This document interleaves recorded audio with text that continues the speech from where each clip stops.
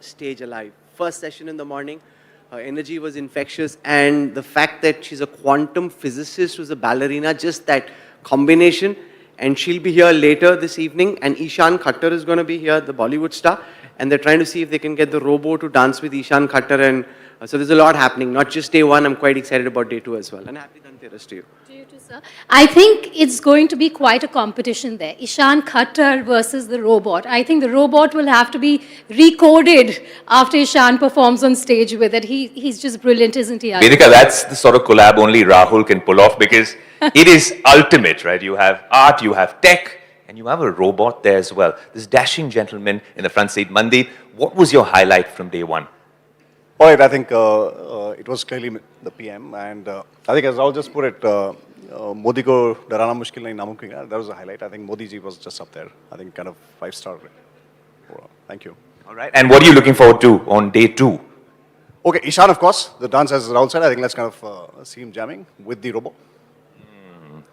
You know, Vedika, when we were up on stage and not letting anyone know what's happening next, the one face that we always turn to was Purva. Purva, what was your experience watching us pull that off on stage?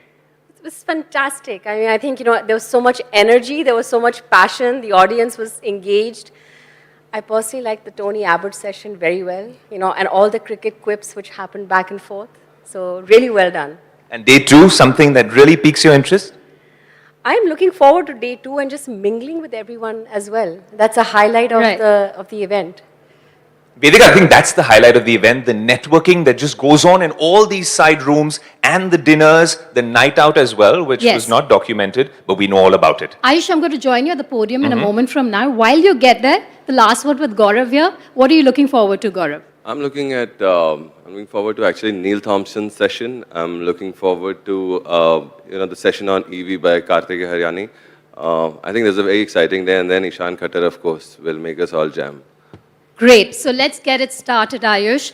Day one was explosive. We promise day two is even going to be as explosive as day one. Ayush, Vedika, what are you looking most forward to on Ishan day two? Khattar.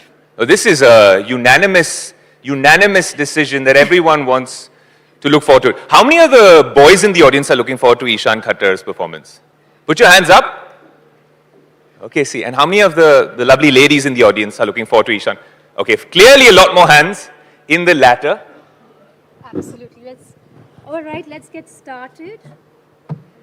Ladies and gentlemen, again, a very warm welcome to all of you. It's been a smashing day one, and we promise you day two will even be as good or even better.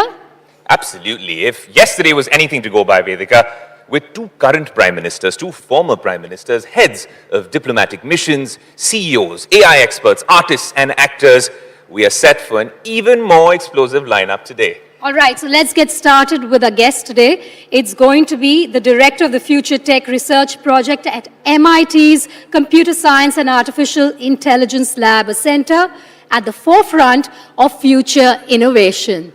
Please join us in giving a huge welcome to none other than Neil Thompson. And joining him will be Managing Editor NDTV, Shiva Rule.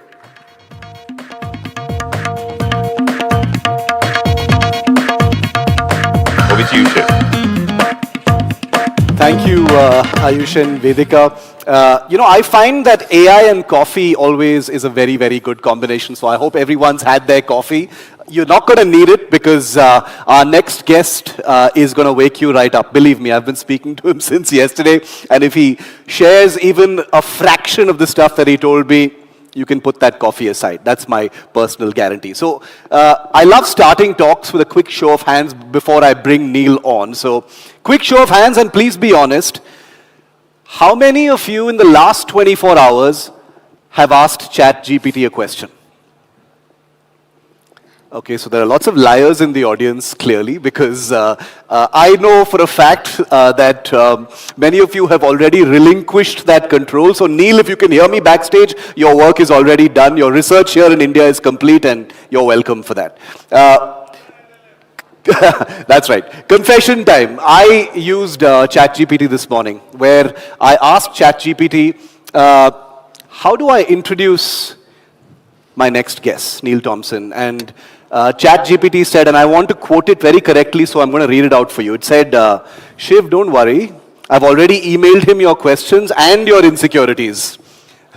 So I don't know what I'm doing here, honestly, because this is a serious issue. This is not a laughing matter. Neil definitely doesn't laugh very much when it comes to matters AI because this is his life's work right now. And the topic of this conversation is a central dilemma. One of the central dilemmas of AI, which is, are we really talking about relinquishing and losing too much control to AI, giving over too much control to the machines? Are the machines really rising? Are they going to take over? Or is this actually voluntary? Is it something that we're happy to do because we're noticing day by day that ChatGPT or AI in general just does a far better job at so many of the things we struggle to do?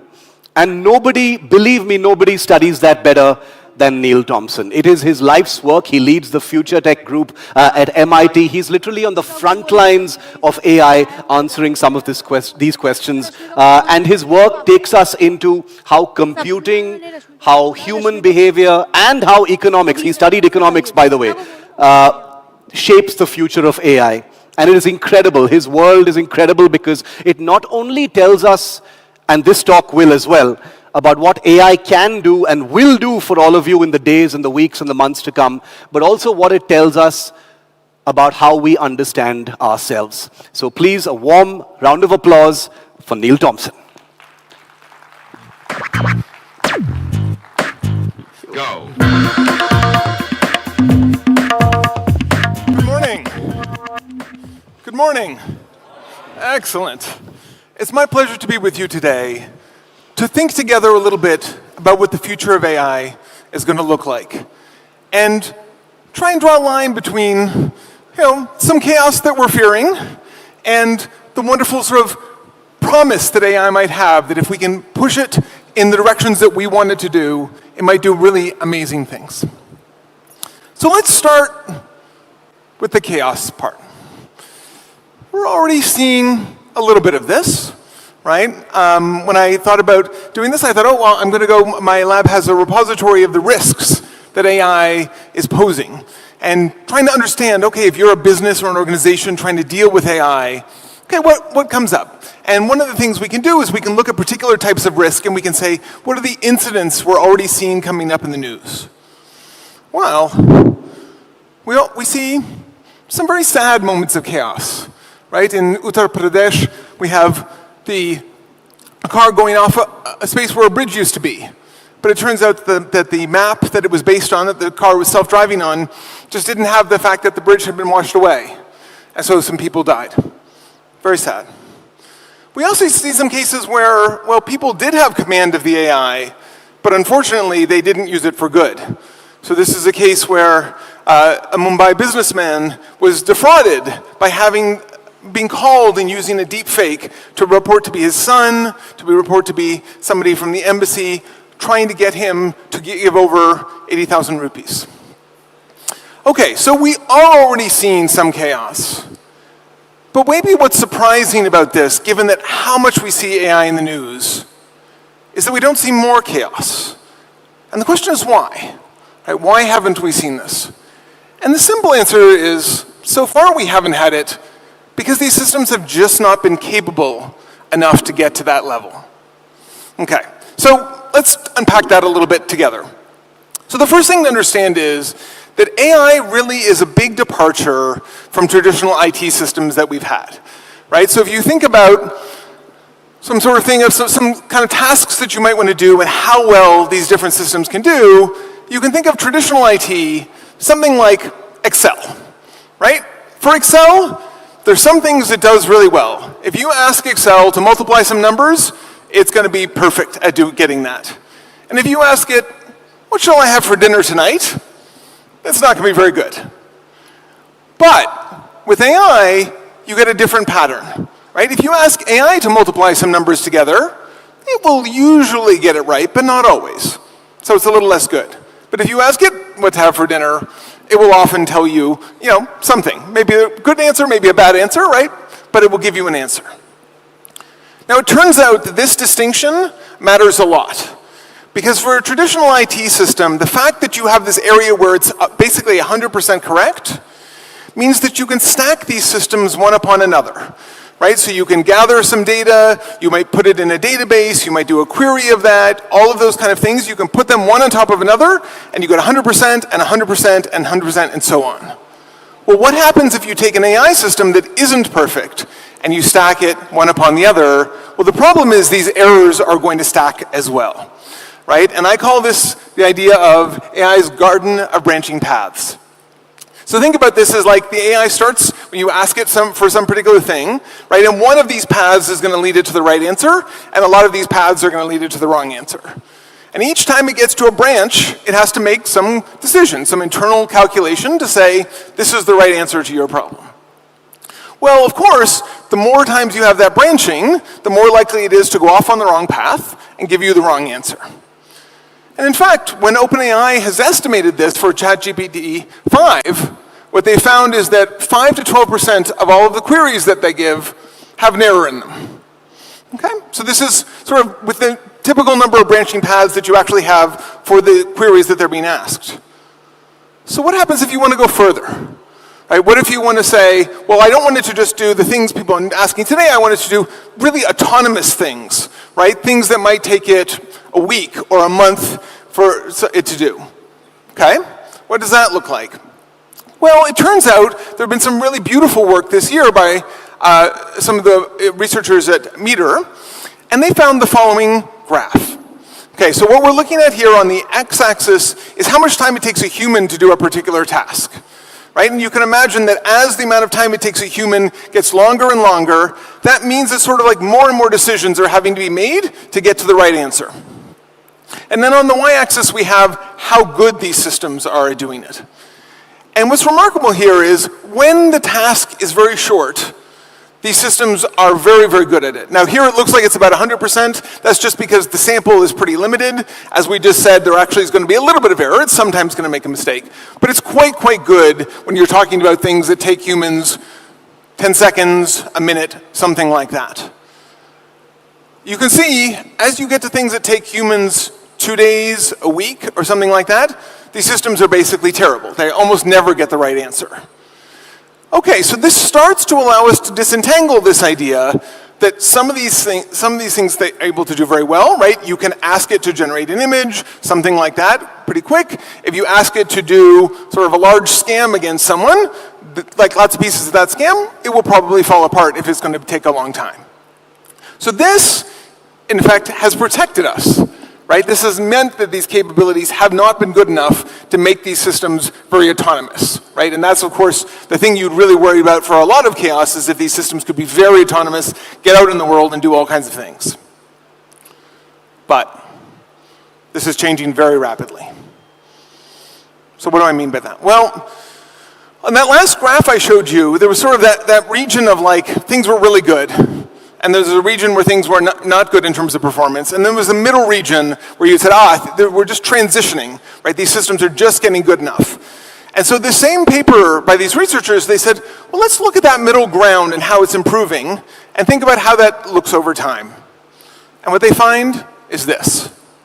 So here what we're showing, on the far left, you can see some of the early systems like GPT-2. As we get to the right, we have more modern systems like Claude 3.7. And what you can see here is on the y-axis is that, again, that how long it takes a human to complete the task.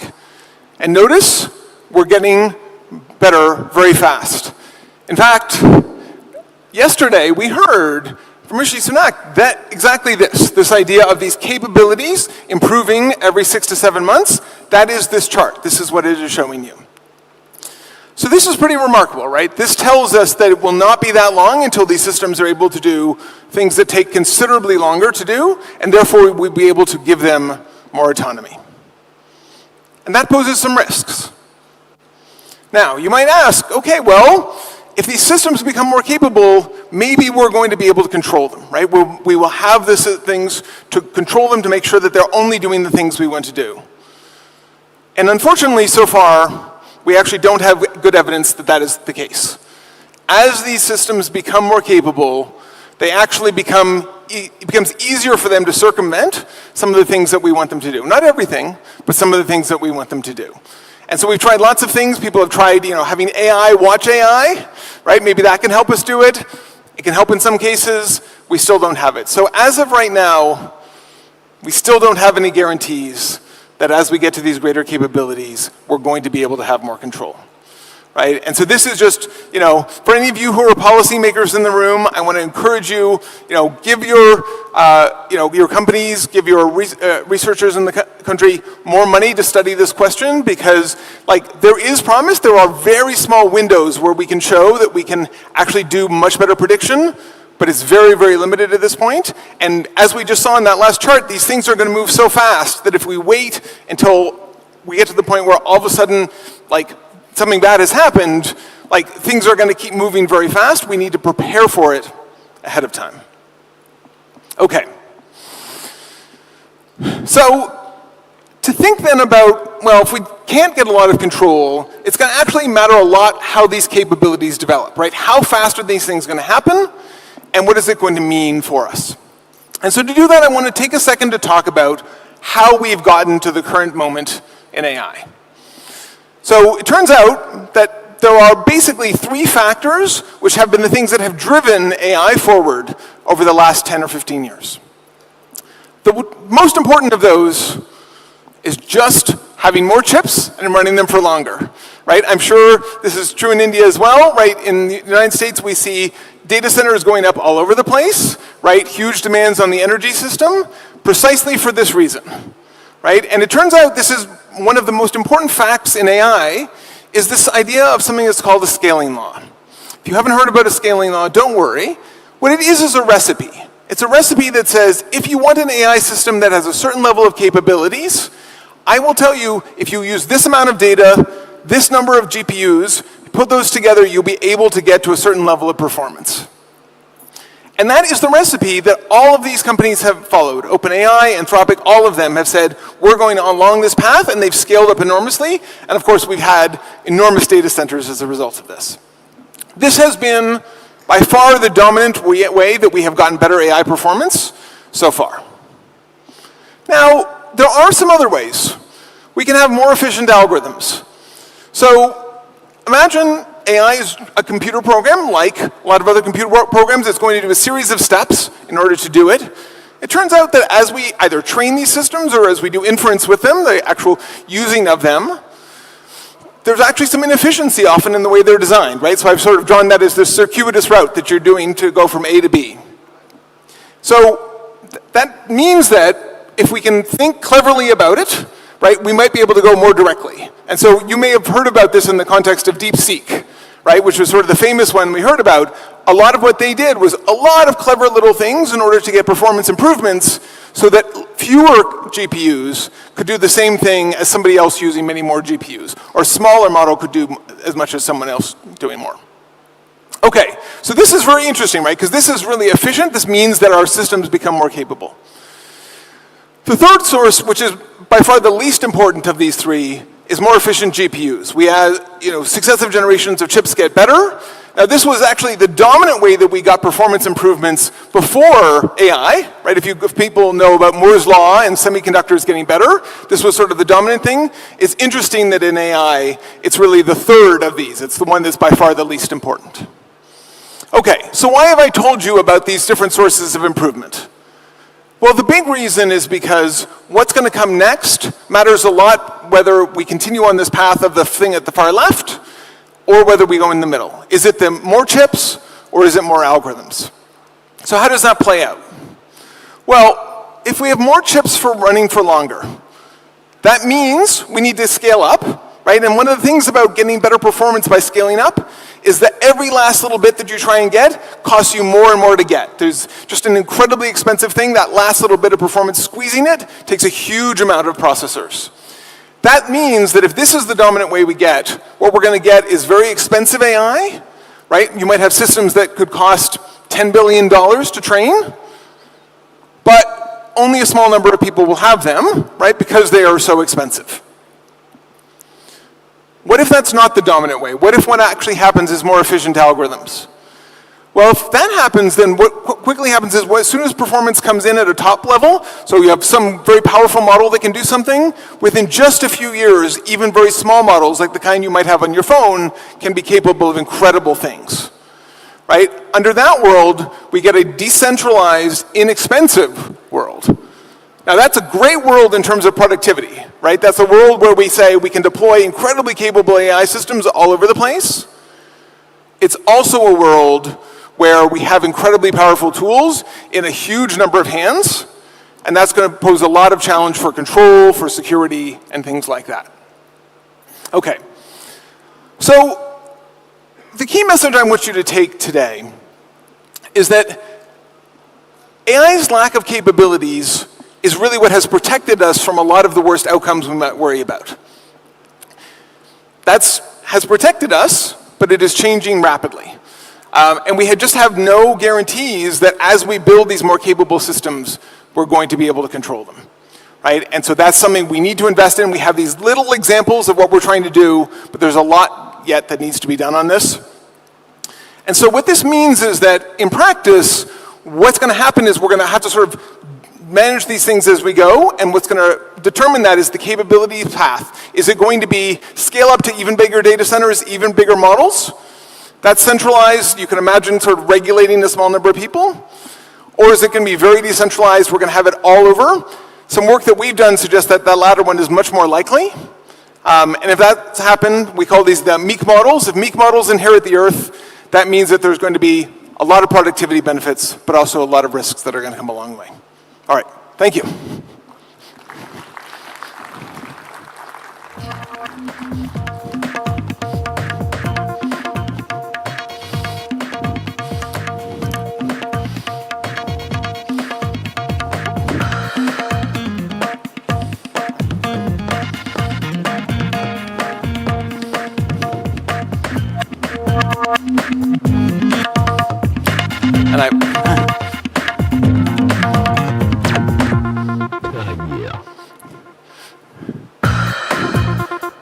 And we're now moving on to the fireside chat.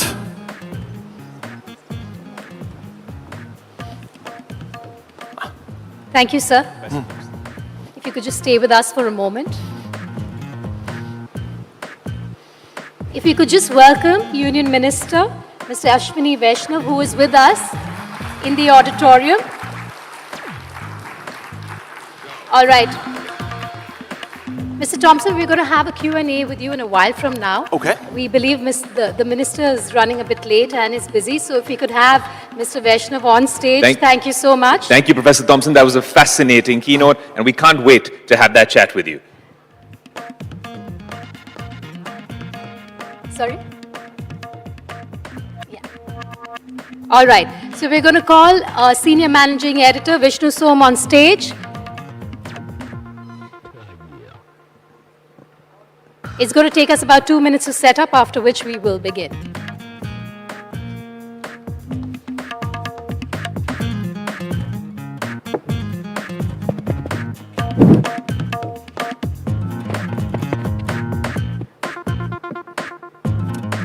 So that was an essential look at the global challenges of AI, but in every challenge there is also an opportunity, and nowhere is that more true than right here in India. Exactly, Vedika. India is not just adapting to the future, it's actively shaping it, defining what many are now calling the Great Indian Decade. And leading that charge, Ayush, is a cabinet minister with one of the most vital portfolios shaping the lives of every citizen. He holds the reins for everything from our national transport backbone to our digital identity programs. We are profoundly honored to welcome Ashwini Vaishnav, the Union Minister for Railways, Information and Broadcasting, and Electronics and Information Technology. He will be in conversation, like we mentioned earlier, with NDTV's own Senior Managing Editor, Vishnu Som. A huge round of applause, please. Mr. Minister, welcome to the NDTV World Summit.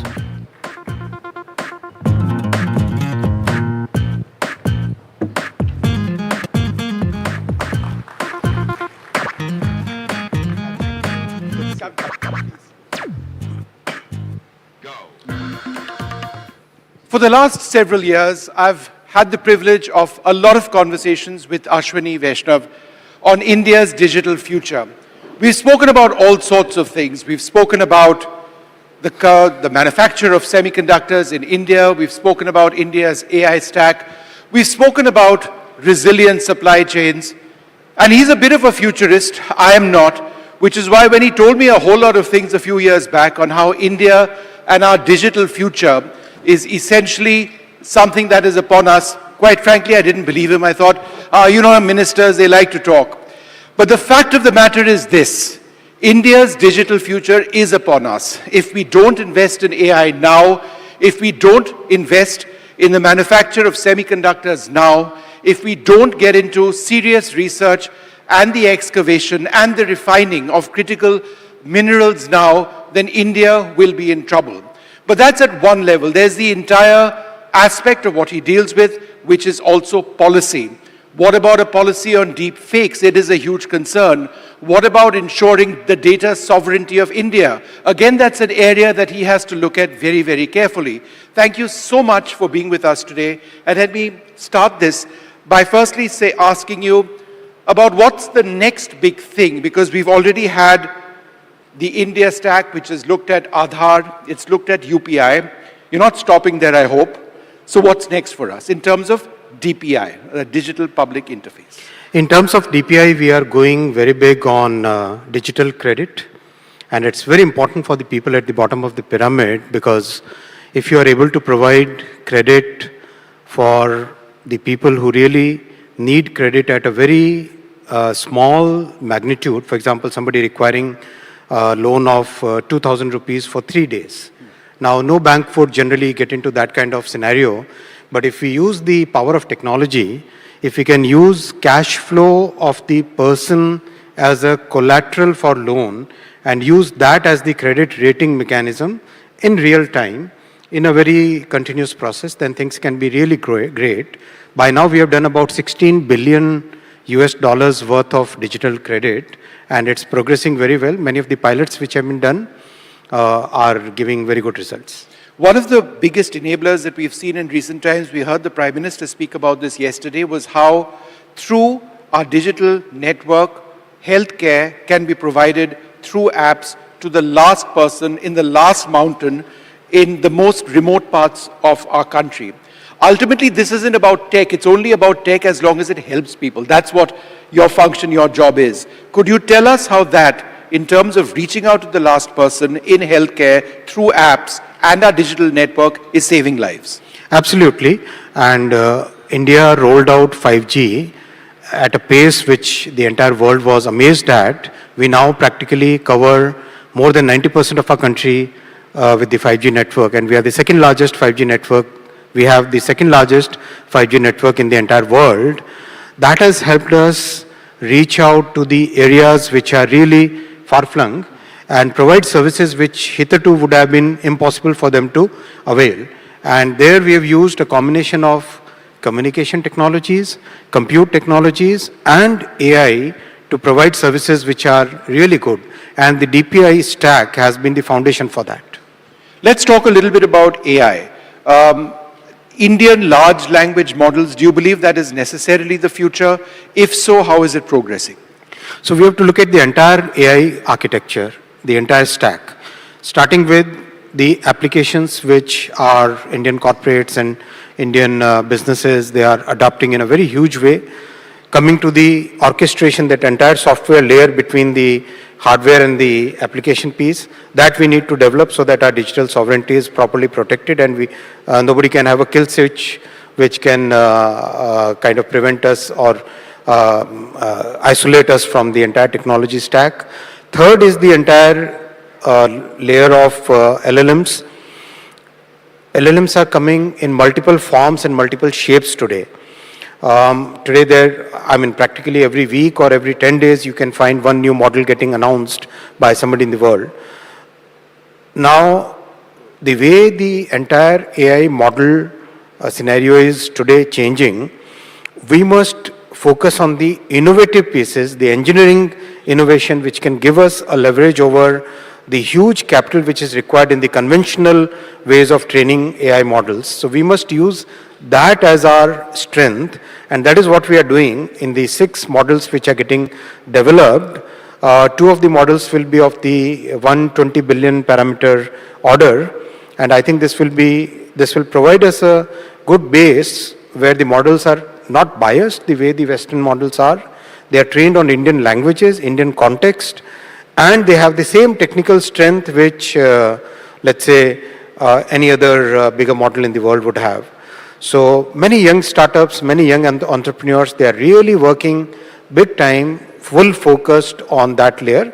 The final layer is the chipset, and that is where that should be our next goal once we achieve the application, the orchestration entire layer, the models, and then we should aim at the chipsets. We'll talk about chipsets in a moment, but be honest with us.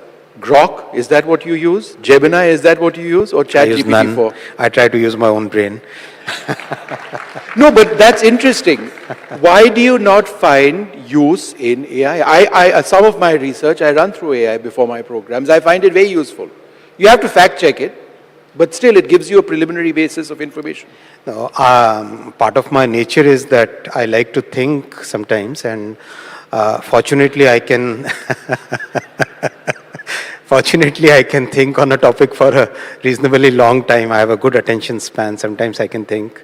No, but you are pushing AI in India, but you aren't using AI. Is that what you're telling me? It's perfectly okay. We are using in railways, we are using in so many other things. It's good to use applications where they add value.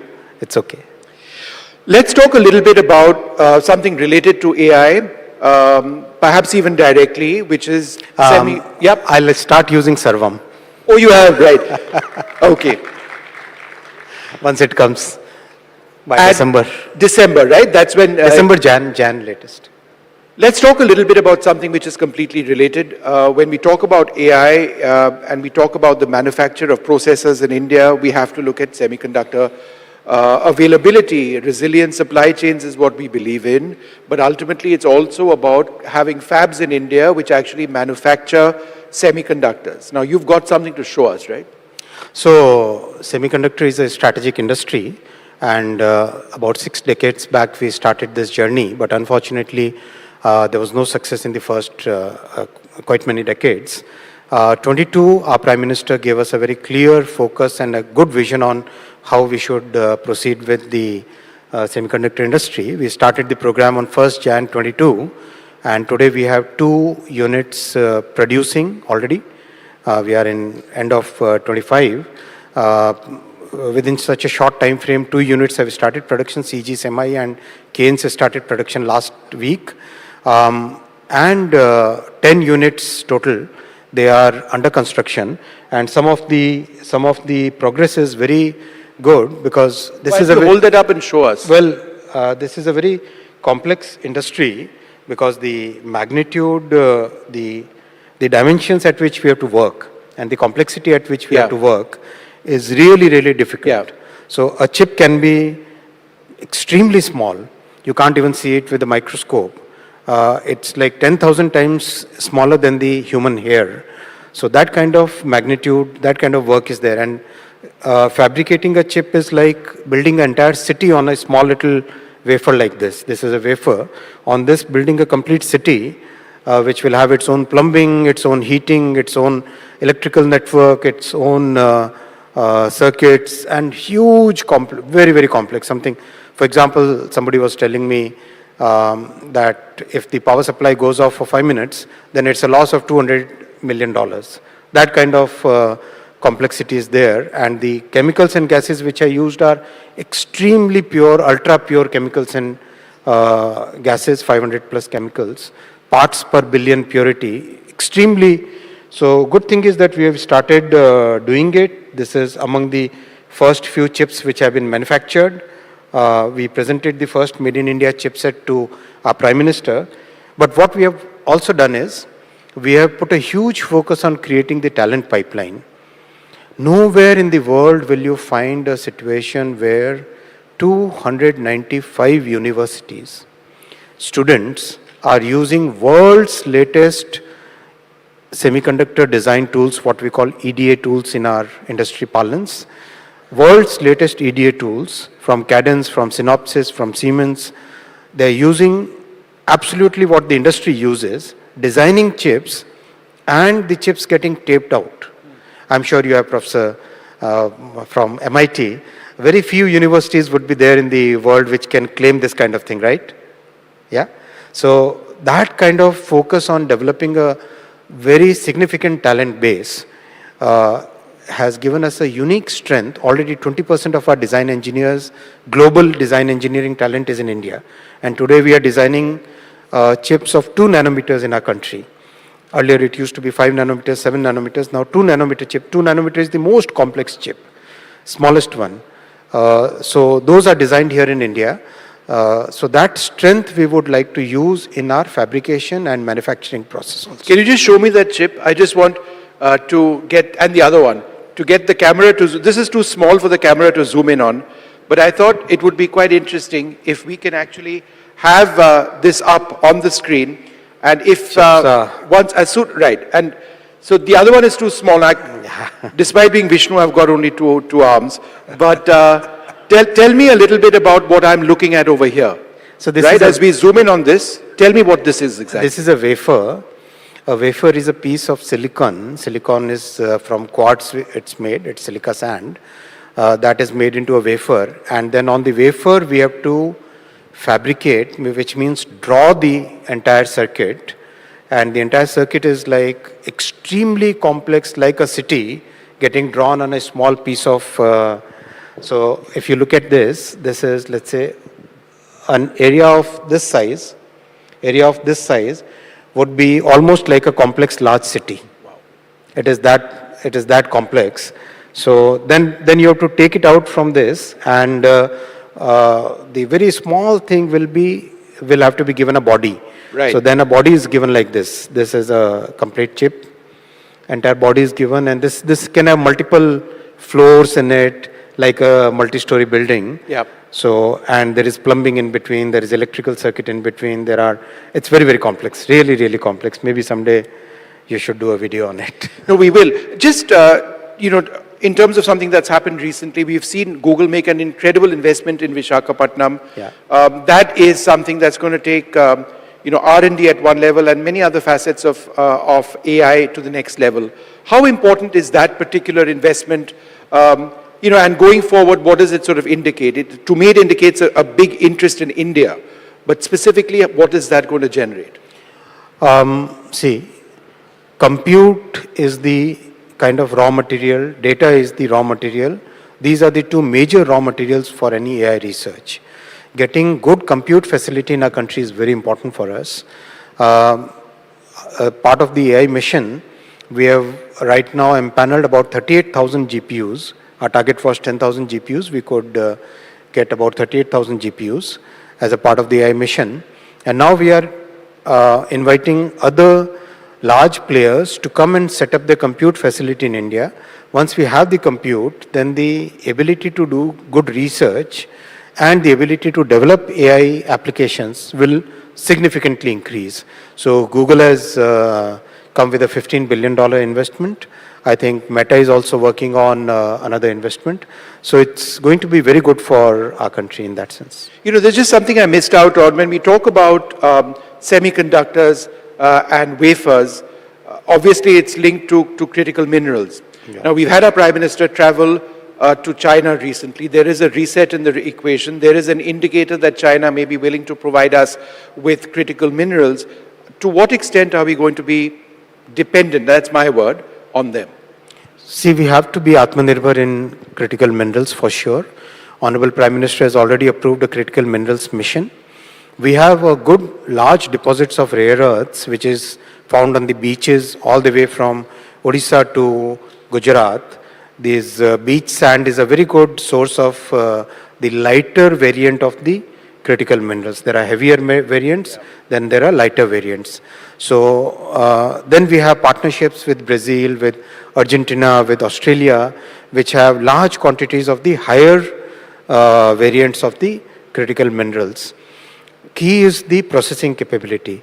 We are working with many partners for developing the processing capability in our country. There is one processing plant in Vizag. There are other plants which are getting set up. And I think over a period of next few years, we would certainly become independent, Atmanirbhar on self-reliant for the rare earths and critical minerals. There are a couple of important policy areas that you also are part of a team that looks at. Data sovereignty is important. Your critics will say that, in an interconnected world, data sovereignty doesn't necessarily need to reside in a geographical space, whereas we have always argued that no, we need to have it in India because it potentially gives us an element of control. A, is that the case? And B, why are you so clear that data sovereignty must reside geographically within India? Data is the new oil. Data centers are the new refineries. The new economy which is today taking shape, in that economy, we must take control of the destiny. And we must make sure that the talent that we have in our country, that talent should find the opportunities here in our country rather than just going out. And that's why we have taken multiple steps. For example, we have recently announced a deep tech fund of $1 billion to begin with. We are now working with many entrepreneurs. Just yesterday, I had a couple of meetings with 2 more entrepreneurs who are planning to work on something very innovative. So we are continuously we are encouraging our startups and entrepreneurs to come out with new solutions, new ways of solving world's problems, solving our own problems, solving population scale problems, and also doing that deep research. So that's why it's very important that we keep that edge, keep that thing in focus, keep that entire goal in focus, rather than just becoming totally dependent on the big tech. Deep fakes is obviously a huge concern. Yes. At the same time, there are those who will say that, AI allows us to do fun things. It makes a young person look old or vice versa. There is a sense of humor that the government needs to have also. So let us play around with AI. Not everything is insulting to anybody. How do you draw that ethical line? Now, there was a nice video a few months back where all the all the political leaders, they were presented as young kids, and it was quite funny. I think, yes, that's a very interesting element of AI, and it should be encouraged. There's no harm in it. What's important is that we save the society from the significant harms which can be caused by using deep fakes, where your voice, your face can be presented to give out a message which is absolutely disconnected with you. So it's your right to make sure that your face and your voice should not be used in a harmful way for the society. So that's the thought process by which we are approaching this topic, and we would very soon bring out regulations on the deepfakes. You'll have regulations, yes, in terms of a law. We are approaching this entire thing in 2 ways. One is technical, second is legal. We believe that the world of AI cannot be regulated simply by passing a law. There has to be a technical solution to it. So we have this AI Safety Institute where people are working on very complex problems. For example, IIT Jodhpur has come out with a solution for deepfakes, and they can detect it with an accuracy of 90% plus. So that technical solution plus a regulation combined with it is going to be more effective than, let's say, the European Union, where they simply focus on regulating things. Our bias is more towards innovation. As a country and as a government, we are focused more on innovation. Simultaneously, we have to protect the society from the potential harms. So that's why we have taken the techno-legal approach to this. Let me ask you a follow-up to what I asked you a couple of years back. When it comes to Aadhaar or some of our other different digital public interfaces, the message during G20 is that this isn't just about India, it's about India sharing the knowledge of our digital backbone to countries who seek it, or countries who are friends of ours, countries in the global south. Since then to now, have we actually done that? More than 13 countries are using the UPI architecture, including many rich countries. Japan has given a patent to the UPI architecture. So many countries have taken our Aadhaar architecture for their digital identity. I think that number would be more than 50. Tell us a little bit more about that, because that's a big win for you, isn't it? It is. It wasn't just a policy statement, it was very much India's vision about transferring our knowledge and our tech around the world. The big difference that we made in implementation of this policy is we made the entire thing open source. We made it open standards. We made it open access. Open access, open standards, open source means if a country wants to implement this entire solution, they can absolutely be clear that their digital sovereignty, their data sovereignty, their citizens' privacy, all those will be absolutely protected the way they want it to be protected, correct? So that's why we positioned the entire thing, the entire stack in a way which the people found very easy to adapt. And we said that we are absolutely fine, you give whatever name you want to give in your language, your country's culture, your ethos. But the soft power, for example, I feel like all Indians, we feel happy that the Hindu numerals we gave to the entire world. It went to Arab, from Arab it went to Europe. The Europeans started calling them Arabian numerals, but they are basically Hindu numerals which went from India. We never charged any royalty for it, right? We believe that the knowledge that we created in our country as a civilizational country should go to the entire world, and that's our way of thinking. We don't send armies to other countries to conquer. We send our soft knowledge, our power to contribute to other societies. That's the way we think. And a final question to you. I was speaking to the Qualcomm chief a few days back where he spoke about the future of 6G and India. And he said in a finite period of time, when the next generation of, for example, spectacles come in, you can actually look at a bill, say pay, and it pays. But for people across the country, realistically speaking, what are the applications of 6G for the common citizen? 6G will be a totally different network from 5G and 4G because, see, till 2G there was a totally different architecture. It built, then 3G was built upon that. 4G was a significantly different architecture. 4G and 5G was built upon 4G. 6G will be absolutely, totally new way of thinking where the network is thinking on itself. It becomes a software-defined network. It becomes a network which is persistently available in the entire system. And today, if you think of a network, then there is a tower and there is a mobile device. Tomorrow, it will be anything which you hold in your hand will be part of that network. So that's the way it will be. And we took a very good lead in 6G research. We started the 6G Council totally with the industry and academia. Absolutely driven by industry and academia. And I think by now we would be, I'm no longer in charge of the telecom ministry, but I think last count we had some 60 odd patents for 6G, and that number is growing very rapidly. Well, Minister, it's been wonderful speaking to you. I know you have a very, very tight schedule, but in terms of, India's digital transformation, our digital future, this is the man who's a real visionary, and it's not just talk. In terms of semiconductors, we've already seen the progress we've made. There'll be new regulation, new legislation. It's designed to make technology, whether it's AI or so much else, our next DPIs, something which impacts millions across the country, and it's something which is also available potentially across the world. Thank you, sir, very much. Thank you, Vishnu. Thank you so much for having me here. Thank you. Good luck to you. Before you leave, we've got a little memento for you.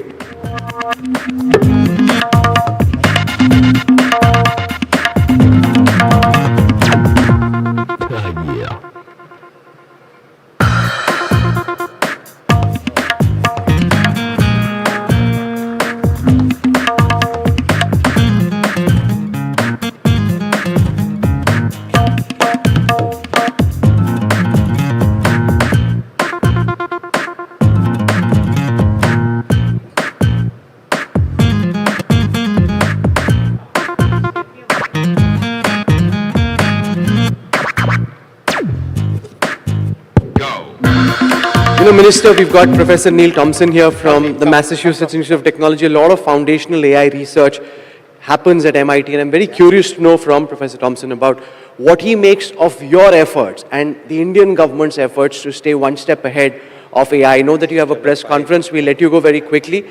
But I'm very curious to understand, Neil, you heard the minister speak extremely passionate about tech, about AI. What do you make of how India is approaching challenges around AI in terms of adopting technology and also in terms of staying one step ahead of how to deal with regulation? Yeah, so I would say the thing that I found most exciting when I was hearing the minister's remarks is this idea of building these data centers and getting your researchers to be able to have access to this to do exciting work. Because often when we think about AI, we're very focused on the sort of day-to-day jobs that we do that are going to be automated, but actually the automation in science is going to be, I think, even more important, right? But unfortunately, because it takes so many GPUs and so much money to do this, if you just go out and tell your scientists, like, go and do AI, it's actually very hard for them to do it on their own, right? They will tend to use a very small number of GPUs and use models that are not powerful enough. That you're building models, that you're building the infrastructure for them will allow them to do innovation that is going to be incredibly important. Yeah. Thank you very much. Thank you very much. Yeah. Come. Thanks.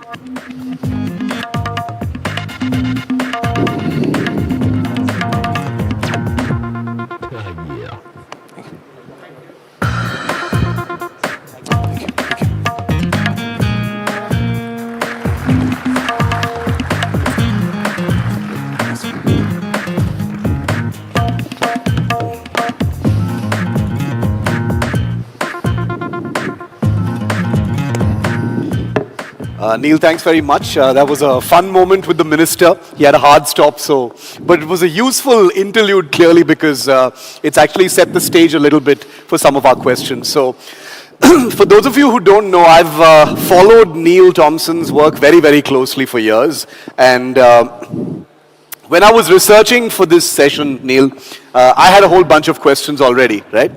But I decided I wanted to do something a little different because Neil isn't someone you bump into every day. So I drafted my questions like a good student, and I fed them into a couple of AI models, and I asked the AI models, do you agree with these questions? Should I ask these questions to Neil?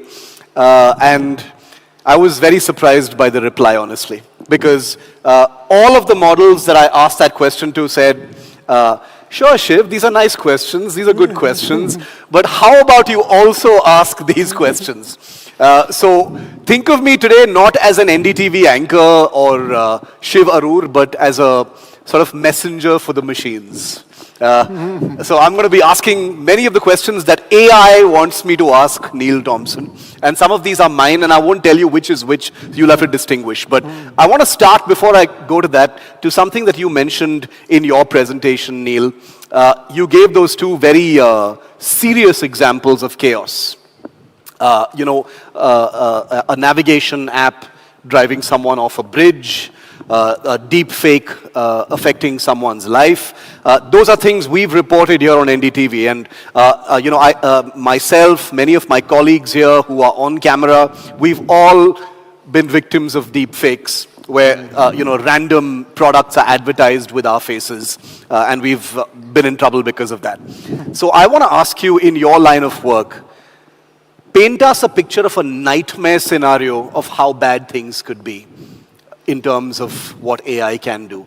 These two examples you've taken, the mind kind of understands them. They can happen.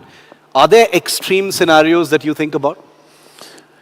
So when I think about this question, I think often about this question of empowerment, right? So one of the things about AI, as has been true for a lot of IT tools in general, is that they empower people to do more things.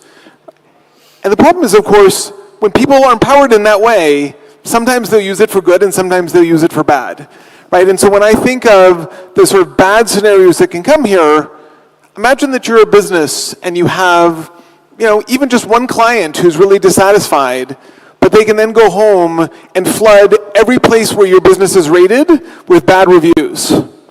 Imagine that you're in a situation where you come in and suddenly, like, your email servers are flooded with all kinds of things that seem to be maybe real, maybe not real, and it becomes hard for you to distinguish these things. As tools get more powerful, this idea of harnessing what computers can do in a huge number of ways becomes a real challenge. Again, something that you touched upon, and then I'll go to the questions from the machines, Neil. What should give us comfort about AI? Because AI is a part of everyone's life. When I did that show of hands, maybe 10 hands went up, but I know that knowingly or unknowingly, everyone here uses AI, right? Yeah. It's part of our life. It's sliced bread now. What should give us comfort and what should trouble us about where AI stands right now? Yeah, so let me give you sort of two sources of comfort here, right? So one of the sources of comfort is just that we are going to become more productive from this, right? That it's like one of the things that society always struggles with is when there's some kind of disruption, right? If the pie is not getting bigger that we're sharing, that can be a challenge. AI should make the pie bigger, right? And that means that we can make decisions as societies that are humane, that make sure that people are protected. Now, we have to make good choices to go down that road, but we can. The other thing to think about is if you're thinking about your particular job or some tasks in your job and you're worried about them getting automated, it's really important to understand that there's a separation between how the capabilities are developing. So if you think about what OpenAI has within their own walls and how fast those things get developed. Because there's this thing that we call AI last mile costs. So people may be familiar with this idea from telecommunications, right? It's very cheap to get broadband or something to like within a mile of your house, and it's very expensive to get it in that last bit because you have to go to each person individually. There's an analogy here with AI. It's very easy, comparatively, to build these really powerful systems. But if you then say, well, for your particular business, what are all the customizations you need to do? What's all the data you need to curate? All that infrastructure you need to build? All of those things are last mile costs, and it's going to take quite a while for society to build up those last mile connections. And so for many people, there's going to be this very long tail of jobs that will be protected for quite a long time. And that will ease the transition a little bit. That definitely is a comfort, because I can tell you that in the media here in India, there's always a survey every week about the number of job losses that are going to happen as a result of AI. And those are the stories that do really well because they instantly scare everyone. Absolutely. So now, question from the machine number one, Neil, which is that, AI breakthroughs, and again, some of your work deals with this, might hit a wall of diminishing returns because of computing power, because of GPUs, but there are models now that suggest that this ceiling could possibly be broken. Is it possible that the bottleneck isn't hardware at all, in your view, but human imagination? Are we underestimating how far clever algorithmic hacks can go before physics really hits back? Yeah, so this is a great question, and it's one where, when we first started thinking about this question, probably about 7 years ago now, we looked at it and we said, well, we think there'll be an analogy to what has happened with the rest of computer chips, right? If you look at all of the other stuff we run, all these semiconductors we were just hearing about from the minister, the overwhelming source of improvement we've gotten for them is miniaturization. We make these parts smaller. That means you can put more on a chip. You can run them faster.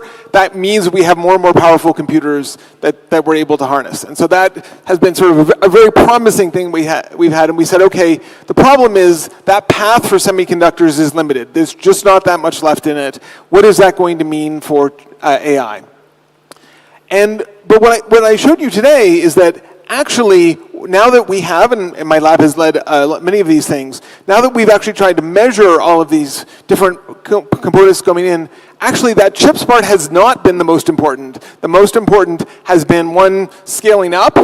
That's not great for the environment because you're using a lot of power and a lot of chips, but it's okay. But the second one is this algorithm improvement. That has actually been more important. Yeah. And so, if I come back to my old self, I would say, you underestimated the algorithmic improvement that can happen.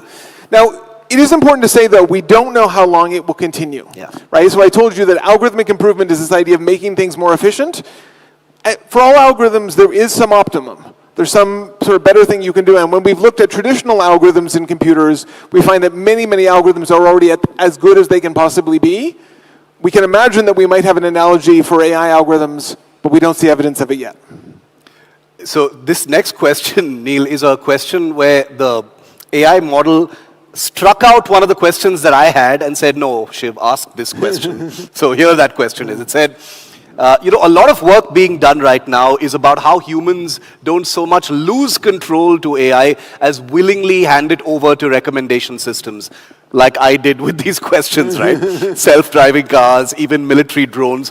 So the question is, if the results are consistently better when we relinquish control faster, safer, are we wrong to resist that handover? Is the problem really loss of control or loss of human ego?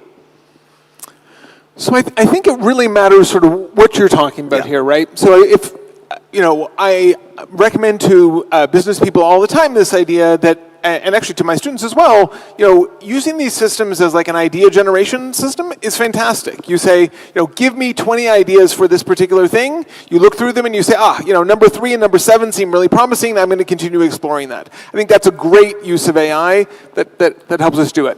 Similarly, I think, for self-driving cars, I think we will get to some moment where all of a sudden they are safer on the road, and I think it will be really good for society to do that. So I think in many of these cases we should do this, but we should remember what I talked about in my session before, that there are these errors that come in, right? And those errors can be exploited, those errors can create unexpected harms, that we need to keep those in mind, because if we think about AI and just put it in that box of traditional IT, we're going to think like, oh, it's got 100% accurate, and it isn't, and those can have very serious consequences. Neil, the idea of self-driving cars is so appealing to all of us here in India, believe me, and especially in festive season, everyone wants a self-driving car. Now, until a few months ago, maybe a year ago, it was a faraway castle to most people, even in the United States, but now I understand, and as Nitin Mittal was mentioning yesterday as well with companies like Waymo and others, it's becoming pretty normal for people to take,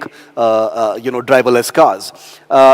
So I wanted to use that example to ask you that next question, and this is a human question from me, which is that that skepticism keeps getting eroded the more we use it, doesn't it? For something like a self-driven car, and this can be analogous to many other uses of AI as well. We don't think it's going to work, then we use it a couple of times, it works brilliantly, and then we can't remember never believing in it. Absolutely, and hopefully some of the data that I showed today sort of explains why, right? We saw that this frontier was moving out, and you very quickly can go from a situation where it just cannot complete the task at all, and you look at it, right? I think we probably all had this experience. You put something into ChatGPT, and it gives back an answer, and you're like, man, this is just terrible. This is not even close, right? And then you come back 12 months later, and you're like, oh my goodness, this answer is quite good. So I absolutely think that's the case. I think, again, for humans, I think the autonomous vehicles is a really informative case. We do often, we say, I saw 4 examples of it doing really well, and I handed over control. And I think that actually is a problem, because when we think about how capable these systems are, we tend to analogize from the way that we learn, right? And so we say, if you show me that you can do well here, you can do well here, and you can do well here, I assume that everywhere in that space between it, you're also going to do well. That is not the case with AI systems, right? These are systems that are trained on particular examples. If there is something that is away from what they've been trained on, they can get very far off track, right? And so it's actually considerably harder to test it than we might imagine, because they don't learn the same way, and so our intuition doesn't carry over very well. Neil, you don't know this about me, but I'm also a defense reporter. I cover war and conflict, and so I had to squeeze this question in, and this is one of my own. The defense dilemma. When we talk about AI, we have to talk about drones. India and Pakistan just went to a sort of semi-war where they used drones against each other for the first time. Now, we've seen it happen in Ukraine in a big way.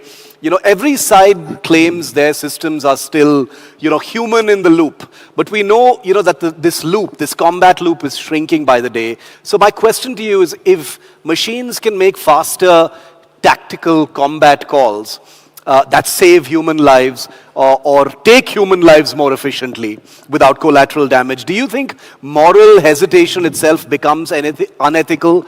And at what point does restraint become liability? Okay, well, all of the ethical implications, I'm going to let you bring a philosophy professor up for the full version of that. But I definitely think that we are running into this problem, right? And this problem is that when you have a competitive system where you have 2 sides in a war, or you have 2 competitors in a market, right? They're going to start racing, right? And that's going to lead to people wanting to escalate capabilities. And of course, one of the things you can do if that human in the loop is slow is you can relinquish capabilities. And that can create just, real challenges, real risks that come into these things.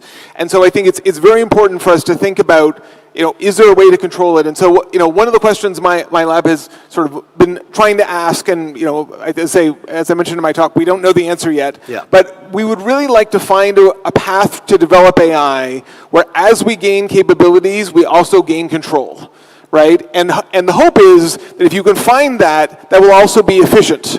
And if that's true, then that means that as people race, systems will become more controllable and safer. We don't know that that's true, and we don't even know where that path is yet. And so we can hope that we can avoid some of these situations, but I think that racing is going to happen, and I'm quite worried about where it's going to go. As we come to a close, Neil, a personal reflection, and this again is a question from the machines, interestingly enough. If you could freeze AI development for a whole year and ask humanity to think hard about maybe one question before resuming AI, what question would that be? And I remind you, this is a question the machine is asking you. Yeah, so it really would be about this, how do we have controllability of these systems? That you can tell these systems, people may know, you put in a prompt and you say like, hey, I want you to solve the problem this way, absolutely don't do this, absolutely don't do that. Sometimes it will follow your instructions and sometimes it won't, right? And that means that if you say, I want a system that is not going to have bias, if I want a system that is not going to, treat people in a certain way, is not going to use some resources it's not supposed to, we don't know that it won't do those things. That idea of how do I build up a system of control that will do it, I think would just be incredibly valuable and would give us so much more confidence as we build these systems that we're not growing the amount of risk we're doing as we grow the amount of benefits we're getting. So my final question then will be my own once again, which is, we had the minister on stage just now and he was talking about how, Indian AI model will be coming and there's a lot of things for India to do. There are so many problems for India to solve using AI. What role do you see globally for India as far as AI is concerned? India has been a software and an IT, giant and a powerhouse. But there is a sense that India doesn't have an open AI just yet, despite having the brain power perhaps to have built something of that kind. What path do you see and what role do you see for India in the path ahead for global AI? Yeah, so I think, if algorithmic progress really is this sort of path that we're going to be down, I think that means that, the fact that you don't have an open AI doesn't mean you can't have models that are, pretty close to the frontier. And then I think you get to leverage all of the other benefits that India has, right? As we build agentic systems that are going to be using tools, the incredible expertise that the country has in these systems and building that interconnection will be incredibly valuable. The kind of data and situations you have here where you can pull it in and solve different kinds of problems, I think all of that will be of great benefit. Because Sam Altman on one occasion famously said India can't build an open AI, and he had his reasons for that, but then he had to backtrack a little bit. Yeah, I do not know what those reasons would be, but I think, I can imagine lots of promise. You've given us an incredible amount to think about, and I know the machines are listening already, so I don't have to relay your answers to them. But thank you very much for shining the light, doing this frontier research on behalf of humanity, and that is not a sentimental thing to say, because the work you do truly is letting us know what the next steps are going to be in something that is becoming increasingly a part of our daily life and that we soon probably won't be able to live without. Neil Thompson, a very warm round of applause. Thank you very much. Yeah. Stay for a moment on stage. We've got a memento for Neil. Thank you.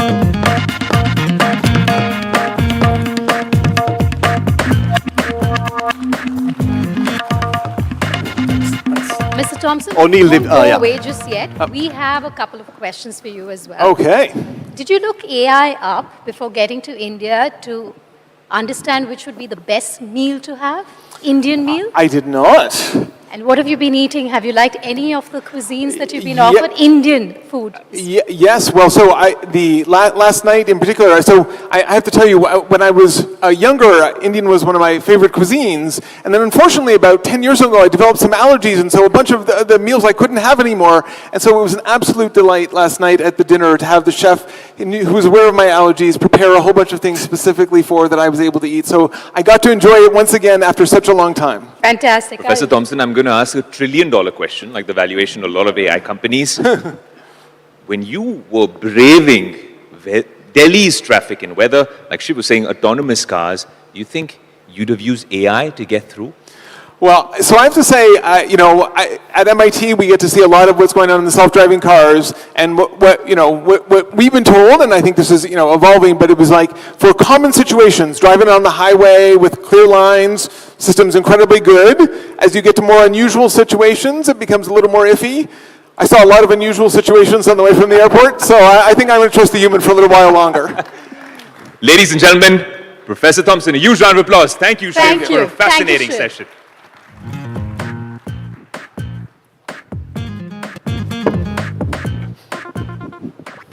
Now, if the EV revolution had a poster child, it would be none other than Karthikeya Haryani, founder and CEO of ChargeZone. From building cutting-edge EV charging solutions to driving India's transition to clean mobility, Karthikeya is turning ideas into real-world impact and fast. And let's be honest, if your car is in charge, you're probably wishing he was your BFF. Absolutely, ladies and gentlemen, please put your hands together for Karthikeya Haryani, the man who's keeping India moving one charge at a time.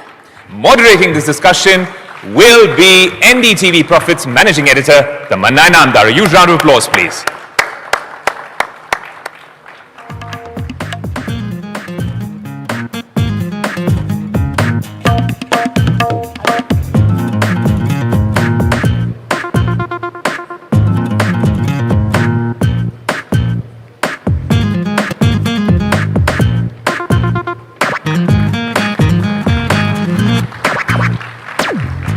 Waiting for you, Karthikeya. Likewise. Thank you, Tamanna. Okay. So I've had an opportunity over the last 2 days to understand and spend some time with Karthikeya, getting a sense of what an important part of the EV ecosystem comes from what ChargeZone does. And it's crucial because even as EV adoption is growing at a frenetic pace, the question that people have in mind when they're looking at buying an electric vehicle is always, charging mein dikkat to nahi hogi. And this is where the answer is. Just for your information, ChargeZone has 70% of the market share of EV charging. That's quite a feat. Karthikeya, let's start today by understanding the ChargeZone ecosystem, what this company is and what you aim to do. All right.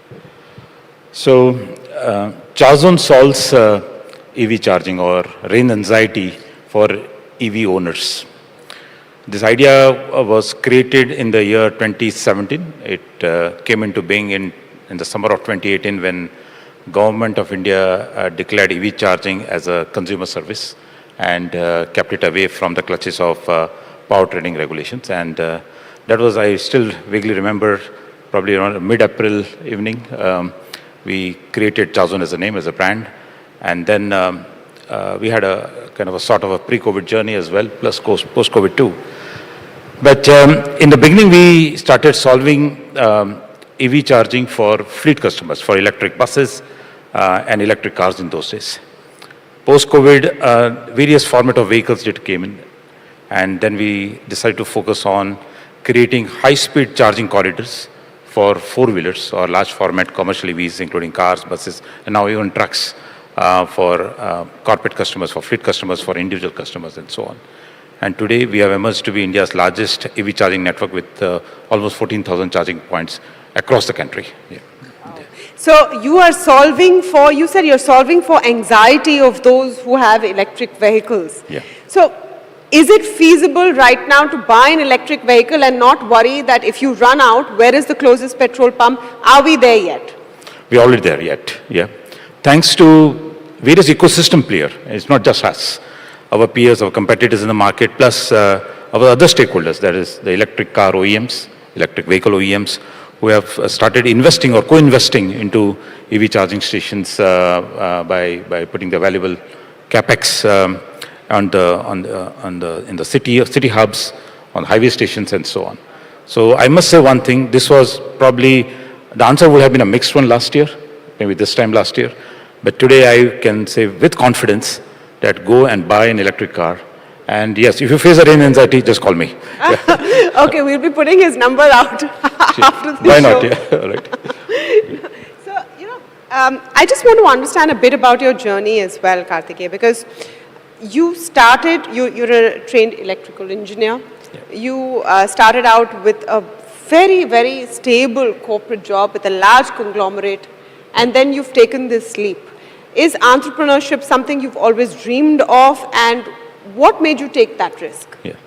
So what prompted me was something during my university days that probably during the journey we'll like to create something very innovative, something from scratch, something, well, Atmanirbharta is probably a new name that is trending, but 20, 25 years ago it was always there as an instinct that can I really put my knowledge into a practical use and help technology come to the masses. Now that was a very high-level, blurred vision, I would say, for myself.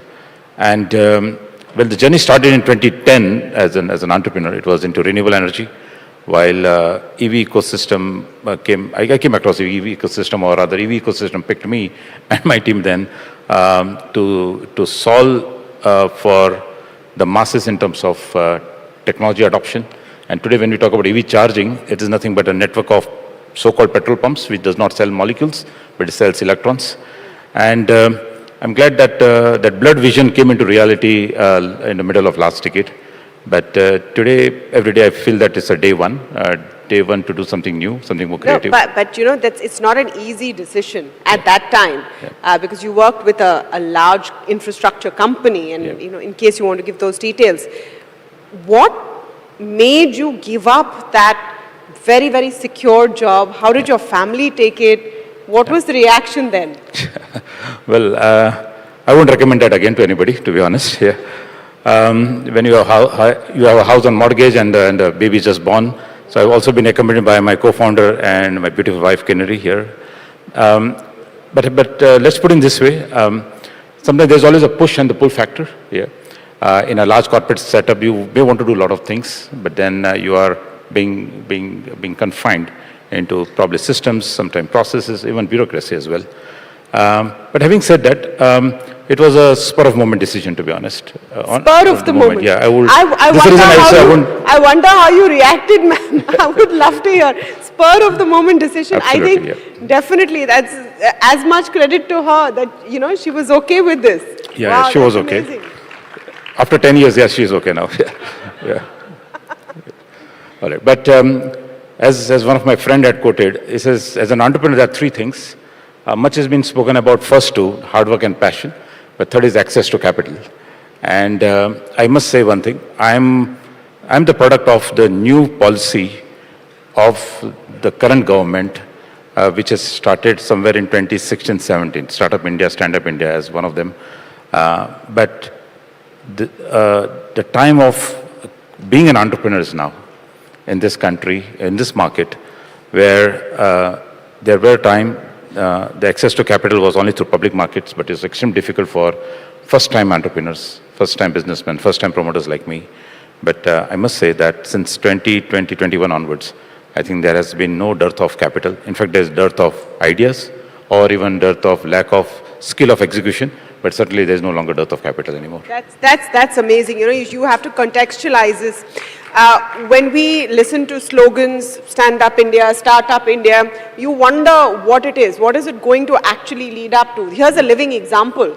And I think that's very impressive, and it's also inspirational to people out there, because this current generation, for you it was a tough call. I think this current generation is not necessarily interested in getting a cushy job and spending the next 25 years there. Sure. They want to achieve what you have. What is your advice for them? Yeah, absolutely. In fact, probably 30% of our workforce are already millennials. Yeah, and now the Gen Zs are also coming in. And I can see that they are brimming with very good ideas. In fact, they need an environment, a team that they can bounce upon their ideas, work upon them, have a factor of encouragement to test and experiment those ideas and go after it. Yeah, that was probably not the case even 15 years ago, I would say. Yeah. It's acceptable now to take those risks. Yes, absolutely. Yeah, that's it. I want to talk a bit about the EV ecosystem because you are an integral part of it. You know, you're the last mile. We can talk all we want about being safe in terms of energy as a nation, being reliant, etc., not having to import as much. But is the EV ecosystem really here to stay, or is it a bit of hype? Now, yesterday, we had a very prominent speaker on this platform that talked about the EV system, saying it's a bit of a hype. This individual said EV car is like a toy car. What would be your response? Yeah. So obviously, if you are driving to your office in a Lambo or a Ferrari every day, for sure, any other car will look like a toy car. Yeah. But let's zoom out a bit. Let's pause for a second now and see as a nation, as a citizen of this country, 80% of our energy needs are still imported. This is a matter of fact. Crude oil is getting imported, coal is imported, and so on. Now, when you talk about electric mobility, there are two parts of it, right? There is a vehicle or a product, and then there is a fuel. Market is there, of course. Yeah, there are people. Yeah. But when we look at the fuel part, let's start addressing the easier part of it. Electricity is produced from various sources in the country. Renewable energy contributes almost 20 to 25% of the daily needs of we Indians. Now, when in a country like us where we are blessed by sun gods and wind gods, both Surya Deta and Varun Deta, that is solar and wind, I don't think we should be holding ourselves back in terms of creating more sources, more alternatives for electricity for this market, or for our country rather. Now, talking about the product, well, automobile engineering or automotive industry has been around for the last 100 years. I don't know if most of you or some of you might be aware that around 120 years ago, actually there was the first car that came was also, or one of the first few cars that came was also an electric car. Yeah. So if we, but somehow for some reason it got dominated by, the industry got dominated by oil and gas, that's petrol and diesel. But now let's fast forward in the current decade or the current year context. For our country, these products of, that is electric vehicles, are being produced to, I won't say a mass scale yet, but certainly the penetration of new vehicles has touched 5% as of last quarter. Which means if you look at or pick up any OEM in the country, you will find that they have at least one electric vehicle as a product, whether it's a two-wheeler, three-wheeler, car, or a bus, or even a truck now. Even the most hesitant ones have, you're right. And you know, we speak to, on NDTV Profit, we speak to OEMs, auto companies all of the time. Even the most hesitant ones. Yes. The largest player by volume has, you know, reluctantly decided that they have to come in with an electric car. Have you seen that adoption also go up? Because the numbers that we track show that EV adoption has zoomed. Okay. So I think this question can be asked to the audience here. So you've been seeing more green number plates these days than, let's say, a year ago. And from the charging point of view, we measure, we eat, drink, breathe electrons every day. Yeah. Just be careful that we don't get, you know, electrified. But obviously, when we talk about the consumption on our network has steadily been growing. In fact, we have seen a 10% growth month on month since February this year. 10% growth in usage? In usage of our charging station, 10% month on month. Now, this was very incredible. In fact, we were also surprised because for the last 3 years, we saw most of the announcements. We saw there were newsreels, there were people talking about EV charging, people being skeptical about it and so on. But end of 24, a lot changed. And one of the major factors was the cost of batteries. The cost of battery cells, which is a basic raw material for battery packs, came down by almost 50%. And that made a TC, or total cost of ownership, to be extremely competitive compared to the cost of EV, which was, say, let's say, in the beginning of 23 or 24. Having said that, allow me to play devil's advocate. Yeah, sure. Because since you are obviously so, you're living, breathing the idea of electric vehicles, let me take the reverse position on this. Yeah. It costs more. Yeah. An EV vehicle still costs more. And if it's a four-wheeler, it's nearly 1.5 to 2 times we're talking about on an average cost more. Yeah. I mean, yes, people should love the environment, but they don't want to pay out of it from their pocket. Correct. How do you solve for that? All right. So let's address the elephant in the room. Yeah. When a few minutes ago, I did mention about energy needs and other things. Now let's understand the personal priority and the national priority, or the business priority. Well, the product, or EV car or EV bus or a truck for that matter, is definitely almost twice more expensive. There are new models of cars which are also now becoming very competitive, which has bought to a very striking distance of 1.3 times or 1.5 times expensive. But the real thing is the arbitrage between the cost of running, or OPEX unit economics, of diesel or ICE vehicles versus electric. I'll give you a small example. If you're driving a petrol or diesel car, it will cost 8 to 10 rupees per kilometer as a mileage. While when you buy an electric car and if you're charging at home, it is less than 1 rupee per kilometer, as a matter of fact. If you use our public charging network, then it is probably 2.5 to 3 rupees per kilometer. So there's a roughly 70 to 80% of savings on the OPEX cost, the running cost of your vehicle. When you look at a commercial vehicle, well, we have another platform called Billion Electric Mobility. My colleague Sanjeev, who is CEO of Billion Electric, and we just reached a fleet size of 100 trucks, both 55-tonner and 19-tonner. And well, today, our customers are paying exactly the same cost of diesel on a per kilometer basis as much as for electric, which means on a TCO basis, or a total cost of ownership, the arbitrage of diesel versus electricity tilts the balance in the favor of EVs. Let us also understand that there are multiple factors why we as a country need to adopt e-mobility or more of electric vehicles. And the first and foremost factor has been obviously reducing the carbon footprint, as I said. But let me give you another data point. So if by 2030, which also government has envisioned, if by 2030, if there are 30% of vehicles being electric, we'll be saving enough dollars. There is up to 80 to 90 billion dollar of forex reserves, which will fund the education and healthcare budget of this country. Yeah. That's amazing. So instead of your or my priority for buying an electric, I guess it should be a national priority for various business houses, various corporates, to push for electric adoption. But then on an individual level, someone needs to facilitate that. Yeah. Either it's the business house or the corporate, or it is the government, because an individual will look. But in the calculation that you provided, clearly, if it's costing you 1/3 in terms of fueling your car, then that makes a difference. Point number 2, or question number 2. How sure can you be of ensuring that you will be able to charge your car if you're moving out of mega cities? Correct. If you don't live in a Delhi, Mumbai, Bengaluru, you live in a remote location. Yeah. Why should I have an EV? I'm not sure if I will. Even electricity is not as consistent there, the supply of electricity. Absolutely. Yeah, let me try to answer your question in 2 parts.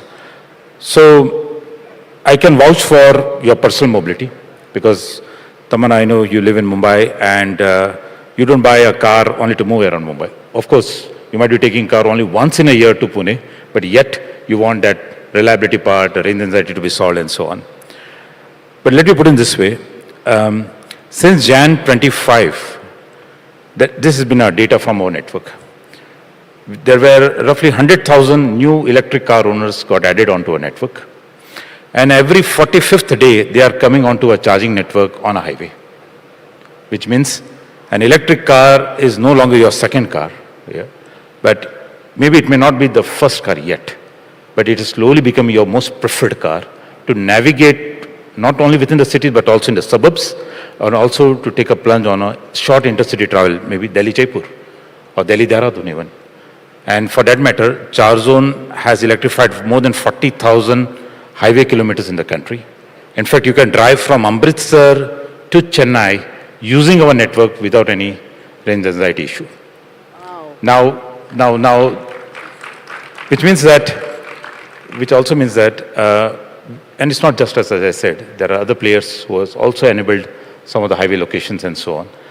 And we truly understand the psychology of an electric car owner that, well, I've not just bought this as a city car, but I want to go out of station.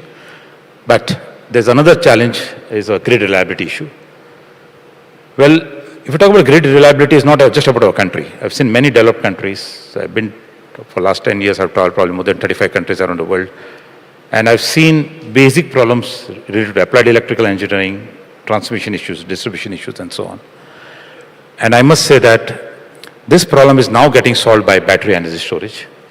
And earlier, we believed that a battery energy storage is only to solve the grid reliability issue. But if you see some of the screen, some of the slides which are just on my background, there is an RE adoption with battery energy storage. If you combine RE and battery energy storage, you are actually bringing a very compelling factor to the equation itself. So today, most of those charging stations are now getting backed by battery energy storage, but they are not just for grid reliability issue, but also we are bringing RE into the equation, which also means the EV is now more cleaner, more better than it was before. Yeah. So how do you see this moving forward? You talked about 40,000 kilometers of highways that you have now electrified. That's right. At what speed and pace does this grow? Where there is enough security of someone who has an electric vehicle, whether it's for commercial purposes or personal use, to move out without worry. What is that timeline that you see? And since you are the dominant player in this space, what does it mean for the ecosystem? Yeah. So for the ecosystem, okay, let's put it in this way. There are several CPOs. Our industry is called a CPO industry, charge point operators.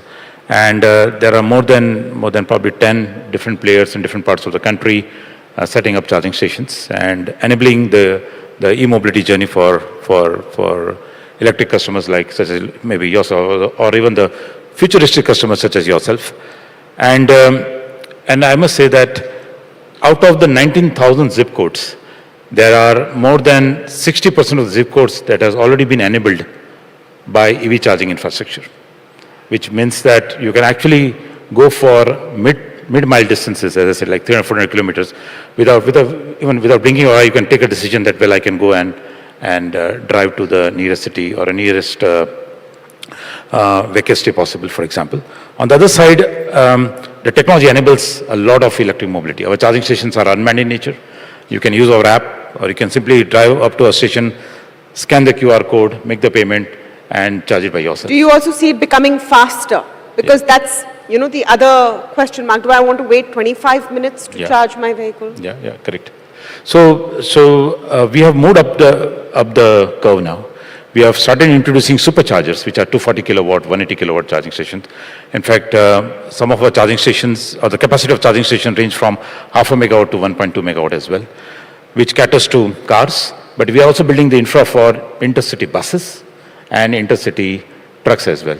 There are 11 corridors in the south and the west that has been electrified by us with supercharging network for all the three format of vehicles. Okay, so the future looks completely electric and Absolutely. quite charged. Thank you so much, Karthikeya, for speaking with us and explaining to us your vision. Big round of applause. Thank you very much. For an electrified India. Thank you.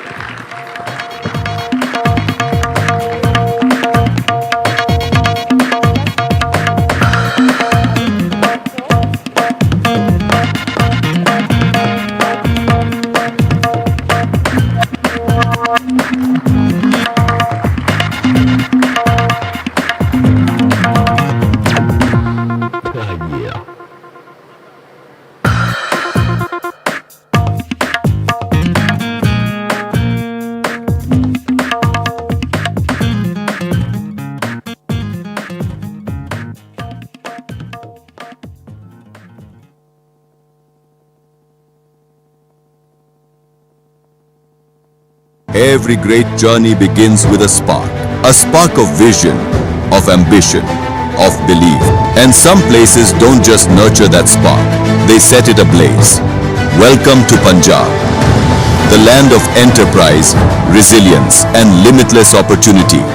Strategically located at the heart of North India, Punjab connects you to over 30% of India's population.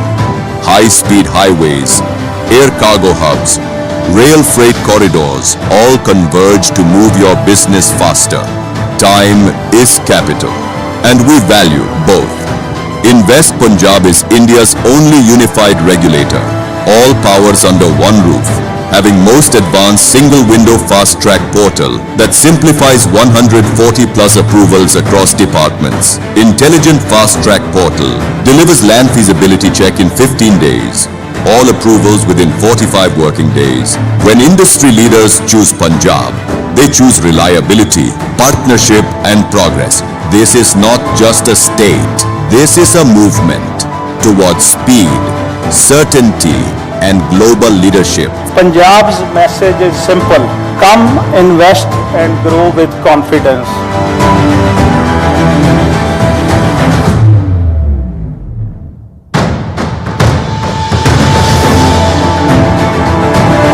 ਅੱਜ ਜਿਹੜਾ fast track Punjab portal ਬਣਿਆ ਦਾ ਫਾਇਦਾ ਉਠਾਓ 2 ਹਫ਼ਤਿਆਂ ਦੇ ਵਿੱਚ ਸਾਰੀਆਂ clearance ਜੋ ਜਾਣਗੇ ਤੁਹਾਨੂੰ single window and single PAN ਨਾਲ ਅਸੀਂ ਐਡ ਕਰਾਂਗੇ ਕਿ ਉਹ ਇੱਕੋ ਪੈਨ ਨਾਲ ਹੀ ਉੱਥੇ ਹੀ ਤੁਹਾਡਾ ਸਾਰਾ ਕੰਮ ਹੋ ਜਾਏਗਾ From mega industrial parks to green energy corridors, Punjab is building the future now.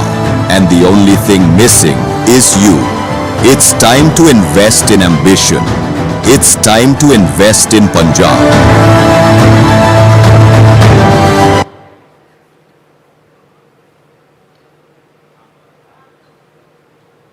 All right, so we've spent the morning discussing so far decade, AI and global shifts. Now we turn to the crucial ingredients that determine if India can become the skill capital of the world, talent and leadership.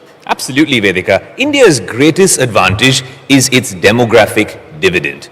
The question is, how do we transform that massive youth population from a dividend into the world's most powerful employable workforce? And given the youth population that India has, this is in fact a very important topic here. To talk about the future of India's talent pool is our next panel, academic and foundation leaders at the frontier of education. Please welcome Ravneet Pava, VP Global Engagement and CEO, South Asia, Deakin University, and Dr. Payal Kanodia, Chairperson and Trustee, M3M Foundation. They will be in conversation with NDTV's own Gargi Rawat.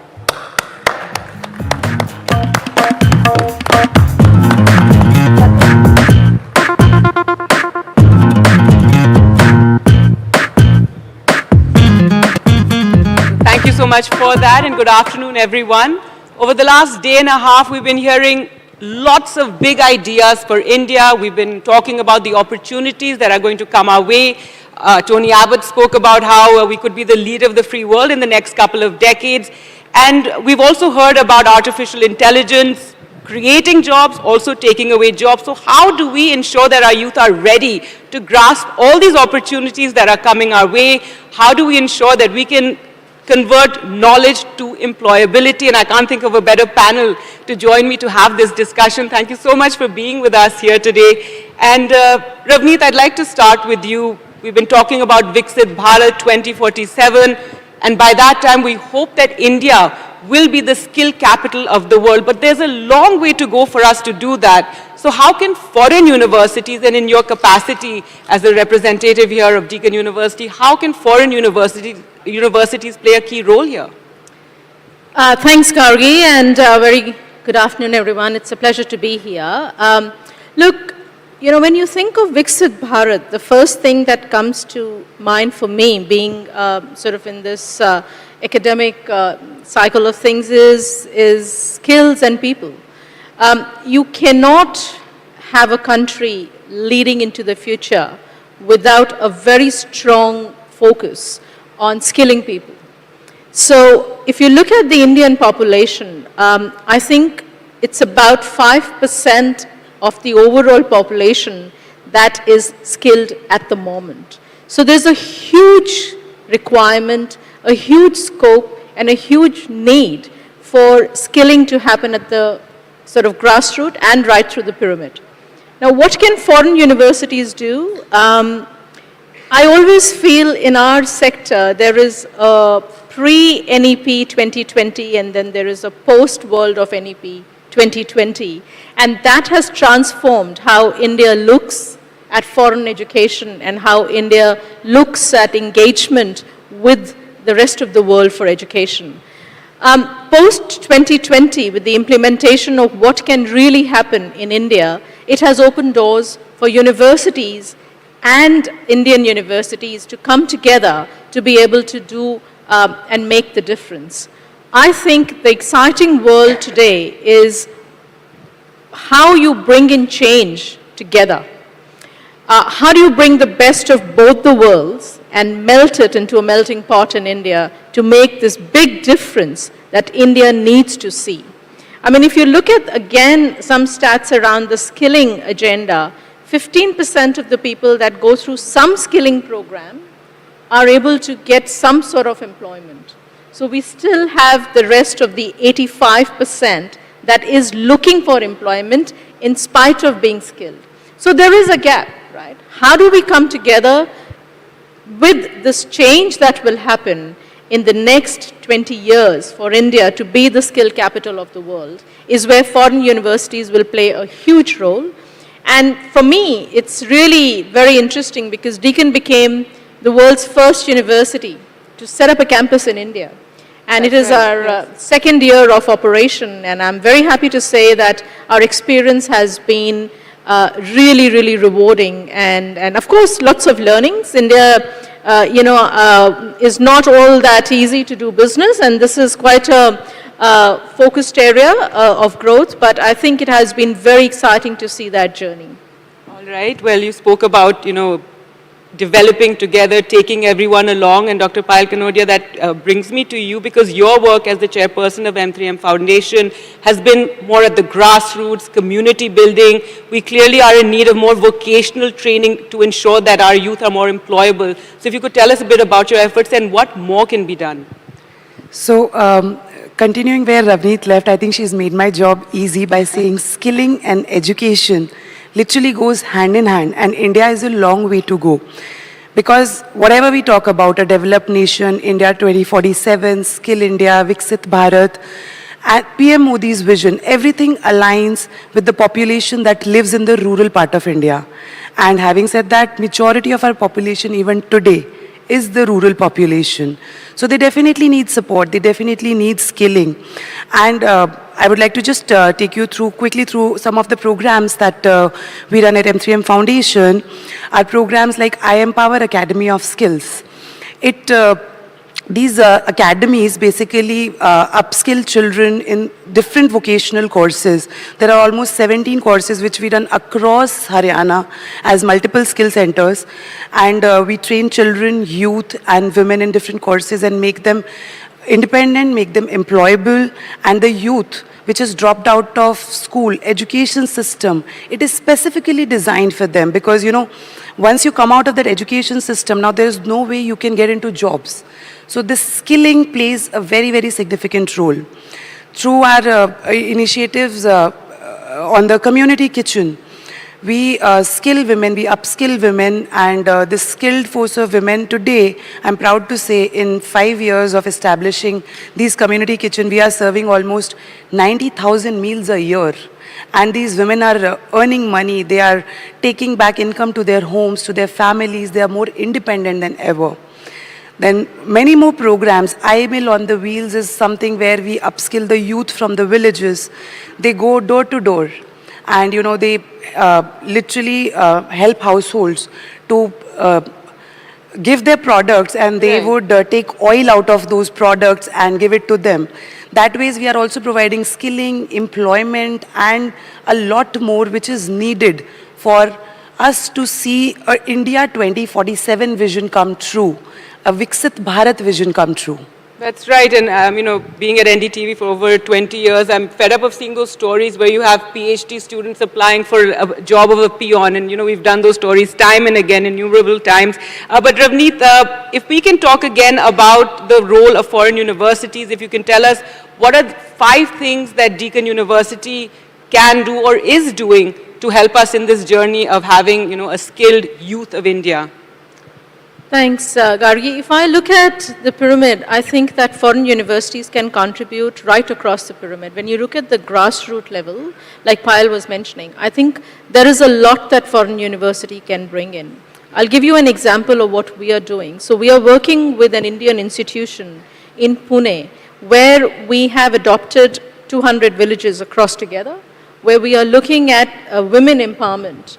And we've also brought in universities that are Deakin University's partners. So we've got 2 universities from the UK, 1 from the US, we've got 2 from Australia, and then ourselves. All of us together with this particular Indian institution are working towards a program which will do the research, which will do the analysis, use of technology, providing a platform to these women from these 200 villages to be able to use digital marketing to showcase and sell their product out into the world. So while universities in the past have not really been thought about being action on the ground, I think the world is changing. Like Payal also said, I think skill and education, skill and knowledge, in my mind, have to go hand in hand. And at this point of time, it's really an important part for India to look at that, to make the change. In my mind, inclusive education, accessibility, how do you use technology for accessibility, for high quality education? And NEP now allows you to do that. So I've got my 5 C's that I think foreign universities can bring in. The first to me is collaboration. And when I say collaboration, I mean collaboration from top to bottom. You could look at high-value skill training through leadership training. Again, there are numerous examples that universities are already working in India, but that can be amplified. You can actually take it to the next step and really make it more accessible, not just to the elite sort of band of people, but across to India. The second to me is looking at curriculum. How do we bring best world curriculum to India, and how do we make it applicable in India? And I think it's not just about foreign universities doing it. It's about doing it in collaboration with the Indian ecosystem.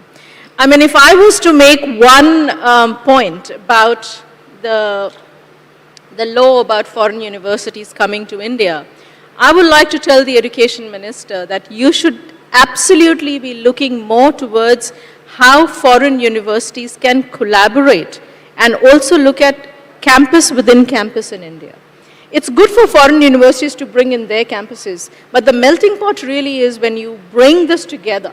When you bring an Indian institution, when you bring an Australian institution and put it together and get the best out of it. So collaborating with Indian institutions that are already on the ground. Yes, and that's where my third point about culture comes into play. I think it's really important for Indian culture and for culture from different parts of the world to come in and make a difference in how you can change the youth of today and tomorrow. Because we live in a global world, we've got to think about how we can look at the boundaries and make it into more of a melting pot. I think the other 2 for me are capacity and capability. Building India's capability is building the capability for the world, right? With 1.6 billion people and a lot of them hungry, a lot of them wanting to make a change, you can change the world. And which is to me why skilling is absolutely the imperative to Viksit Bharat. Absolutely, and you spoke about collaboration, so I'd like to bring in, Payal here and talk a bit more about that when it comes especially to public-private partnerships. What more can be done there? What message would you have on that to the Education Minister, as we just heard here? How can we get states more involved? You spoke about the work that you do in Haryana, but yes, clearly more states also need to put a lot of focus on this to ensure that their youth are capable and ready for all these opportunities that are coming. Of course, and public-private partnerships is something that is essential in any kind of work we do. And as Ravneet has already put it together, I think it's so beautiful even when you look at the top of the pyramid or the bottom of the pyramid. collaboration, capacity building, culture, everything, literally goes hand in hand. Whether you're working at grassroots level or you're working with international universities, it's all same. The structure is same, the methodology is same. It's just that the people are different. They need to be treated a little bit differently. So collaboration is extremely important. The public-private partnerships is very, very important. And especially when you talk about working in grassroots level, social sector, public-private partnerships become even more important because there are a lot of policies, there are a lot of frameworks that are needed for the beneficiaries to take advantage of that and to be able to take full potential out of them. Hence, it is absolutely, absolutely a key to, doing any kind of a work for our youth, to make them future ready, to make them empowered. We really need the collaboration with the government, the public societies, and the grassroots population.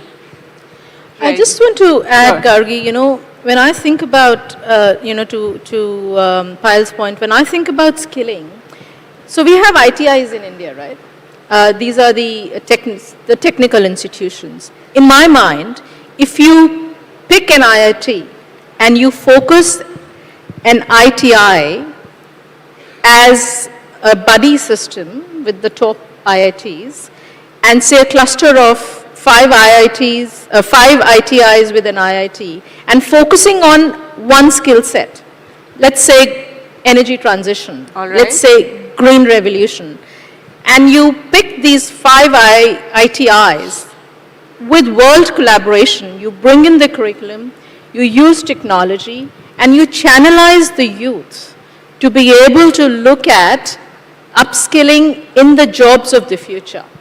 So I really have this dream about how one can actually do, almost plot this against India's amazing education system with the use of foreign universities coming into India.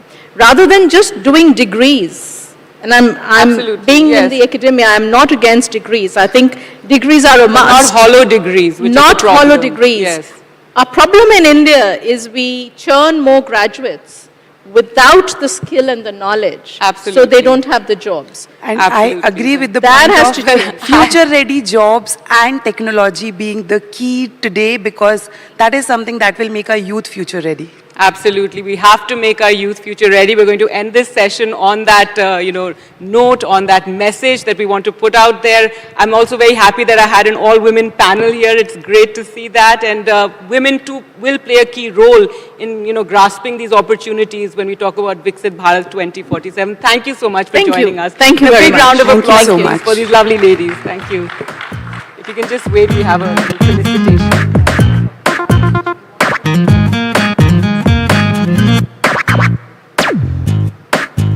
Go.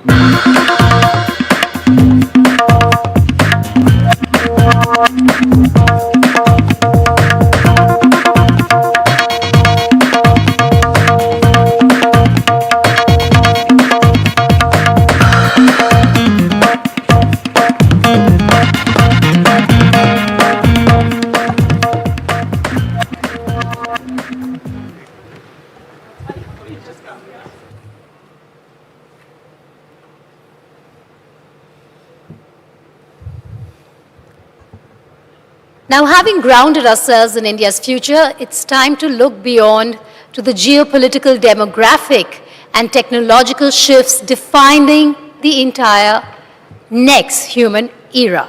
Vedika, honestly, I'm super excited about this one. I've been taking notes, AI summarized on all my apps because there's so many AI sessions. I think here at the NDTV World Summit, AI is the way forward. Our next speaker is one of the sharpest global voices on exactly what's changing. He's the founder of Future Map and the author of global bestsellers like The Future is Asian, Move, and Connectography.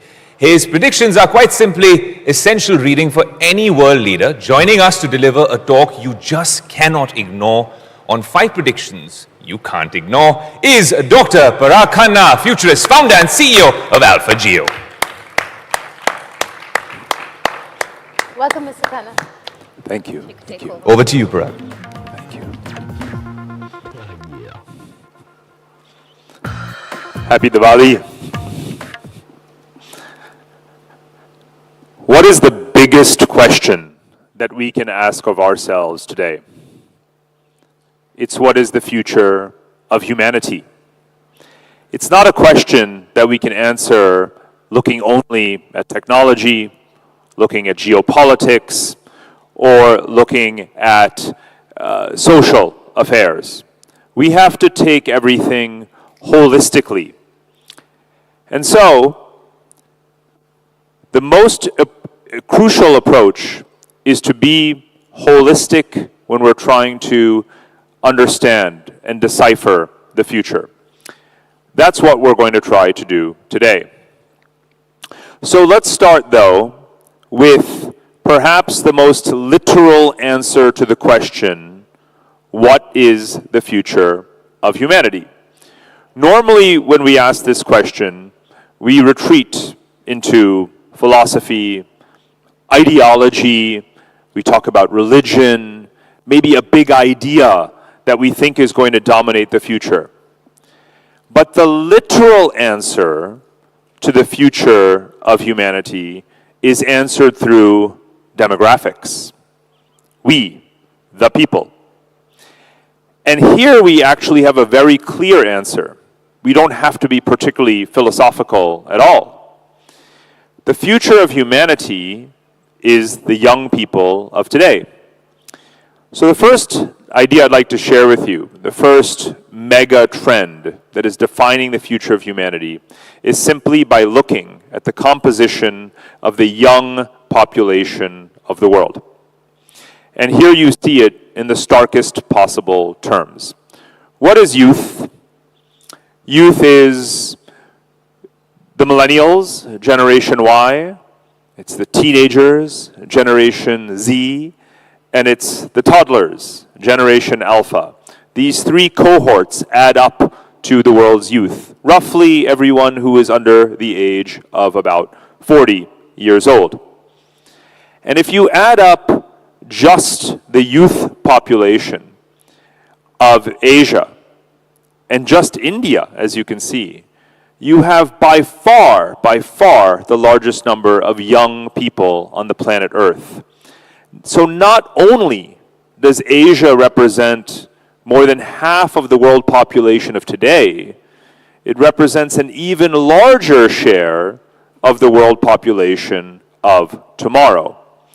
So quite literally every single day, every week, every month, every year, the world becomes more Asian demographically and a bit less of everyone else.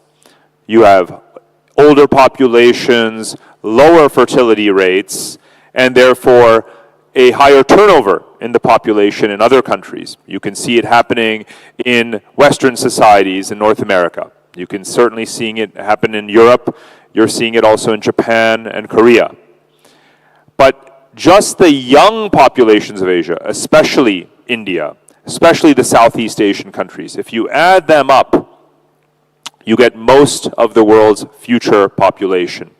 And therefore, quite literally, the future is brown, and the future is also Asians, and wherever Asians decide to go, they take Asia with them, if you will.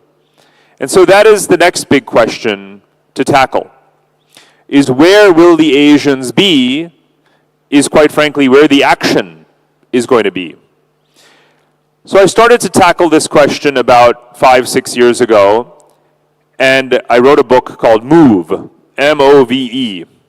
And I finished the manuscript at exactly the worst possible time you could ever have titled a book Move. It was January of 2020. The last thing that any human being in the world was allowed to do during the great lockdown, the only time the human species has ever fully coordinated its behavior on anything, was to stop movement. So I was in a bit of trouble with my editors. They were not very pleased. They were a bit pessimistic about the fate of this book. But I said, let's break down why, over the past 100,000 years, since humankind began spreading across the continents, why do people move? Why does anyone go anywhere? Why don't they just stay where they are? And the answer is, there's very clear structural underlying drivers that you find to a greater or lesser degree throughout history. I'll take them in a sequence. The first is the one that's very familiar to those of us looking at the economics of wealthy societies in particular today, and that is demographic imbalances, or even globally. Never in the history of the world has there been such a huge imbalance between where old people are and where young people are, both within countries and across countries. And bridging that gap between old and young so that you have intergenerational balance in a given society, so that you have enough young people who are working, who are entrepreneurs, who are taxpayers, who are laborers, who are paying taxes to finance the pension system. All of that balance. Bridging that gap is a key part of fiscal sustainability, and those demographic imbalances need to be filled. Again, today it is more acute a gap than ever in history. Let's take another perennial, epochal kind of challenge or risk or driver, and it's of course politics and geopolitics. Could be civil wars, could be international conflicts, sadly genocides, expulsions of populations. We've seen it, of course, in every century. We thought the 20th century was perhaps the worst, but indeed this century is not proving to be necessarily a whole lot better. And we see the conflicts raging in many parts of the world that is driving people to move and to relocate. Economic dislocations.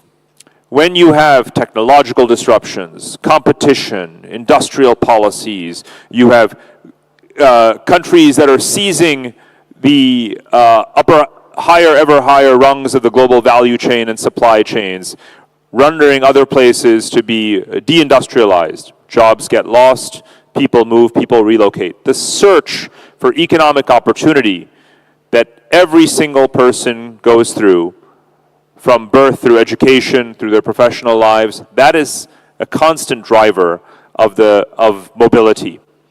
Again, technology is a subset of this. When we talk about AI, so many people think about labor displacement and they assume, well, then you're just stuck. But when you lose a job because of technology, you might have to physically go somewhere else to find a new job. And we'll get into how that plays out, of course, with Indians around the world. And then there's the oldest of all forces, which is climate change. From the Little Ice Age 12,000 years ago to more recent climate volatility, disasters, catastrophes, fires, floods, droughts, all of those things also force people to move and to relocate. And then you not only have these 5 categories of drivers in overdrive today, more economic competition and technological dislocation, more political conflicts and upheavals, this huge gap between old and young, and climate change accelerating. But people thought in 2020, when COVID struck, this is the end of migration, the end of mobility, maybe even the end of globalization. It turns out that was just a blip, wasn't it? And by the end of 2022, only 2 years after COVID broke out, migration reached record levels again. It exceeded what it was in 2019, and 2019 had been the highest level in world history. And every year since then, 2022, 2023, 2024, and now 2025, we keep seeing more and more and more. So where are we today? 300 million people live outside of their country of origin. 2.6 million just professionals are relocating this year. About 150,000 high net worth individuals are changing their jurisdiction, their domicile, their residence. People are literally on the move like never before. More than 1 billion people will cross borders as business travelers or tourists, and some will return, some will not. And all of this is being amplified by another megatrend, which is, of course, connectivity. The investments that we're making in airports and shipping and all modes of transportation and connectivity are accelerating.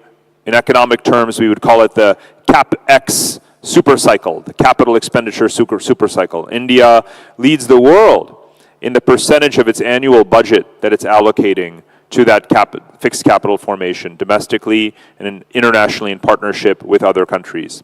And so, if you add it all together, you can clearly see why you cannot stop people from moving. So this tide of Asians, the force of connectivity, the drivers that push people to relocate are all very much alive, well, and perhaps stronger than ever. The data is absolutely undeniable.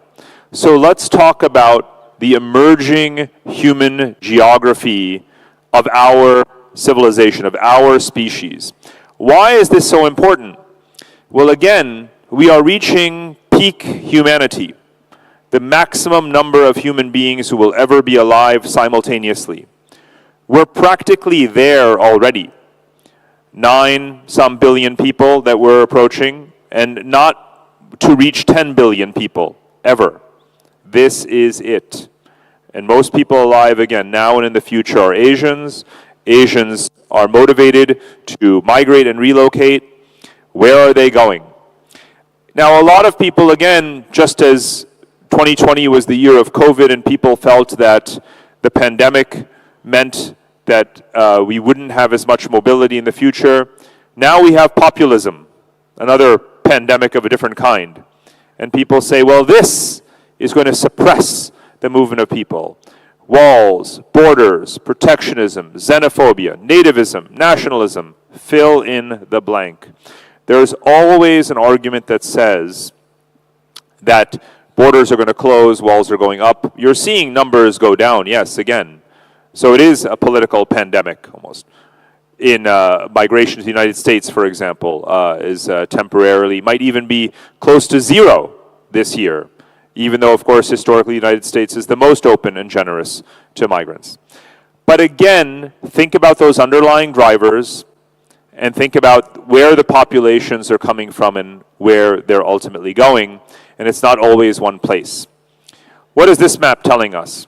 This is the stock of intra-regional and inter-regional migration of the past exactly 25 years, since the year 2000.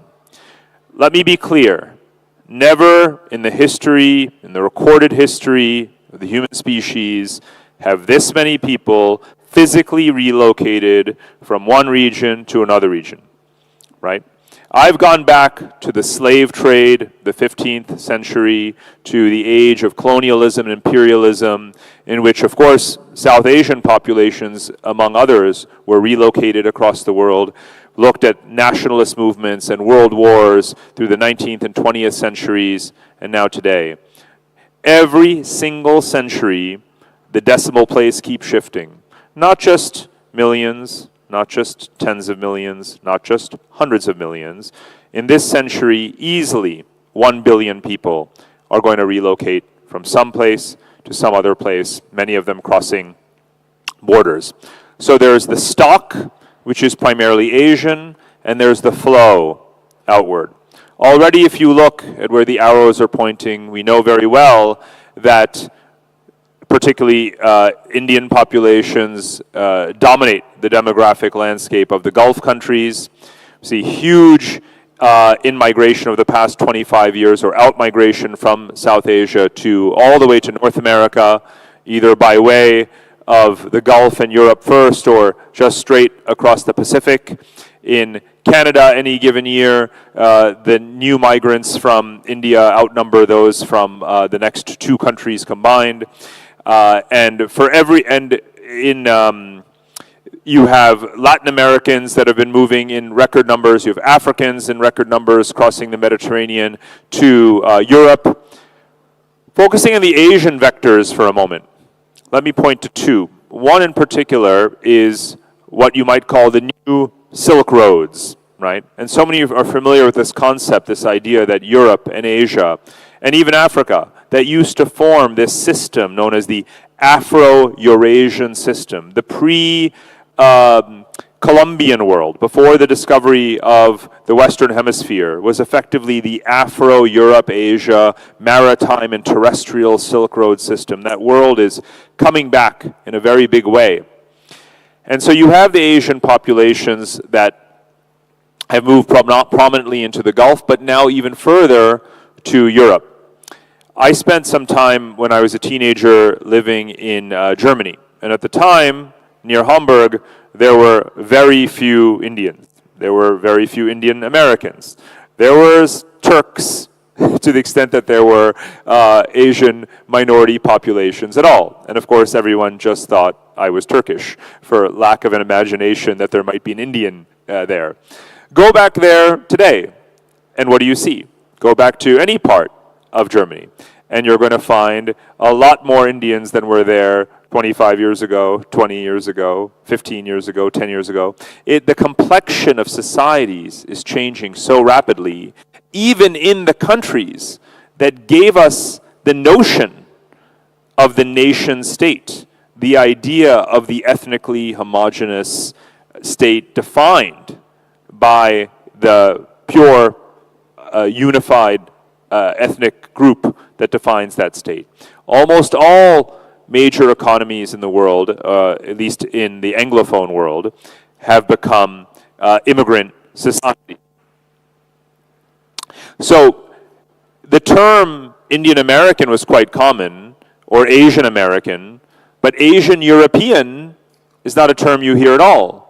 And yet if you go to Europe today, you see an entire generation, whether they are Indian, whether they're Vietnamese, Chinese, Korean, who have now grown up in Europe, and you have this blending, this ethnic blending going on around the world.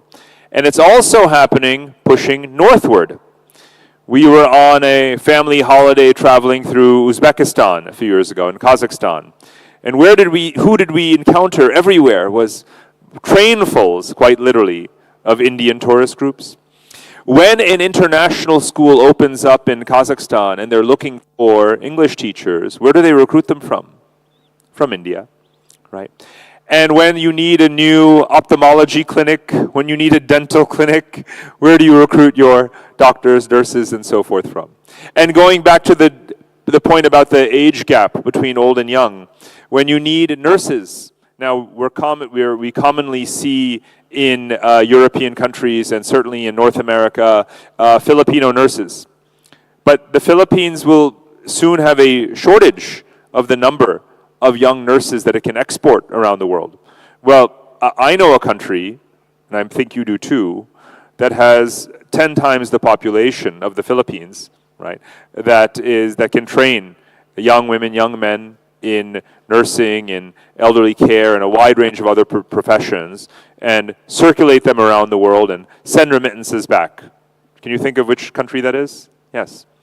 So it never stops. It never stops. And this is just a taste. This is just the past quarter century. And which force is telling you that this is simply going to stop and reverse when it's just literally hitting overdrive? Now let me come back, perhaps tragically, to one of those forces and why we are in a nonlinear dynamic in the complex system of our civilization today. One of the things that's happening that is so different from centuries past is not only that rather than the world population going like this, it's plateauing and will decline, we're also facing rapid climate change. So yes, the world population is becoming ever more brown, but sadly, it's also being divided into red and green.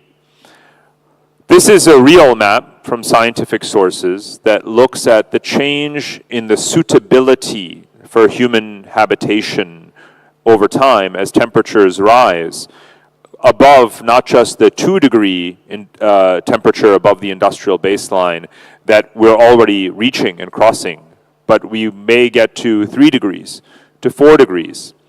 And again, this is completely uncharted territory. And what you see is a really stark picture. Now, there's some data embedded in this that is really worrying. Because, of course, not only do we see that India itself is one of the most red geographies on this map, but let's overlay those demographics. Where are the world's young people, right? The future of humanity, we've agreed, is the young, the youth. Where are they? Primarily in countries that are red zones on this map. Is anyone doing anything about this? No, I'm afraid not. Now, we turn on the television, we follow the climate summits, the Paris Climate Agreement and targets. We're supposed to bring down emissions. Not really happening. We're supposed to reach a cap, right, on emissions, and we're supposed to control temperature rise. Not working. This is the ultimate collective action problem in the world. There is no supranational body with the power, with the authority to achieve our objectives. We are therefore on our own, in a way. Every society has to adapt. We've been focused on mitigation, right? Reducing those emissions. That is a global public good. But adaptation is a local private good, if you will. What is India going to do to adapt to this reality of climate volatility? And even if it does, or even if it doesn't, you are undeniably going to see more relocations of populations. You have domestic movement of people because of droughts and floods, heat waves, other phenomena, and then you have international migration of people as new geographies open up. And that's the link I wanted to make from the previous slide, where I said, look at that new vector of South Asian populations, not just moving across the Pacific, not just moving to Europe, not just moving to the Gulf, but increasingly you see us in Central Asia, in Russia even. President Putin has, over the years, multiple times increased the quota, the request even, that Indian farmers and other Indian professionals, construction industry and others, relocate to Russia. Other countries have made the same request to help to retool, to diversify, to stimulate their economies, their basic sectors and industries. And so, not only the economic drivers, the political drivers, the demographic drivers, now the climate drivers are yet another source of a new wave of human mobility all across borders, all across the world.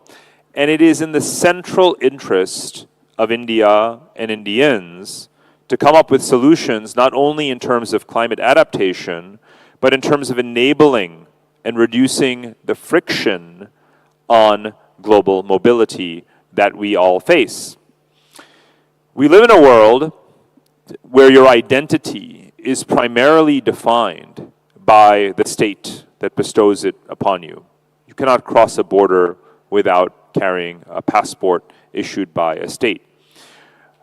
Passports actually were considered a feudal relic about a century and a half ago. People could move freely around the world. There was obviously lots of voluntary but also an involuntary migration. Today, I cannot think of any other country that has a greater incentive to transcend the system where we are so dependent on interstate relations and protocols and agreements and the vast bureaucracy, the over-bureaucratization of migration that we face in the world than India. Indians being the largest diaspora in effect in the world today, reaching every corner of the planet, being one of the youngest countries in the world.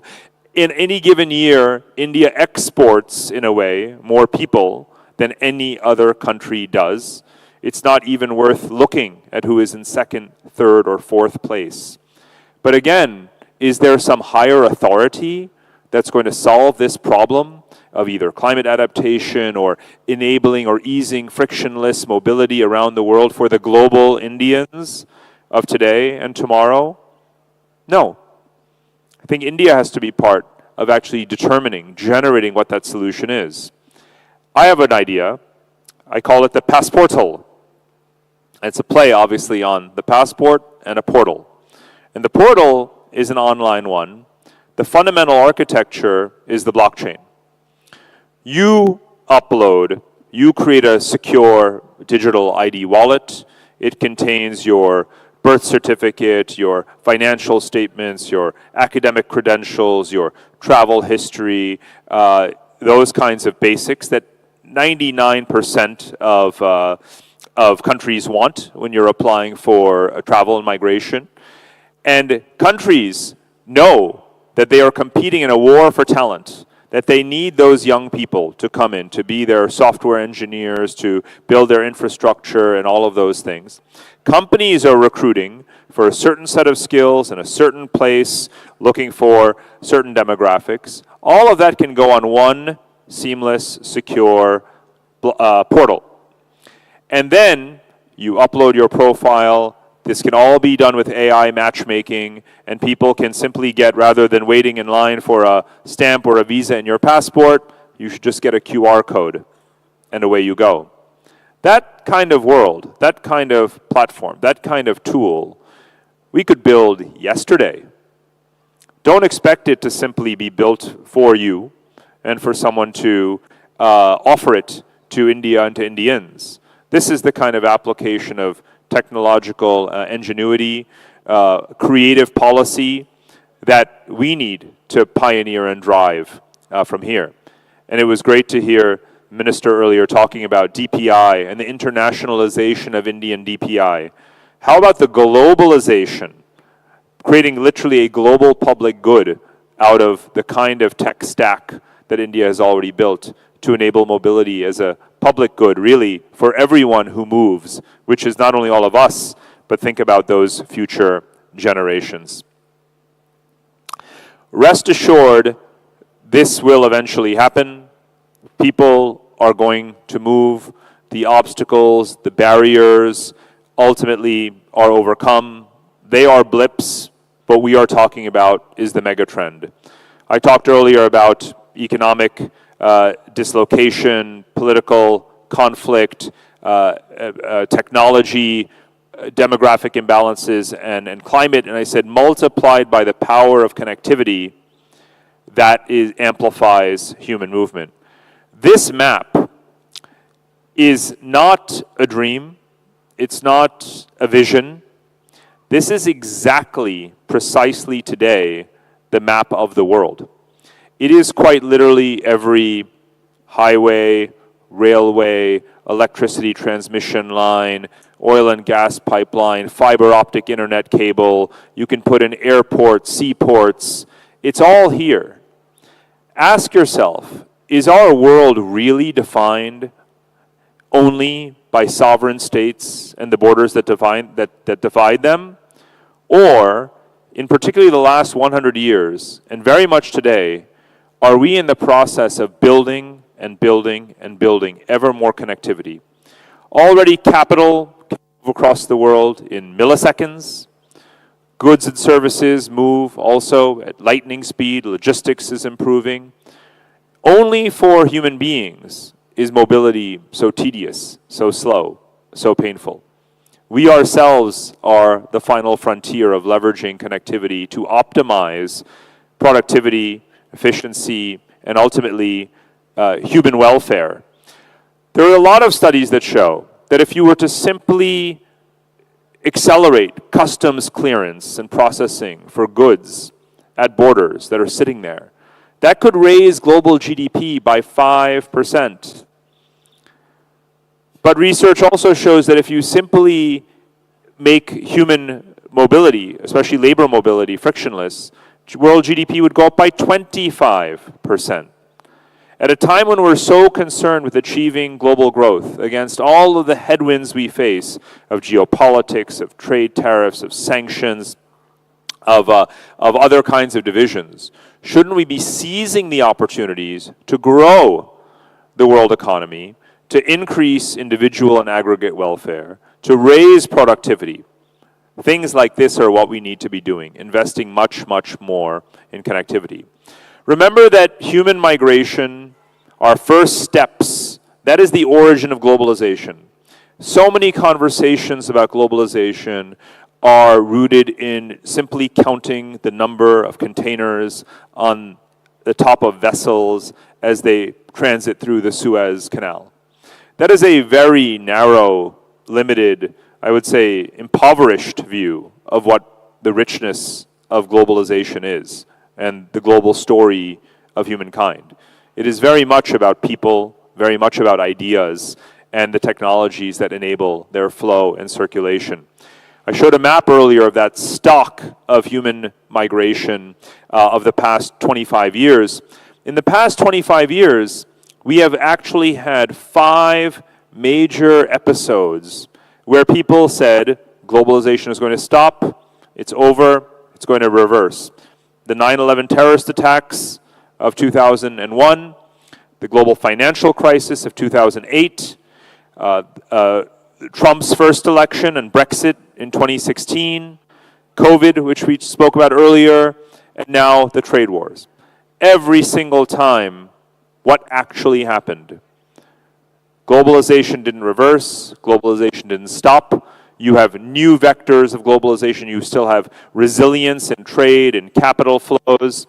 You have a huge amount of migration. So never bet against globalization. Never bet against humans seeking to achieve their full potential. Never bet against human mobility. I would say if there's one destiny that humankind actually shares, it is mobility. Mobility itself is our destiny, and it is our obligation to build the tools to make it safe, to make it smooth, to make it ethical, to make it productive. And again, no country in the world will benefit more from that system, that institutionalization of connectivity at global scale, than India. The choice is yours. Thank you. Thank you.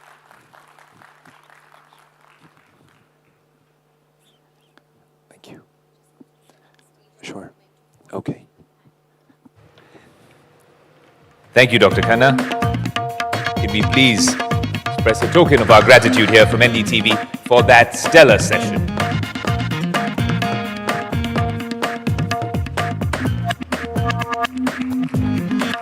Sure. Thank you, Dr. Khanna, for opening our minds. My head is officially full of predictions. And I'm crystal ball gazing here, but from some of those faces in the audience, I predict that we will be breaking to refuel very soon, right? But before that, let's look at the other kind of spirit that makes India move. One session before we break for lunch. For our next talk, we would like to welcome Prasanna Mohile, National Head of Corporate Affairs and Executive Board Member, Pernod Ricard, to the stage. A huge round of applause.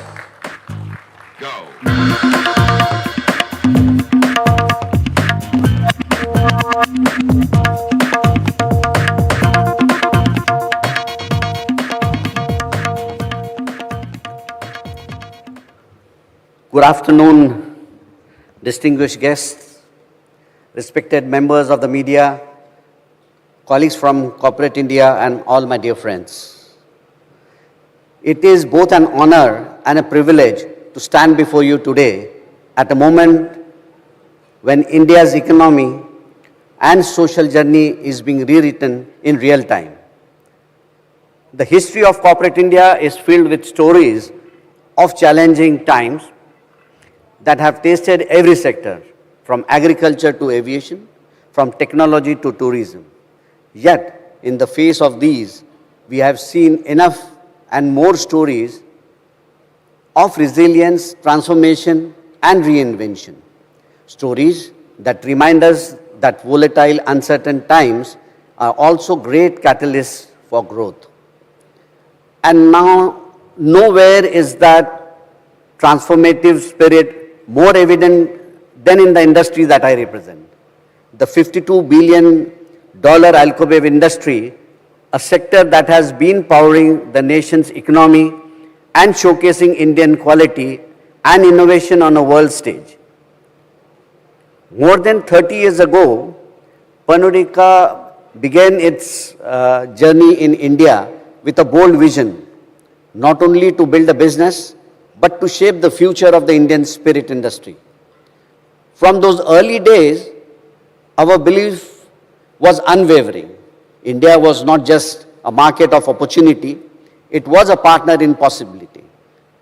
Long before Make in India became a national mission, we invested deeply in India's potential, in local manufacturing, in supply chain, and in people. Today, we are proud to be one of India's leading alcobev companies, contributing close to 24,000 crores to government exchequer in the form of taxes, supporting nearly 9 lakhs jobs, out of which 6 lakhs are from the agriculture sector, generating an estimated 43,000 crores plus impact on India's GDP. Dear friends, our 24 manufacturing units across 27 states makes us truly global in standards, local in spirit, complementing our global portfolio of brands. We have a vast range of segment-leading brands. These constitute over 97% of our portfolio, which is produced right here in India, blending international expertise with local craftsmanship. Our products now reach over 85,000 outlets nationwide and are exported to more than 50 countries, contributing meaningfully to India's growing ambition of achieving $1 billion in alcoholic beverage exports. We are proud to carry the spirit of India to the world, responsibly, sustainably, and with pride. Every entrepreneur, policymaker, and corporate leader in this room knows that risk is an inevitable part of progress. But when guided by vision, risk becomes a catalyst for transformation. The pandemic reminds us that resilience is not built in comfort. It is forged in crisis.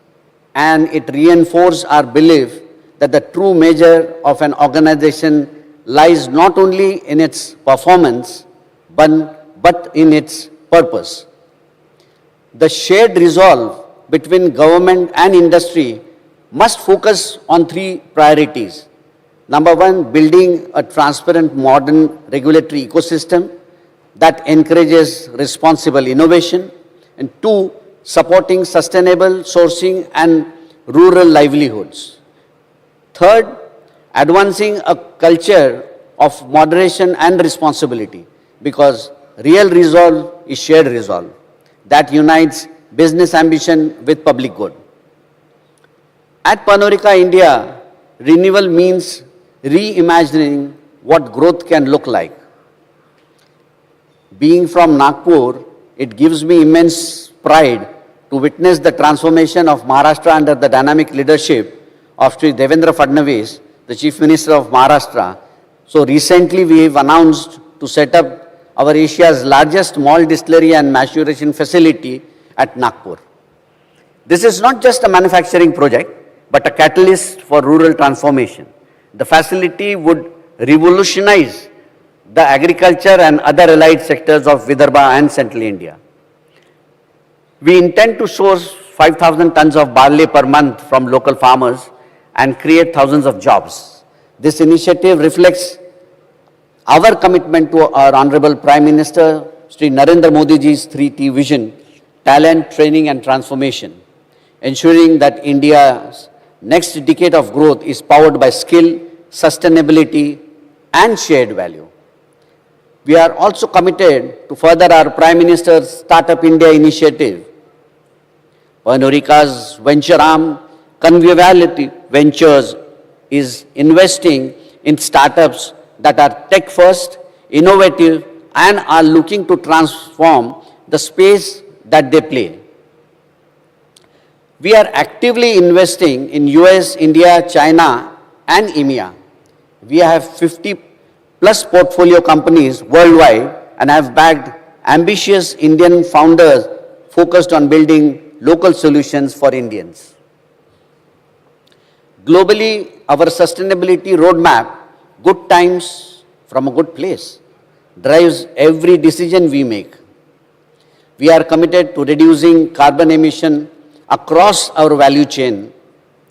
Today, 100% of our packaging is either recyclable or compostable.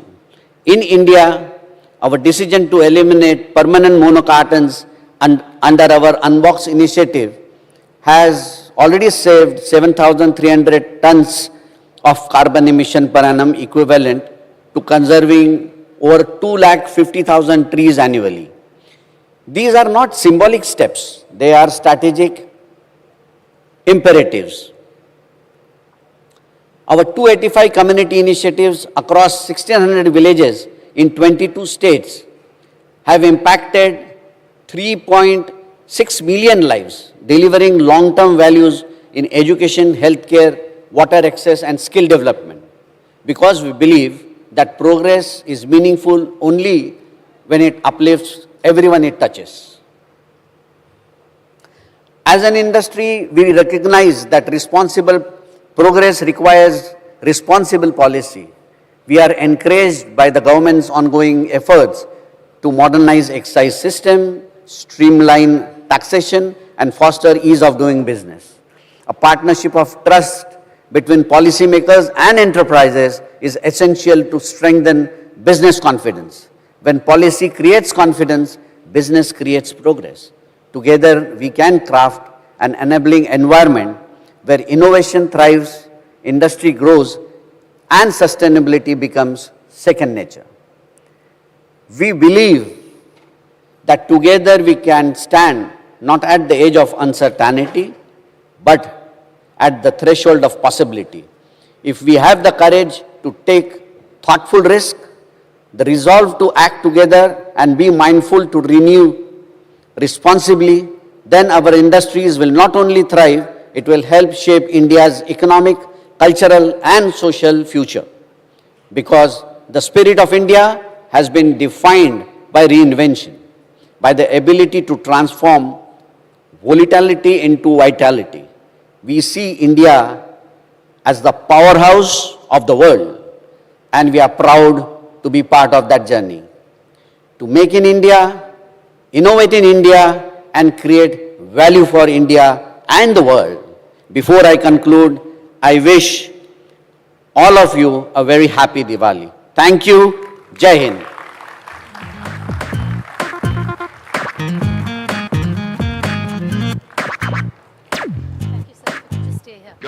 Thank you, Mr. Mohile. If I could ask Vishnu Som to come on stage, please, to hand over a memento on NDTV's behalf. Thank you.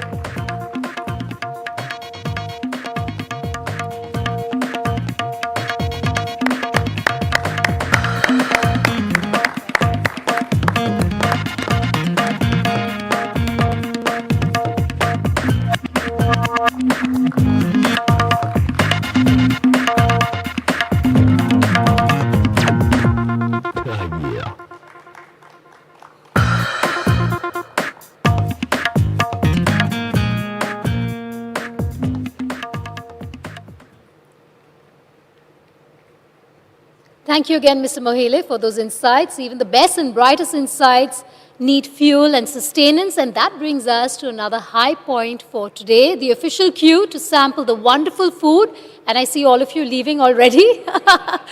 All right, we're going to be back in a while from now. The NDTV World Summit will reconvene exactly in 1 hour from now, which is at 2:30 p.m. The stakes get even higher. We have a wonderful lineup for you, I promise you, post-lunch. Be back on time, be seated, and we'll get started on time. All right, thank you, everybody. And a quick reminder and a big thank you to our sponsors today, presented by Charge Zone, co-presented by Raymond, State partner Government of Punjab, co-powered by GE Aerospace, co-powered by Pernod Ricard India, payment partners MasterCard, Gold Investment Partner, World Gold Council, healthcare partner Intas Pharmaceuticals, insurance partner Axis Max Life Insurance, e-mobility partner Billion E, outbound partner BLS International, banking partner State Bank of India, associate partner M3M Foundation, associate partner Adani Group, state partner Government of Uttarakhand, state partner Government of Uttar Pradesh, transformation partner REC Limited, international education partner Deakin University, gifting partner Manav Gangwani, coffee partner Billy Who, outdoor partner Graphis Ads. See you in a while from now. Thank you. Every great journey begins with a spark of vision, of ambition, of belief. And some places don't just nurture that spark, they set it ablaze. Welcome to Punjab, the land of enterprise, resilience, and limitless opportunity. Strategically located at the heart of North India, Punjab connects you to over 30% of India's population. High-speed highways, air cargo hubs, rail freight corridors all converge to move your business faster. Time is capital, and we value both. Invest Punjab is India's only unified regulator, all powers under one roof, having most advanced single-window fast-track portal that simplifies 140-plus approvals across departments. Intelligent fast-track portal delivers land feasibility check in 15 days, all approvals within 45 working days. When industry leaders choose Punjab, they choose reliability, partnership, and progress. This is not just a state. This is a movement towards speed, certainty, and global leadership. Punjab's message is simple. Come, invest, and grow with confidence.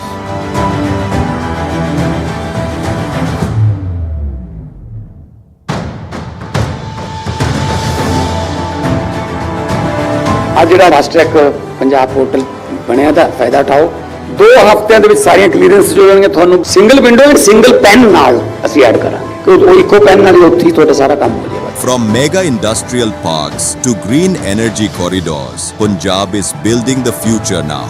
And the only thing missing is you. It's time to invest in ambition. It's time to invest in Punjab.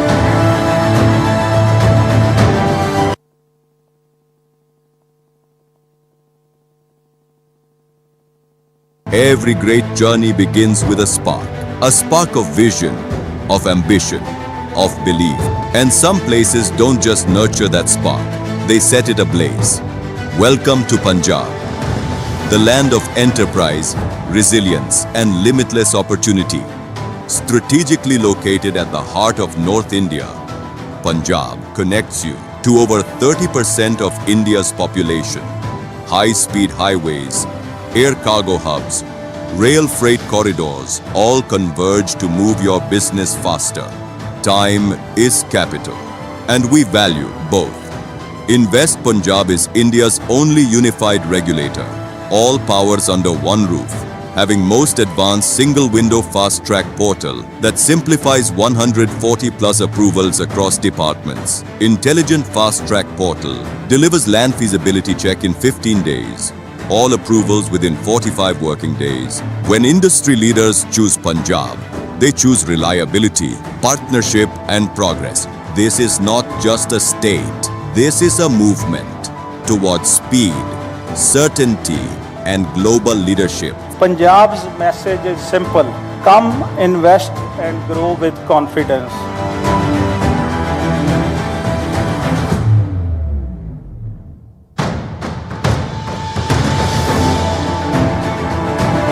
ਅੱਜ ਜਿਹੜਾ ਰਾਸ਼ਟਰੀ Punjab portal ਬਣਿਆ ਦਾ ਫਾਇਦਾ ਉਠਾਓ 2 ਹਫ਼ਤਿਆਂ ਦੇ ਵਿੱਚ ਸਾਰੀਆਂ clearance ਜੋ ਜਾਣਗੇ ਤੁਹਾਨੂੰ single window and single PAN ਨਾਲ ਅਸੀਂ ਐਡ ਕਰਾਂਗੇ ਕਿ ਉਹ ਇੱਕੋ ਪੈਨ ਨਾਲ ਹੀ ਉੱਥੇ ਹੀ ਤੁਹਾਡਾ ਸਾਰਾ ਕੰਮ ਹੋ ਜਾਏਗਾ From mega industrial parks to green energy corridors, Punjab is building the future now.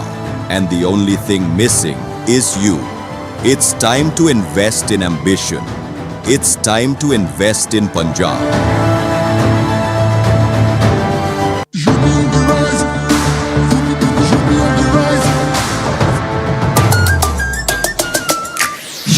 the rise, सुन ले आसमां, डबल इंजन का ये मिशन महान। 2047 तक हम न रुकेंगे, 6 ट्रिलियन का ड्रीम पूरा करेंगे। मथुरा की गलियों में गूंजे है राधा, अयोध्या में दूर हुई मंदिर की बाधा, काशी प्रयागराज की गोल्डन चमक, यूपी सरकार की गूंजे धमक। सड़कों पर फर्राटा फिक्रलेस बिल्कुल बिंदास, एक्सप्रेस वे पर साए पूरा विश्वास। विकसित यूपी की बढ़ गई प्यास, 2047 का ये विजन बहुत खास। माफिया का दी एंड, फियर गॉन, योगी राज में लॉ एंड ऑर्डर हुआ स्ट्रॉन्ग। बेखौफ घूमे जनता, गुंडों पर मार, नया यूपी तोड़ रहा पुरानी दीवार। यूपी ऑन द राइज, सुन ले आसमां, डबल इंजन का ये मिशन महान। 2047 तक हम न रुकेंगे, 6 ट्रिलियन का ड्रीम पूरा करेंगे। 21वीं सदी है, इस सदी का ये तीसरा दशक ये उत्तराखंड का दशक होगा। उत्तराखंड को विकास की नई ऊंचाइयों पर पहुंचाने के प्रधानमंत्री नरेंद्र मोदी के स्वप्न को मुख्यमंत्री पुष्कर सिंह धामी देवभूमि पर हर दिन साकार कर रहे हैं। सेवा, सुशासन, स्वावलंबन और सतत विकास, ये वो मूल मंत्र हैं जिन्होंने उत्तराखंड की तस्वीर बदल कर रख दी। उत्तराखंड सरकार की ओर से हमें जैसे खाद मिल रहा है और खेतों के लिए बीज मिल रहा है और इसी प्रकार हम खेती बाड़ी कर रहे हैं। केंद्र सरकार के सहयोग से राज्य में रेल, सड़क, रोपवे, हाई कनेक्टिविटी विस्तार पर तेजी से काम हो रहा है। दिल्ली देहरादून एक्सप्रेसवे बनकर तैयार है। इससे सिर्फ 2.5 घंटे में दिल्ली से देहरादून पहुंचा जा सकेगा। 4700 लंबी ग्रामीण सड़कें बन चुकी है। सुशासन के मामले में भी धामी सरकार लगातार लोगों की जिंदगी आसान बनाने में जुटी है। भूमि रिकॉर्ड, पेंशन, परिवहन और शिकायत निवारण जैसे विभागों को ऑनलाइन कर दिया गया है। Every great journey begins with a spark of vision, of ambition, of belief. And some places don't just nurture that spark, they set it ablaze. Welcome to Punjab, the land of enterprise, resilience, and limitless opportunity. Strategically located at the heart of North India, Punjab connects you to over 30% of India's population. High-speed highways, air cargo hubs, rail freight corridors all converge to move your business faster. Time is capital, and we value both. Invest Punjab is India's only unified regulator, all powers under one roof, having most advanced single-window fast-track portal that simplifies 140 plus approvals across departments. Intelligent fast-track portal delivers land feasibility check in 15 days. All approvals within 45 working days. When industry leaders choose Punjab, they choose reliability, partnership, and progress. This is not just a state. This is a movement towards speed, certainty, and global leadership. Punjab's message is simple. Come, invest, and grow with confidence.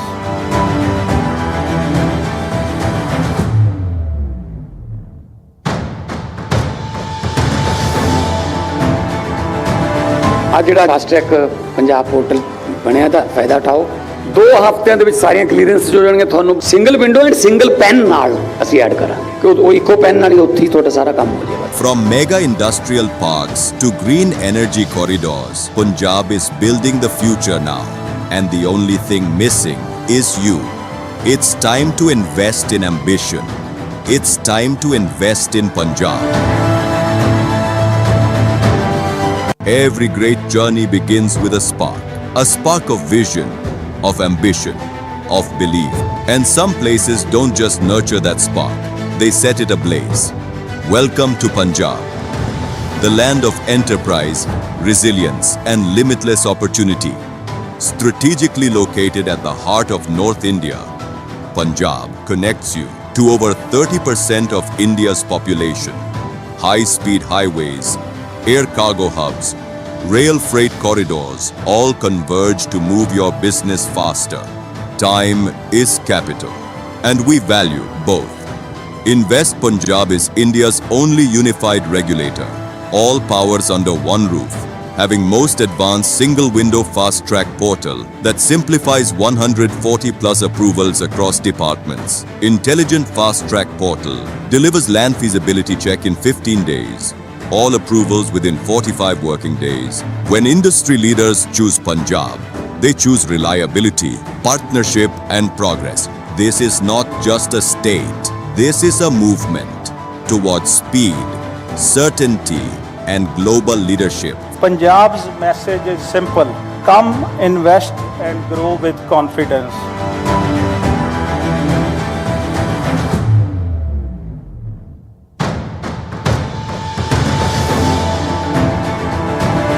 ਆ ਜਿਹੜਾ fast track Punjab portal ਬਣਿਆ ਦਾ ਫਾਇਦਾ ਉਠਾਓ 2 ਹਫ਼ਤਿਆਂ ਦੇ ਵਿੱਚ ਸਾਰੀਆਂ clearance ਹੋ ਜਾਣਗੇ ਤੁਹਾਨੂੰ single window and single PAN ਨਾਲ ਅਸੀਂ ਐਡ ਕਰਾਂਗੇ ਕਿ ਉਹ ਇੱਕੋ ਪੈਨ ਨਾਲ ਹੀ ਉੱਥੇ ਹੀ ਤੁਹਾਡਾ ਸਾਰਾ ਕੰਮ ਹੋ ਜਾਏਗਾ From mega industrial parks to green energy corridors, Punjab is building the future now. And the only thing missing is you. It's time to invest in ambition. It's time to invest in Punjab.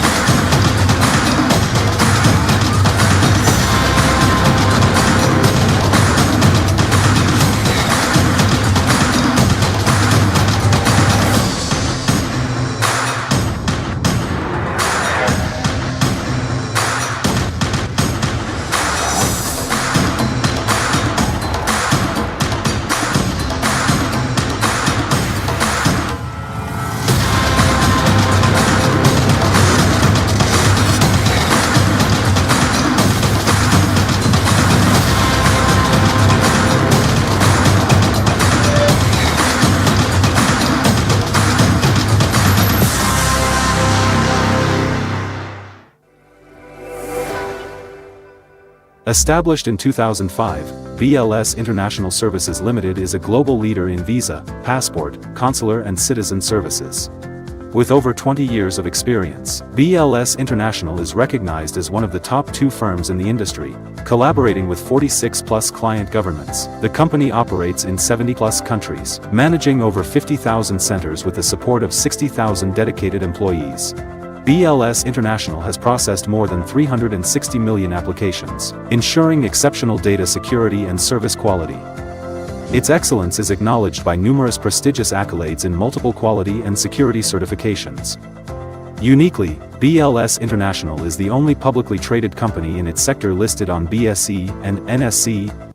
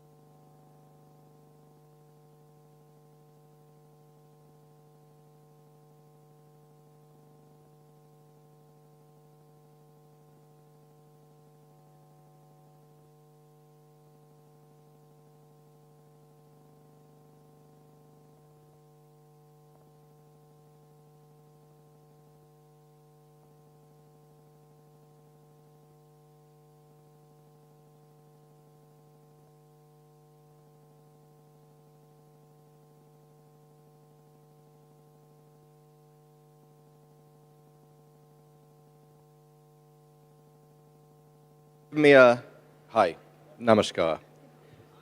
You can't give me a cordless? Thank you. Okay, thank you very much. So is it possible to have, it's currently showing on this monitor, can it be on either of these two? Can it be on this one? Can it be mirrored here, please? You can't mirror here?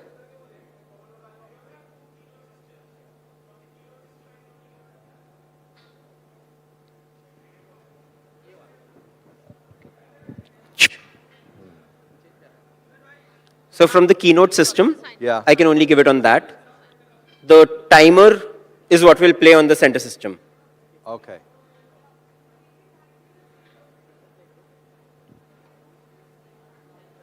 Is that possible? That would be... To make it more, she's saying to make it more angular. Yeah, thank you. Great idea. Okay.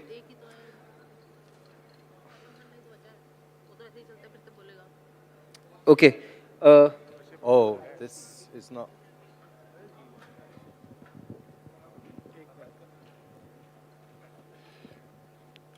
Vikram? Vikram? What do you need? The angles need to be changed? Okay. Got it, got it. Correct. So you want it on the other one? That's correct. We can do that. We can do that. We can do that. Thanks, guys. Hmm? Valentine. Valentine. This video... Can you just come down where the comfort is? Can you come down where the comfort monitor is? We need to change the angle of the comfort as per his Videos perspective. aren't playing. Oh no. This one, this one. Yeah. Yeah, it's a video. Is it? Maybe it's very slow motion. उसको cable वो है ना अपना. It could be very slow motion. We've put tapes to the cable, so that needs to be removed first. Right, then I need to change No, because that's constant for everybody. So if we change it for one, we'll have to again change it. We'll have to change the cabling. For the previous speaker, we changed it because ma'am asked. But for the previous speaker, ma'am had asked, so it was changed. That's why she's asking was screen डाल सकते हो इसमें आ सकते हैं कि keynote पे. Don't reveal it yet.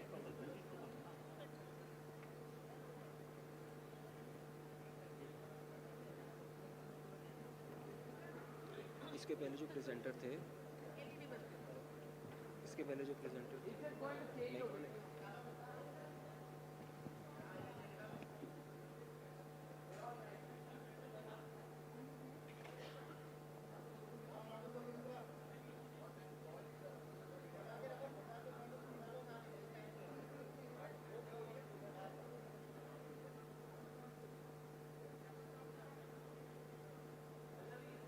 Rohit, that needs to be more tilted towards that side. The angle has to be towards the center stage.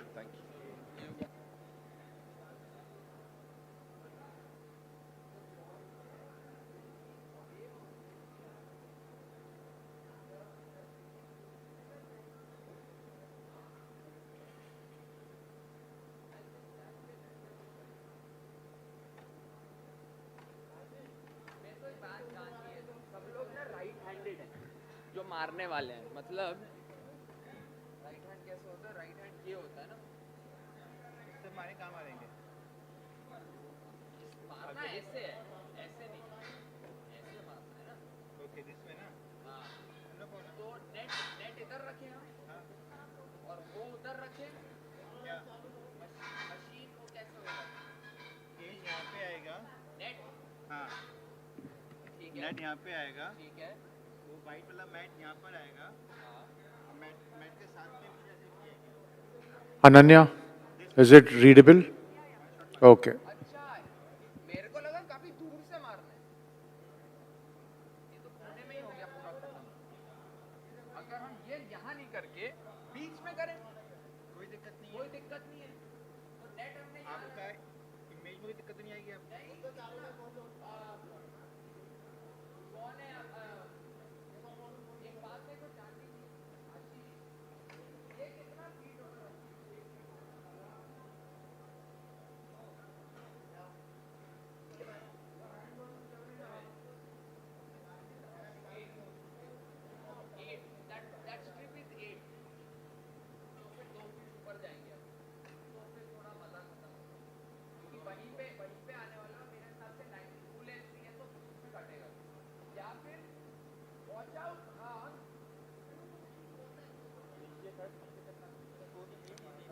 Ananya.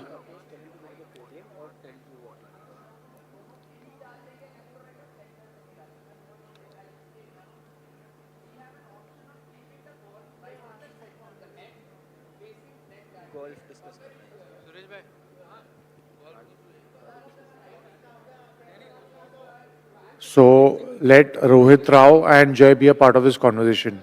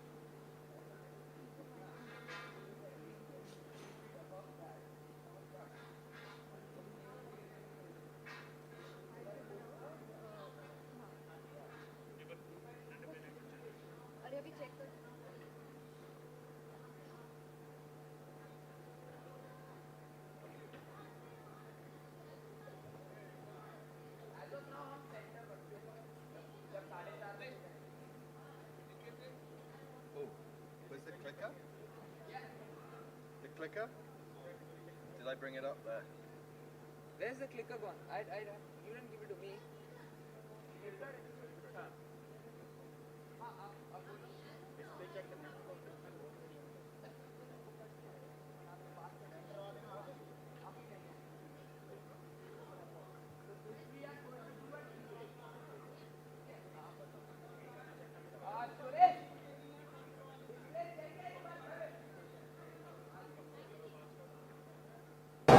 I am right at the very heart of the Triveni Sangam, on the channel where Ma Ganga and Ma Yamuna.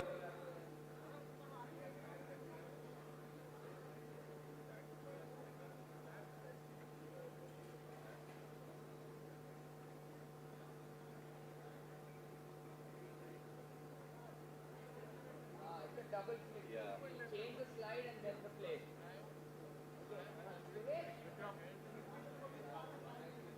And thank you so much. Suresh, just tell me यार, अगर इसका display check हो गया तो golf वाले का?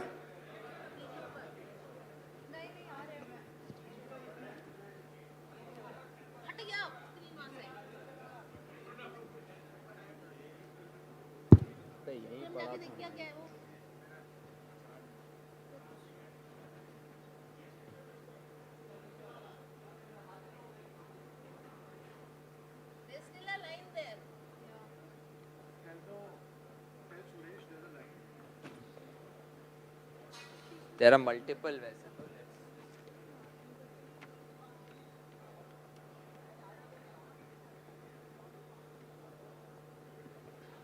Suresh, there's a line यहाँ पे अगर दिख रही है तो दिखेगी तो. अच्छा ठीक है.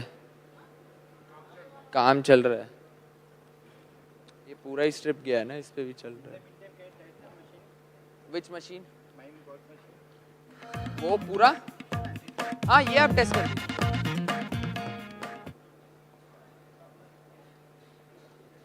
वो तब तक बस डिस्प्ले चेक कर रहे हैं, आप अपना पूरा सेट कर लो जैसे आपको करना है. 4 साढ़े 4 बजे वो पूरा का पूरा नेट इधर डाल देंगे, वो फिर उसके साथ चेक कर लेंगे.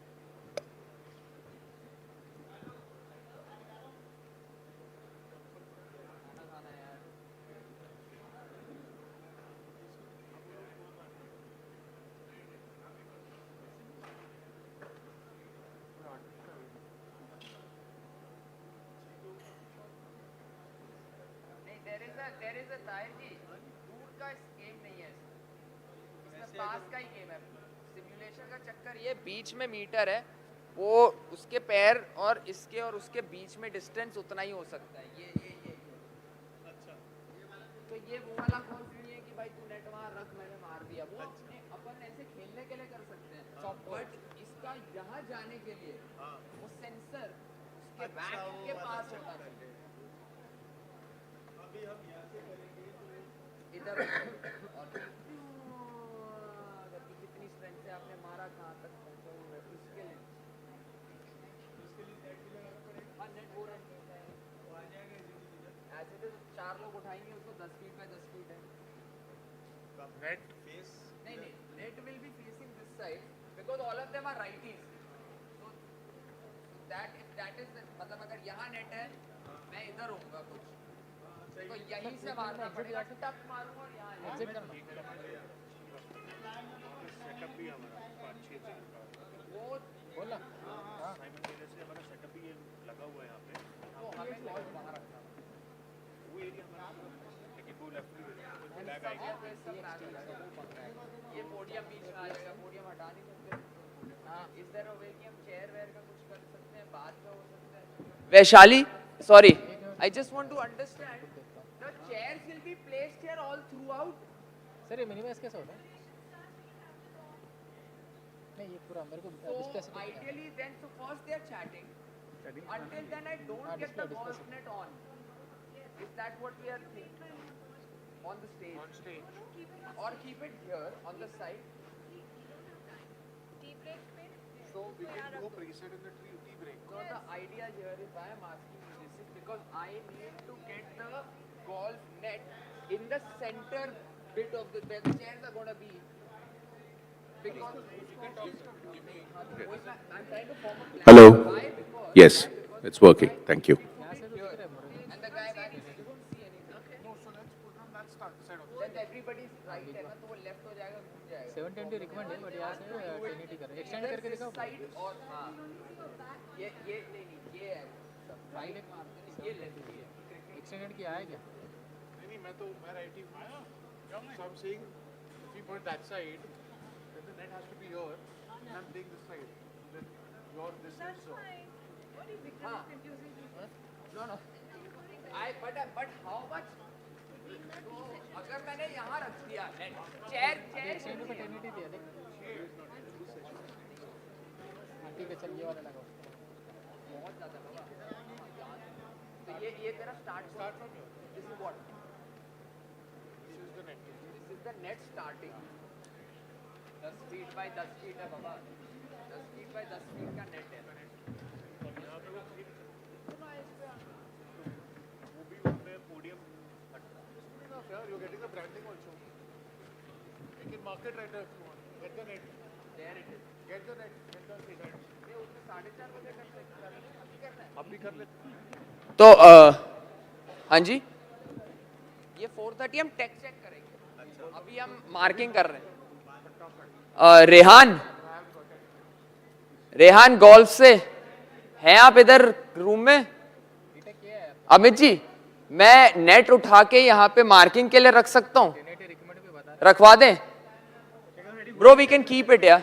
हाँ वही इसलिए चेक कर रहा हूँ, रेहान से वही पूछ रहा हूँ कि रेडी है या नहीं, लग तो रहा है रेडी।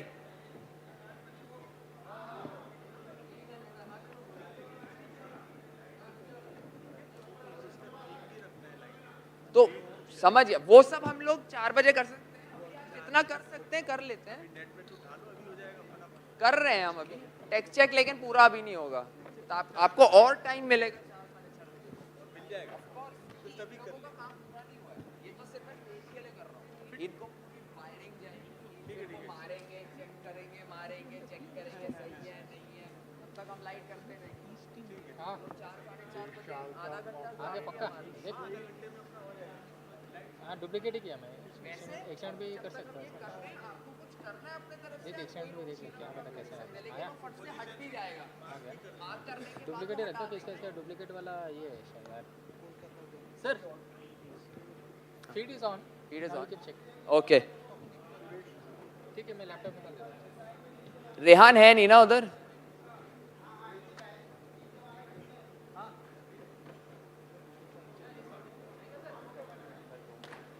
ये अमित है गोल्फ से? अमित आपका डिस्प्ले अप हो गया, आप देख सकते हैं।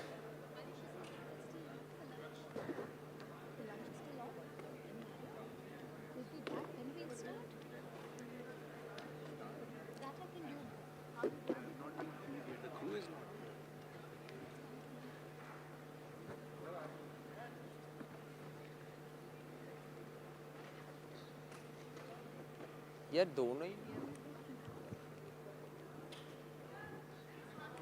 या दे मैं ज्यादा दिमाग लगा रहा था देखो it will all depend on cameras eventually Vaishali it's an R&D I'm trying eventually cameras में क्या capture होगा which will help us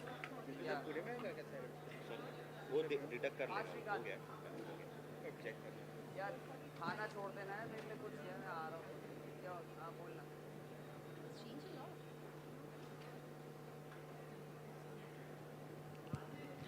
Ladies and gentlemen, I would kindly request you to take your seats inside the hall. We'll start very soon. Thank you, ladies and gentlemen.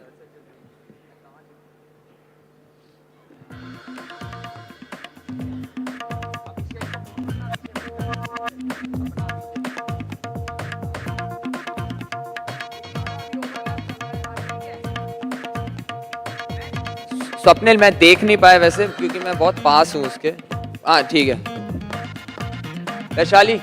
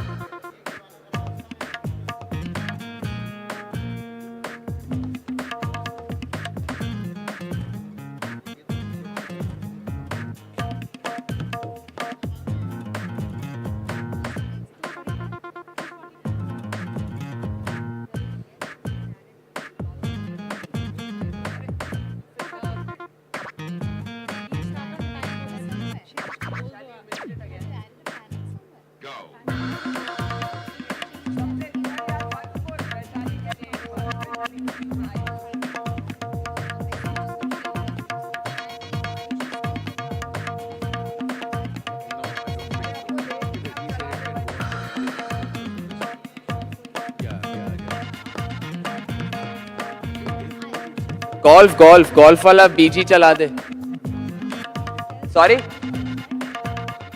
Okay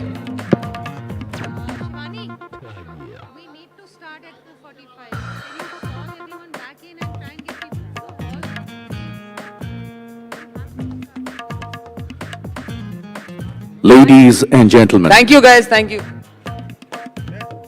if you could kindly take your seats inside the hall. We're going to start very soon. Thank you very much. Suresh, can we have the Inca display on once? Thank you. For now in the center, let's try it. But मेरे को ऐसा लग रहा है कि हमें left और right देना पड़ेगा eventually. वो तो option है ही हमारे पास. So let's try the center. Yeah.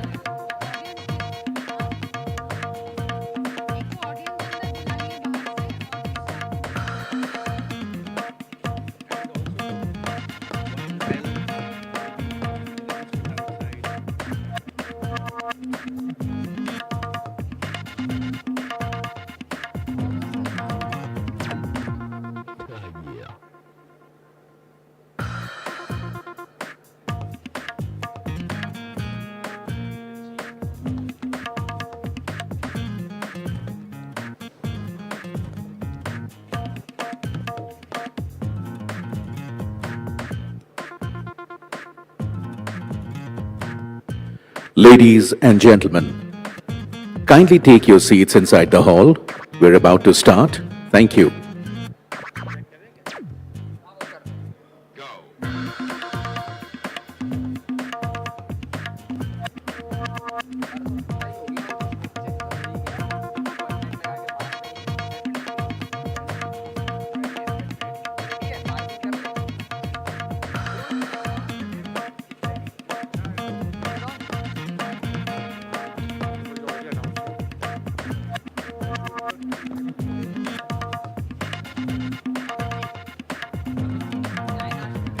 Ladies and gentlemen, lots of exciting sessions lined up, including a Bollywood star.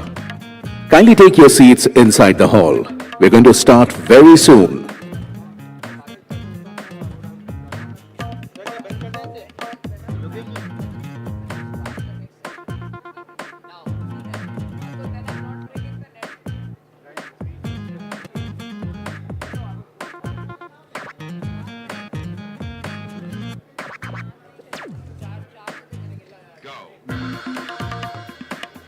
मेरे को बस दिखा दे यार एक बार डिस्प्ले अगर आता है तो सुरेश.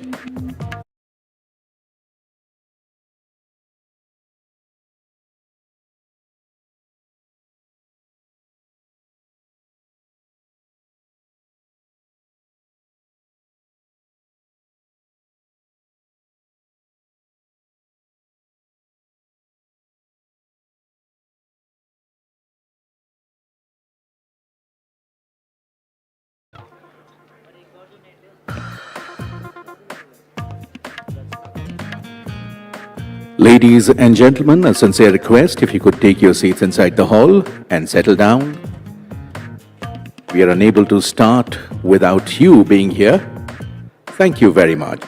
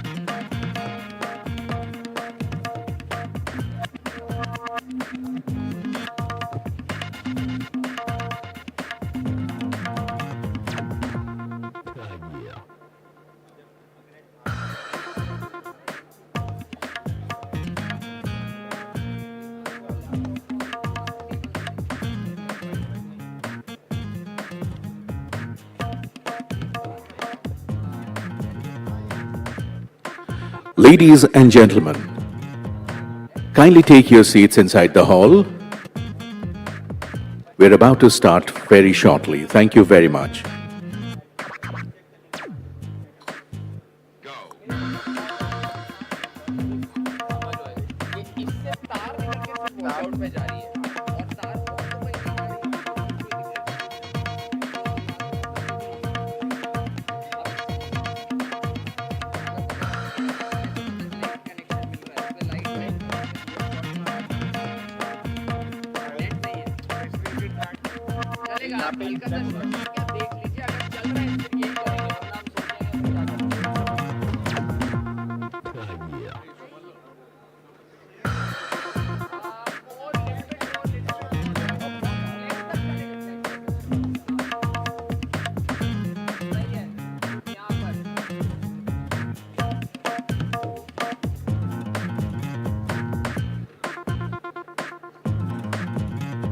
ओ या चल रहा है.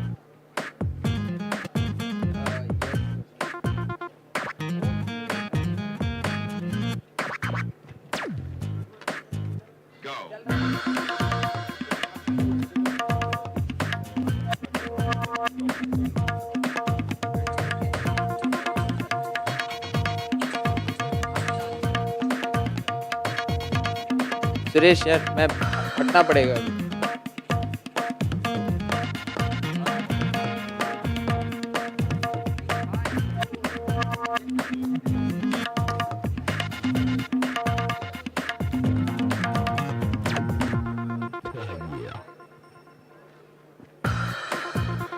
Ladies and gentlemen, kindly take your seats inside the hall. We have some very exciting sessions coming up. We can't start without you, so kindly settle down and take your seats. Thank you.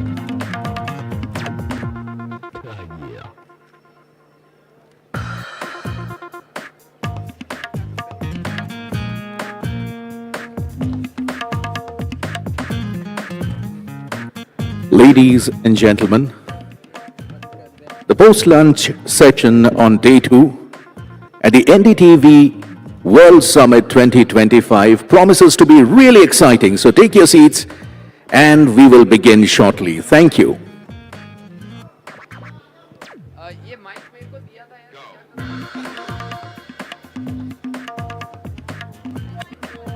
Is it that?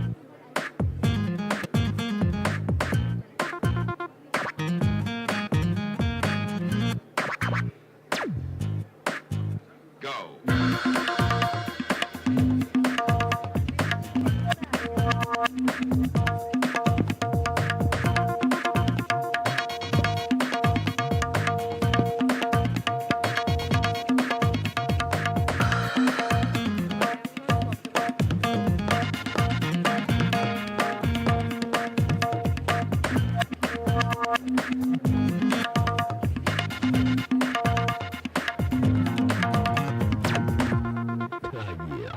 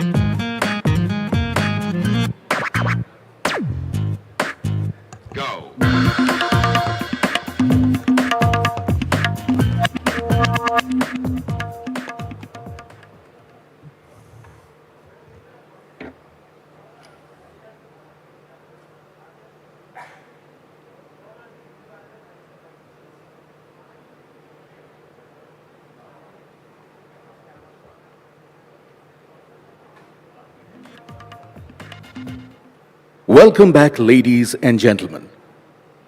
We hope you enjoyed your lunch and had a chance to recharge. May we remind you to keep your phones on silent mode.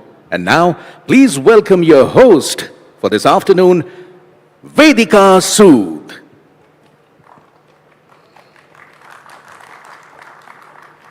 Welcome back, everyone. Are you recharged?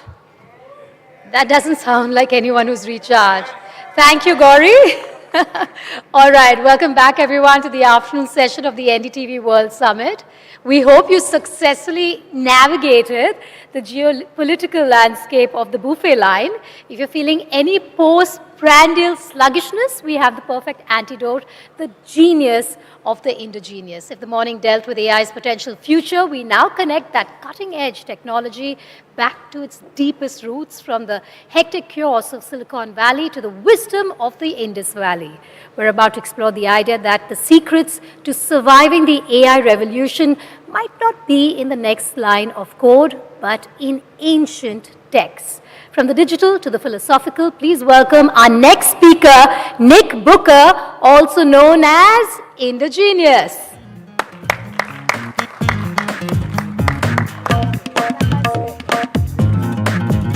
Are we ready to go? Namaskar, Vedika. Thank you so much. Namaskar, everybody. And those of you who are watching this at home, including my mother in England, who keeps up with my life in India by watching NDTV every night and then telling me the next day everything that's going on in the city I live in and the country I live in, and I've called home for so long. The tabla of NDTV has been the soundtrack of my life, and in fact, I first said, "I love you" to my wife, Me Too, with the NDTV soundtrack tabla in the background. I can remember the moment. And 18 years later, to be here on this stage with all of you truly is an unbelievable honor and a great, great pleasure. I am going to take you on a whistle-stop tour of the past right up to the near future, and I hope to be able to convince you how ancient India made artificial intelligence possible and can save us from it. I'm going to start with a very short video, which has some audio, of an incredibly important moment in my life earlier this year at Mahakumbh Mela. I am right at the very heart of the Triveni Sangam, on the channel where Ma Ganga and Ma Yamuna meet with the mystical Ma Saraswati. This is the most central I've ever been in the 6 snans that I've taken here at the Sangam, this Mahakumbh Mela.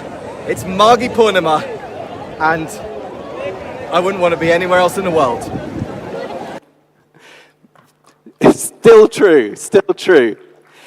On the screen, you can see a beautiful aerial image of that Triveni Sangam. And I want to show you this because it really clearly shows you those 3 channels, those 3 rivers. You can see Ma Ganga on the top, and you can see Ma Yamuna on the left, bottom left. And there you can see in the center Ma Saraswati, the merging and the 3rd river. Now I'm going to talk to you today about 2 super trends of the 21st century. And I first identified these, recognized these, and believed in these way back in 2006, and that's why I got on a plane to India in January 2007. The first one is we live in an era of accelerating technology. And of course, when we're talking about technology today, we're all thinking AI. But there are a whole suite of other technologies which are also coming for us, and AI is just one of those. But the second most important super trend of the 21st century is the re-emergence of Indian civilization. And I believe that we are now living in the first Indian decade of what will prove to be the Indian century. And I'm going to show you a little bit of why I believe that to be the case. So first of all, let's start with how did ancient India make artificial intelligence possible? here is a very quick summary of some of the things that you might have heard of, which are connected with this, quite literally. So some of the earliest rituals, which we're going to talk about shortly, the Vedas, the altars, they required geometry and they used algorithmic thinking. The Shobha Sutras, including Bodhayana's theorem, which predates Pythagoras' theorem. In astronomy, the work of Aryabhatta and Brahmagupta, but before him for millennia, an understanding of time using mathematics. Grammar, Panini, formal language rules, which were precursors to modern linguistics, and Chandas, Pingala, binary combinatorics. So you've probably heard of some of these, and I'm not going to go into too much detail on these because there's so much that I want to cover.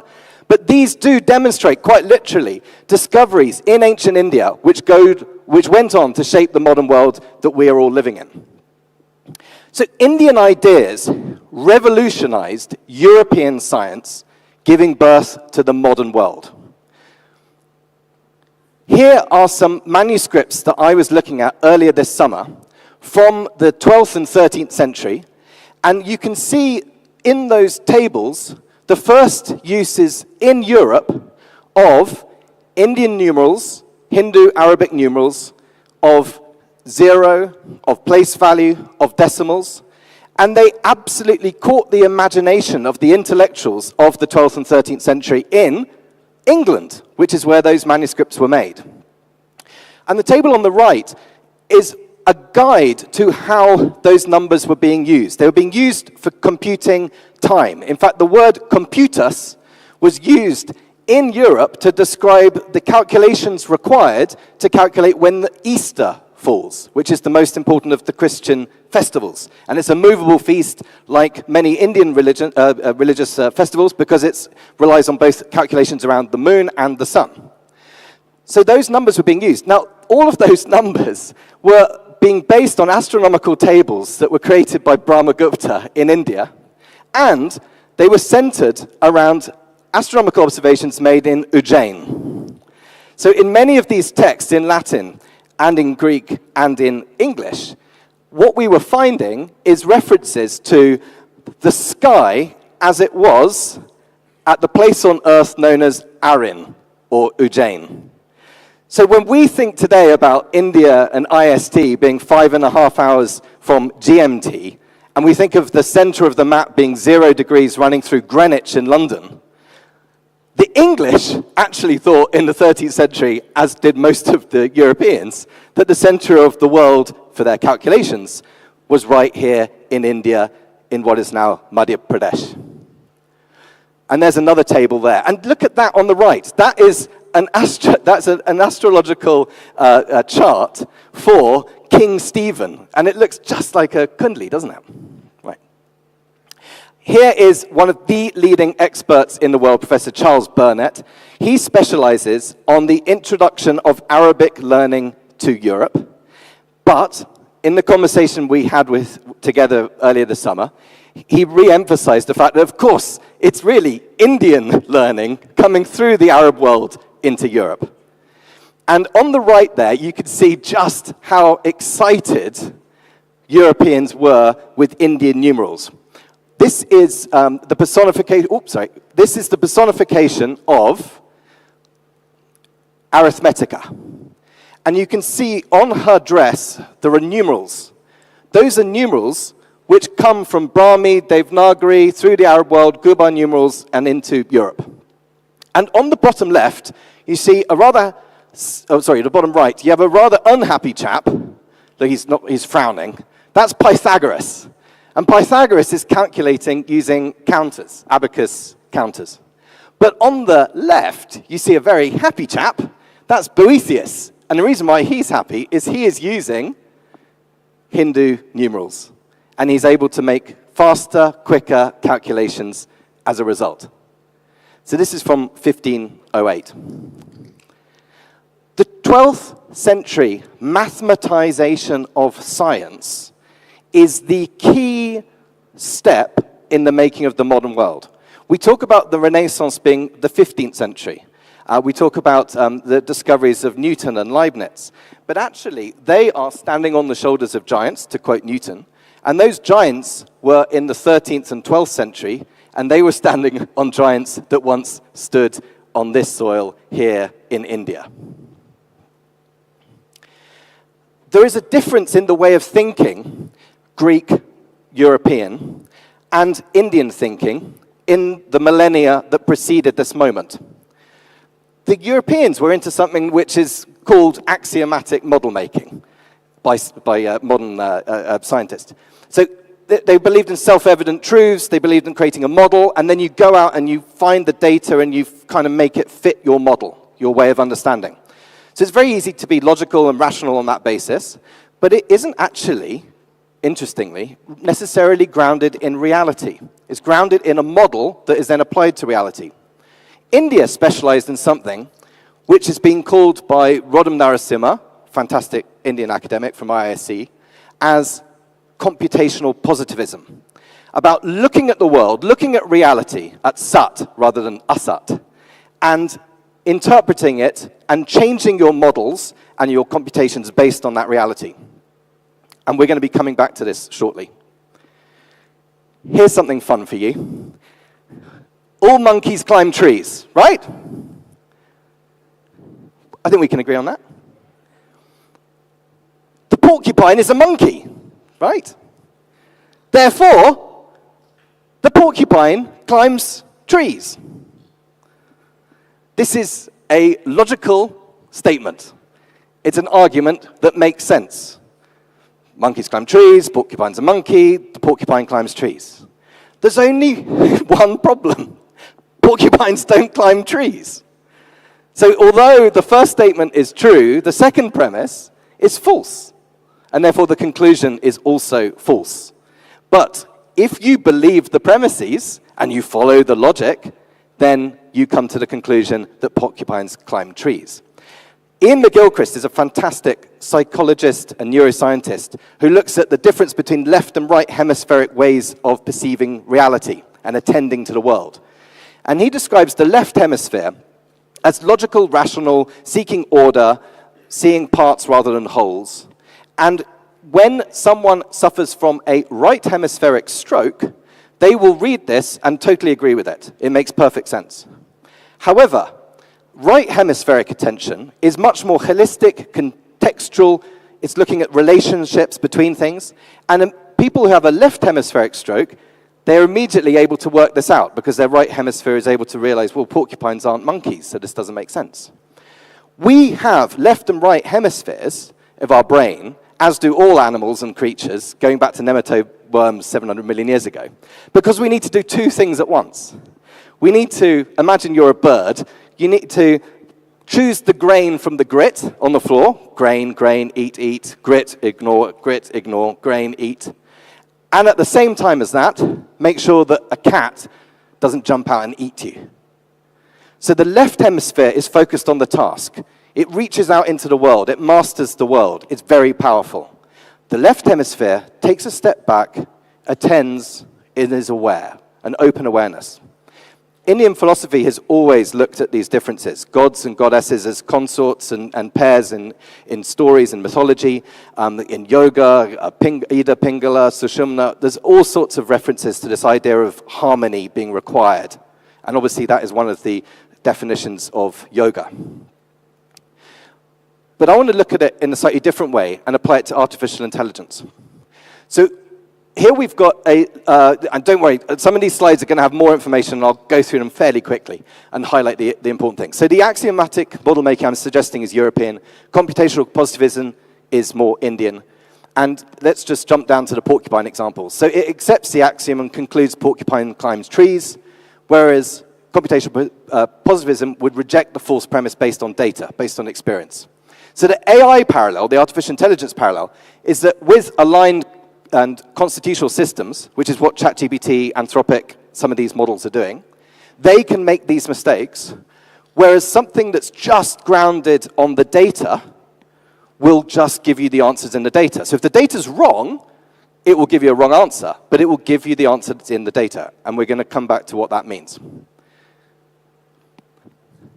The availability of metaphors is one of the greatest and most important reason for anyone learning about other cultures, and I would suggest especially India. So the mythology, the stories, the historical examples, the more you learn about things, the more you're able to understand other things that fit those similar patterns, and you're able to spot connections. And I've been doing that ever since I came here. My whole mind has been opened up to entirely new ways of seeing the world, and some of that is by applying stories and examples that I've learned about in India into other contexts. So the availability of metaphors is one of India's great gifts to the world. And I'll give you an immediate example of that, which you probably do know, and this is well known around the world. That's the story of the invention of chess, where the wise man tells the king, in return for teaching you this, give me 1 grain of rice on the first square, double it for each square. And that is how we can learn about what exponential means, because the king happily gives the grains of rice, but by the time he gets into the second half of the chessboard, he ends up with a pile of rice that's 18 quintillion on the final square, bigger than the size of a pile of rice taller than Mount Everest. So there are examples of Indian stories reaching out into the world that have become more popular. And I think there's several more that would also be useful for us to help understand the world that we're living in. How many of you have heard of AI being like opening Pandora's box? Yeah, this has been a go-to metaphor used at the World Economic Forum, Chinese ambassadors in that bottom right, many a YouTube video, books. Lots of people have used Pandora's box as a go-to metaphor. Let's consider the difference between Pandora's box story and what it tells us about the Greek and therefore the European mentality towards fire, which is what Prometheus discovers, and Zeus punishes him by sending Pandora with actually it's a vase, not a box, and out of that come all of the ills of the world. And the only thing that's left in the box is hope. So let's compare that to Vedic Agni. So fire is stolen from the gods. It's about conflict and punishment. Zeus is angry. It symbolizes forbidden knowledge, rebellion, and technology. It's tragic, it's guilt-laden, feels bad about it. It's a tool for civilization and power. And Prometheus ends up becoming this ideal of the rebel scientist and the revolutionary and the rationalist.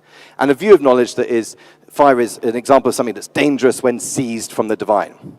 Now think back to what Agni means in India. So Agni, from Vedic thought right to the present, is invoked through ritual and mantra rather than stolen. It's about cooperation and reciprocity. It's about honoring the divine. It's about sacred consciousness, purity, transformation. It's progress, it's participation. It's a bridge between heaven and earth. And it's Agni-centric in the sense that it seemed to be a good thing, a focal point, because of the illumined seers and the sacrifices, the Yajaman, who use fire as a way of communicating with the divine. It's divine when aligned with cosmic order. Completely different attitude. Here's one of my favorite metaphors, which I think is far more relevant to artificial intelligence than Pandora's box. And that is, of course, the Samudra Manthan, the churning of the ocean, a story central to the Kumbh Mela. So here we have the divine, represented by the Devas, combining forces with the Asuras, with the bad guys. And when they're churning, they're creating not just all of the beautiful things, Shri, Lakshmi, wealth, Dhanvantari, health, but they're also creating halahal, poison. And that poison needs to be regulated, needs to be dealt with. So Shiva swallows it. Parvati holds his throat. He takes that sacrifice. And then just as the Amrit, the elixir of immortality, comes out of the ocean, the Asuras snatch it, run away with it, and Mohini is required to come and distract them in order to get it back for the Devas. Think about what's going on in Silicon Valley right now. We have forces of good and evil. We have, ego and power, as well as people who want to make the world a better place. Joining forces out of convenience, using money of venture capitalists, using greed, using ego, in order to create something that some people think is going to be beneficial. And when it emerges, is it going to produce good or ill? It's going to produce both. How are we going to deal with the ill? How are we going to deal with the problems it creates? who's going to be Shiva, who's going to drink the poison, who's going to be Mohini, who's going to distract and require the return of the Amrit to the Devas. Okay, a havan. Many of you, in fact all of you I'm probably guessing, have attended a havan, a wedding, an Indian wedding, or the opening of NDTV's office, I'm guessing. It's a ceremony that is part of so many of our lives. We perform havans at home. We perform them with our students when they come to India. I've been attending, I would guess many hundreds of havans over the last 18 years. And almost all of us will have seen the havan as a fire pit, a kund, which is normally square-shaped, and it's something that we sit around, okay? This is a simplified version of the actual Vedic ritual. The real Vedic rituals, when you go back to the Yajurveda and the Rig Veda, are describing something far more complex. And that's what I'm going to show you now. So the havan that we know is, there we go, is the square, okay? And it comes from a havanya. But look, there are other places, other kunds, other elements to this ritual space. So in a proper Vedic ritual, there's a Traitagni. It's 3 agnis, 3 fires. The first one is the Gahapatya. This is the householder's fire. This is where the Yajaman and his wife, the Patni, they sit and they make their offerings into the fire. And it's circular. Then the Vedi, which is the altar where all of the implements, the hardware, the tools, the ladles, all of that is kept. And offerings from the householder then go into the havan, the ahavanya, where they're then offered on to the gods. And there is a third fire. The third fire is the Dakshinagni. This is the southern fire, which represents offerings to ancestors, to Pitra, and also regulation and oversight. It's protecting the entire operation. But this is only just the beginning. In the grand Jyotistomas, Agnistomas, Agnihotra is the smaller one, but you get up to Agni Chayana, Atiratam. These are piling up of fire. It goes on for 12 days. Some of these are incredibly important, long, and very, very expensive in terms of time and investment to create. And they look something like this. So you have the Traitagni, the 3 fires, which you still find in many homes, or some homes, in Andhra Pradesh, in Kerala, and some other parts of the country, Maharashtra. I've seen in people's homes, they actually have the Traitagni set up. But in the grand rituals, you also have a Mahavedi, the grand altar, the grand Vedi, the greatest. And that has Sadas, and it also has here, in the case of the Agni Chayana, the 12-day ritual, it has the Sayana Chitti, the falcon altar, place of offering. So what begins with the householder ends up going to the gods and then ends up with this enormous offering through Agni, through fire. So what has that got to do with artificial intelligence? Well, there are 4 kinds of priests who are involved in these rituals. The first one is the Hotri, and the Hotri recites mantras from the Rig Veda. Second is the Advaryu, who is learning from the Yajurveda. Then we have Udgatris, who are singing, chanting from the Samaveda, often mantras, but and other verses from other texts, but they're compiled into this beautiful musical Samaveda. And then finally, you have the Brahman. So the Brahman is only one of the 4 priests, and he is the expert on the Atharva Veda. What I'm about to say, I mean, the psychological worldview, the mentality of those 4 priests, of these rituals that took place where we are sitting or standing today on the banks of Ma Yamuna, here in Delhi, they are the same ways of seeing the world as are going on right now in Silicon Valley, and of course by Silicon Valley I mean not just California, but Bangalore, Hyderabad, Gurugram, and so on. The Hotri is reciting mantras. These are like command line instructions. It's software. It's using language to manipulate. The Advaryu from the Yajurved, they are the hardware specialists. They're building the servers, the chips, the GPUs. They're creating the physical matter that is manipulated using the software. The Udgatri from the Samaved are like the kind of public relations, marketing, and I mean that with due respect. They are summoning the gods, the deities, to come to the ritual, to participate. And the Brahman from the Atharvaved is overseeing it, oversight, regulation. I would suggest that right now, we don't have this. So the Brahman is missing. So we have conversations going on around the world. We heard it yesterday from Deloitte, we heard it from Rishi Sunak, talking about who's going to oversee what's going on with the development of AI. So that's the missing role. So the Dakshinagni, the southern fire, the protecting fire, and the Brahman, the oversight, the understanding everything's going on, is missing. So here are the Vedic concepts I've spoken about and their modern parallels. Agni is like the computational energy, electricity, photons, quantum. Agni Chayana, the fire altar, is like the data centers, the layered geometric symbolic representations of reality that are manipulated by the Advaryus, by creating hardware, GPUs, servers, chips, data centers. The hot trees, the coders, the prompt engineers, the software specialists who are invoking algorithms with language. The Udgatris are the public communicators, the CEOs, the vision casters, people we've seen on this stage, marketing. And the Brahmans, the philosophers, the ethicists, the regulators, considering what should happen. So here are the fires. So what are the literal things that we are doing in order to build this? First off,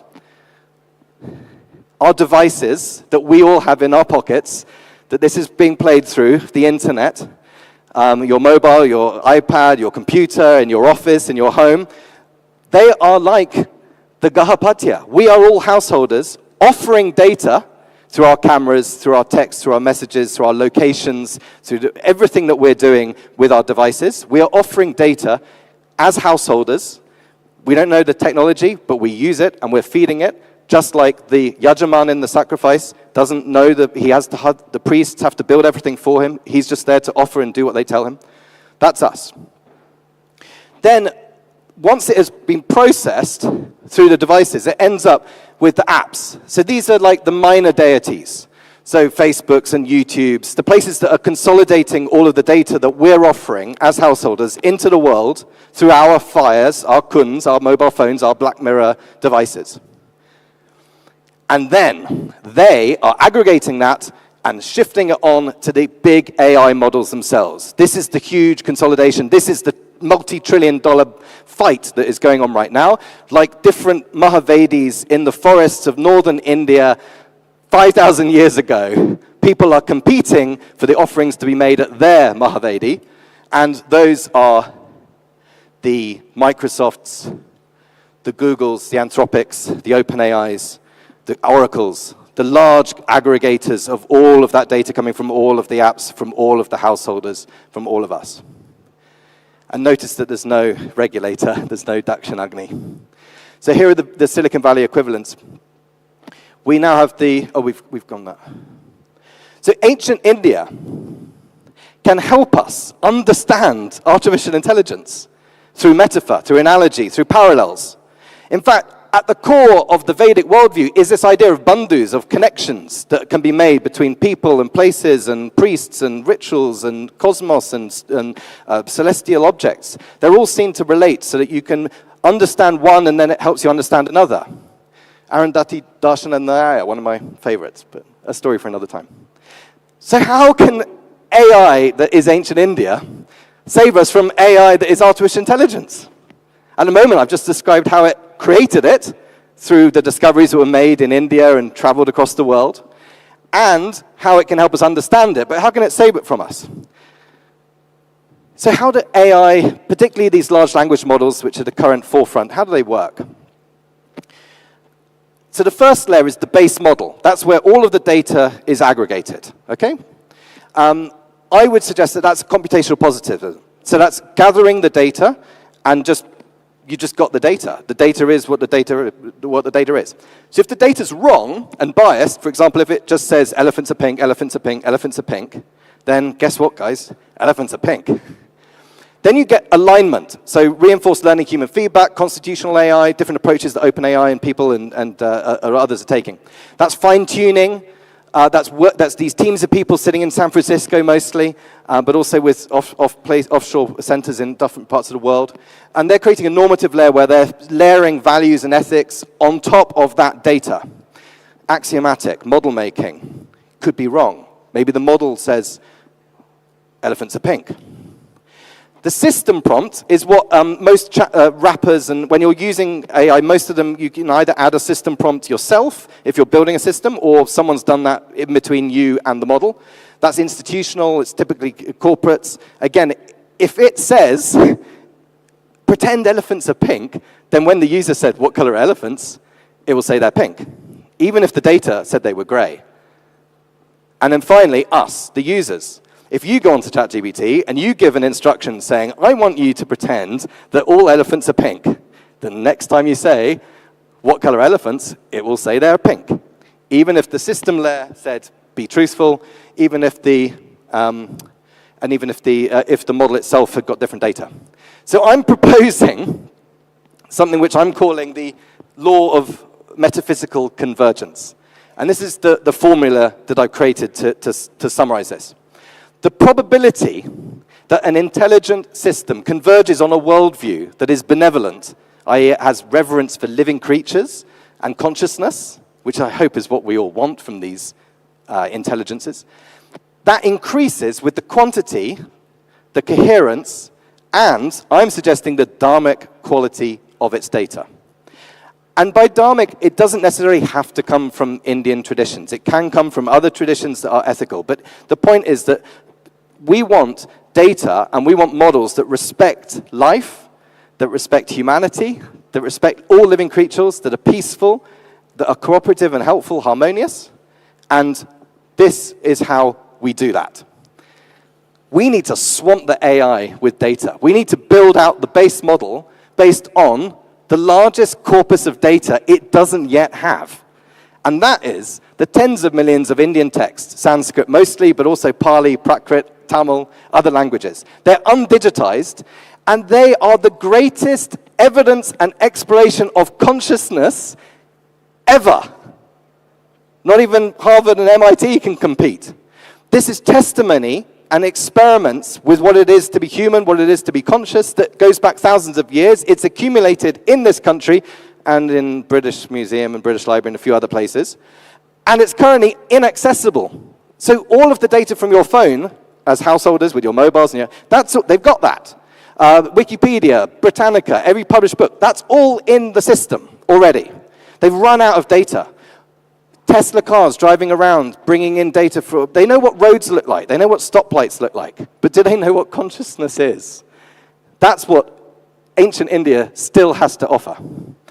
And if we can train the models on that, we could, Minister Shekhawati and Prime Minister Narendra Modi were at the Gyan Bharatam conference talking about the digitization of Indian manuscripts. There's a big effort going on right now, and I had the good fortune of being there.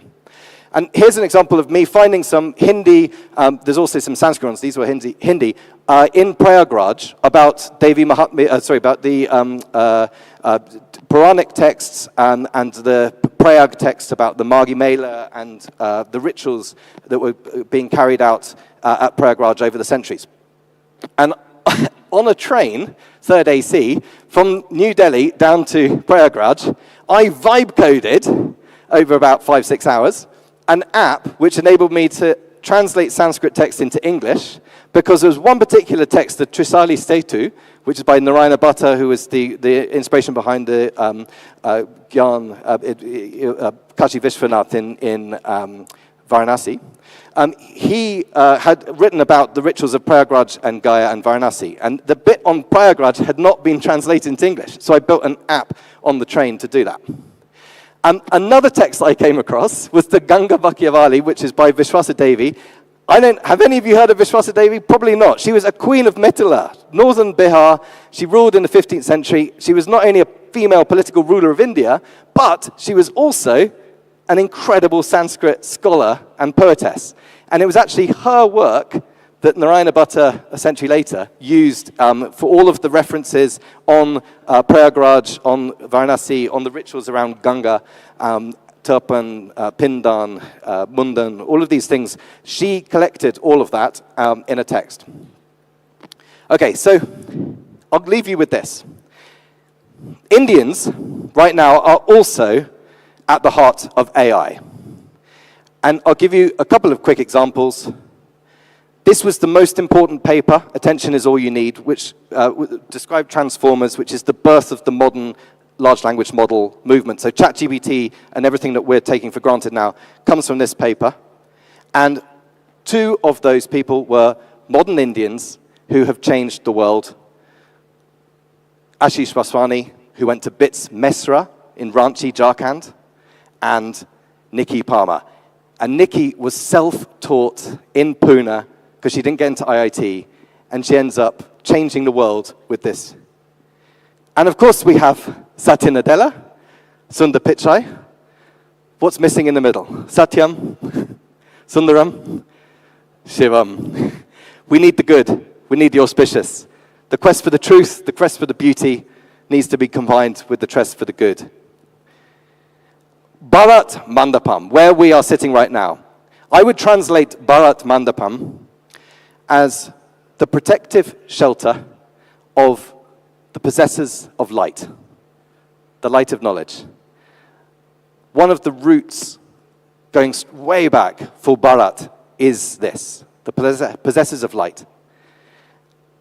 And it also connects to the English word bright, which means, ladies and gentlemen, viewers at home, my mum, the future is bright, the future is Bharat. Dhanyavad, Shubh Dhanteras and Shubh Deepavali.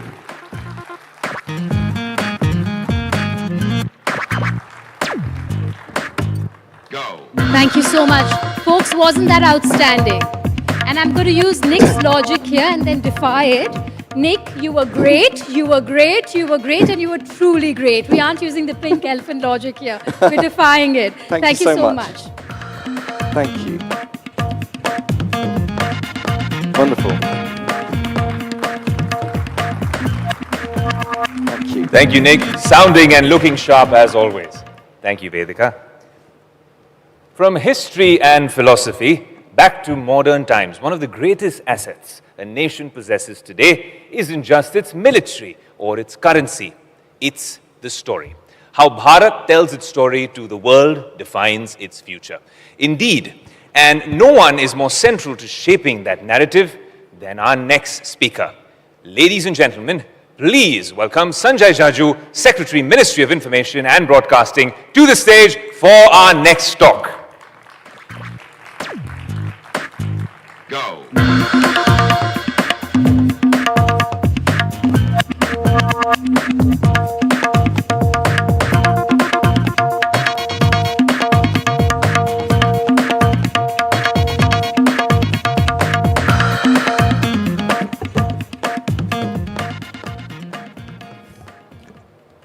In fact, I'll continue from where the previous speaker left.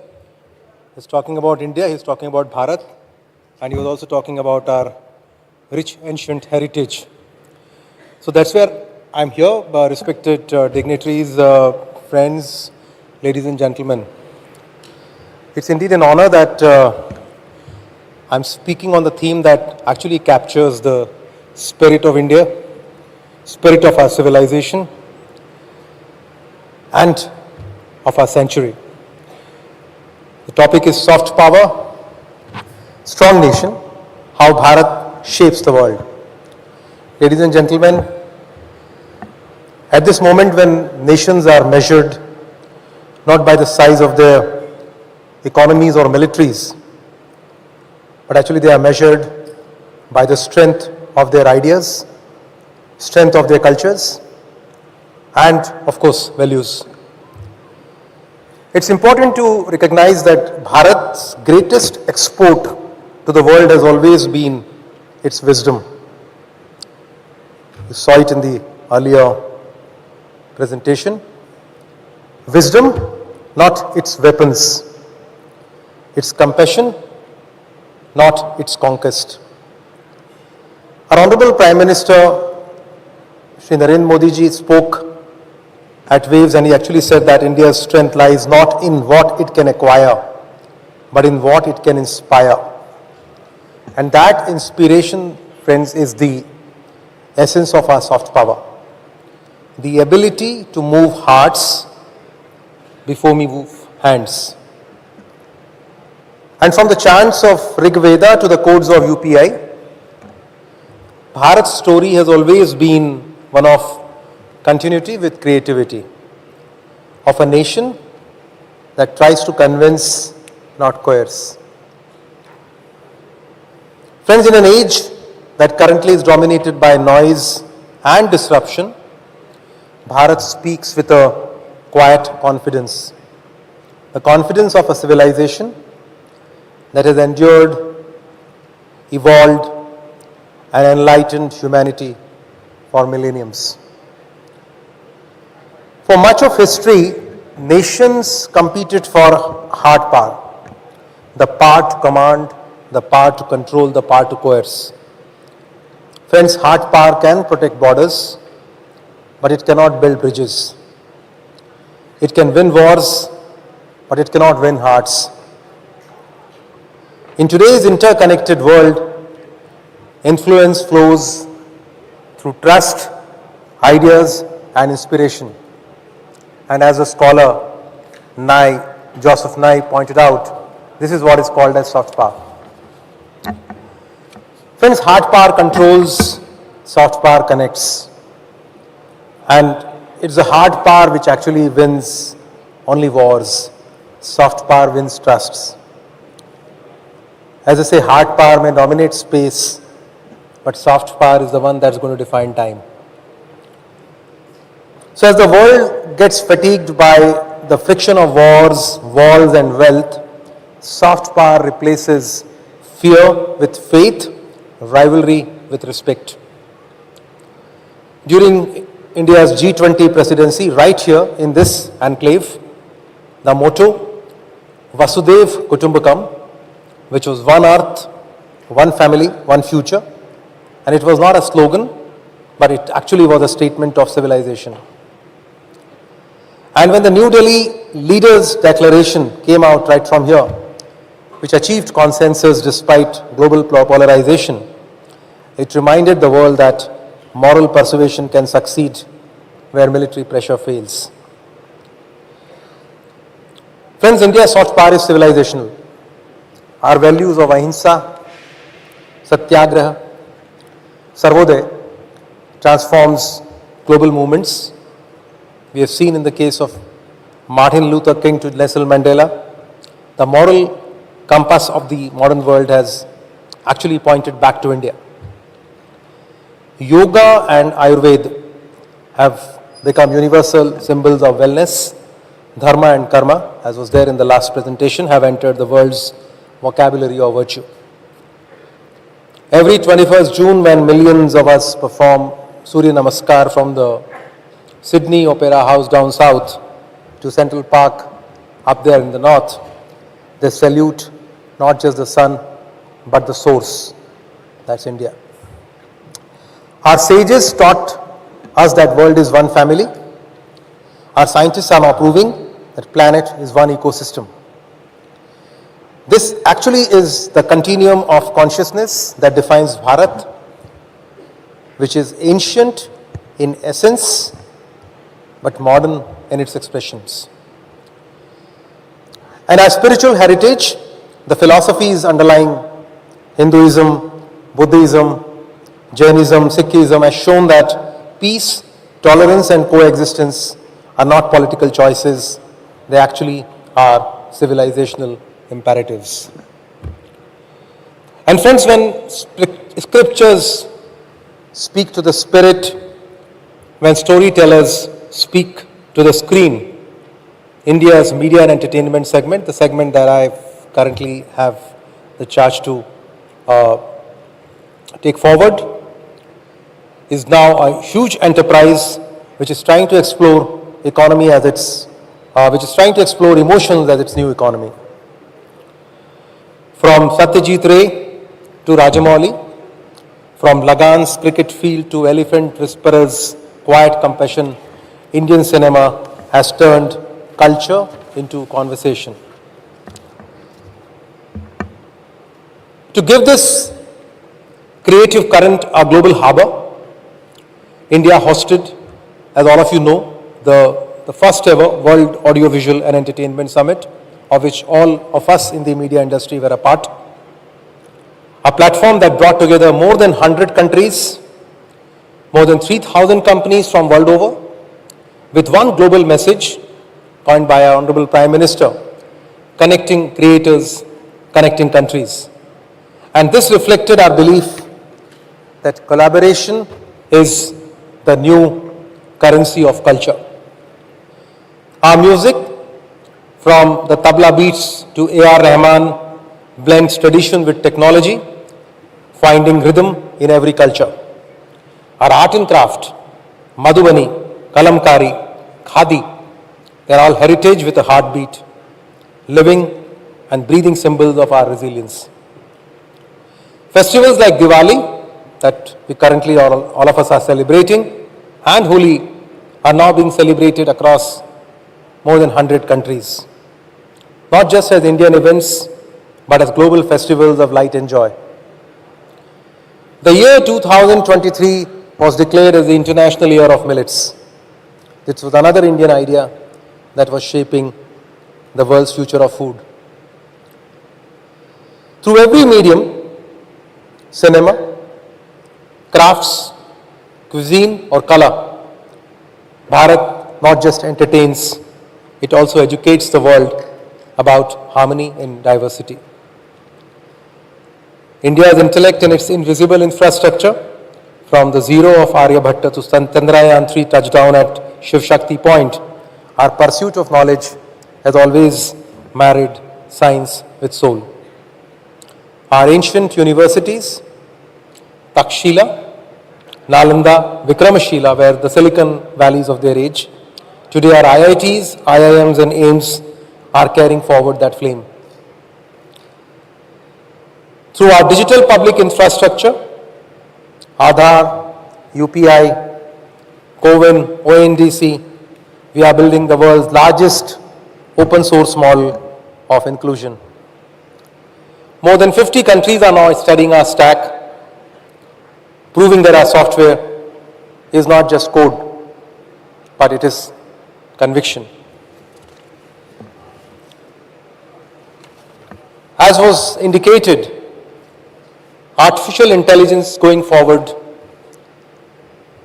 is going to be one of the major disruptions, not just for the media and entertainment, but for the economies at large. And that's where India's AI mission is going to ensure that machines learn not just logic, but ethics. The Shiva in between was pointed out by the previous speaker, which will actually embed the dharma so pivotal in the AI age. So innovation with integrity and technology with trust is what our soft power offers to the world. Friends,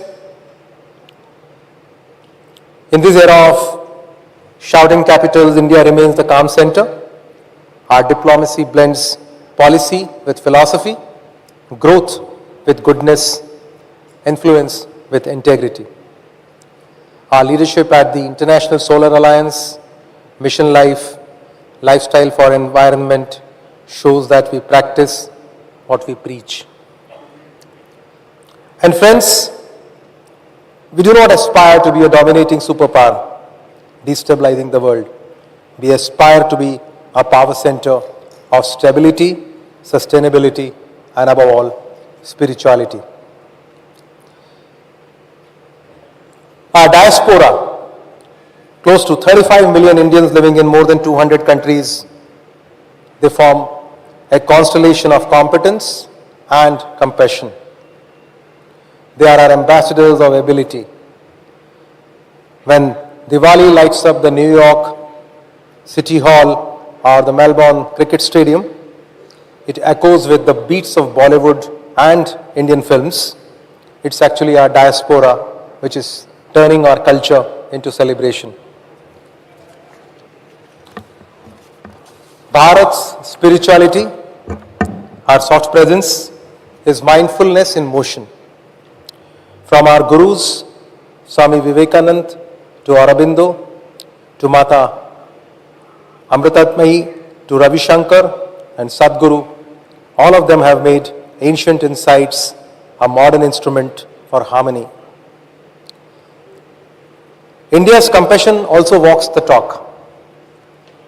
Through Vaccine Maitri, we sent COVID vaccines to close to over 100 countries.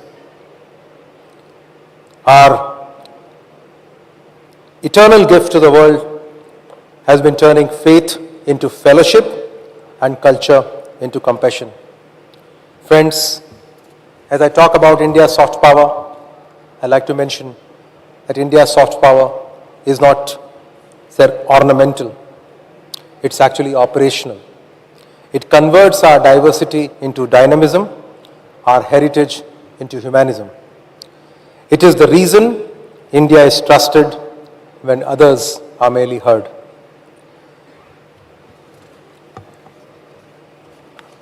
As I speak before the members of the industry, I'd like to remind all of you that every product that we build, every partnership that we forge, we need to project brand India. We need to stand for quality, credibility, and conscience.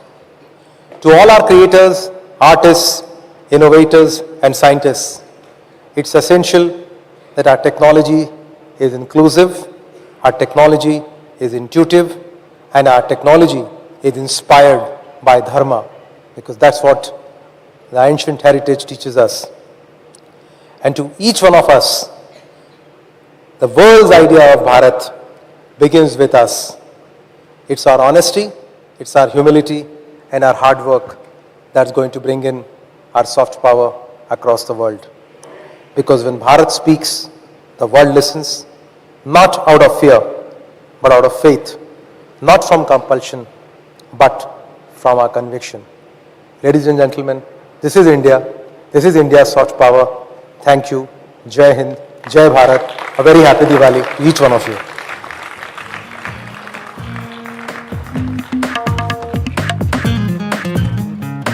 Thank you, sir. May I please request you to stay back? And I'd like to invite NDTV's managing editor, Shiva Roor, on stage to express a token of our gratitude. Just a minute, sir. Just a minute.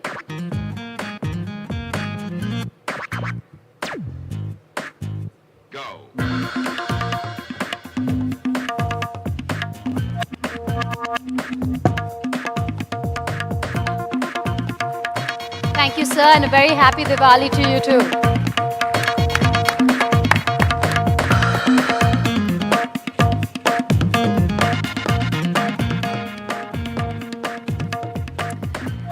Now, part of India's story lies in the road it takes to 2047. What are the fundamental pillars that will support India's ascent to a fully Viksit Bharat by the year 2047?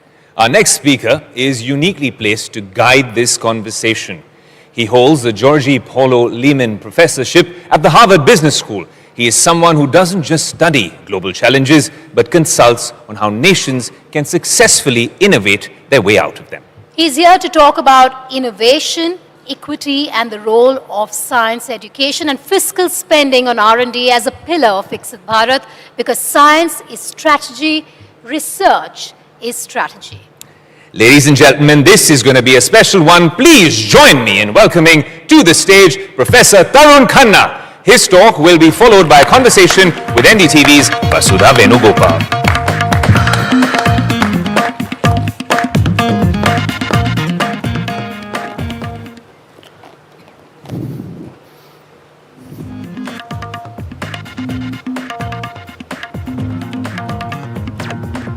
Good afternoon. Good afternoon. It's after lunch, so we need to get some, you can stretch if you want a little bit, just get ready. It's lovely to be here. I had a good time yesterday listening to all our political friends and the different colleagues from different walks of life. I'm here to speak to you about science. By training, I'm an applied mathematician, economist, but I've come to appreciate that ultimately the driver of most of economic growth lies in scientific discovery. Right? Most of what we see around us in the room is a consequence of somebody tinkering with science at some point somewhere. And my concern is that I titled this India's Growth Frontier, Endless Growth Frontier. There was a very famous manuscript written in 1945 by a gentleman named Vannevar Bush in America. And this is a picture of the actual report. It's a very thin manuscript, but I would submit to you that no other 15-page manuscript has had more consequence for modern economic growth in the last several decades than this one. It is basically a submission from Vannevar Bush to the United States President of the time, Harry Truman, saying that unless we invest in science, it's very unlikely that the US will grow the way it has grown in the last several decades. What he really meant by that was the taxpayer, the US taxpayer, should be the one who puts in the money for science, not the individuals, the state. The importance of that moment is hard to overemphasize. It was the beginning of a societal consensus. And I want to say that phrase again, societal consensus. I think one of the things that we are lacking in India right now is a societal consensus behind the importance of science. We talk about engineering, and engineering is important, and India is known for its prowess at producing engineers, but we underemphasize science, I think, to our own detriment. There is so much upside potential. I live and work in the Harvard-MIT complex, which is one of the bastions of science in the world, and I'm very fortunate to be there. And I see it all around me. Companies being created, discoveries being formed, vaccines, new age materials, new algorithms, genome sequencing. Everything is happening within 10 square miles around me. And the number of entrepreneurs who are creating dramatically new things is fantastic to watch. I'm trained as an academic, but over the last 15, 20 years, I've started a dozen companies, essentially feeding off the science and contributing to it also. And to me, creating a company is as much a research project as writing an academic paper, because in the end, it's all a process of experimentation. And I've just loved it so much that that's what I want to communicate, that excitement to you. Now, most of my professional time is spent in China, India, and the United States. What I'd like to get us to think a little bit about is what are some of the possibilities that a consensus around science can unlock for us in India in the next several decades. Prime Minister Modi ji was here yesterday talking about us being a top 5 economy already and aspiring to do much more. I think the aspiration is truly endless. And again, let me keep going. We are familiar with a number of amazing things that have happened. If you go back to the 1960s, those are some archival pictures on the left when we used to borrow small rockets and ride our bicycles to different places in the 1960s. All the way to now doing Chandrayaan and Mangalyaan and these very heavy launch vehicles, LVM-2. This is just a picture of the heaviest launch vehicle that we have, which shot its first satellite into space, I would say around 2017 or 2018. And the progress is just dramatic and rapid. Some of the policy frameworks that have kicked in to enable this are also now well known. We've got the NSIL, which permits commercial space applications in a way that unlocks the monopoly away from ISRO. So it's always the state setting the stage for private entrepreneurs to do something. This is an area where we've done quite well. Another area, of course, is, again, the Prime Minister alluded to this yesterday, the Aadhaar, the biometric ID, and the India stack that has been built atop it. I like to use the phrase ease of life, right? It's not just ease of doing business, it's just ease of life.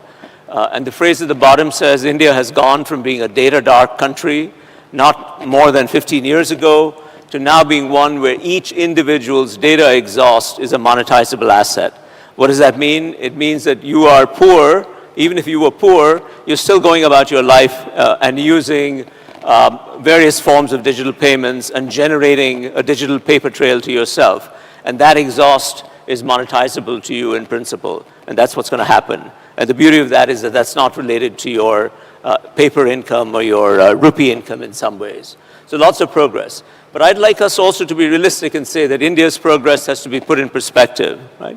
If we want to go from a 3 to 4 trillion economy to be a $10 trillion economy, we have to be realistic and we have to look around and say, where can we pick and choose lessons from and see how we don't need to reinvent the wheel.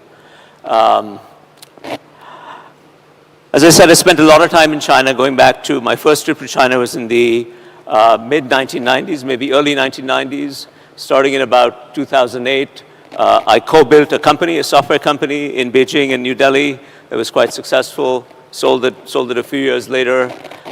Learned to speak Chinese. My kids learned to speak Chinese. And so we are sort of full citizens of these two countries in some ways. And I want to share, but the way that China has gone about leapfrogging its historical assets, so to speak, is quite different from the way that India is going about it. And I think there's much to be learned from it. And that's what I'd like us to do. In preparing for these brief comments here, one of the things I did was go to the Global Innovation Index. This is an ensemble of about 60 or 70 indicators that collectively purport to represent the innovation environment in a country, and looked at it going back about 15 years. And the two countries that have shot up the innovation index the most in the last 15 years are China and India. China by much more than India has, in fairness, but India's done pretty well too. So in that sense, China offers a good counterpoint to us to learn from in some ways, since it's also been the site of pretty dramatic growth. This is a graph that requires me to explain a little bit. It's done by my colleague Josh Lerner and some of his academic partners. You may not be able to see it very well. It essentially is a graph of domestic patenting for specific areas. I just put up 6 examples here, but there are 14 in total. These 14 are the technologies that the United States considers the most salient to its economic security in the next several decades, right? So examples of this would be advanced computing, quantum sciences, space technology, renewable energy, advanced materials, so on and so forth. The red line shows China's progress over the last 40 years. The blue line shows America's progress. What you see from this is that in every one of the 14 critical areas, on the screen here we just have 6, but in every one of the 14 areas, China vastly outstrips the United States, right? This should be very sobering. If we looked for India's patenting on this graph of 40 years, you would have to find a eclipsing the United States, particularly in the last 10 years. There's some eclipsing the United States, particularly in the last 10 years. There's something that they're doing that maybe we can take a page on. Not literally copy it, but something that they're doing that maybe we can take a page on. Not literally copy it, but maybe see what it is that they're doing that's worth emulating. Our entrepreneurial policy agenda, I believe, has to be orders of magnitude more ambitious than what it currently is. It's not sufficient for us to be doing what it is. Just to give you a particular concrete data point, the ratio of R&D to GDP in the United States is, give or take, 0.6, 0.7%, right? And if anything, it's trending in the wrong direction. It's going down because our expenditure on R&D, this is an ensemble number, so I'm lumping in a whole bunch of things into it from the national accounts. The R&D number isn't budging so much. And I'll talk, of course, about the National Research Foundation, the ANRF, and so on and so forth in a few minutes. But despite all that, it's not really budging, and GDP continues to grow. So R&D divided by GDP is stuck at about 0.6, 0.7%, again, give or take. The United States is about 2.5%, right? So quite a bit more, 3.5 times more. China is about 3.5% of a much, much bigger economy than ours. Israel and Korea are in the 4%. So we are very, very far, even in the amount of money that we're spending. I just heard a sobering thing with a collection of some of my entrepreneur friends in Bangalore, which is that even the money that our government is, with all good intention, allocating to R&D, as small as it is not getting fully utilized. We're having trouble finding, not that we lack human capital, we certainly don't. Not that we lack people with good intent, we certainly don't. But we're having trouble translating the science from the laboratories that we have into anything approximating commercial applications. So not only is the money going in minuscule by world standards, our results on patenting are very low, and whatever money we are putting in, the production function isn't working to generate patents. The data are pretty clear and sobering. But I think that there's a lot that can be done that can improve this pretty dramatically. Okay, one of the things I want us to focus on is just to ask, what is it that China does and India currently does not do? Again, I'm not saying that we should blindly copy it. I'm simply saying that one of my roles as an academic is to look around and say, what can we learn? How can we make sense of the patterns in the data and see what lessons we can draw from it? These are examples of very simple but very important, fundamentally important scientific infrastructure. Without these things, individual scientists cannot do their jobs, right?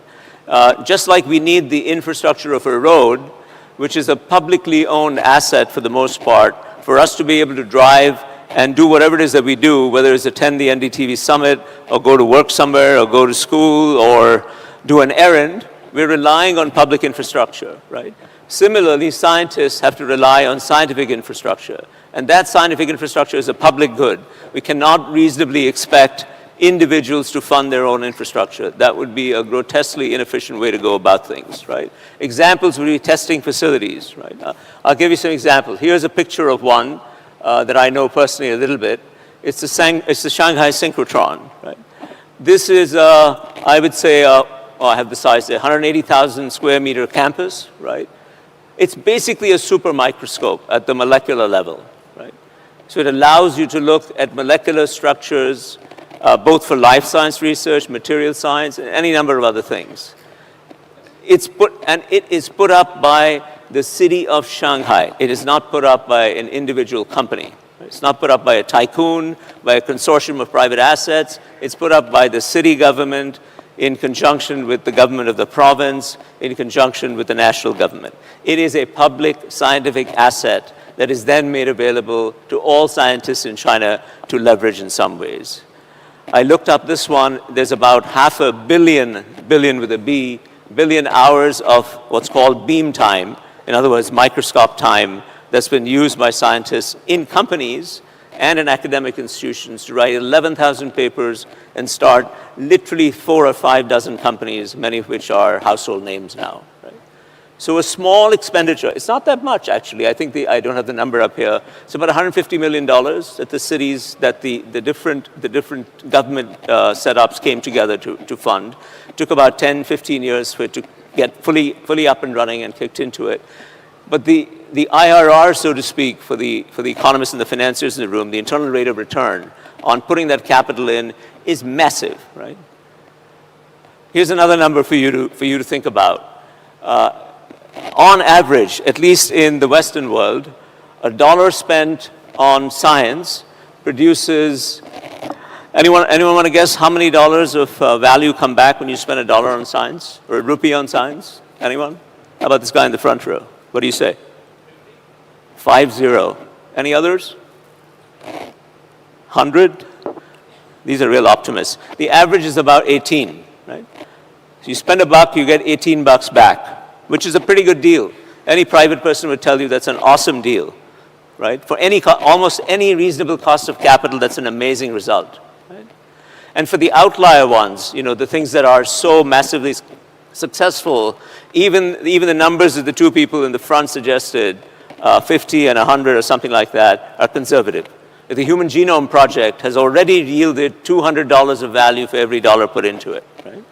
The challenge for us is that our policymakers, we had one of our policymakers here just now, I think right before me, our policymakers and even our political classes have very short electoral horizons. Right? This is what I mean by scientific consensus. a societal consensus. As a society, we need to agree somehow. I don't really know how to do it. I'm saying it's a collective task. We need to agree that even though the benefits will not manifest within the election cycle, right, that we have to get somehow the national will, frankly, the guts and the courage to invest in science so that you can get payoffs that are not 3 to 1, 4 to 1, 5 to 1. You can't get to be a $10 trillion economy with results that are 3 to 1 and 4 to 1 and so on. I'm sorry, it just doesn't work. The math doesn't add up. There is no society that has transitioned from middle income status to high income status without extraordinary investment in science in recorded human history. Why would we be any different? We're just not going to move. So how do we do that? That's our collective endeavor in some ways, right? Okay. People know about BYD. Has anyone heard of BYD? A lot of people, okay. World's biggest electric car company now. Completely by serendipity, I happened to go to BYD soon after it was born. Okay? It's about 30 years old now. No plans, I just happened to be in Shenzhen at the time and went to see it. And at that time it was a battery company. But even at that time, in the showroom, I remember, not the founder, but somebody in the early days, took us around and said, eventually we're going to make these electric cars. And 25 years ago, the idea of an electric car was something very futuristic, Isaac Asimov-like. But this guy was already saying, I've just about made a battery, but I'm thinking 20 years from now, I'm going to make an electric car. And you know what? Here are all the research papers we're writing today, so that 20 years from now, that's a time horizon. That's a time horizon. Right? The second thing I want to say about BYD is, I put up on the left, public infrastructure. Remember the point I just made, that you need the infrastructure. BYD has completely leveraged and contributed to the public infrastructure in Shenzhen over the years. I just put some examples up here. The national EV policy, the city of Shenzhen, the infrastructure that they had to develop to allow electric buses to move, and so on and so forth. So this is a development that has happened to make it the largest car company in the world by far. Not quite the most valuable because of the differences in the capital markets in the US and China. But really an amazing example of pure science, right? Leveraging scientific infrastructure and the importance of working in conjunction with the policymakers. Okay. My colleagues did an animation. I'd like you to see this. China has anyone know how fast the fastest high-speed rail train goes in China today? 350 kilometers per hour. 680 is not done yet. 450 is not done yet. The target is 450, and the ambitious target, 15 years out, not electoral time horizon, 15 years. I realize they have a different political system, but the target 15 years out is 600 kilometers per hour.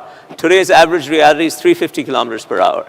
I take the Amtrak Acela, which goes from Boston to Washington routinely through New York City, and it struggles to get to 150 kilometers per hour. Right? It struggles. The Chinese trains are at 350. You know where all this started from? It started from an academic paper. There was a scientist in a small university in China who started writing an academic paper, a simulation engine, and the simulation was about what happens when you have high-speed rolling stock, in other words, the wheels of a train, going on solid track, metal track. What is the deformation that happens in both the rolling stock and the track? Because when you're going at that high speed, you need to make sure that you manage that and the material science is exactly right. So it was a scientific paper and a simulation engine that created the impetus for the very first high-speed track, and then a series of experiments over a long time. And I'll play it just for fun, right? 2008, 2011, 14, 16, and that's 25, right? So this is clearly the biggest anywhere, and as we were just saying, the targets are now to double this in speed. So we need that planning horizon, and we need the scientific infrastructure to allow us to do this. Now we've got a lot of successes. I put up nuclear energy, right? We're a nuclear power. Going back to Indira Gandhi's time and Atal Bihari Vajpayee's time, but the world has moved far beyond, right? We had accidents. I put up the names of the most celebrated ones that I could remember, Chernobyl, Fukushima, and so on and so forth.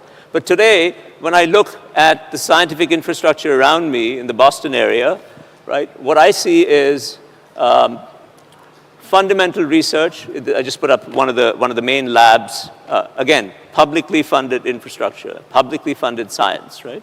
Lawrence Livermore Laboratories, that does research both on fission and fusion, nuclear fission and nuclear fusion. Most of the really cool results coming out are on fusion.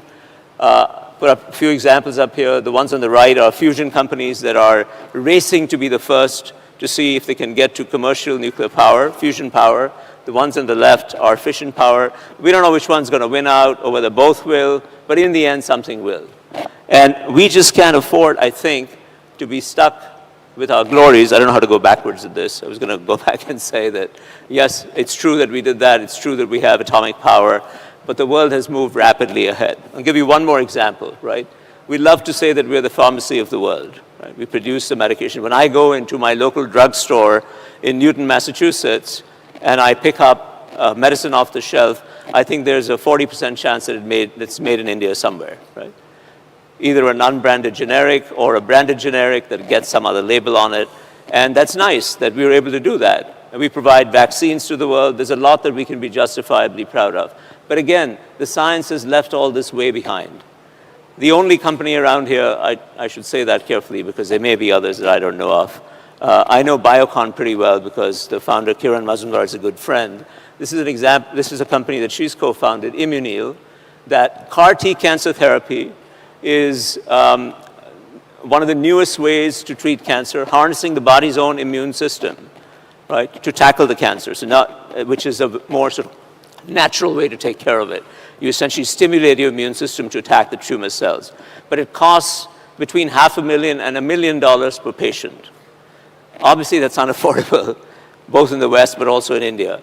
So Kiran and Devi Shetty and some other people are teaming up to come up with completely different science that tries to reach the same goal in a different way. It is extremely high risk, right? Extremely high risk. We need much more of this, stuff that keeps up with the science in some way. And again, we need the scientific infrastructure and we need the time horizons to be able to do this, right? I want to just keep saying this word again and again. We need the courage to arrive at a societal consensus, to invest and take risk. Yes, the Prime Minister loves to talk about taking risk, and he's a risk taker, right? But we need to translate that into arenas other than the political and policy arena, into places that we are not currently displaying that, right? I put up here, about 10 years ago, the Prime Minister asked me to help devise something of an innovation framework for the country. A collection of us came together in an act of, I hope, public spiritedness and wrote a report that resulted in the Atal Innovation Mission, which is now housed in Niti Aayog, and part of it is going into Dharmendra Pradhan's Ministry of Education right now. That's the logo. That's a vote of confidence for AIM. It's really been an incredible, incredible success. But I wanted to put up here a picture from the report that we wrote. We had this very simple pyramid to say that there are some things we should do immediately so that the public and the schools and the incubators and the universities and entrepreneurs can get some immediate benefits. You want some early wins so that people feel like we want to participate in this. There are some things that we have to do for the medium term, create an innovation ecosystem, and the long term is a tough one. We have to create a mindset of curiosity, risk-taking, and courage. Right? I went to a very nice school in Mumbai as a kid, and then to a very nice school in Bangalore before I went to the United States for my further study. But the one thing I can tell you about the way science was taught, and then I sat for the IIT and matriculated IIT Madras before leaving it instead. But what I can tell you about all the science that it was taught, it was not exactly fun, the way it was done. I would like science to be taught to be fun. And one of the cool things that have worked really well are these Atal Tinkering Labs, right? Which really is a place for kids from standard 6 to 12 to have fun. Instead of memorizing a textbook or, Bernoulli's principle or Archimedes' principle or whatever the heck, or first law of thermodynamics or second law of thermodynamics, I would memorize it that I would go to my dad who's sitting here and say, Dad, explain this to me. And then he would come up with some gimmick to explain it to me, right? But it'd be so much nicer if the kids could go and play with something. You know, materials, little wires, little Lego building blocks, soft robots, hard robots, simulation engines, CAD/CAM. These are dirt cheap now. And so we've got 10,000 of these labs opened all over the country. And Nirmala Sitharaman in the last budget announced that they would take it up to 50,000. All that is good. That's part of the infrastructure for science, right? But there's a lot more that we can do. There is a nonprofit whose board I chair that was started by a couple of colleagues and friends in New Delhi called FAST, Foundation for Advancing Science and Technology. They provided a lot of the input for the Anusandhan National Research Foundation, ANRF, that was just announced as a big research fund. I put that up here also. So there is an ANRF that's in progress, right? There is a new fund for deep tech, RDI, I've forgotten what the acronym is, 1 lakh crores, which is about, what is 1 lakh crores? 12 billion. $12 billion, something like that. So it's decent size, right?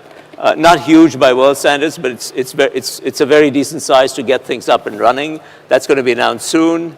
But there are many things we could do. A number of folks in the last day have talked about tapping into the fact that the US is not being exactly hospitable to foreign talent these days. And maybe this is a time to get people who want to be in India to reconsider whether they can do some of the research here. Many other things that we could be doing. Thinking about the ease of doing science. And one of the things you will find if you poll scientists around the country is that they find the simplest task difficult because, again, the physical infrastructure of doing science is missing. So if we measured the ease of doing science and treated it as something that we needed to improve and a KPI for us as policymakers to improve, I think it would yield dramatic results. And the last thing I would say is that we need to do stuff that would allow us to. The India Science Festival is the creation of one of the founders of that same NGO, FAST, Varun Agarwal. Varun and I had created a software company ourselves about 10, 15 years ago. But Varun has started a nonprofit which runs an annual India Science Festival, right? I think it's in its 7th or 8th year now. It runs mostly in Pune. For some reason, I forget exactly why it's over there. But it's an amazing fun thing for 3-4 days when scientists come from all over the world and show young people, actually all ages, how to have fun with science. So we're trying to create a culture of scientific literacy and scientific risk-taking in different ways. But there's a lot more that we can do with this. About 3 years ago, one of my Harvard colleagues and I were inspired to do something about the following very sobering and distressing fact. There are 8 billion people in the world, right? About 1 billion of those are in the 18 to 26-year-old age range, okay? Most of those kids have a hard time getting to college. Okay. If they do get to college, they have a hard time with their careers taking off because they are low income, they're first in their families to go to colleges, they lack social capital, they lack mentors, they lack role models, they lack the infrastructure that allows those who are not in that situation to have their careers go to a flying start. So we decided to do something about it. And we've created a global NGO, right, headquartered in Boston and Cambridge, Massachusetts. We've got 10 offices around the world now, including one in Bangalore. And what we do is provide an infrastructure for low-income college kids to come and engage in a really fun process of rediscovering the joy of learning. I'm an educator and an entrepreneur, but primarily an educator. And I want people to experience the joy of learning, just like my parents taught me to be joyous in learning, right? So then it's not a tax to keep on learning. Yeah? And what we do is put them into groups of people, synchronous learning, asynchronous learning, peer-to-peer, where they learn to communicate, negotiate, argue in a friendly and constructive way, give and take, the kinds of skills that you need in any profession. We're not, the NGO, it's called Aspire Institute. We're trying to teach them to aspire to being something much more than simply getting a job. It has been, if I'm allowed to say, wildly successful. This year we had 300,000 students sign up. And we're just getting started. We're doubling every year, and our projection is to get to 1 million students a year by the beginning of 2027. Right? Last year we had about 45,000 students from India, and our projection for next year for India is in excess of 200,000 students to go through it. And you can see in country after country after country, we're in 190 countries, you can see that the kids who go through this and manage to finish the course of the program, it's all free, by the way, completely free. All those who go through this start raising the odds of getting internships and getting their careers up to a kickstart. I'm going to pause with these comments. This is the name of the institute, Aspire. I'd encourage anybody who wants to participate. It's a plug-and-play platform. People who know others who should take it. You know kids who should take it. Your organizations. Spread it around. It's completely free. It's spreading like a virus in a good way. That's the website, aspireleaders.org. And if you have something to contribute to it, either as a donor or as a company that wants to participate to provide internships, or you want to be a mentor, it's completely plug and play. We have 300 corporate organizations from around the world participating.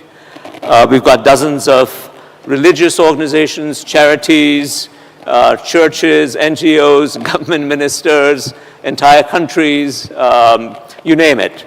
Again, it's just a plug-and-play platform to help the kids to get their careers to take off in a better start. But I think that in the end, to tie this back to the scientific program that I have in mind, if we can get young people to think of science as a key driver of economic growth, societal well-being, and progress, right, and human development in its broadest possible sense, the world would be such a better place. And if we could allow this billion kids to have their careers to go off to a better start, think about what a nicer world we'd live in. So thank you very much for your time, and I look forward to our engagement.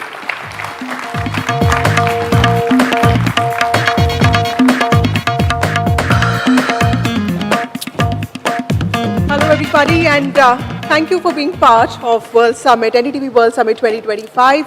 And thank you, Professor Khanna. Professor Khanna, you know, I was thinking academics generally tend to be a little dense and rigorous. I don't want to use the word boring, but this was very accessible. Not dense. Presentation. I can make it dense. You know, dense is going to come now. So, okay.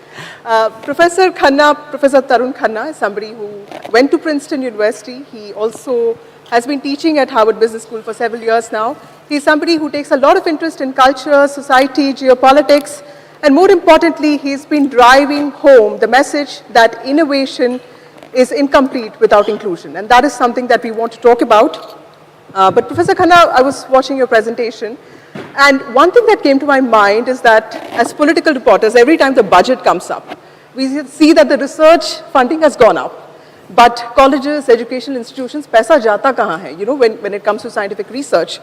So why is India not able to showcase public investment in science? What do you think is the most important reason? So first of all, I would say that it's not an India-specific problem. I think most developing countries, so we are currently what's called the low middle-income countries. So we've gotten into middle-income status. I'd like us all to internalize that no country has escaped middle-income status without investing in science, ever. It's not happened. So we have to do it, right? I just don't think the consensus is around. Can I tell you a story to answer your question? Uday Kotak, who is one of our bankers, and I were engaged in what we're doing now, like a fireside chat. I don't know why they're always called fireside chats. We're engaged in a chat with a room full of maybe 100 CEOs. And I just asked in the course of that chat, how many people in this room have had an honest-to-goodness conversation with a scientist in a professional capacity in the last 12 months? Right? Any guesses for how many raised their hands out of 100 people? Zero. None? You guys are so pessimistic. One. It was somebody from pharma. I repeated the experiment in the Harvard Business School classroom. It's not an apples-to-apples comparison, but it was, again, a room full of about 70 to 100 CEOs from all over the world. And I said, how many of you have had a bona fide conversation? 70% of the people raised their hand. give or take, almost in any cohort of people. There's something that is stopping our entrepreneurial classes from thinking of our scientists and our academic institutions as resources for ideas. Dare I say, the standard impulse is to say, those guys are in their ivory towers, they're not doing anything productive, they're not worth really talking to. They're not working on problems that are meaningful to us. But Professor Khanna, when it comes to tech, when it comes to IT, we do so well in welfare apps, you know, Aadhaar, UPI. But when it comes to generative AI, DeepSeek or ChatGPT, it looks like a very far-fetched dream. Why is our tech not really competent? And is the same problem applicable even in the area of technology? I think it's the same problem. I mean, the scientists dismiss the entrepreneurs dismiss the scientists, and we're locked in this mutual suspicion, which just needs to be debugged and something needs to be done about it. There was a very nice experiment that the government started in the previous administration of Prime Minister Modi, which involved finding 5 sets of corridors, Pune, Bangalore, NCR, a couple others, bringing together small groups of scientists from universities and small groups of entrepreneurs in those cities, and creating the soft infrastructure and the physical infrastructure to help them to realize that they can work together, right? To make sure that the scientists knew that there are practical problems that their science could apply to. And it began to work. I just think we need to try a lot of experiments to see how to debug that process, to break that cycle of mistrust down. Absolutely. Professor Khanna, also tell us a little bit of, because you work very closely with students, you have a lot of students.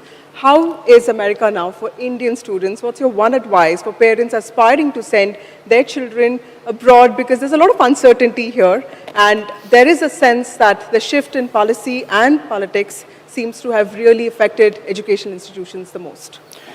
Well, as anybody who accesses the news, I should say, rather than reads the news, accesses the news would know, higher education is going through a tumultuous time, and my university, Harvard, is no exception. It's uncertain times, and when students are asking me, should we be considering the United States, my honest answer is you should consider all the options. At this point, we have plenty of interesting universities that are starting up in India. Not just the IITs, but liberal arts institutions. We've got Ashoka, we've got Kriya, we've got Plaksha, we had a whole bunch of others, Flame. We have universities in Canada and the United Kingdom that are capitalizing on the US uncertainty at this point and are competing for talent. And in the end, I think competition for talent is a good thing. It's good for the students, it's good for the academics. And I just hope that the policy uncertainty in the United States dies down in some ways. Yeah. Right. Professor Khanna, when you look at international trends, what is that one trend, be it in trade or in policy, that you think is really worrying for the world? And in that context, how do you think the American consumer is looking at this whole trade war that's playing out in the context of tariffs? Oh, to me, by far the most worrying trend, well, there are 2. Can I give you 2? Yeah. 2 worrying trends to me are dramatically rising inequality, income inequality and wealth inequality more than income inequality. And that's what's fueling, I think, the unrest. Rishi Sunak spoke about that in his comments about Britain on the discussion yesterday with the other prime ministers. And that's true in most societies that have embraced market forces. Markets have an uncanny ability of allocating resources to whoever is able at that moment to use them well, but they also seem to be generating quite a bit of inequality. So we need some balancing out through public policy to make it more equitable. And the other one is just managing the carbon footprint. You know, there are these, I forget what the technical term is among environmentalists, but there are, I believe, 7 environmental thresholds that constitute tipping points. Right. And the world has already gone over the tipping point for 6 out of the 7. So I think we're in a very precarious place as a human race vis-a-vis using too much carbon. It's fantastic to see India being so open to renewable energy, and I see that one of your main sponsors is ChargePoint, which I gather is part of the clean energy infrastructure around here. So that's the second thing that really worries me. Right. And Professor Khanna, when you look at India's multi-alignment policy and the fact that India is also very assertive now when it comes to its own national policy, you've been an avid watcher of India, China, and the US, and these are three superpowers that India is hoping to have, a good relationship with. Help us understand, do you think India will be able to stand its own ground when it comes to challenges in the future? Okay, I don't mean to force it back to my topic, but honestly, if the only way to have bargaining power is to have some unique cards to play, right? One unique card that we have to play is a relatively youthful population and an extremely large market that people want access to. We're using that card. We can use it better. I'm sure my friend, Mr. Jaishankar, would be a better person to address that question too. But the second thing I would say is, if we don't have our own science and our own scientific prowess, we're always going to be hostage to somebody else who has a better set of cards to play. So we better get our scientific act together. Otherwise, I think it's going to be very hard to be a superpower of any sort. That's just the reality. Right. And it's doable. That's the good news part of it. Yeah. And so what do you think is the most optimistic part of India, and one thing that you think is really challenging, something about India that worries you? Something about India that worries me. Excessively short time horizons. Maybe another way to say it is impatience, right? I think we've gotten used to, in both a good but not so good way, of finding ways to generate quick economic wins. That's why we have so many startups all over. I'm part of that feeding frenzy of creating startups and funding them and so on. So I'm not knocking it at all. I think it's a good thing. But it's not the same as doing really long horizon stuff. I gave you a couple examples from China just because it is the one country that has outstripped everybody, and so I think is deserving of some introspection. Those are returns in multiple orders of magnitude that are higher than what we are pursuing. 100 times, 1,000 times, 10,000 times greater. Right. So we need to play in the big leagues. Yeah. Right. Professor Khanna, there was one, I think Parag Khanna talked about political pandemic, and he's talked about populism. He's my fourth cousin. Oh, the Khannas are all related, is it? I'm just kidding. So he talked about populism, and there are 11 states in this country that have some form of direct benefit transfer, some income support to women or unemployed youth. Some people call it freebie. I believe it's welfare economics. As an economic strategist, do you think this is a good policy, or what is the flip side to this? Oh, I do have a point of view on this. So we've tried all sorts of benefit transfers, we meaning humanity, in the last 10. My reading of the evidence is that the thing that has worked the best are forms of conditional cash transfer, right? Where there are cash transfers and giveaways to people who deserve it, but they're conditioned on things that most people in the society would agree on are good things. A canonical example of a success is in Brazil or Mexico. CCTs, conditional cash transfers, are predicated on the family making sure that the kid is in school. Yeah. Or making sure that the kid eats a midday meal, or making sure that vaccinations are done. As long as you do that, you get the free cash. And those have worked very well to move people from the lowest rung of poverty up to what I would say is lower middle income status in that country. So I think that there's a lot of evidence that that's a good idea. Right. Professor Khanna, this is my last question to you. I want you to answer all of this in just one word. Answer all of them in one word. You've worked with Narendra Modi, the Prime Minister, so can you describe him in just one word? What is that one thing that comes to your mind when you hear One word. Hyper-prepared. Okay. Like really, really with it. That's what. Briefed at least. So. Okay. Donald Trump? No idea. Okay. Okay. Okay. New World Order. This is something we keep hearing. So. What's the one word that comes to mind? It's a jargony word, but it rings true, multipolar. Yeah. Okay. Impact of AI on jobs. Very positive. Okay. Okay. For me. That's nice. Indian politics? Chaotic. Okay. I'm not involved in it, so it's chaotic to me. Yeah. Okay. Gen Z, because that's what we hear of quite often. Well, Gen Z thinks I don't get it. Okay.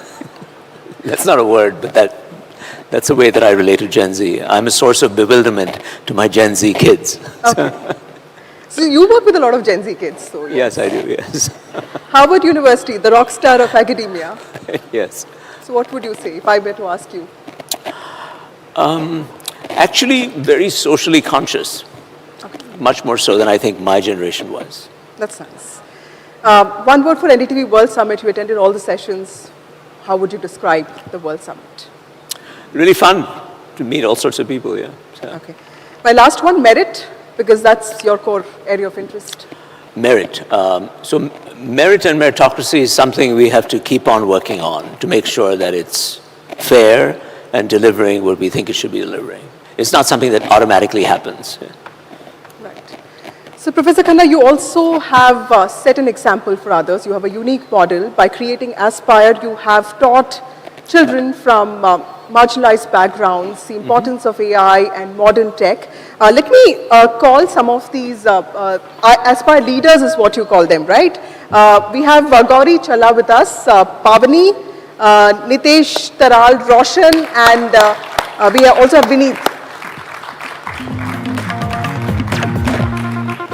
Ladies and gentlemen, these are students, these are young people from extremely marginalized backgrounds. I was looking at some of their profiles, their parents are all extremely, they come from extremely poor backgrounds, and also all of them are first generation graduates. In fact, all of them are the first in their families to go to college, and all of them now have companies of their own, or they are into some form of invention.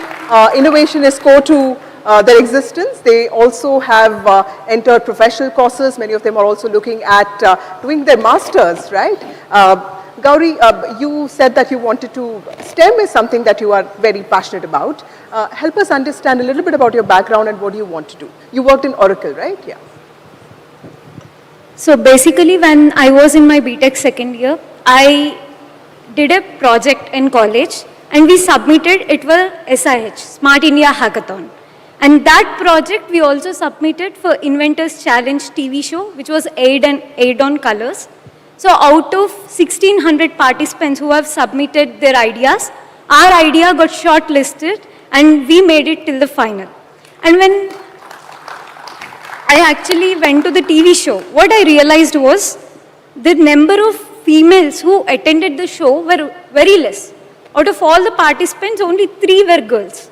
So at that time, me along with the other girls, we decided, let us make a platform where we can teach STEM to the girls right from the early age, so that they can learn it and they will have that confidence that tech is also a part. We can do tech and we can actually erase all those stereotypes where they feel tech is not a girl thing. And especially for the underprivileged kids, we wanted to give those STEM kids, teach them practically how science can be done. So that was the thing. Beautiful. Nitesh's father is a bus conductor in Best Bus in Mumbai. I love the city, Mumbai. But tell me a little bit about your, where did you grow up and what made you take up this program and what do you do now? So my father has been a bus conductor in the BEST and my mother worked as a jewelry worker in Seeps, Andheri.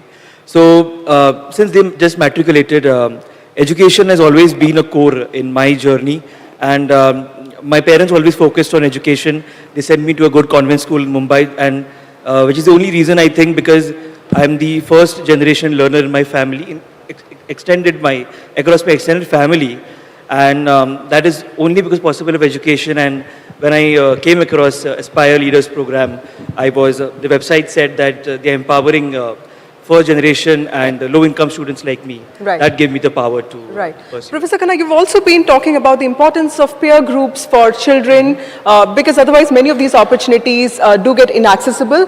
Roshan, would you like to explain to us? He studied hospitality management in Chennai. You're a sales executive. Help us understand the importance of good mentors to have a good career. There was a point where when I was doing my hospitality and COVID hit, and it was all across, the job opportunities were very less. Then I came across Aspire Leaders program, where I was fortunate enough to learn from peers all across the globe the Aspire resources were really helpful to me.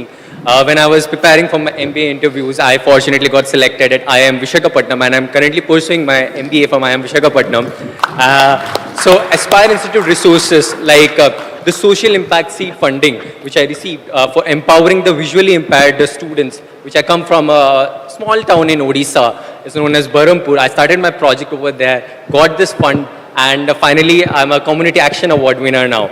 So the learning about the business aspect, just when I was doing my hospitality, I was understanding the service excellence side. Right. But I always wanted to learn more about business, operations, marketing, strategy.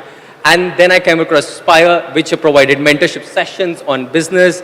And fortunately, I'm here at NDTV World Summit. I'm extremely grateful for the team over here. That's very nice. Pavni is from Hyderabad. She's the first generation college goer here.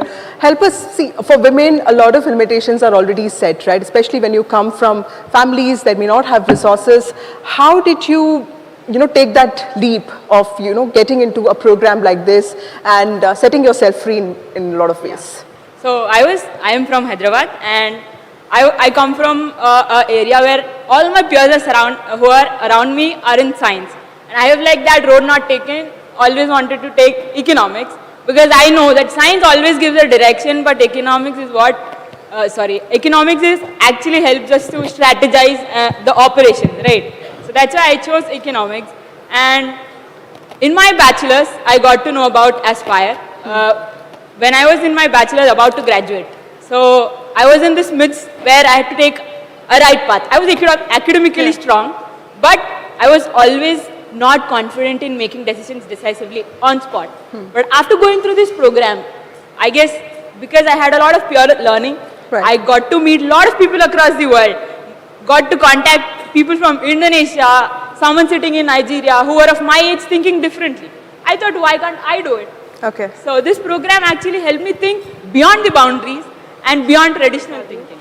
And that is not actually taught to girls who come from my background. I'm fortunate to have parents who are encouraging me. They always whatever opportunity you get, grab it, own it, and transform your world. Very nice. Vineet is from Deoghar in Aurangabad, specifically interested in him because he's from Bihar and Bihar elections are coming up. Vineet, help us understand. He's also somebody interested in clean tech, right? So, and he has a company of you have a little company of your own. So, help us understand. See, I mean, getting a job is one thing, but you also wanted to have something of your own. How did you get there? Yeah. So, definitely. So, in Bihar, people usually say कि लोग बिहार से बाहर आते हैं काम करने के लिए. That's a very big problem. So I take that problem when I was in the college, and then I started inventing something from that Bihar, and I have invented a technology through which I convert the waste plastic into fuel. But from doing that innovation from that village, there were nothing to do. क्या करूँ, कहाँ जाऊँ, किसको present करूँ, where I'll find these things and all.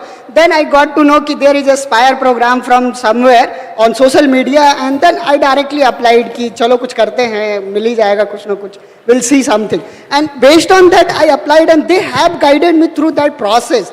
How I can present myself, how I can present my idea. And currently I am leading a company, Javix Technology, as well as serving my community to empower them through the startup and entrepreneurship. And all the youths from my community, I am from a very remote place in Aurangabad, so I support them through this journey, and that's what Aspire has transformed me, what I have invented at that small village, and currently presenting my idea and leading a company. Okay, thank you so much, all of you, and all the best.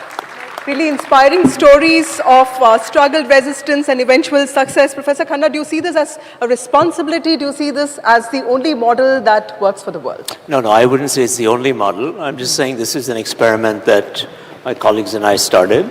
And I invite you all to join in. It's a plug-and-play model. It's really for the next generations. I do think that I was brought up, my parents are here, they brought me up to leave the world a better place. And I think if we can do something, just remember the numbers. There are 1 billion people with a B in this age group, right?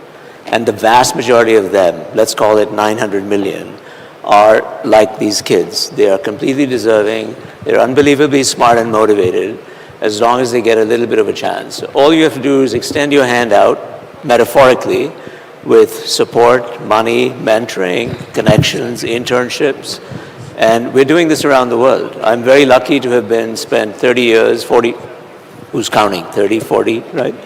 40 years in Cambridge, making friends. I have students everywhere who are accomplished.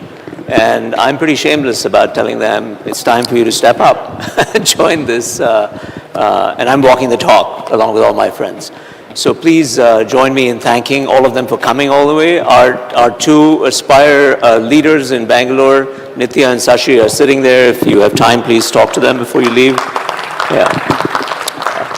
And join in. The website is aspireleaders.org, and a big thanks to NDTV for allowing us to invite these kids up on the stage. And thank you, Vasudha. Thank you, Professor Khanna, and thank you all of you, and all the best.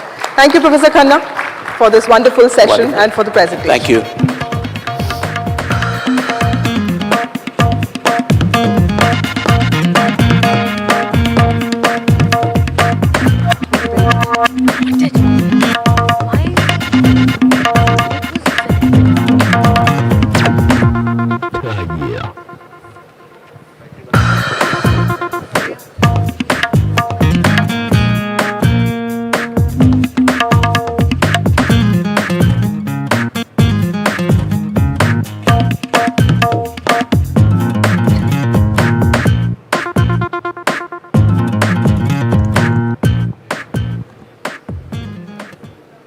Thank you, Professor Khanna, for that deeply strategic session. From the vision for 2047, we're now setting up for another essential session that really gets down to the details. Absolutely, Ayush. Our next talk is set against the backdrop of India's rapid digital transformation and the success of our digital public infrastructure like UPI and Aadhaar. India is a global model of how a populous country can successfully digitize its economy. But, Vedika, the future isn't just about strategy. It's also about speed and security of your transactions. I want to ensure that there's privacy, security, speed. More importantly, how do we turn our massive digital economy into a diplomatic advantage? Our next speaker is a man who ensures your payment is swifter and more secure than an international treaty. And I think secure is really the operative word here, Ayush. I mean, in today's day and times, it's a huge challenge. So please welcome on stage Gautam Agarwal, President South Asia MasterCard, for a conversation with NDTV Profits Managing Editor Tamanna Inamdar. Please join us in giving them a round of applause.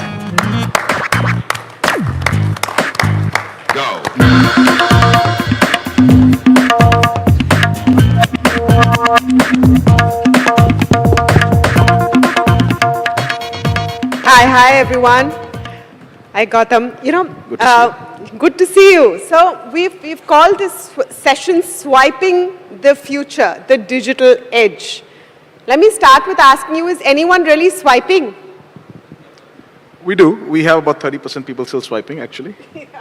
I thought it's usually just, UPI, largely QR codes, maybe in some places cash, of course, outside the cities, much more cash. I want to start this conversation really there. And earlier in the day, you would have heard from Union Minister Ashwini Vaishnav about how India's digital payments infrastructure has become the standard and the trademark for so many nations to adopt, including nations which are supposed to be much richer than us. I want to start there. As someone who is in the industry and lives, breathes this financial system, how do you see where India is right now and the innovation that we take for granted? I mean, no one thinks twice, right, before making a payment on a QR code for $10 at your door. But there's a lot that has happened to achieve that. Let's start there. So yes, I think India is, I would say, undoubtedly the most advanced payments ecosystem in the world today. The Prime Minister talked about the fact that 50% of the world's digital payments are happening out of India, which is a true number. We've seen various numbers. The numbers have been growing. Despite everything that we talk about, I would say whatever you hear is still just the beginning. If you actually look at the potential of India, the 150 to 200 billion transactions that people are talking about that we're doing on an annual basis, in my opinion, is still a very small number compared to the potential. And the reason I say that is there are about 350 million consumers that are active on digital payments in this country, but there are about 900 million people that are actually participating in the economy of this country, buying or selling something on a daily basis, of which only 350 are using some form of digital payment, be it UPI, be it cards. So given that, and given that we already are the world's largest digital payment ecosystem in the world, there's a lot that has happened. And the credit, of course, here goes to, we've talked about many things, jam, innovation. Really, the way, at least we look at it, MasterCard, three things that have made it happen. One is the fact that we have innovators in this country that have come together, right? Both global innovators such as ourselves and local innovators. Two, probably the most progressive regulator in the country, which is what we have in India. From all the regulators I have seen, and I work with MasterCard in a few countries, we have the most progressive regulator in terms of the innovation that they are driving. We are the world's only country that is fully tokenized as far as card transactions are concerned for online transactions. We're the world's only country that is driving for a full tokenization of offline transactions as well. I know these are some geeky terms here I'm using, but that is a huge, huge development compared to many other countries. So that's number two, the fact that we are a really positive regulator. And the third thing, of course, we do have this collaborative mindset. I'm sure a lot of you know about this event that happened in Mumbai last week called GFF, Global FinTech Festival, largest of its kind now in the world. And I was telling somebody there, if you looked around and looked at all the companies that were there, including MasterCard, they were all companies that we are in some form competing, but they're all companies where we were also cooperating with. We were partnering with. We announced 30 partnerships, last week with 30 odd, companies, but we're also competing with them. So there is this cooperation that is going on in the ecosystem that is unique. So I think the blend of those three have really made India the leading digital payments player in the world, in my opinion. May I suggest that the reason why all payment companies cooperate is because they have one aim, to make people spend more. I hope my wife is not listening to this, but yes, I wouldn't say that. I think what we want is we want people to be more aware of what they're spending, how they're spending, the ability. See, if you were in the cash economy that we were all used to, our mothers did it, our fathers did it, they wouldn't know how they're spending. They wouldn't know what their spend patterns were. They'd say, okay, back in the day, 10,000, 20,000, whatever your household budget was, you would know what your household budget was, but you couldn't really break it down as to where are you spending. Today, what digital payment allows you to do, it gets a lot smarter. Whatever form, you can go see the history of your payment. Yes, if you did not have cash in your pocket back in the day, you couldn't go buy something, but you can now do that. You don't need to have cash in your pocket. So yes, there's an argument to be made that maybe it has made the ease of buying things easier, so therefore, you could potentially spend more. But I think on the flip side, it has also allowed you to track your spend, understand your spend better, and therefore maybe be smarter about your spend. And then, of course, what has emerged, the ecosystem of commerce players that have emerged, whether it's the traditional e-commerce players or the Zeptos and the Blinkits of the world today, there is some impulsive buying, but I think they're all making us smarter at some point. So I don't have data to say whether we are spending more, but my gut, as somebody who watches his own spend, I would say we're probably evening it out right now. Yeah, no, but there are a lot of studies which show that the thing with digital money is that in your cognizance of how much you're spending is less, because it's just so easy. On the other hand, like you said, you can actually go ahead and track it. My question is, what is the future of money looking like? And as MasterCard, how do you see it? Like I said, when we started this, are people even swiping? So physical cards, and a lot of millennials, Gen Z users, are they finding the use of a card as a matter of prestige? There was a time when a credit card was also, a symbol of prestige. Are they seeing it that way? Has the idea of what money looks like completely changed, and how do you see it? So see, the idea of what a card would look like in the future, it's anybody's guess. I would agree that the card, the form that we know today, plastic, probably won't exist in the very near future, right? Really? Yeah, it won't exist in the form of plastic. I still carry a plastic card because I'm still old school, but between tap and pay that we have in the cards world, pretty much you can tokenize your cards, you can digitize your cards on your phone, on your device, on a wearable, on a ring, on a bracelet, and especially now with a lot of foreign companies also coming to India, I don't see a reason why somebody would need to carry a physical card. Now, I carry it simply because I'm saying, agar mera phone ka charge khatam ho gaya, then what? right? So I carry it for that reason. And that is true for UPI also. Your app won't work if your phone is dead, right? So I don't think the card it will exist in the physical plastic form, but it will take a digital shape in some form, which may be almost near subconscious. I look at this as it's not too far away in the future, where today the act of payment that we do is a very conscious effort. You know, you go to a shop, you scan a QR, you tap, you know, if you're using cards, you swipe still, some people do, and it's a very conscious activity that somebody does. I think the future is that that activity will be in your subconscious, much like the air that you breathe, you know.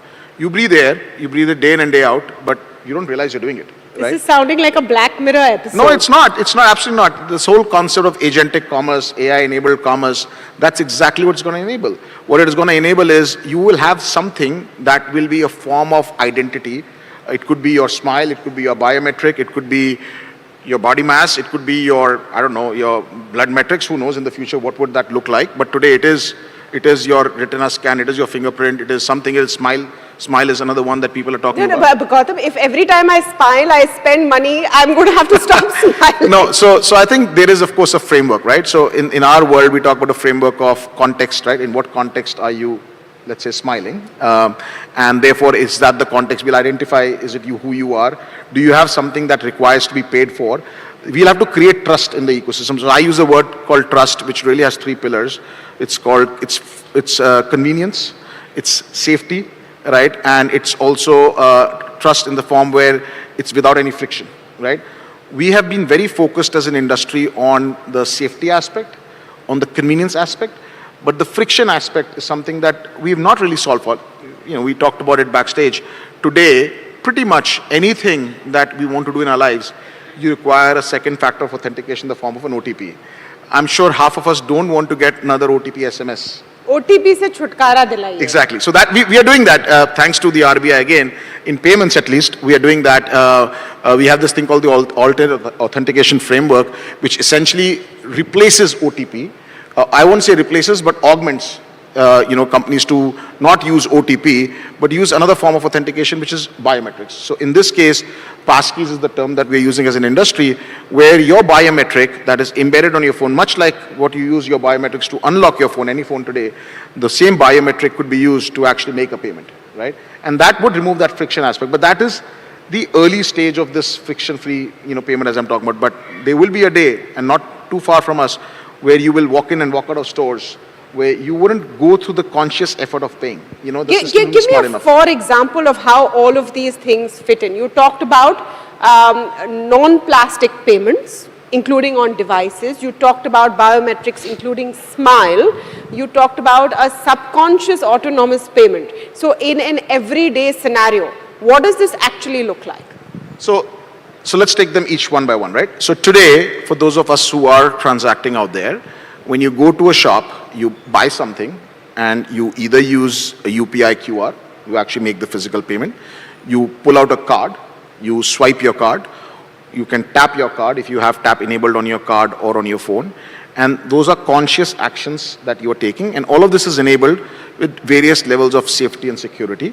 And we, in MasterCard parlance, we actually authenticate you, where we confirm it is who you are, who you're saying you are, and then we authorize the transaction saying, okay, this transaction is, let's 400 rupees. You're trying to do, yes, Tamanna is who Tamanna is, and she's making a 100 rupee transaction from her credit card, and she actually has a credit line that has 100 rupees available, and let the transaction go through, and then of course the bank that you have the credit line against allows for the transaction to go through. So those are the motions that we go through.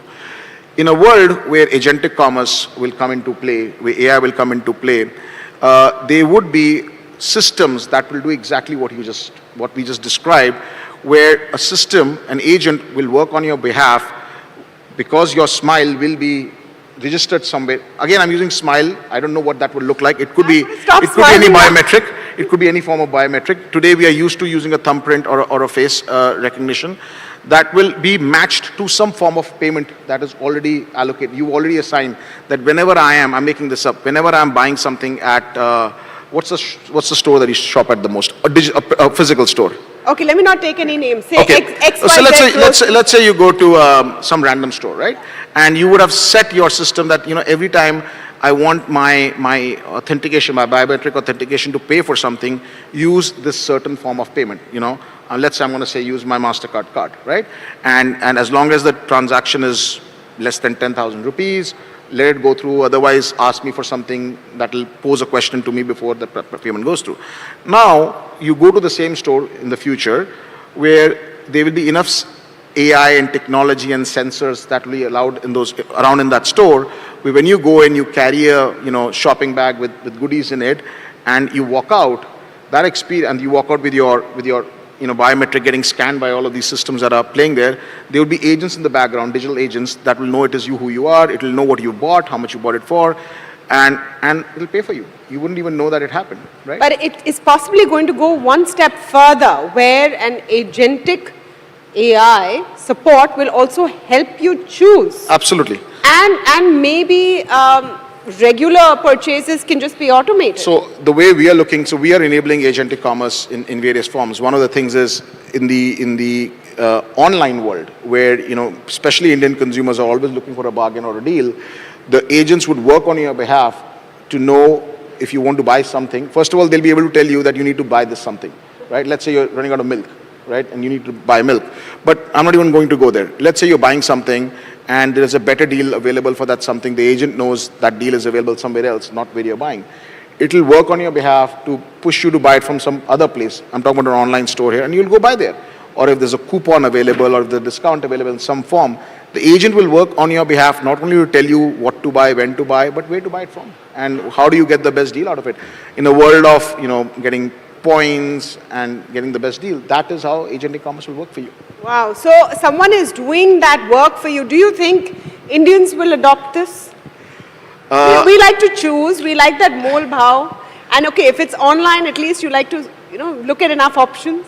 So, I was in the US 4 months ago after a long period of time, and I had only heard of this driverless cars. I had not been on one.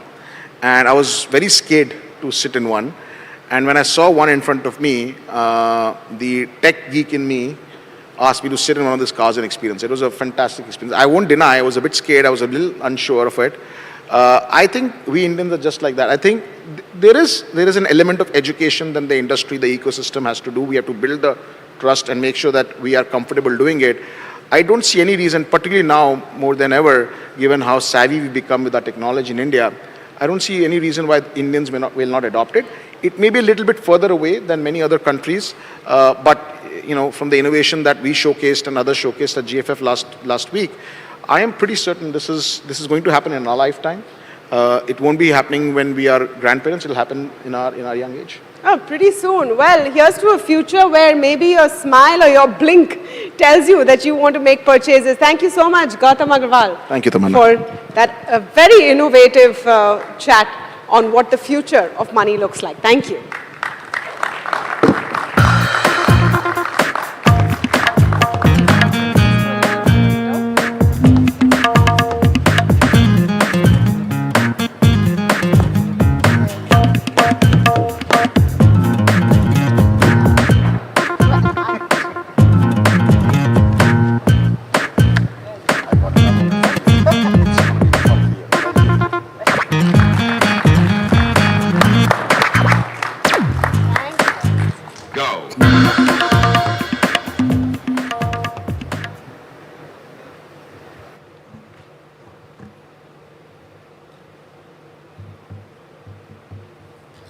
Vedika, they've been talking about Waymo or driverless cars. Have you ever been in a driverless cab? Would you ever sit in a driverless cab?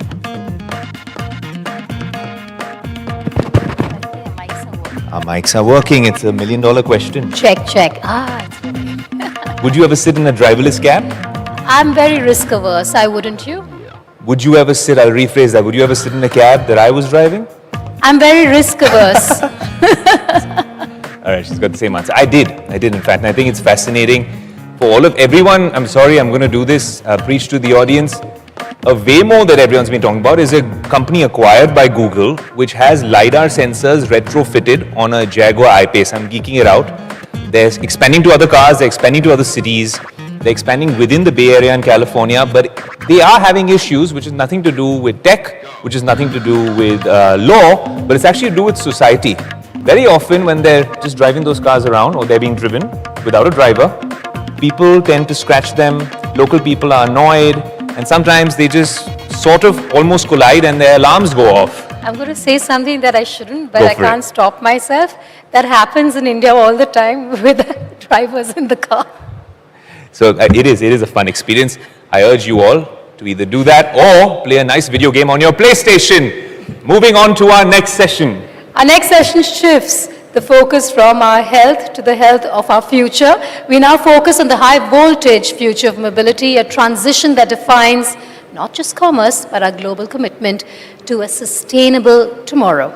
That is the high voltage resolve required to pull off a transformation this massive. To help us navigate this monumental shift, our next discussion brings together 4 leaders from the forefront of the ecosystem.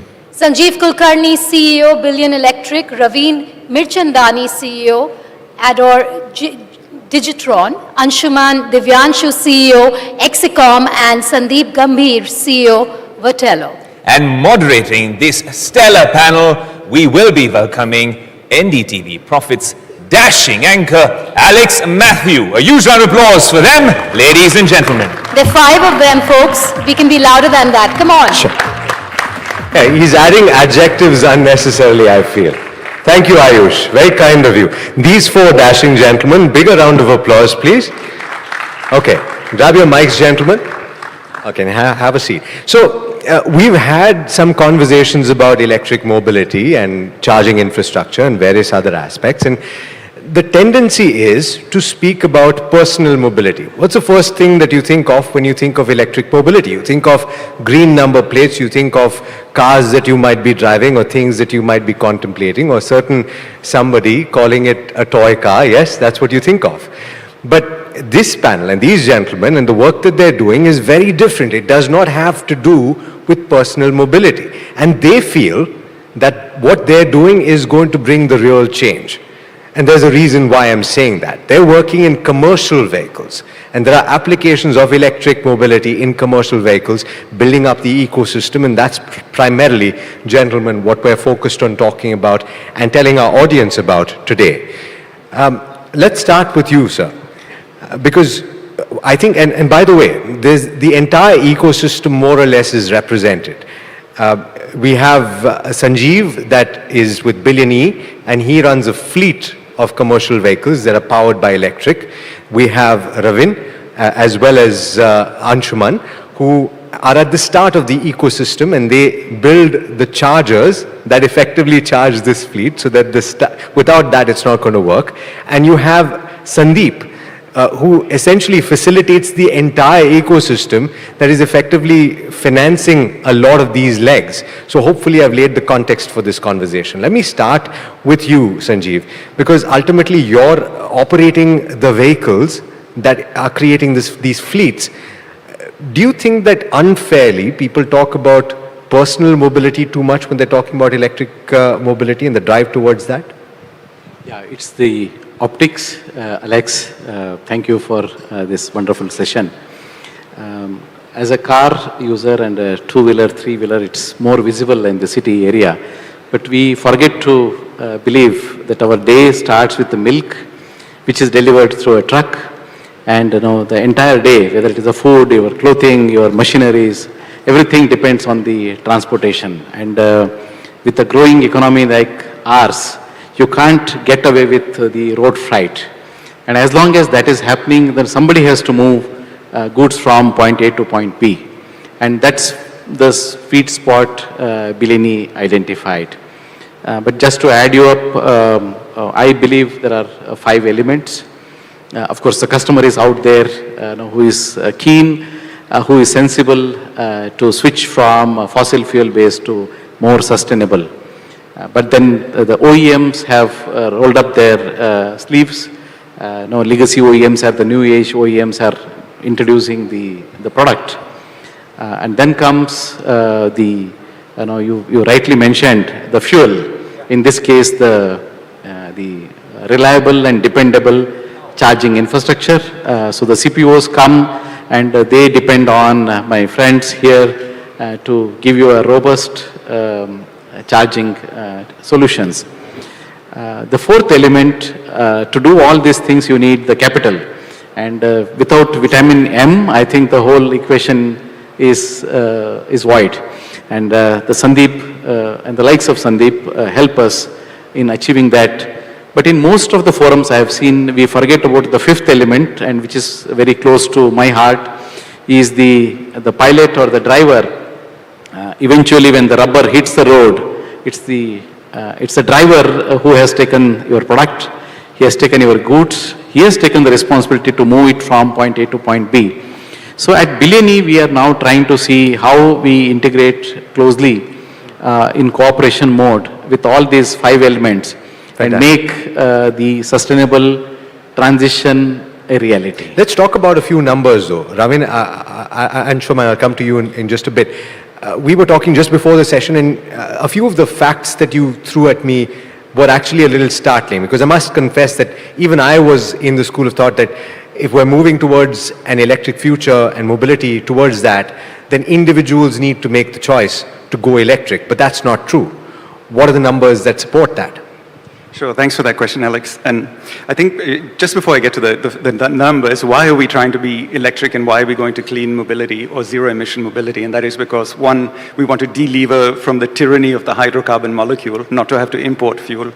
And two, we want our children to have better quality air in the cities, right? And it's the emissions from diesel and petrol that are impacting the AQI.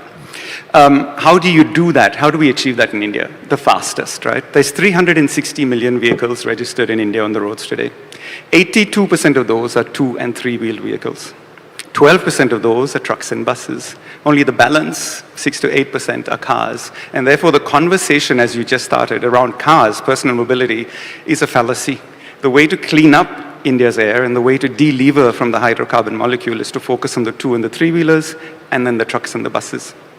Already, an overwhelming majority of 3-wheelers being sold in India are electric. First year in history, 2025, there are more electric 3-wheelers than ICE 3-wheelers being sold. The journey on 2-wheelers is already being seen. Karthikeya mentioned this morning, how many green number plates do you see? You know, in 2020, it was 1 a month, then it became 1 a week, 1 a day, 1 an hour, and now you see 1 a minute because so many 2-wheelers have already converted. But the big move is buses, which is what the Indian government has done really well. The next tender coming out for 15,000 buses for 1 year, right? If you look at Australia, it's 150 buses. 15,000 buses are going to be converted from ICE to electric. And then finally, it'll be the trucks, starting with intracity and then intercity. So the 360 million vehicles, let's focus on where the real big bang is going to be, and it's public transportation. Okay, Anshuman, come into this, because you acquired a company in the United States, and ultimately the question that I want to ask you as an OEM, as a manufacturer of a part of this entire network or ecosystem, is the availability of technology and the indigenization of that technology. How much of a challenge is that for Indian companies, and where do you see indigenization and Atmanirbharta, which is a focus for all companies and the government as well, take place in the electric mobility ecosystem? That's a very pertinent question because today if you look at fossil fuel, we are importing a lot of, in fact 95% of the fossil fuel or the oil and gas is getting imported in the country. And we don't want to repeat the same thing in electric mobility space, because if you're going to be dependent on somebody else, then you are moving from one thing to other where you are not actually doing a great job, right? So to that extent, but the good part is in this space, a lot of investment is happening, a lot of policies support from government side in terms of a lot of promotional schemes wherein, if you invest in infrastructure, R&D, government is providing support through, PM E-Drive scheme. Then there are PMP guidelines which are focused on manufacturing of cells, batteries, ACC, PLI and all that. So as an OEM, and because a lot of stuff has to be done by the OEMs on the product side, right? Whether it is manufacturing of vehicles, whether it is manufacturing of chargers, what we do. And of course, how do you ensure that what you are creating, because at the end of the day, any subsidy or any support falls flat if the end product is not good. And then it is about hardcore commercial acumen comes into play, that why do even I want to switch over if the product is not good, and if it is not as seamless or easy to use, typically an ICE truck. If an ICE truck is easy to operate, the EV has to be similar, right? And the charging process has to be similarly flawless and simpler, so that even Is it though? Is it? I'm going to just interrupt there to ask the question. So, for example, and a lot of people here are in New Delhi, but then a simple example would be a drive from Mumbai to Pune. You have to go past the ghats, and you see a bunch of ICE trucks that break down along that path. The question is for you, sir, because you run a fleet of trucks that are powered by electric. Are they capable of doing that journey flawlessly? Of course. So the technology behind is the energy transition. In case of fossil fuel, diesel or CNG, it's a chemical energy, you need to convert it into mechanical energy, and there is a delayed response time. Whereas in case of electric motors, it's instantaneous. Yeah, you just allow the current to flow and the motor spins at the desired torque. So in all categories of the vehicles, the drivability of an electric vehicle is by far superior. That's one point. The second point is the efficiency of conversion. You're transforming energy from one form to another form. The best known diesel engines may be at around 65-70% overall tank to wheel efficiency, and the worst of the electric EV could be anywhere up 80-82% efficiency, and the good vehicles are at about 90%. So it's not just only the energy transition, but it's also the amount of energy what you consume while you get that entire driving comfort. Yeah. Okay, so I do want to come to you, and very quickly in 30 seconds, if possible, I want you to explain to the audience why I was calling you a facilitator, because ultimately you provide the money that greases this entire system. So first that, and two, what is the need in your opinion for capital to facilitate this ecosystem, and is there enough availability of capital, or do you think that there is a sizable need to bolster that? Thanks. First of all, thanks for having me on the session. I love the terminology Sanjeev just used, vitamin M. Good to be providing there. There's a lot of vitamin M available. Happy to state here, we've just closed one of the largest fundraisers in the electric mobility history in India, raised $405 million a month back, backed by Green Climate Fund and Macquarie, which tells you the amount of institutional capital. I mean, Green Climate Fund happens to be a UN-backed multilateral, one of the largest climate impact investors in India. For them putting out $200 million in a project which is, 1.5 years old. I have 20 employees. My son was telling me when I raised $405 million, Dad, 405 by 20 is 20 million per person. I said, unfortunately, it's not coming to my bank account. But, and that's just capital. You could raise leverage and raise a debt. So capital, very important, but I can tell you the amount of money that's flowing behind electric is phenomenal. There are enough and more of green funds willing to put their money. There are a lot of impact investors who are out there trying to put their bets on a system or on an ecosystem which is accelerating. Credit goes to the Government of India, frankly. Consistency of policies, just the amount of focus that they've demonstrated in the transition from ICE to electric. And to your second point, why an ecosystem play is important and how does Vatello play a role in that is the journey for electric, capital is no longer a concern, but that's not the only solution you want. I think the biggest phobia that people have is anything about transportation, whether you're transferring goods or passengers from one place to the other, is whether I'll get there. Will there be enough charging available? Thankfully with Revin and Anshuman, that's being fulfilled. But there's a lot happening before an electric vehicle comes on the ground. The mindset of the operator, the questions in his mind. So that's where Vatello steps in, helping him identify the right kind of OEM and asset, building out the charging infrastructure, building out the depot, pulling the energy from the grid, variabilizing it or Uberizing it, giving it to him on a per unit or a per kilometer basis, getting the OEM, because today an ICE vehicle breaks down somewhere, you can anytime pick up the phone and call anybody. Sure. Electric, that doesn't happen. Yeah. It has to be serviced at your doorstep. Yeah. So we create a depot where the OEM comes at your doorstep, battery recycling, putting the battery to an alternative use case, then at the end of the life cycle, putting the asset to a different use case, from an intercity battery to an intra-city. So we take care of the entire journey, not just financing. It's scalable as well. So a couple of very quick last questions. So first to you, and it's a quick answer that I'm seeking, comparable with the cost of operating freight in electric mobility versus traditional. Is it comparable at this point, and can it get cheaper? First of all, sustainability cannot come at cost. Sure. So it's the collective effort to beat at par. Sorry to rush you, sir, but they've already asked me to wrap. Yeah, and then the opportunity is to bring down the costs.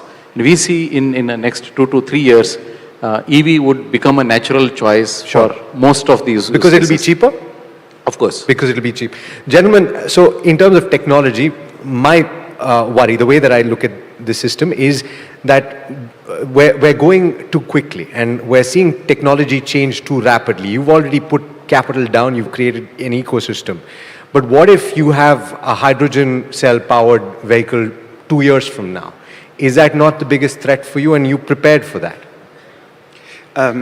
Short answer is yes. The only companies that will survive are companies that can be across all spectrums of technology and are able to move very quickly, making mistakes, learning from them, and being able to be cost competitive. Anshuman, you want? Yeah, same here. I mean, but the energy transition is going to happen in phases and through, multiple types of technology. It's not only one against the other, it is all working together. So I certainly have more questions. I'm sure some of you in the audience will as well, on the basis of what they've said. Please give a big round of applause to these lovely gentlemen and for what they've shared with us today. Thank you so much for being such a lovely audience. Gentlemen, thank you so much. Do stay on stage. We have to give you a token of our appreciation.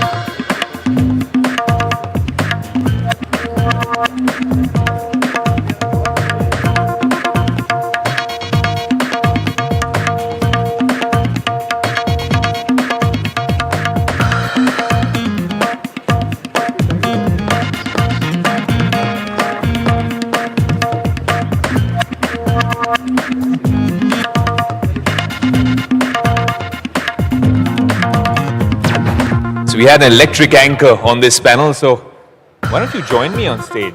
Gladly. Fascinating session, Alex. Did you think about electric mobility and think about commercial vehicles? Not really, honestly. I go for where the eyeballs are. I'm looking at the Teslas, the BYDs, but that was insightful, nevertheless. But what I was trying to say was that we thought we want you for one more session. Can we borrow your time for one more? Of course.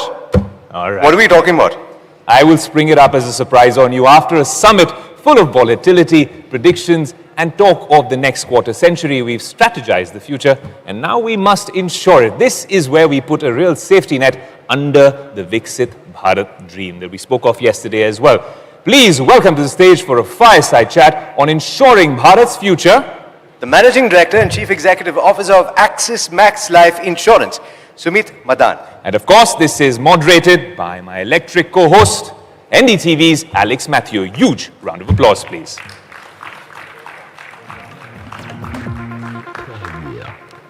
I'm sorry, Vedika, I stole your spot.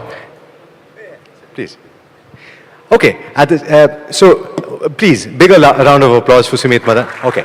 Now, I would like to invite you to think about something at the start of this conversation, just so that I can set the context for you, right? Imagine the most beautiful car, something that you've always desired. Maybe it's a bottle green Bentley or something like that, right? You've always dreamed of this car. Could even be a Lamborghini or really expensive electric vehicle. Now, you're forced in this country to buy motor insurance. You have to insure it, right? Now, imagine you've gone through that 1 year in Delhi traffic or in Mumbai traffic, and you've managed to not scratch it or bump it, and you've not gotten into a bad accident. Do you feel disappointed at the end of the year that your money is not coming back to you, the motor insurance? Or do you feel happy that you didn't have an accident? Which of it would you think? So I know the obvious answer, right?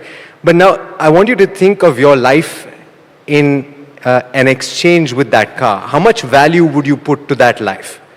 And how much money would you pay to transfer the risk of that loss of life to somebody else, like this gentleman right here?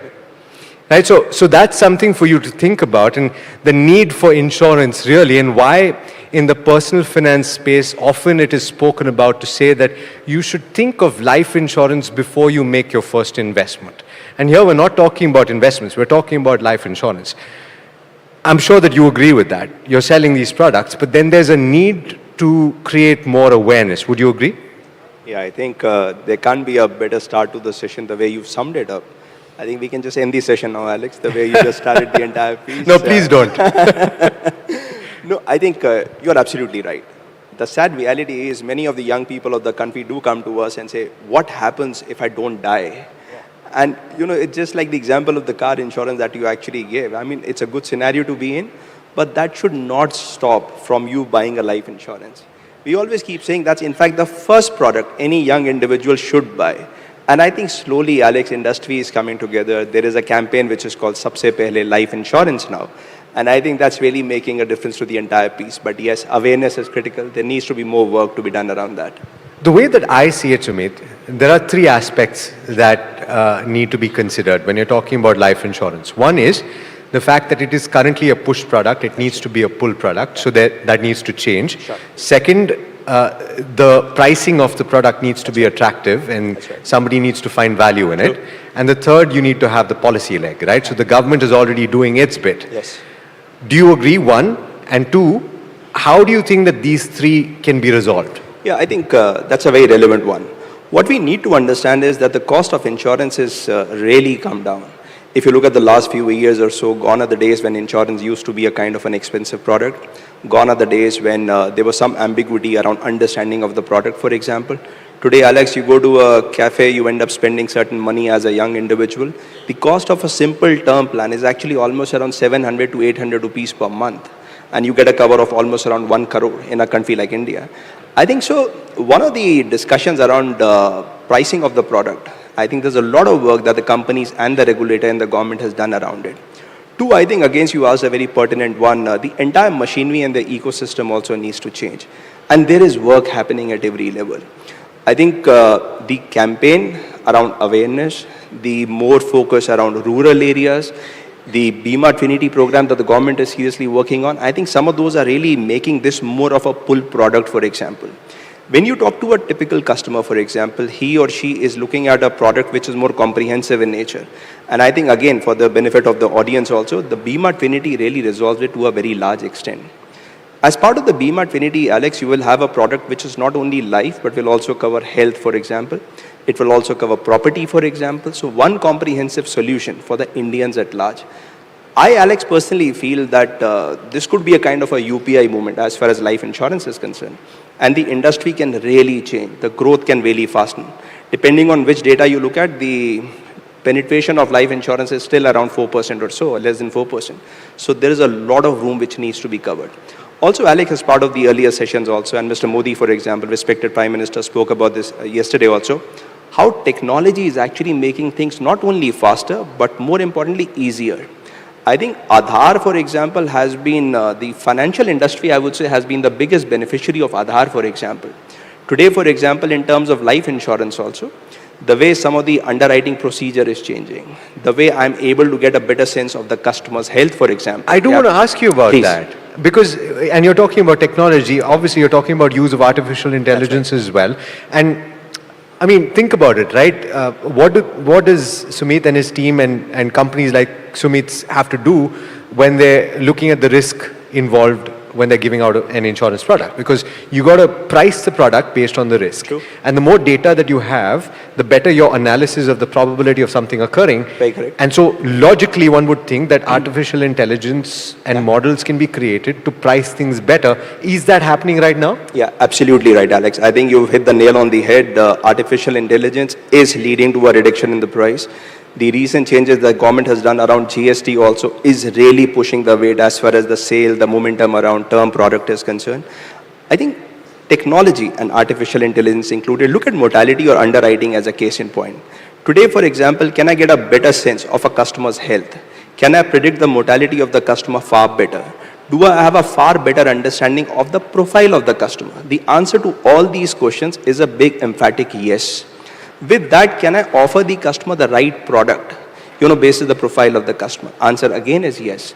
Can I price the product better, to your question? Answer again is a big yes, because I know the kind of risk I am signing off. So if I were an actuarial today, or let's say if I am a part of the sales or the distribution team today, in a life insurance sector, my job has actually become much more easier, because there is a certain predictability around it. So I think you're absolutely right. Artificial intelligence, just the straight through process around issuance of the policy. Gone are the days when the underwriting used to be a tedious process. Today, almost at Access Max Life Insurance, almost 80% of the policies are actually straight through processing. No detailed underwriting required, because I already have so much of data around the customer. So yes, it's helping the cause. So this just occurred to me, and I do want to mention it because you spoke about the mutual fund industry, and ultimately when you're selling mutual funds, there is a direct and there is a regular, right? So the regular goes through sellers of mutual funds, and the direct you can go straight to the company that is making the mutual fund. Do you think that there is potential for companies like yourself to liaise directly with the customer, where if it becomes a pull product and somebody ultimately knows that they want life insurance, they can come straight to you? Yes, that option is available. Insurance is a long-term product, so the commitment around the customer is also much longer. We spoke about Bima Affinity earlier. Bima Sugam, for example, will end up doing exactly the same thing. You will have a marketplace. You can just go to the marketplace, choose the best product which suits your needs. All the insurance partners will have their product there, and the website was recently launched. So there is work already happening on that, and yes, you can directly go to the Bima Sugam and buy an insurance policy. And while we're dreaming about this, would you say that that would ultimately make the insurance experience better? If a customer were to come directly to you and you could curate a product that would be best for them? Yeah. Firstly, I think the dream is a reality now. So it's like happening now as we do this interaction. That's also. Yes, that's fantastic as for the industry, and I think largely public at large is also concerned. So I think from that perspective, yes, it's already taking shape as far as the Indian market is concerned. The experience is actually getting better and better, Alex. Look at something like medical limits as far as the life insurance policy is concerned. Your medical limits, for example, are going up as the health benefits improve, as the mortality of Indians obviously increase. The requirement of medical is also going down. With the help of data, like we were discussing earlier, today, for example, I have far more detailed inputs as far as the customer is concerned. So I think in an overall sense, the experience is becoming better of buying a policy.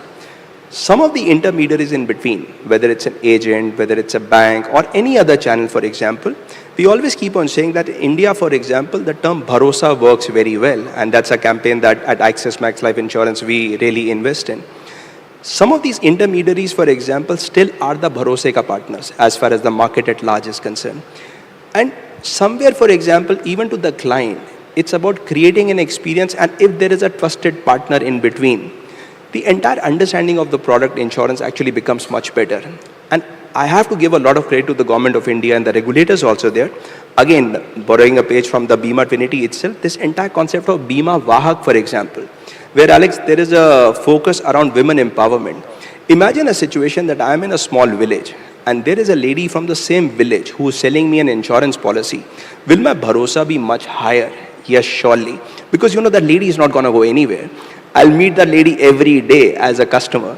And the lady would be selling the right product to me, which is the bharosa, which really comes in. I hope that that's the case. Yeah. But I get your point. Yeah. And, you know, the potential is there. Ladies and gentlemen, please, big round of applause for Sumit. He's laid out the context, and I think there's a lot to be done, and his company and the industry is doing a lot of hard work, so big round of applause. Sumit, Thank you thanks very so much. Thank you very much. for taking the time. Thank you. Thank you, everyone.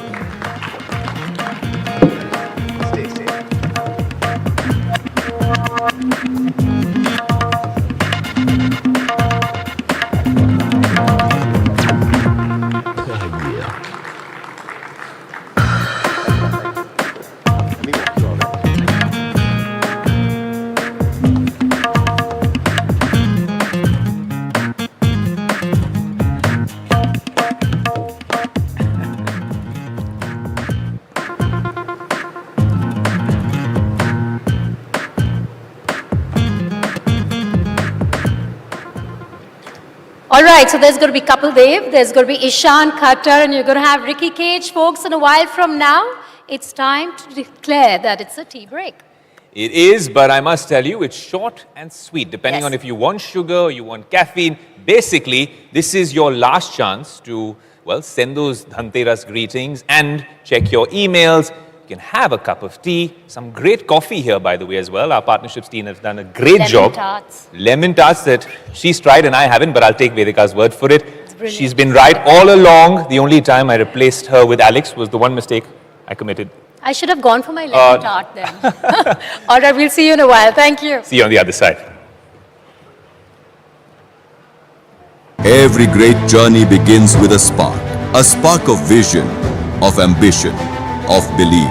And some places don't just nurture that spark, they set it ablaze. Welcome to Punjab, the land of enterprise, resilience, and limitless opportunity. Strategically located at the heart of North India, Punjab connects you to over 30% of India's population. High-speed highways, air cargo hubs, rail freight corridors all converge to move your business faster. Time is capital, and we value both. Invest Punjab is India's only unified regulator. All powers under one roof, having most advanced single-window fast-track portal that simplifies 140 plus approvals across departments. Intelligent fast-track portal delivers land feasibility check in 15 days. All approvals within 45 working days. When industry leaders choose Punjab, they choose reliability, partnership, and progress. This is not just a state. This is a movement towards speed, certainty, and global leadership. Punjab's message is simple. Come, invest, and grow with confidence.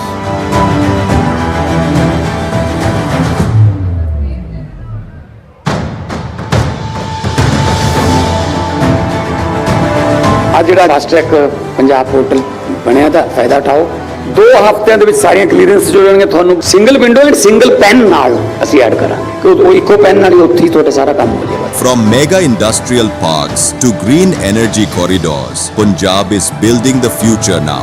And the only thing missing is you. It's time to invest in ambition. It's time to invest in Punjab.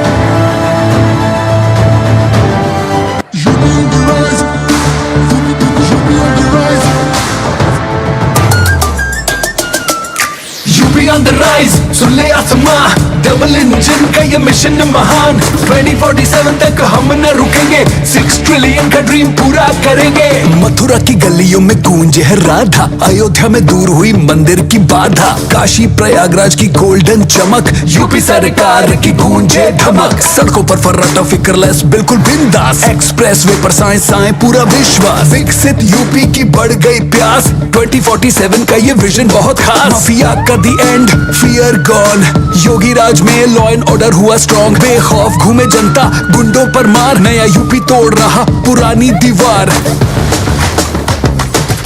UP on the rise सुन ले आसमां double engine का ये mission महान 2047 तक हम न रुकेंगे 6 trillion का ड्रीम पूरा करेंगे 21वीं सदी है इस सदी का ये तीसरा दशक ये उत्तराखंड का दशक होगा उत्तराखंड को विकास की नई ऊंचाइयों पर पहुंचाने के प्रधानमंत्री नरेंद्र मोदी के स्वप्न को मुख्यमंत्री पुष्कर सिंह धामी देवभूमि पर हर दिन साकार कर रहे हैं सेवा, सुशासन, स्वावलंबन और सतत विकास। ये वो मूल मंत्र हैं जिन्होंने उत्तराखंड की तस्वीर बदल कर रख दी है। उत्तराखंड सरकार की ओर से हमें जैसे खाद मिल रहा है और खेतों के लिए बीज मिल रहा है और इसी प्रकार हम खेती बाड़ी कर रहे हैं। केंद्र सरकार के सहयोग से राज्य में रेल, सड़क, रोपवे, हाई कनेक्टिविटी विस्तार पर तेजी से काम हो रहा है। दिल्ली देहरादून एक्सप्रेसवे बनकर तैयार है। इससे सिर्फ 2.5 घंटे में दिल्ली से देहरादून पहुंचा जा सकेगा। 4700 लंबी ग्रामीण सड़कें बन चुकी है। सुशासन के मामले में भी धामी सरकार लगातार लोगों की जिंदगी आसान बनाने में जुटी है। भूमि रिकॉर्ड, पेंशन, परिवहन और शिकायत निवारण जैसे विभागों को ऑनलाइन कर दिया गया है।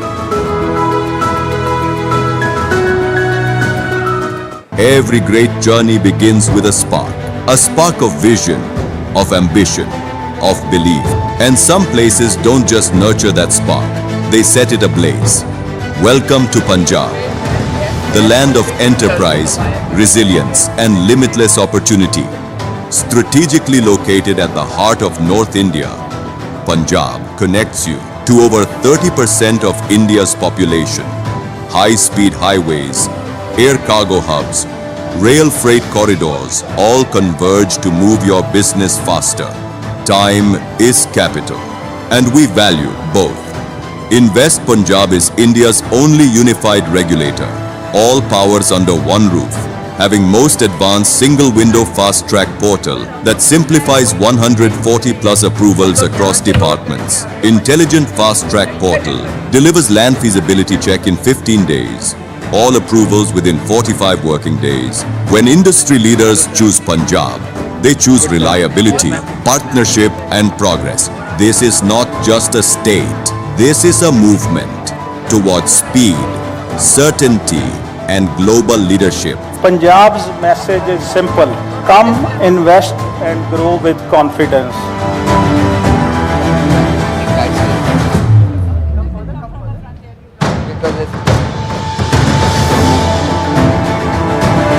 आज ਜਿਹੜਾ ਰਾਸ਼ਟਰੀ ਪੰਜਾਬ ਪੋਰਟਲ ਬਣਿਆ ਦਾ ਫਾਇਦਾ ਉਠਾਓ। 2 ਹਫ਼ਤਿਆਂ ਦੇ ਵਿੱਚ ਸਾਰੀਆਂ ਕਲੀਅਰੈਂਸ ਜੋ ਜਾਣਗੇ ਤੁਹਾਨੂੰ single window and single PAN ਨਾਲ ਅਸੀਂ ਐਡ ਕਰਾਂਗੇ ਕਿ ਉਹ ਇੱਕੋ ਪੈਨ ਨਾਲ ਹੀ ਉੱਥੇ ਹੀ ਤੁਹਾਡਾ ਸਾਰਾ ਕੰਮ ਹੋ ਜਾਏਗਾ। From mega industrial parks to green energy corridors, Punjab is building the future now. And the only thing missing is you. It's time to invest in ambition. It's time to invest in Punjab. Every great journey begins with a spark of vision, of ambition, of belief. And some places don't just nurture that spark, they set it ablaze. Welcome to Punjab, the land of enterprise, resilience, and limitless opportunity. Strategically located at the heart of North India, Punjab connects you to over 30% of India's population. High-speed highways, air cargo hubs, rail freight corridors all converge to move your business faster. Time is capital, and we value both. Invest Punjab is India's only unified regulator, all powers under one roof, having most advanced single-window fast-track portal that simplifies 140 plus approvals across departments. Intelligent fast-track portal delivers land feasibility check in 15 days. All approvals within 45 working days. When industry leaders choose Punjab, they choose reliability, partnership and progress. This is not just a state. This is a movement towards speed, certainty and global leadership. Punjab's message is simple. Come, invest and grow with confidence.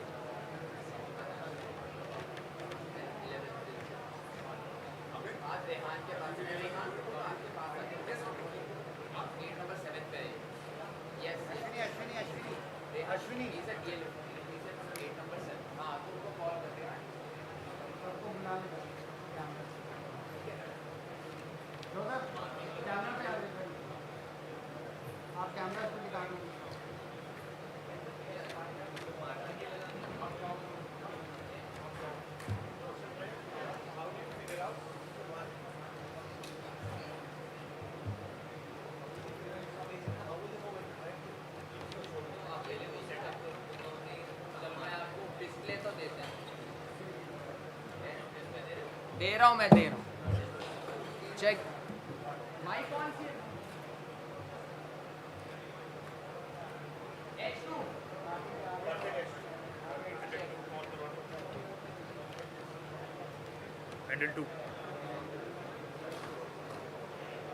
Check check okay. Suresh display try करना है पहले तो, ठीक है?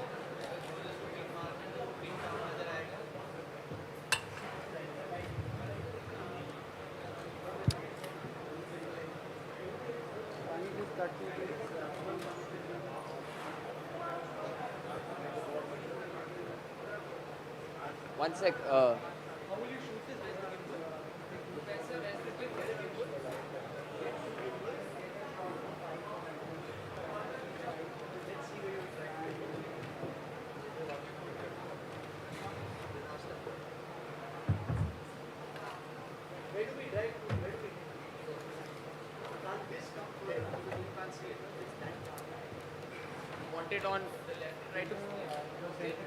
Suresh, can we have it on the left and right wall also?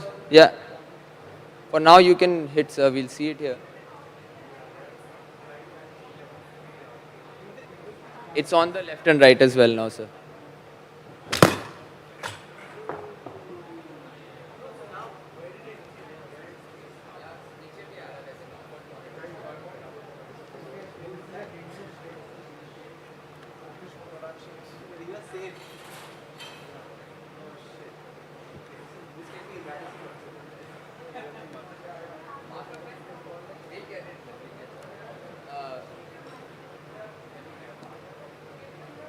Get a marker pen है अपने पास? Yeah, he wants to mark. Tape लगा निकलेगा।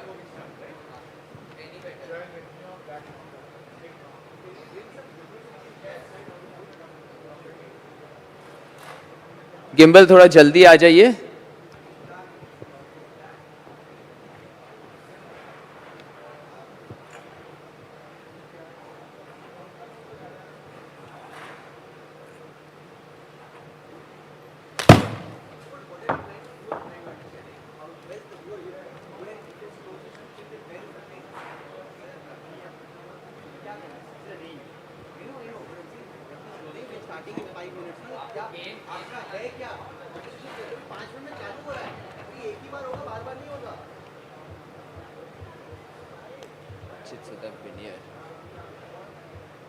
रचित नहीं आया ना, गेम क्या क्लोजेस्ट टू पिन। हाँ, now it's the game, now it's put closest to pin.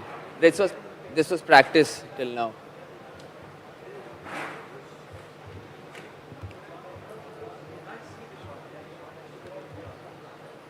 Okay, centre में दे दो वापस, तीनों में दे दे सुरेश, तीनों में दे दे।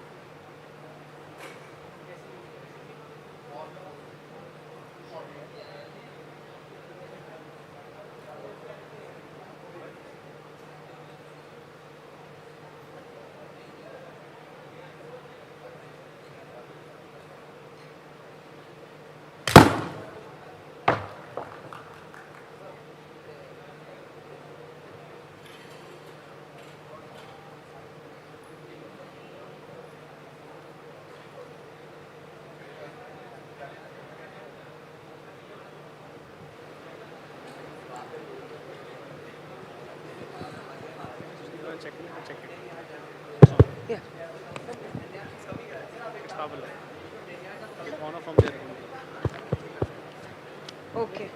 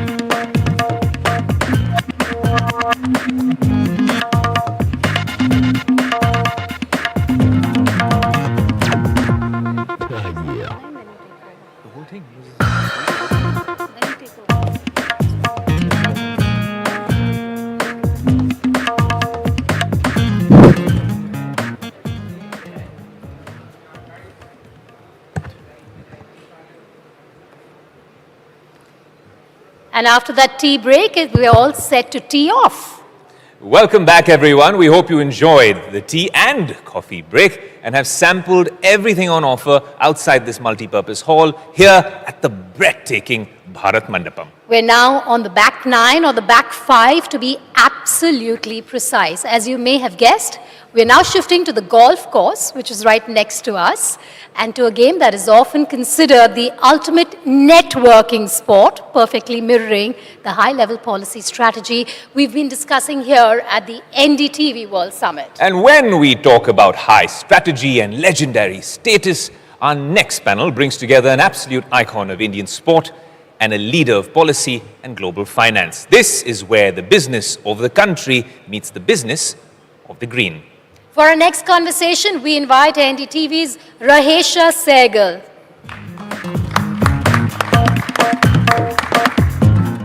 Welcome everyone to a very special session here at the NDTV World Summit, where we will be discussing NDTV Pro-Am and the business of golf. Perhaps it is an arena where sports meets strategy, passion meets play, and golf becomes more than just a game. I would now take a moment to call a stellar set of panelists here on the stage. Can we please welcome Mr. Kapil Dev, President of the Professional Golf Tour of India. A round of applause for Mr. Kapil Dev. We also have with us Mr. Amitabh Kant, who is not just India's most distinguished bureaucrat, but also governing body member of PGTI. Can we please have a round of applause for Mr. Kapil Dev and Mr. Amitabh Kant. We also have with us Mr. Amandeep Joel, CEO, PGTI. He's also a renowned golfer and one of the top Indian coaches. A round of applause for Mr. Joel. Well, the list is powerful. We have with us David Howell, member of the DP World Tour for 27 years. He has won 7 times worldwide, including 5 European titles. A round of applause for Mr. Howell. We also have with us Ajitish Sandhu. He's a professional golfer. He's a winner of 7 professional titles, including 2 at the international level. And of course, NDTV CEO and Editor-in-Chief Rahul Kanwal. Can we please have a round of applause for this stellar set of panelists that we have here with us? Well, but before we delve into this very interesting session, you see that the stage is all set up. We have all the professionals here with us. I would request all of you to take a look at the screen behind me. We have something exciting, something very special for all of you.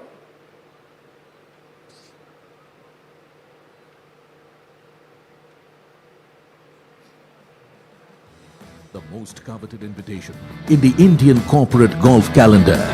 A privilege reserved for the select few. The most exclusive Pro-Am of the year, the ultimate invitation. Presenting the NDTV Pro-Am. This is where India's top corporates lock horns with the finest professional golfers. Where every drive is power, every putt is precision, every handshake a possibility. Golf has always been the game of leaders, and in India, it finds its most exclusive stage. From Delhi to Bengaluru, from Mumbai to Kolkata, the NDTV Pro-Am travels across the nation. A circuit that is exclusive, aspirational, unforgettable. Every round is a contest. Every moment a connection. Every shot a declaration of ambition and intent. And with the NDTV network bringing it to millions, the Pro-Am extends far beyond the course, into boardrooms and beyond. NDTV Pro-Am Golf, the #1 Pro-Am in India's corporate golf calendar. The course of champions, the conversation of leaders.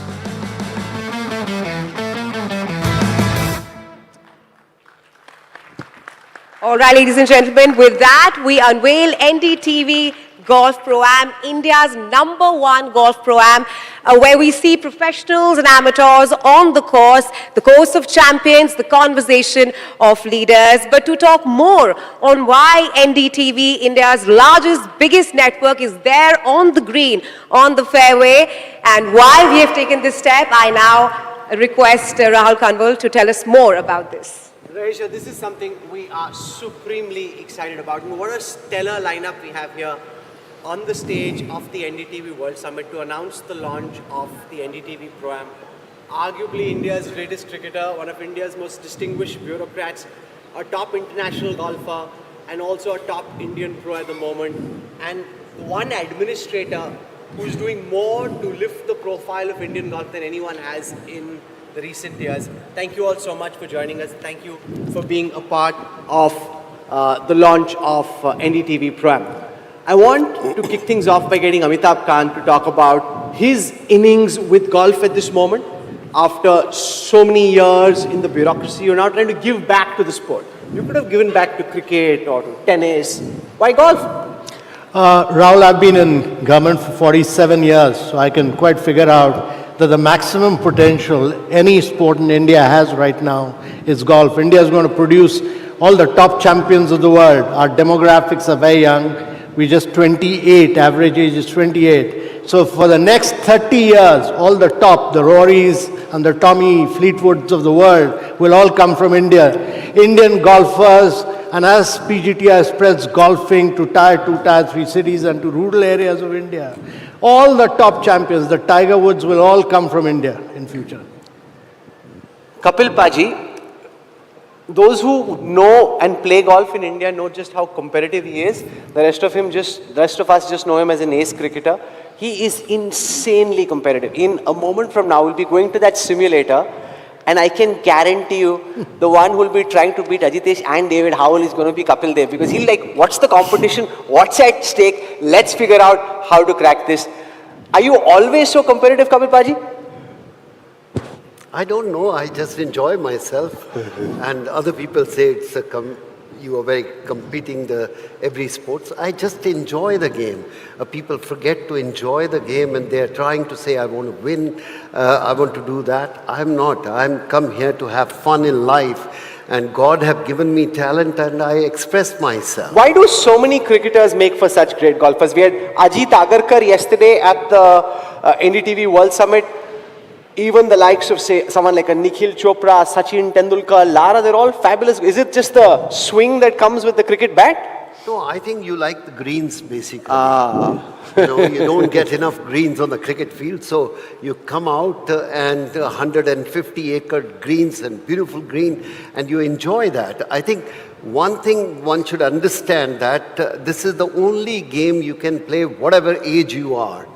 And I think it's very difficult for footballer or cricketer, age of 50, come and roll your arm. It's not possible.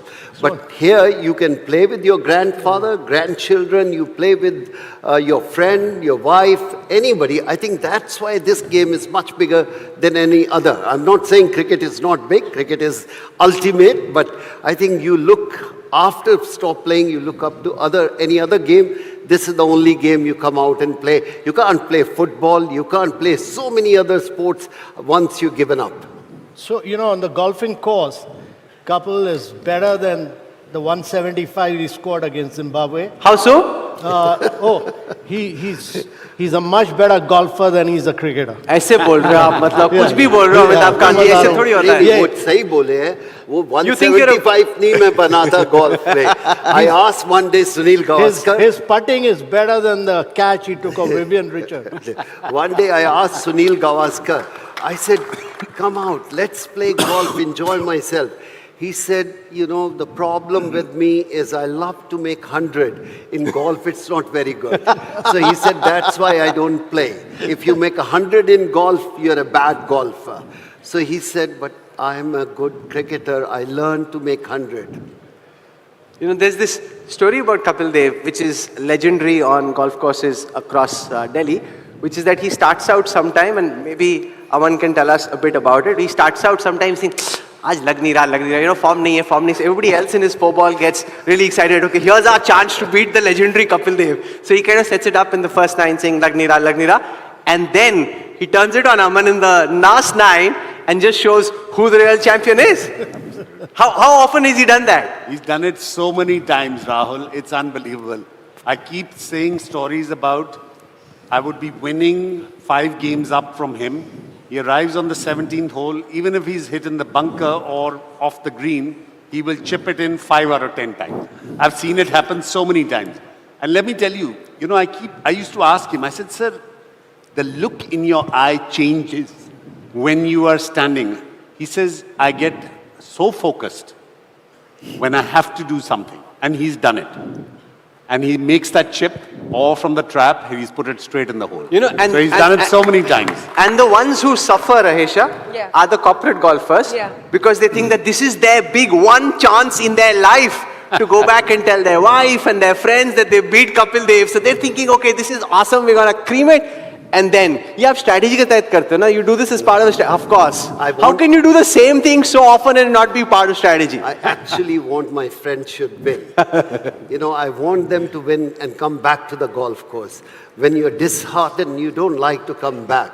So most of the time, I want people should come out and express themselves, they enjoy themselves. That's the most important. Yes, I'm lucky, certain people are lucky in certain things. You can talk well, I can't talk so well. So the you talk very well. We saw Kapil ji on 24/7 and on NDTV India during the recent Asia Cup. The ratings were phenomenal. And it's all, thanks to you. Everybody watched. I mean, there was also an India-Pakistan match which was useful, but just having you there just made it really, really exciting. Right, absolutely. Of course, I want to talk about cricketers' love affair with golf, but you spoke that with him. Coming to you, David, you're here for the DP tour. We had this chat inside. You said the last time you were in India was in 2008. Talk to us about your experience here in India, and perhaps when can we expect you more often here in New Delhi?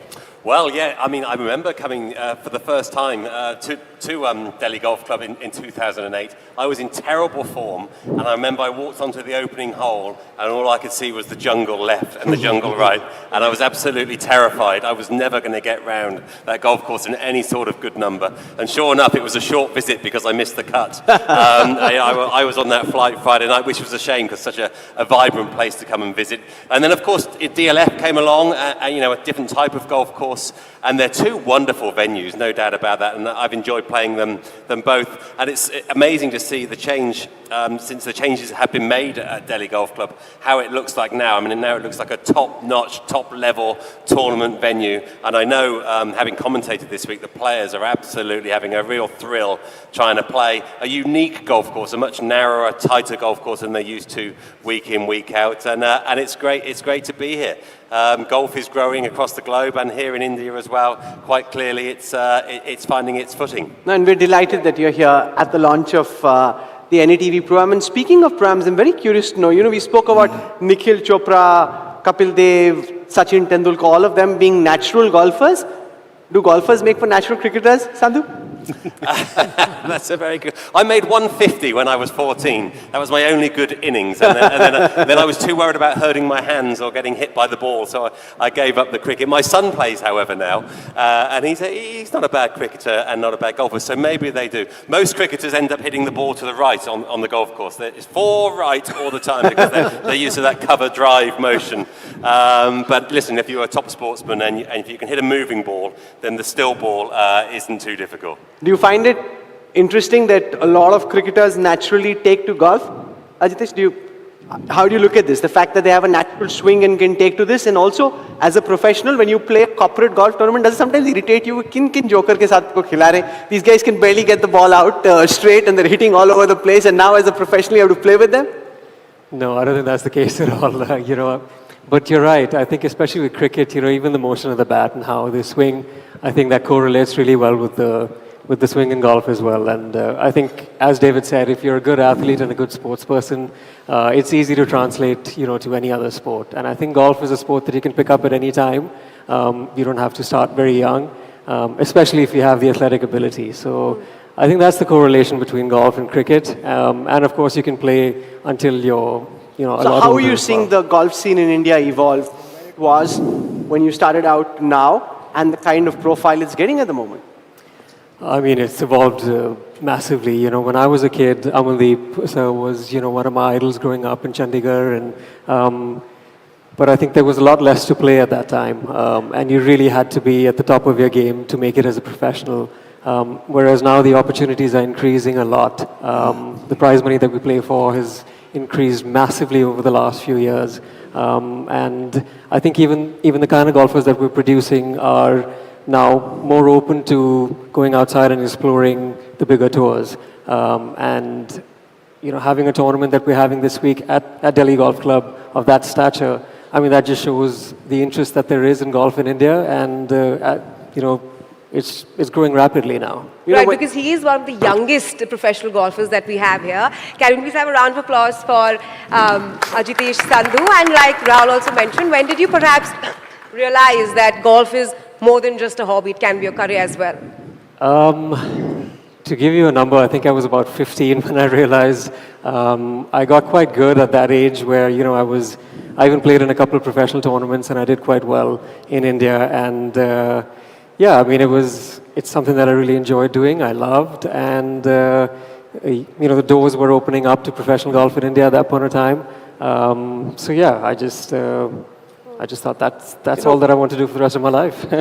I want to tell our viewers that Rahisha actually plays golf, and one of the reasons we hired her here at NDTV, apart from the fact that she's also a fabulous anchor, is that she's a golfer. So we were looking for someone to be the face of the tournament and to really bring the tournament together. So talk to us a bit about how serious a golfer you are, and the fact that not entirely, but a part of the reason that you were hired was because we needed someone to bring NDTV program golf together. Right, absolutely. I remember my interview with Rahul, and he asked me, do you play golf? And I said, yes, occasionally, yes. Maybe once in 2 weeks. He asked me my handicap, and the next thing I know is that, okay, you're selected. We are coming up with something as the NDTV Golf Pro-Am, and we would be keen on you to be a part of it. But of course, I'm not as a professional as everybody here, but I do manage a bogey or a double bogey per hole. But coming to you, Mr. Kant, if my research is correct, you are an avid golfer for the last 3 decades. What's the best part about the course, and how's like every time you hit the green, 18 hole or 9 hole, the momentum is built up? Well, I think it's the most rejuvenating sport today.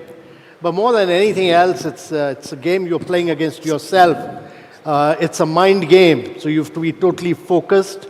It's a game of immense concentration, and if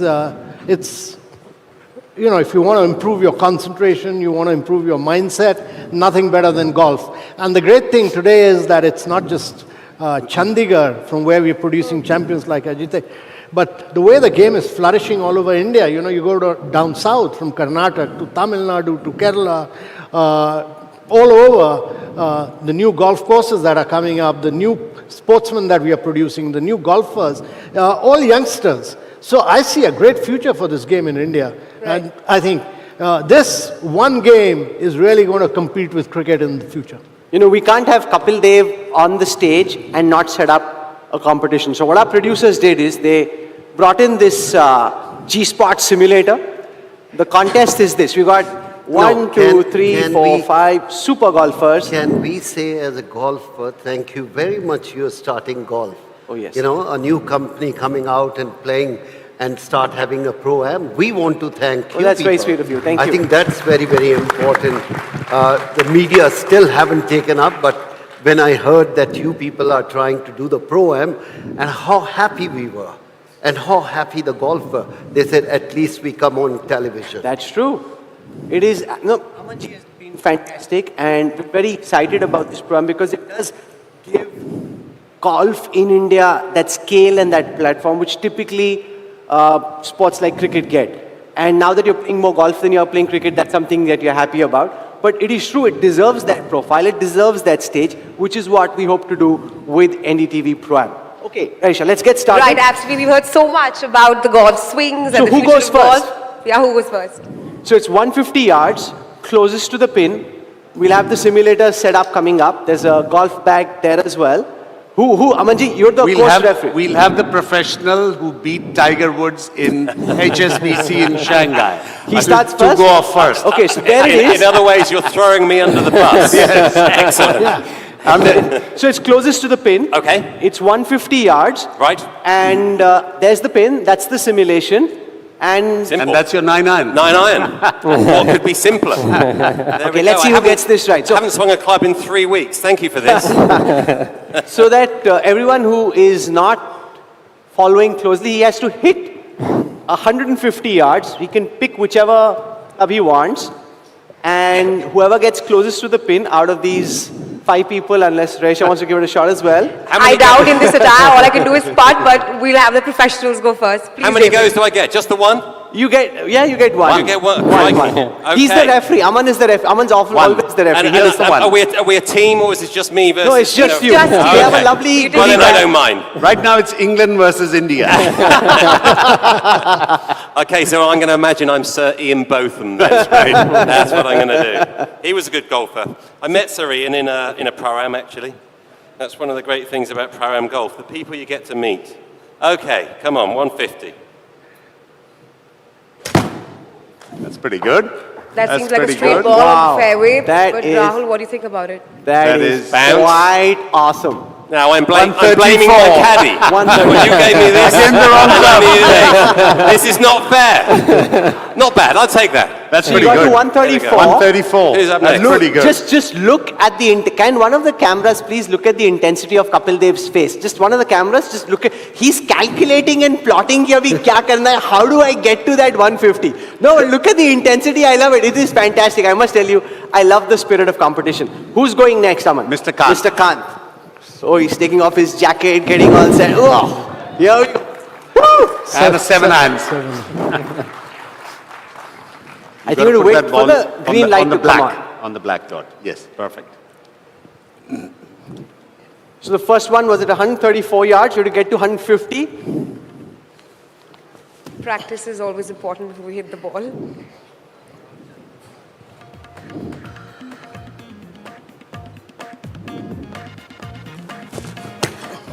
One more. You get another He's shot. allowed- Please, just go for He's it. allowed a mulligan. He's allowed. He's allowed. Absolutely. So that's what we keep doing. We allow the corporates a mulligan. Say, go a little closer. Your heel is on that.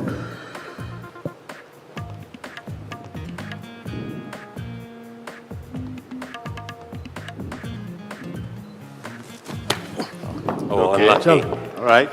Okay. Yeah, now let's get. Who goes next, Playing the Aman? shoes. It's Mr. Kapil Dev, Mr. obviously. Kapil Dev is next. Yes. Okay, here we go. Ladies and gentlemen, round of applause. He's See? at 7. You give him the stage, you give him the moment, he turns on the magic he always has. Let's see where he gets. 150. Black. Closest to the pin. Yeah.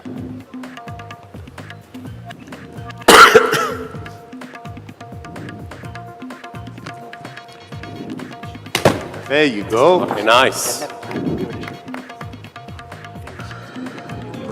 There you go. Oh, yeah. Oh, he beats him. On the Bless. 141, 143.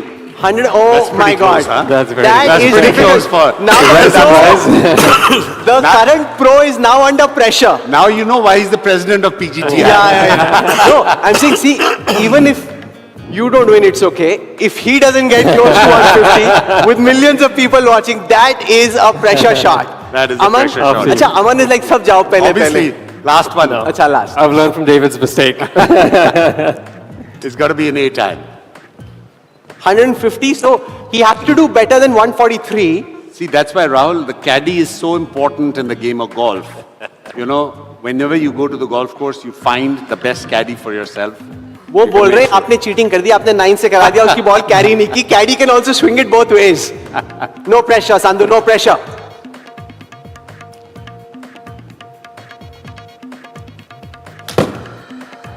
Nice. 143 150 let's see how this goes 135 8 iron. Woo. It is? Wow, Kapil is leading Okay, we have Amandeep and then we'll have you. Amanji's got his supporters along as well from the audience. They're shouting and rooting for him. Okay. Top mare. Oh. See, the only part is I've come from the state of Punjab. So makhan ta zarur khaya aur doodh bahut piya. 160 means 166. He's gone over. Well, So I we'll think have he to- wins. We'll have Kapil to Dev have Rahul, wins. you also take this swing. No, We'll no, have this is too much everybody pressure. Here, No, this but is. You're also an avid We're just player. organizing. We're just organizing the tournament. I Okay. refuse to take the stress of trying to compete with Kapil Dev. But I will pick. Can you round of applause for Rahul? We'll be just taking a shot here. You cannot compete or compare, so please close your eyes. So pressure मत डालो आप मेरे ऊपर, वैसी बहुत stress है life में. अच्छा, प्रेशर मत डालो. अपनी बारी आई तो प्रेशर मत डालो. Look at No, that. I hit one more. You know, You're allowed one more.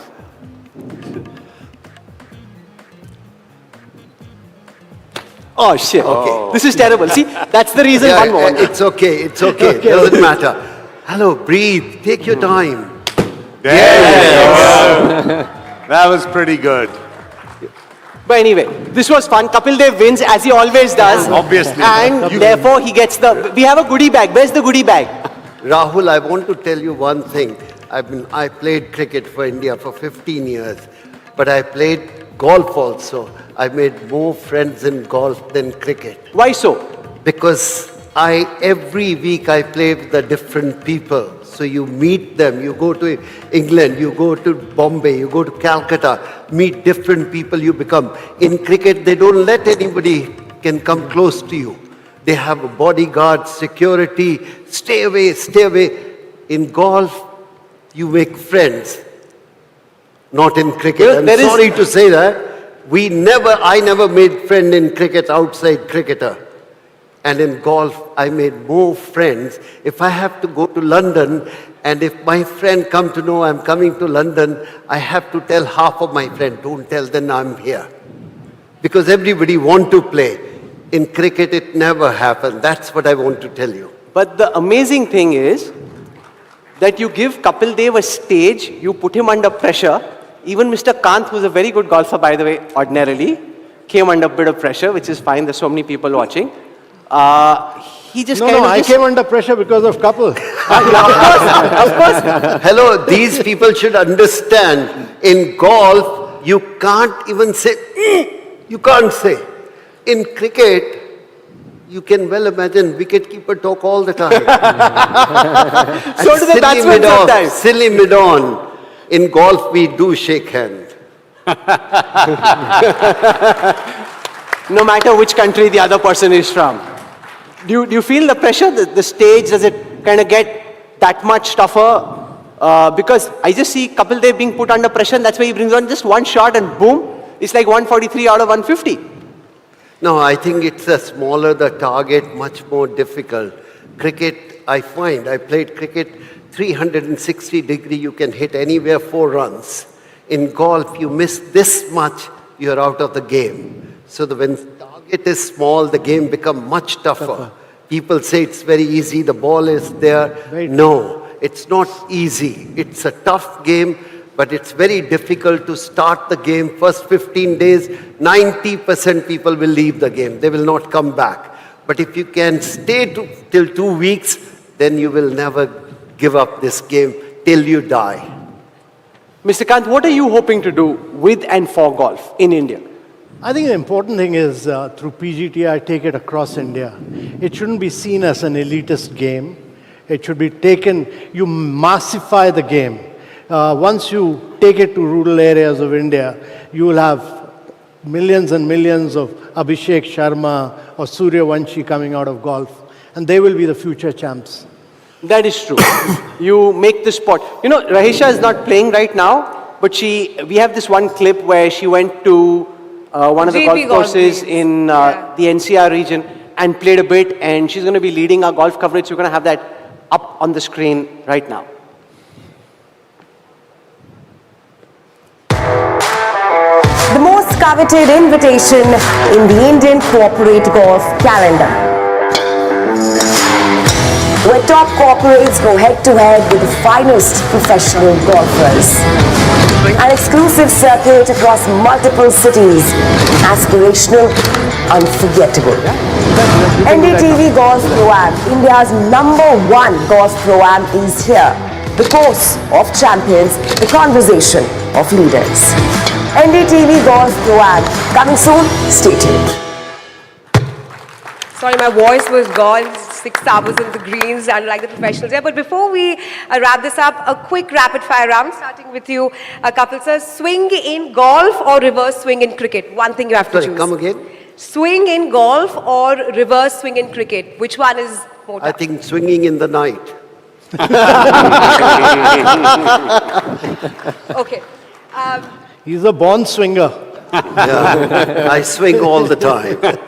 One way. Out swinger. Always winning everywhere. Okay, coming to you, Mr. Kant. What becomes more serious discussion over some kind of a policy or a fight, or over a wrong drop on the course?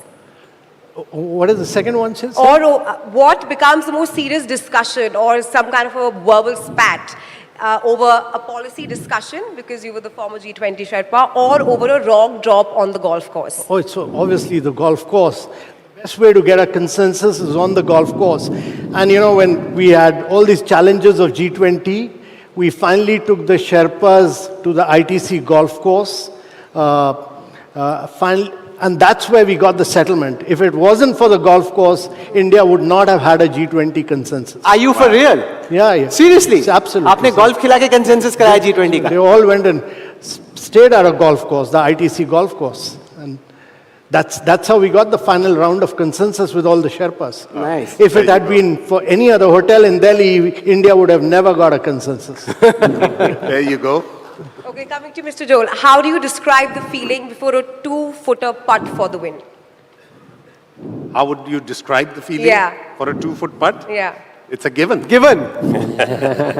For a professional, it's a given. All right, coming to you, David. One rule in golf you'd love to change? One rule in golf I'd love to change. That's a very, very good question. I think they've just changed all the rules. You know, I would change the equipment. Actually, I would change the golf ball. They're going to do that in a couple of years' time. Delhi Golf Club has just proved that if the pros hit it less far, actually the game can be more interesting. So the rules are about to change somewhat with the equipment. I think they're doing the right thing, and I'm fully on board with it. Same question to you, Mr. Sandhu. One rule you'd love to change, or not?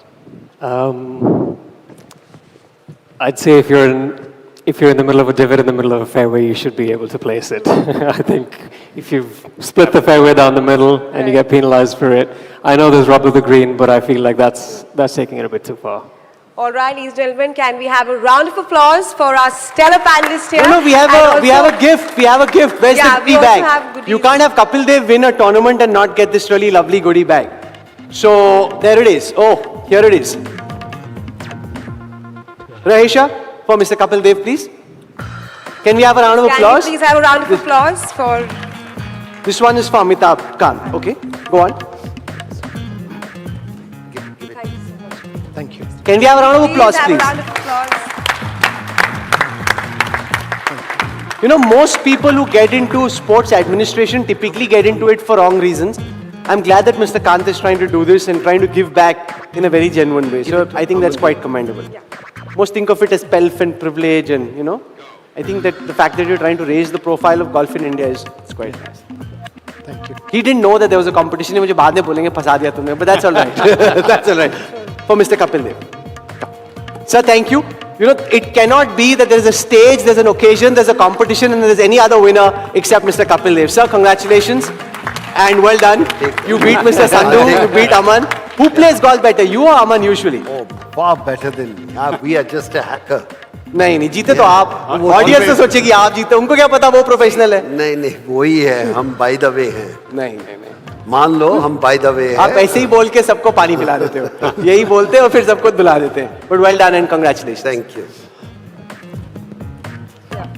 I think everybody should understand. Round of applause. Everybody's winner, not Thank one you. person. Thank you very much. Thank you. Come.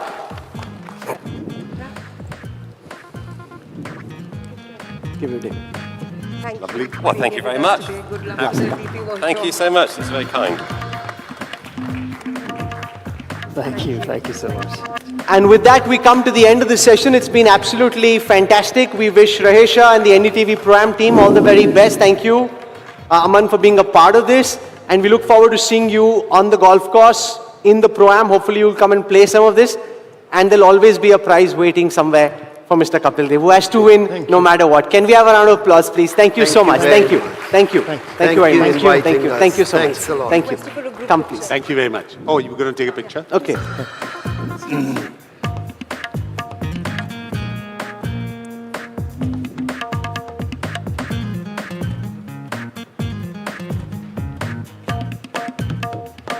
Thank you very much. Thank you.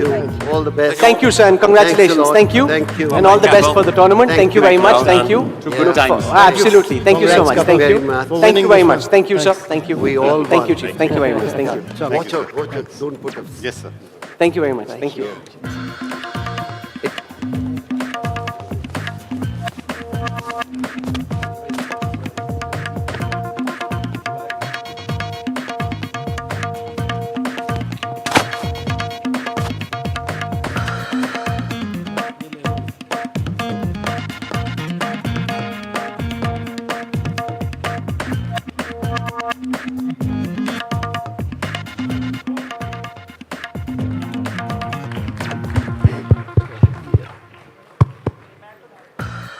I see how everyone has a smile on their face the minute golf and sports gets mentioned, Vedika.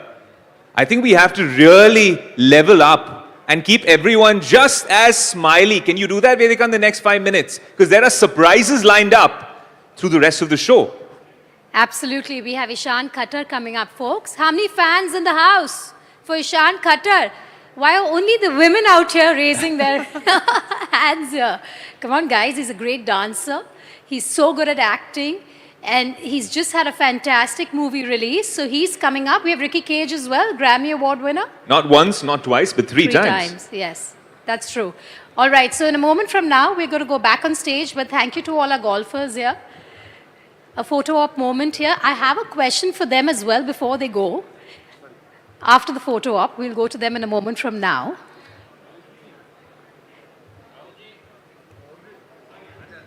All right. Let the photo op happen. Over to you. Ayush, if you can take over for a moment, and then I'm going to ask the golfers a question here. Absolutely. You know, I'd request everyone, please stay in your seats because we have a bunch of surprises lined up for you. I love how Shiv's walking towards the front. That means there's something's cooking, right, Shiv? All right. For a moment, sirs, if I could have you here, I have a very simple question for you. It's almost the end of the year. How many golf balls have you lost at the golf course? Wow. You know, I play at Delhi Golf Club. Thank God I don't play at DLF.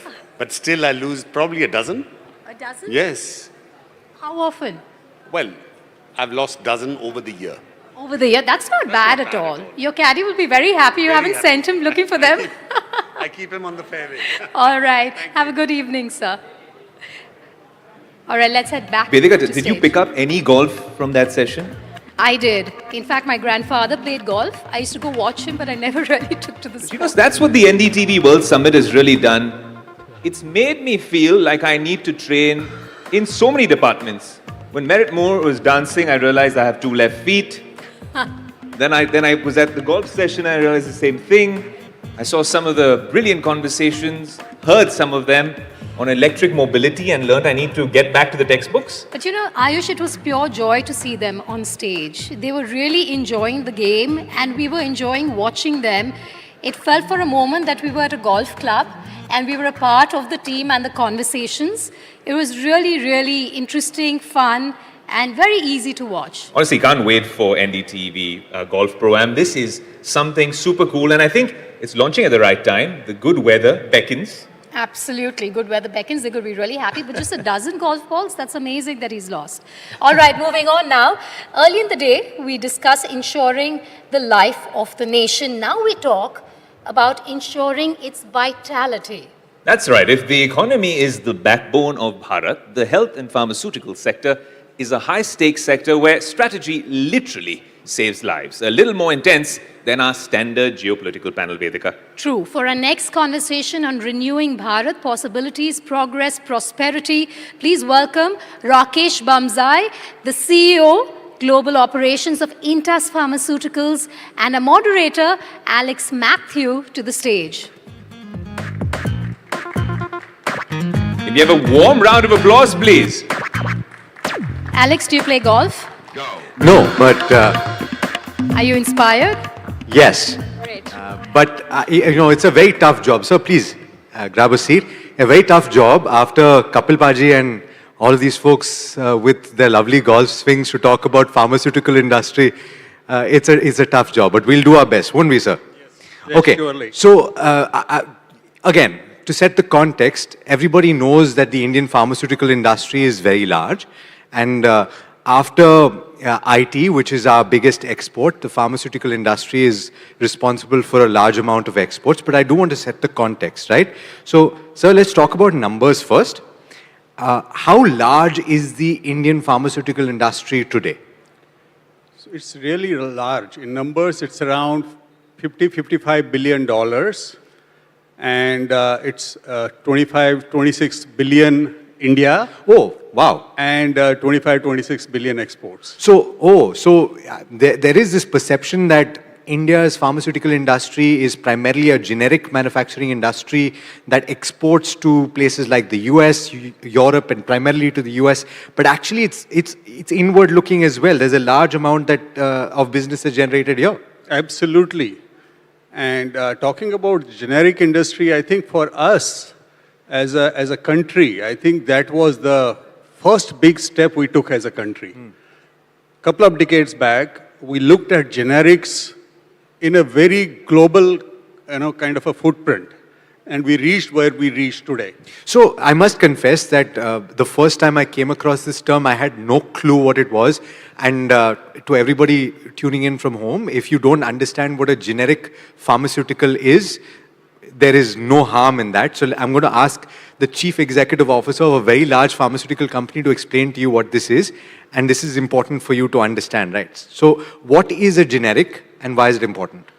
A generic product is a product that is mimicked basis on the innovator product. Let's talk about an example, sir. That will make it easy. Like, for example, if a brand is ABC, I don't want to name brands, it treats a particular disease. There's a patent life for that brand.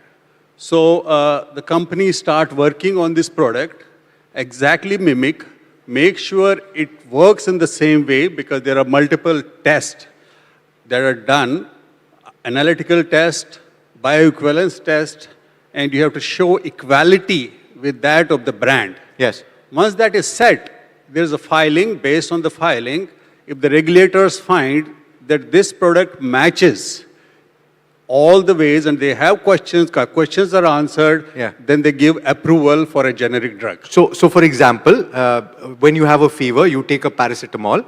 Paracetamol essentially was made by somebody right at the beginning, and then you have a drug that is named with a name that ends with in or that rhymes with bolo, and effectively those are generics of paracetamol, correct? Absolutely. Okay, and so right now, would it be fair to say that the Indian pharmaceutical industry is primarily known as a generic manufacturer? I would say that generic business is the core business for India. Sure. So, job of the country is to protect the core. Yes. But I would say that the growth is going to come from other areas. And those other areas are making new drugs and challenging the edge of the unknown. As this entire forum is named, you're venturing into paths that are uncharted. You're creating drugs that will save lives. Why is this difficult? Is it the capital? Is it the lack of ability? The lack of talent? Let me first set the context a little bit. So you have generics, then the major growth is going to come from biologics, biosimilars. So this sounds like complete Latin and Greek to me. So you said, okay, generic is a copy of something, right? Yes, yes. It's the exact formulation. Matlab, if the formulation is A, B, and C, you're matching A, B, and C. A biosimilar could be X, Y, and Z, which is performing the same task as A, B, and C. Is that the way to look at it? Absolutely, absolutely. Okay. So as India, we're venturing into biosimilars and biologics. Yes, but biosimilar, biologics, and the new area for our growth is, personalized medicine. If you would have heard, there's cell therapy, gene therapy, tremendous promise for the country, and India can play a very big role in biosimilars, in cell and gene therapy, and in complex injectables, complex tablets. I think these are the three major growth areas. The next big growth in the next decade is going to come from these three areas. But what's the challenge, sir? Is there a large amount of capital that is required? Because so the way that the perception is that there are companies globally that specialize in creating these new formulations, and they're known for that, right? Everybody knows these names. Why is an Indian company not in that list? I think last 5 years, government has supported a lot in regulations. Because of that, you see now there's a biologic that's going to be, coming in the market. It's licensed out to some international company from an Indian company. We at Intas, we have a new chemical entity that we launched in India. Now we are taking to the global markets. There are multiple companies working on new innovative products, and those products are going to create huge value for the country.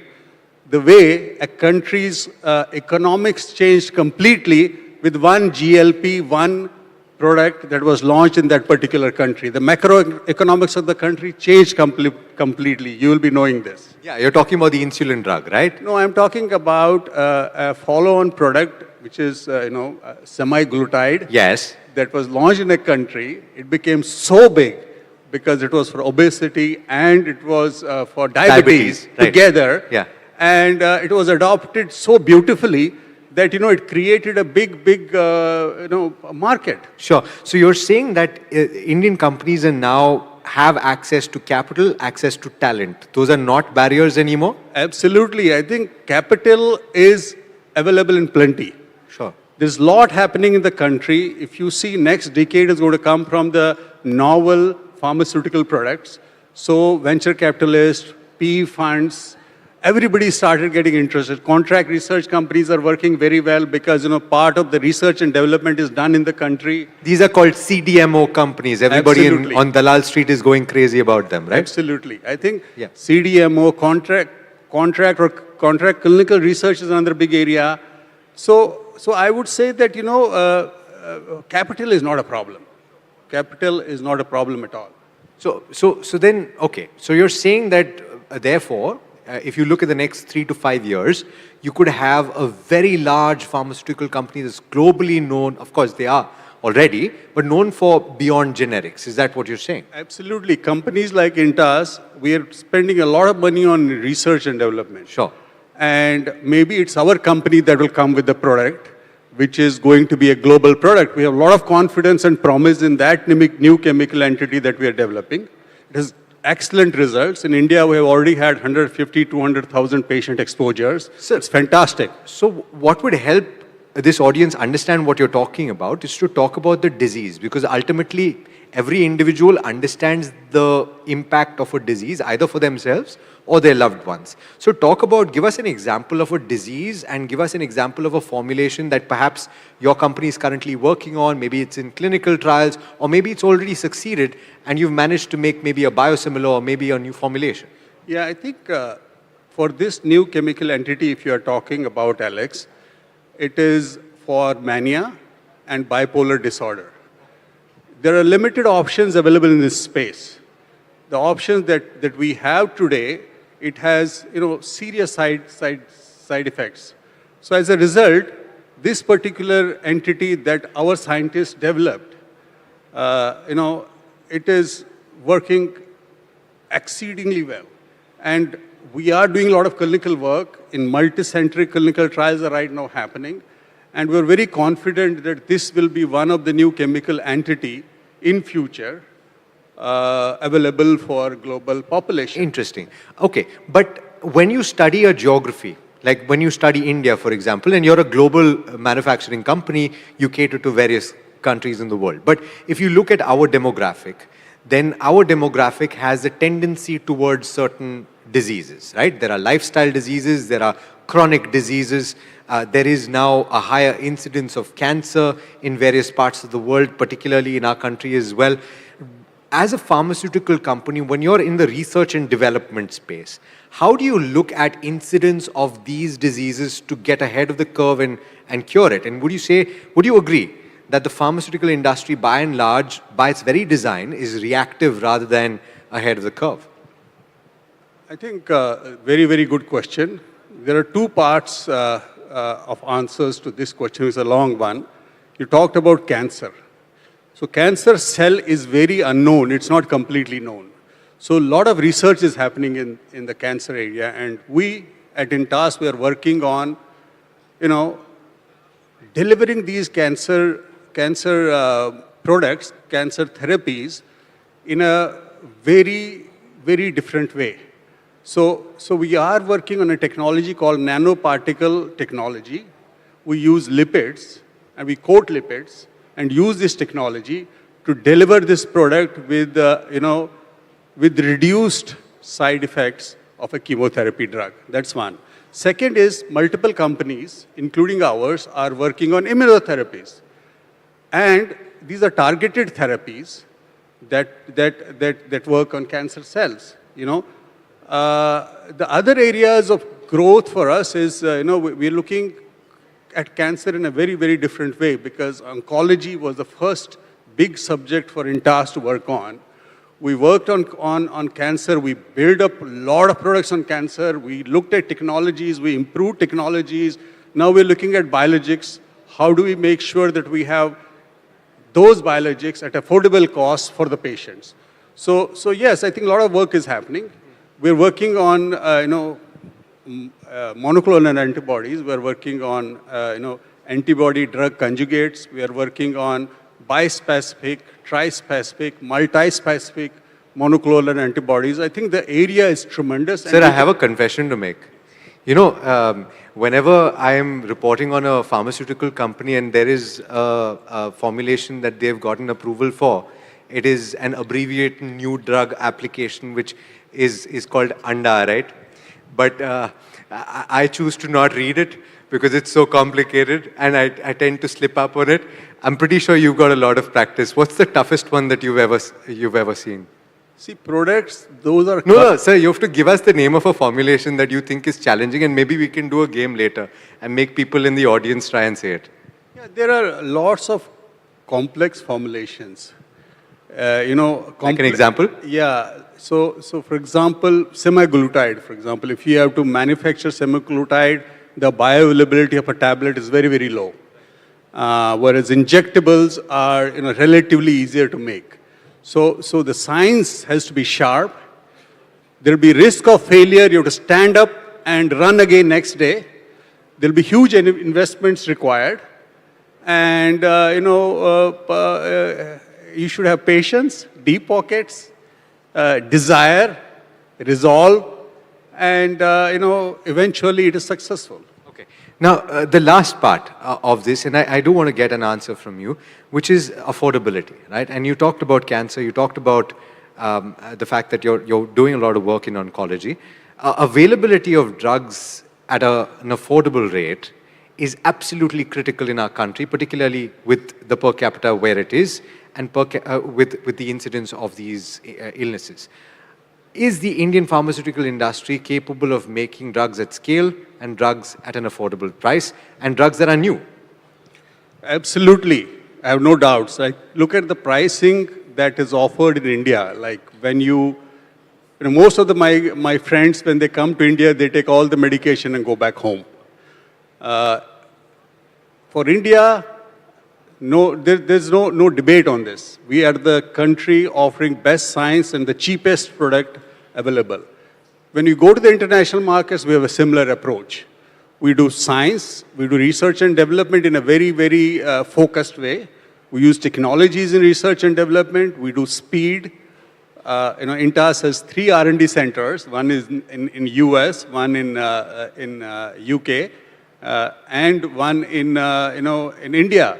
We use different time zones to make sure the speed is high. And, we finally, when we're successful, we file, we get an approval. Once we get an approval, we make sure that the pricing of the product is in such a way that more and more and more people can adopt.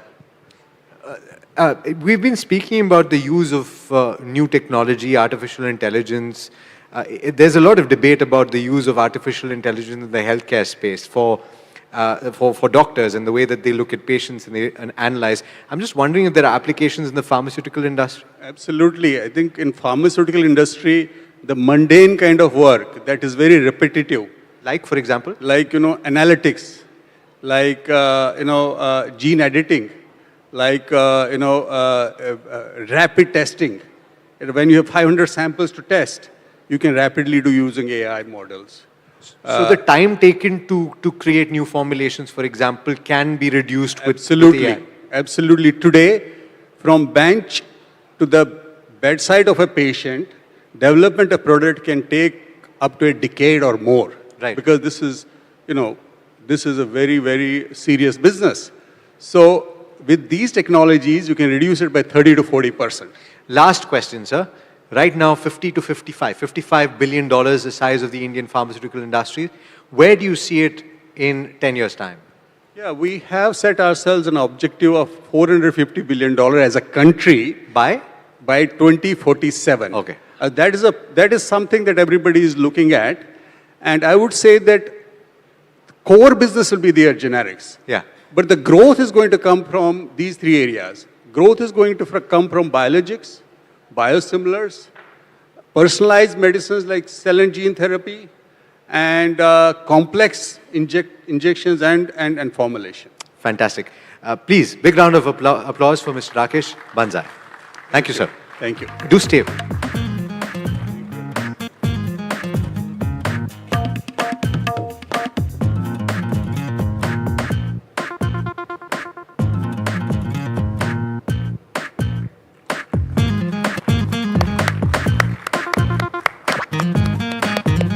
Thank you, sir, and a happy Diwali to you. Thank you, Alex.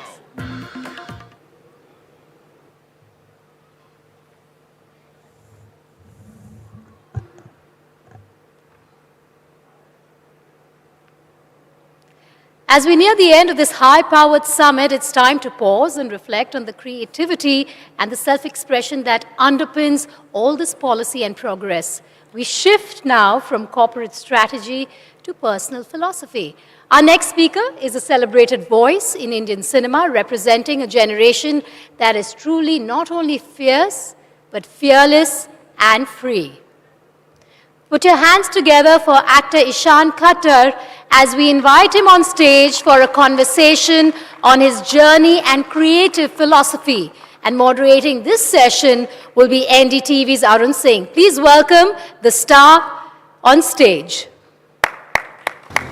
Police सेवा भर्ती एवं Pranoti board में आपका स्वागत है। आवेदन सूचना के लिए 1 दबाएं। नियुक्ति। हेलो हेलो सर, पुलिस भर्ती का रिजल्ट कब तक आएगा?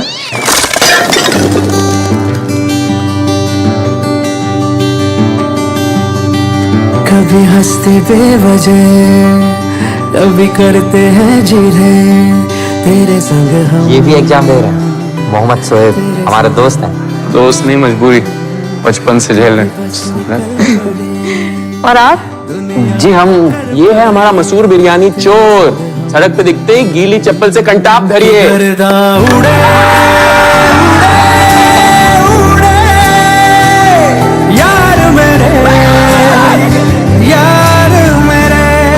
ग्रेजुएट बनेंगे, बन किया तो आगे PhD भी करेंगे, तभी लोग अपनी कुर्सी हमसे सटा के बैठेंगे चलते हैं। सीमेंट की छत वाला घर बनाएंगे, वर्दी पहन के बैठेंगे छत के ऊपर, लोग सलूट ठोकेंगे हमको। पूरा नाम क्या लिखते हो? चंदन कुमार ही है सर। गोत्र? मोहम्मद शोएब। जी सर। हमारा बॉटल बना करो। हमको नहीं जाना दुबई, यहीं रहना है, रोज रोज जलील होना है। एक बार हम सिपाही बन गए, साला किसी के बाप में हिम्मत नहीं होगी हमको घर आने की। सिर्फ हम चाहे जितने विकेट उखाड़, एक सरकारी फार्म की कैटेगरी वाले डिब्बे भर की औकात है हमारी, और बस वहीं तक सीमित है, वही हमारी पहचान। पहचान वो नहीं है बे जो हमें पकड़ाई गई, पहचान तो वो है जो हम खुद बनाते हैं।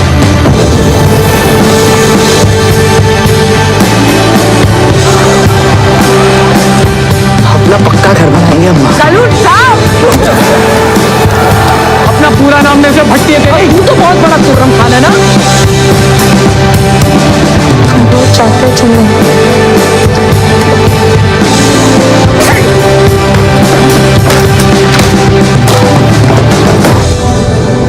अम्मी जो सिलबट्टे पे टमाटर की चटनी बनाती है, उसकी खुशबू, उसका स्वाद तो सारे जहां में हो जाए।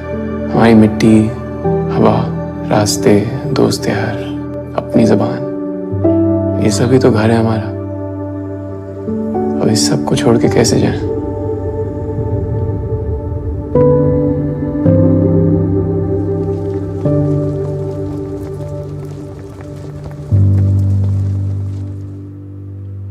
Ladies and gentlemen, put your hands together for Ishan Khatter.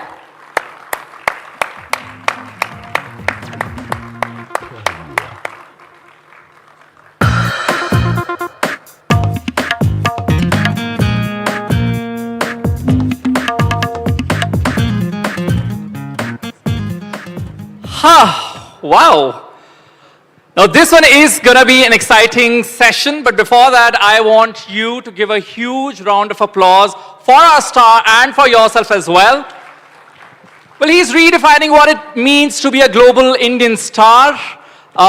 Definitely an artist who's fearless in his choices and effortless in his craft. His latest film, Homebound, has received standing ovations across international festivals and is now India's official entry to the Oscars. But Ishan's global stride doesn't stop at cinema. Alongside Hugo Boss, he was the only Indian actor invited to the Louis Vuitton Spring-Summer Show in Paris, representing India on a world stage. From Beyond the Clouds to The Perfect Couple alongside Nicole Kidman, from Bollywood to Hollywood, he's truly homebound to the world. Once again, give a huge round of applause for Ishan Khatter. A very warm welcome, Ishan, to NDTV World Summit 2025. Thank you so much. Thanks for having me. That was a very warm welcome indeed.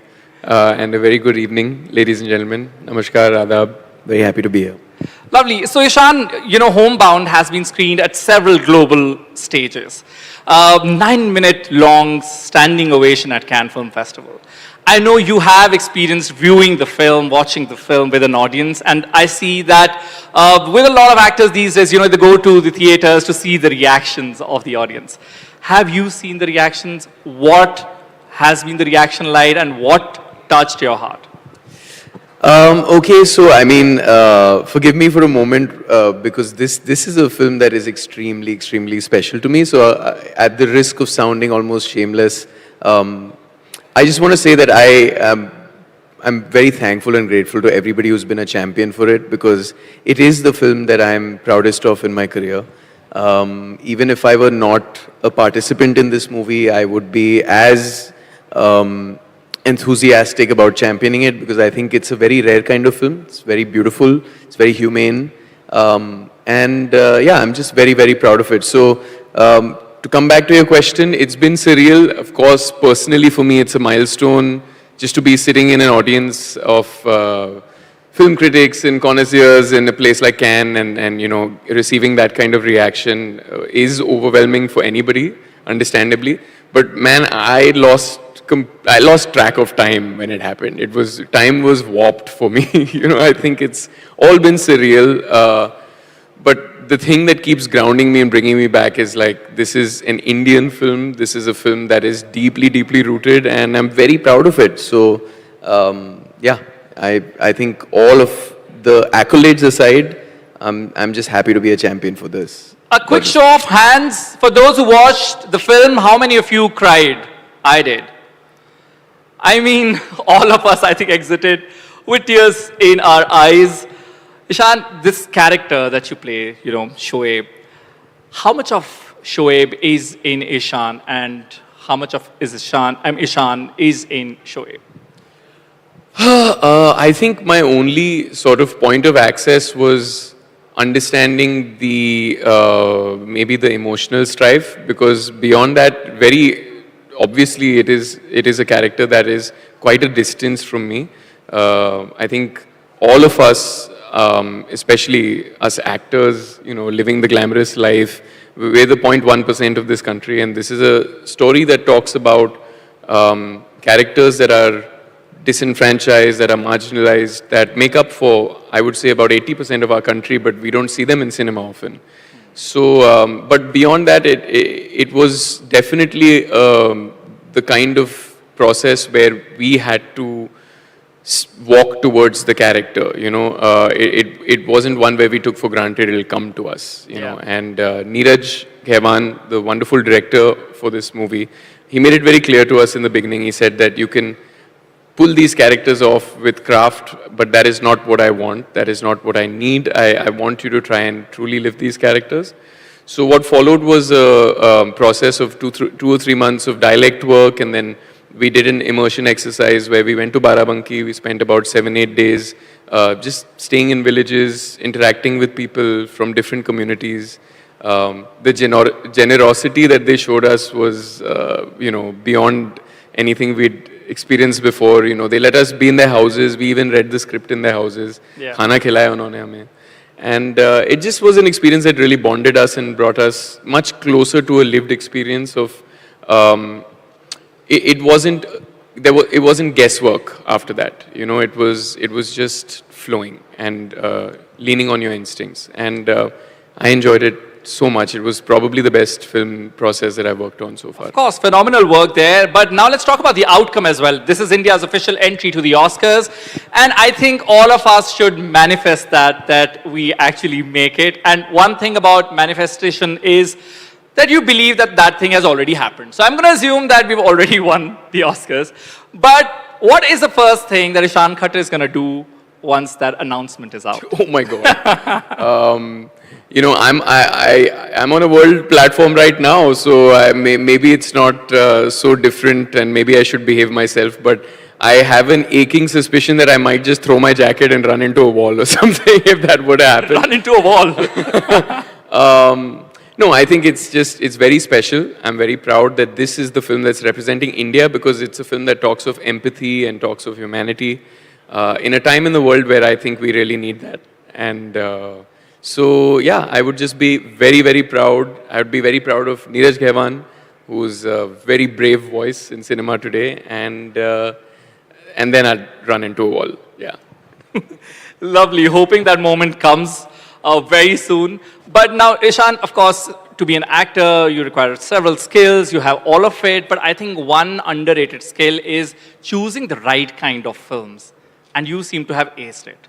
I mean, every project that you touch, you do, it's gold for you. So first, not every project, yeah. Matlab itni bhi zarra nawazi mat karo that, you know, there are people that can pull up 2-3 right now that I would rather no, but not I think talk. something or the other has always worked in that project. You know, either it's your performance or it's the box office performance, or even if it means actually to be in the headlines because of your shirtless appearances in the Royals. But you're always making the headlines with your projects, and I think that's very important.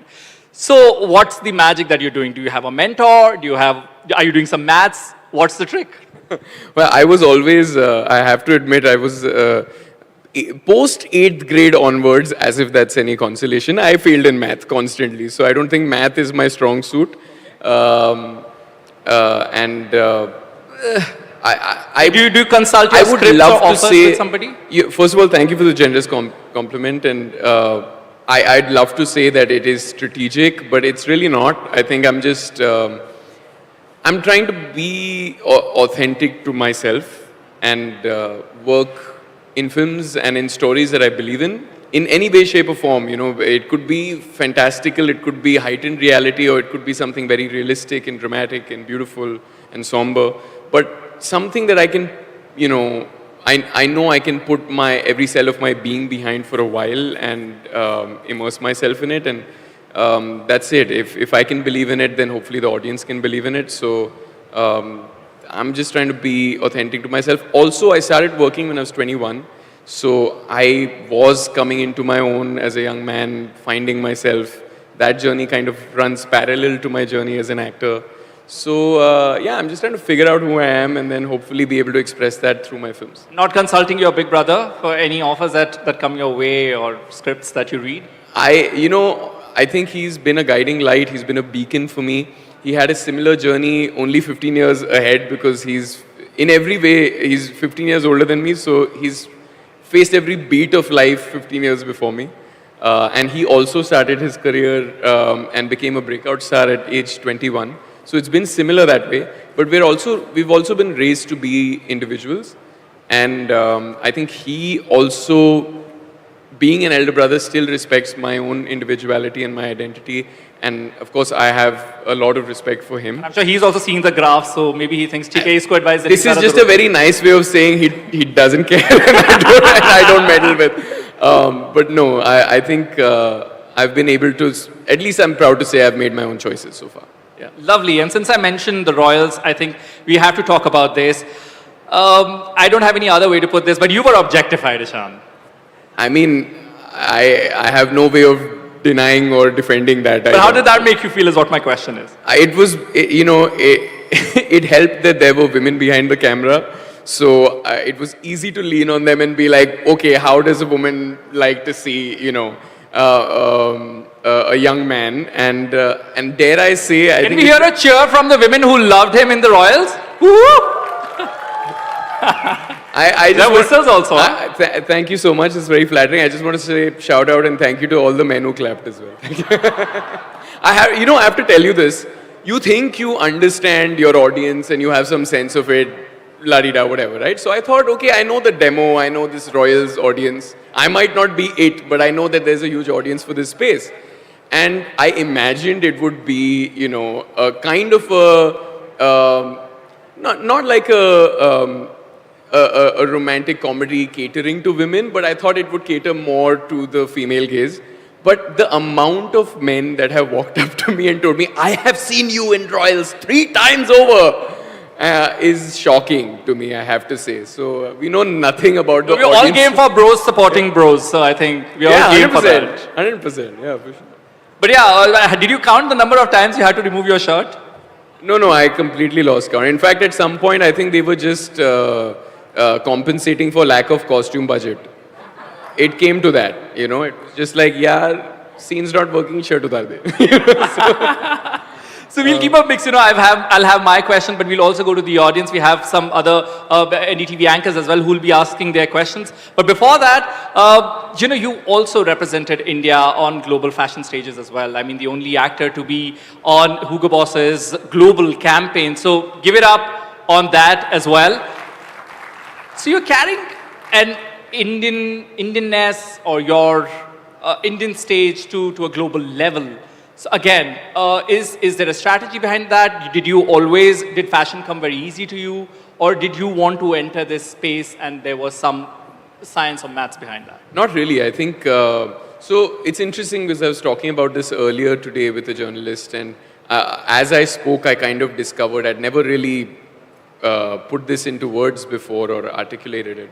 But I think a big part of my process also as an actor is the wardrobe of a character helps you kind of feel the body language of a character. And so it's always been something that has been a part of my self-expression. But I think maybe I've come into my own as a young man in the last couple of years. And so I'm now more comfortable with expressing myself and not just a character.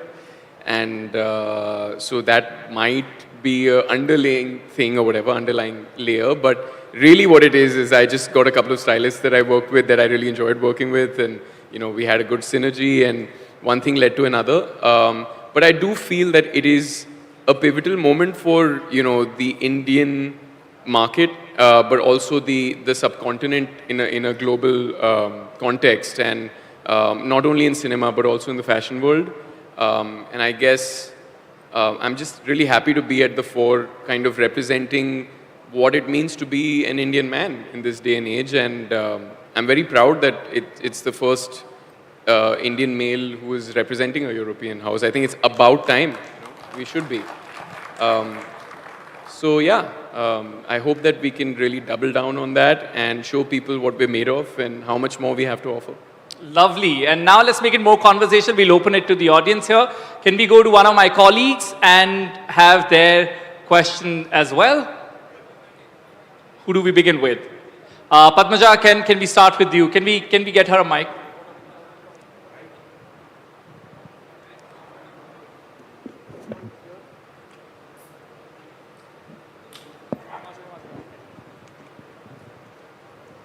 We have a mic crisis. But also, There since we we were talking about fashion, Ishan, we absolutely love what you're wearing today as well. Oh, This thank you. Double-breasted jacket. Absolutely stylish. Go ahead, Padma. Shout out to the tailor who did this in Bandra. Ishan, you know, as a very young actor in your filmography, you've got some rather heavy roles, you know, Dhadak, then Homebound, where you have addressed issues which are very weighty, which are very complex, you know, which talk about caste, which talk about identity. How do you navigate that space, especially at a time when people are usually very wary of treading in that territory? You know, Dhadak also, there was a lot of commentary on that, and now you followed it up with Homebound. How do you venture into that area? How do I enter into it? I think it probably has something to do with how I've been raised and who I am as an individual, and I think maybe there is a desire to expand my own social awareness, and it doesn't come from a place of commentary or activism. I think what at least I can say, and especially with Homebound, what I'm really proud about is it comes from a place of genuine empathy and a desire to listen and have a conversation. It is a human story first, you know. Neeraj Ghewan as a filmmaker is somebody who doesn't put his politics before the story. Because regardless of what your intention may be, then it does become almost like a form of propaganda. And I think cinema has the power, dare I say, I mean, you know, perhaps I'm a romantic, but I think cinema has the power to really make you feel things and sometimes interact with you beyond the screen. And so what I'm really proud about with this work, and especially with a film like Homebound, is that it talks about these issues with a really sensitive hand, and it talks about them from a place of empathy first.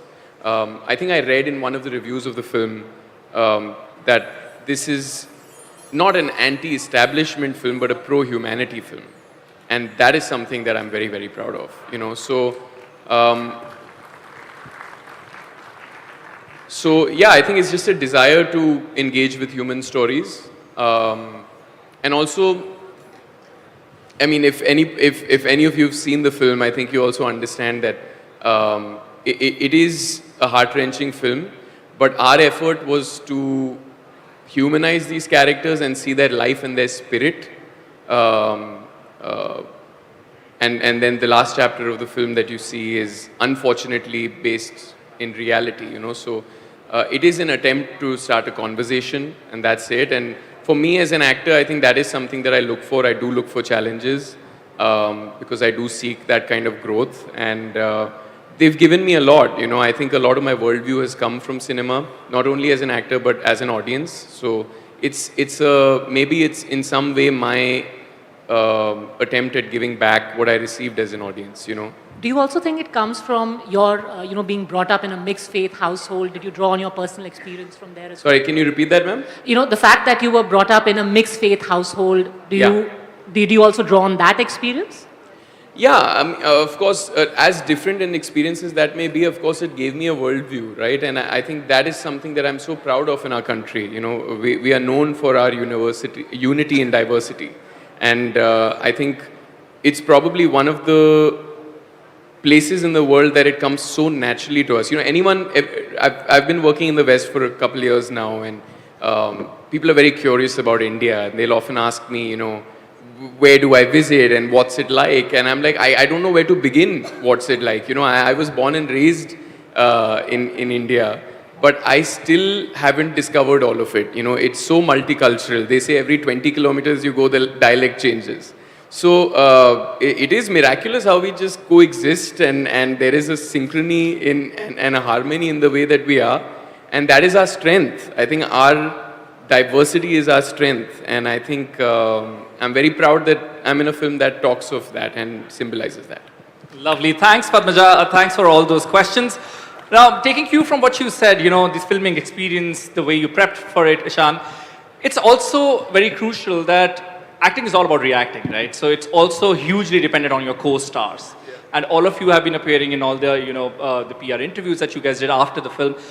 How crucial was Janvi and Vishal's presence for you? And of course, Janvi is somebody you debuted with. So how crucial was that, if you can take us through that? I think both Vishal and Janvi are pieces without whom this film could not exist.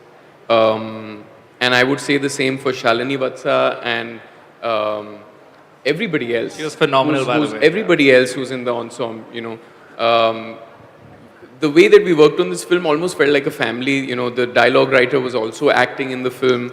Every single person was encouraged to give their opinion on set. You know, it felt like a family, and that is the kind of environment that Neeraj creates. So everybody's contribution is on the screen. You know, nobody in the crew failed this film, and that's what makes it special. And I think you can see that and feel that. As far as my co-actors are concerned, Vishal is such a bright talent, and he's such a dynamic actor and he possesses such a range. I think it's very rare to see in a young actor of his age. I say that being a young actor myself, but you know, he's just about a year older than me. But I'm so proud of him because I've seen the journey through this film, and I've seen how it has almost entered into his consciousness and changed him. And likewise with Janvi, like you said, we started together. I've always known about her that she's extremely passionate about storytelling, and I know that she's very, very sincere, and she possesses a desire to really kind of go beyond just the surface level. So yeah, I know that from the get-go, she was just happy to be a champion for this story. I believe at some point she told Neeraj, I'll be a tree in the background if you want me to. But was it a pinch me moment for both of you? Because, you know, you started as those budding actors, and today, I mean, with Homebound, you're going places. So was there a pinch me moment that you guys shared with each other? Yeah, I think there is an acknowledgement. Like, I think there was because, you know, these kind of festivals and things like that are so overwhelming, and, you know, you have a bunch of duties ahead of you. So we land in Cannes, and suddenly you're being pushed into an interview, and then you're interacting with people in French, and then some people in English, and some people in Hindi, and, you know, so you're kind of just trying to catch up and get your wits about yourself. But I remember having a moment on the red carpet where there was just like a look exchange and an acknowledgement, and it was like, wow, we're really here, and this is surreal, and we're here with our movie, no less, you know. And so yeah, there is an acknowledgement of that, and it is a very special thing to share. Also, my second film with Dharma after 7 years. Yeah, in many ways it feels like a full circle. Small circle, but full circle. Lovely. Now, you know, talking of co-stars, you worked with Nicole Kidman as well.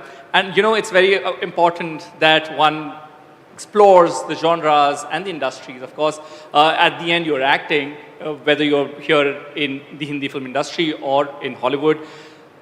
When you worked with her, what were the exchanges then, and what was your takeaway working with Nicole Kidman?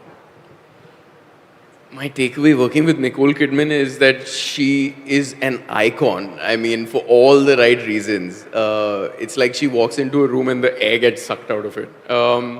But beyond that, what I thought was really amazing was that she had the sincerity of like a young actor, you know. In fact, I didn't see some of my younger co-actors have that kind of sincerity, where they were like prepping before a scene and, you know, ad-libbing before getting into a shot, and she would often just be like, shooter, why can't you pass me the thing? And then and like just kind of getting warmed up before a take, and she was just, I think, extremely generous to work with.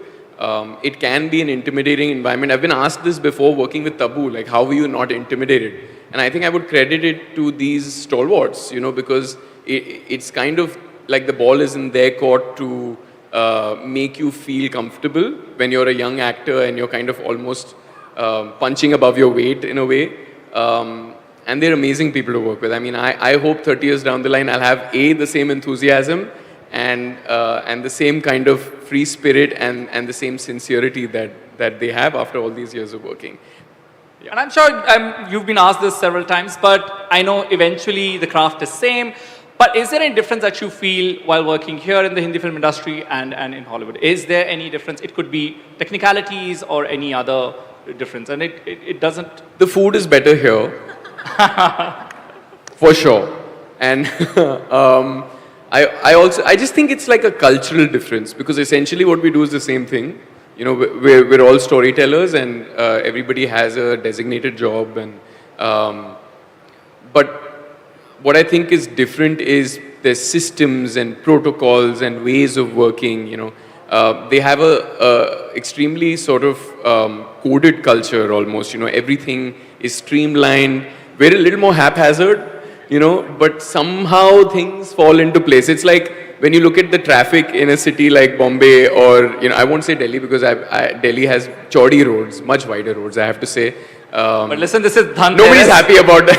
Nobody's happy about that traffic you nonetheless. should experiment going out on roads today. Yeah. Because it's going to get crazy, but sure. But you know what I mean about how, like, it almost feels like everybody's connected via Bluetooth or something because everybody's doing wrong things, but somehow managing to slip their way through it, you know. So there's like a synchrony in that chaos, you know, a chaos, a method in the madness, so to say. So that's our nature also, I feel, in a way, and I think we're very jugadu and we're very passionate. You know, sometimes we'll work longer hours than we should. They'll always cut off when they have to. The unions will make sure of it. But essentially what we do is the same thing. It's just a difference of culture. Yeah. There's also a lot of conversation on the, you know, work hours. Are you doing 8-hour shift or are you flexible as an actor? Do I look like I'm doing 8-hour shifts, man? I think anything less than 22 is a boon. No, I'm kidding. No, of course, I've been on sets where sometimes the protocol of time has been abused even, but that is something that I would say is important, is an important conversation because the thing to be considerate about is understand when people, you know, it's a very privileged position to be as an actor to be able to say that, you know, I'm okay to work these many hours, but there are people in the crew that come in an hour before you, they'll have to pack up and leave and it'll take them longer to go back home. So you need to be considerate of the working environment and the decisions should be taken according to that, I think. So that is one thing. But we, you know, what we do is a profession of passion, you know, and often you'll see people consensually like wanting to finish the day's work and not go home without, you know, completely completing, you know, their desired imagination and in letting it come to life the way they want. So hota hai aisa bhi, but yeah, I think the thing that's important is to be considerate of everybody's time and effort. Lovely. Now, of course, you see that Robo also being brought up on the stage. We have something really fun planned. But before that, I have my very tiny little segment. Are you excited to see what you see? I'm excited, yeah. What's going on? What are you going to put in me or on me? Well, like what's happening? We'll have to wait a bit. But Ishan, since we were talking about, you know, you working in the Hindi film industry and also in Hollywood, we have a quick segment while we set that up, which is this or that, and you have to choose between Desi with Desi, and we won't judge you if you choose something with Desi, that's absolutely fine. Okay. Yeah? Rajma chawal or avocado toast? Rajma chawal. Kurta and chappals or trench coat and Chelsea roots? Rajma chawal. I think he's been on a diet for a very long time, it seems. Desi wedding dance or a red carpet pose? Desi wedding dance, man. Come on, I'm a dancer. I'm not going to choose a pose over a carpet. Yeah, come on, a pose over a dance. Come on. Okay, give me a chair if you want to see Ishan dancing. Woohoo! In a short while, though. Lovely. Can standing. Okay, here's the deal. Okay, and I'm going to be that guy. I'm going to lay out a deal for you. If I dance for you, you have to go watch Homebound, yeah, in theaters. You have to support a beautiful movie. I think most of us have watched it. Anybody who's not watched Homebound? See, most of Very us. Very guiltily, I saw the hands that came up when he said who has watched it. Okay, so now you can't lie. Taking mental notes, guys. But I can actually vouch the experience that you're going to have is surreal and that's absolutely commendable. And it's not very often that we get to experience that. Thank you, man. I appreciate you saying that. I know that you don't have to, so I really appreciate that. Thank you. No, we are absolutely excited to have our film there, you know, in the Oscars. That's our official entry. Okay. A story that wins an Oscar or one that moves your family to tears? Hopefully both. But the one that moves my family to tears could be for the wrong reasons also. ये क्या कर दिया अब? Has that ever happened? I won't ask the project, but has that ever happened? I would choose the film that reaches into people's hearts more than anything. I think that's bigger than any award in the world. Lovely. Punjabi playlist or jazz band? Depends on the mood. I'll be diplomatic on this one because honestly, I'm very eclectic. In fact, eclectic is a kind word, and not to trivialize any mental illness, but like people have literally said that you're like a schizophrenic person because your playlist goes from Punjabi to jazz in 5 seconds. So I can be a little difficult to hear music around if you're not ready to switch it up in a second. So honestly, I'm waiting for the day Punjabi jazz is a thing. That could be a good experiment. Yeah. Now, of course, we're talking about global conversations, Ishan, here. This is NDTV World Summit 2025, and we've had some exceptional talents come here on the stage, exchange their ideas, and one of those has been Dr. Merit Moore, and she's a quantum physicist, but she's also a ballerina. So that's a unique combination. Can we have her on stage while we give her a huge round of applause? So what we'll do is give it up for Dr. Moore. We're just going to pretend we didn't meet backstage, right? Yes. Dr. Moore, why don't you go ahead and tell us what all you have planned for Ishan? Goodness. Well, last night they said that we should do a Bollywood dance. So in the past couple of hours, I was trying to train this robot to dance Bollywood. I'm a little nervous because it's just going to kind of do its own thing. But you can hopefully teach me, and later we will train this robot to be even better. All right, I'm game, but one second. Did you just say that we out-Bollywooded a robot? Yes. Because, hell yeah. But Dr. Moore, you also have, really interesting names for your robos. What is this gentleman called today? Well, they're different names. Okay. So we thought it could be Daisy instead of Daisy Boy. Am I saying that right? Daisy Boy. Daisy Boy. Instead, it could be Daisy Bot or Botany Spears, Friday I Stare, Robot De Niro. We'll go with Daisy Bot. I think that's a good name, right, Ishan? We'll take it. We'll take Daisy Bot. Daisy Bot. So why don't we begin with you guys actually jamming on a Bollywood move? Yes. Can you start with that? Taught me moves like for 5 minutes right backstage. Okay. So you might need to teach me again. Okay. And then I will turn on this robot really fast. Sure. And see if he'll jam with us. You guys can vote. I think humans might not be replaced yet, the way this robot's dancing, to be honest. But we thought we'd give it a demo. But of course, we'll see its moves as well. But before that... All right, let's give it a shot. Can we have the music, please? Can we have the music?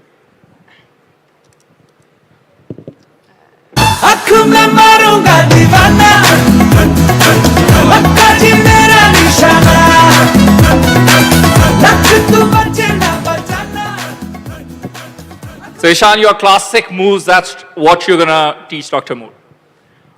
This is a song called Main Parwana, which I was almost leaning towards that Fred Astaire name because it's like a chip off the old block, very jazzy kind of song from a film that I did called Pippa. Which is a war drama. For those of you who want to see it, it's on Amazon Prime. So yeah, this is kind of a dancey, jazzy number for Desi Bot today.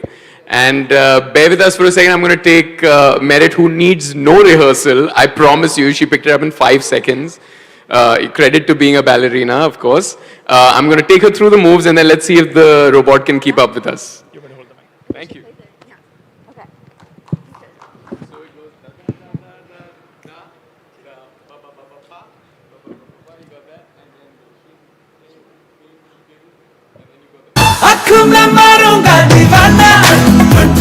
Guys, give it up! I think she's picked it really well. You sorted. Can you play it from the top?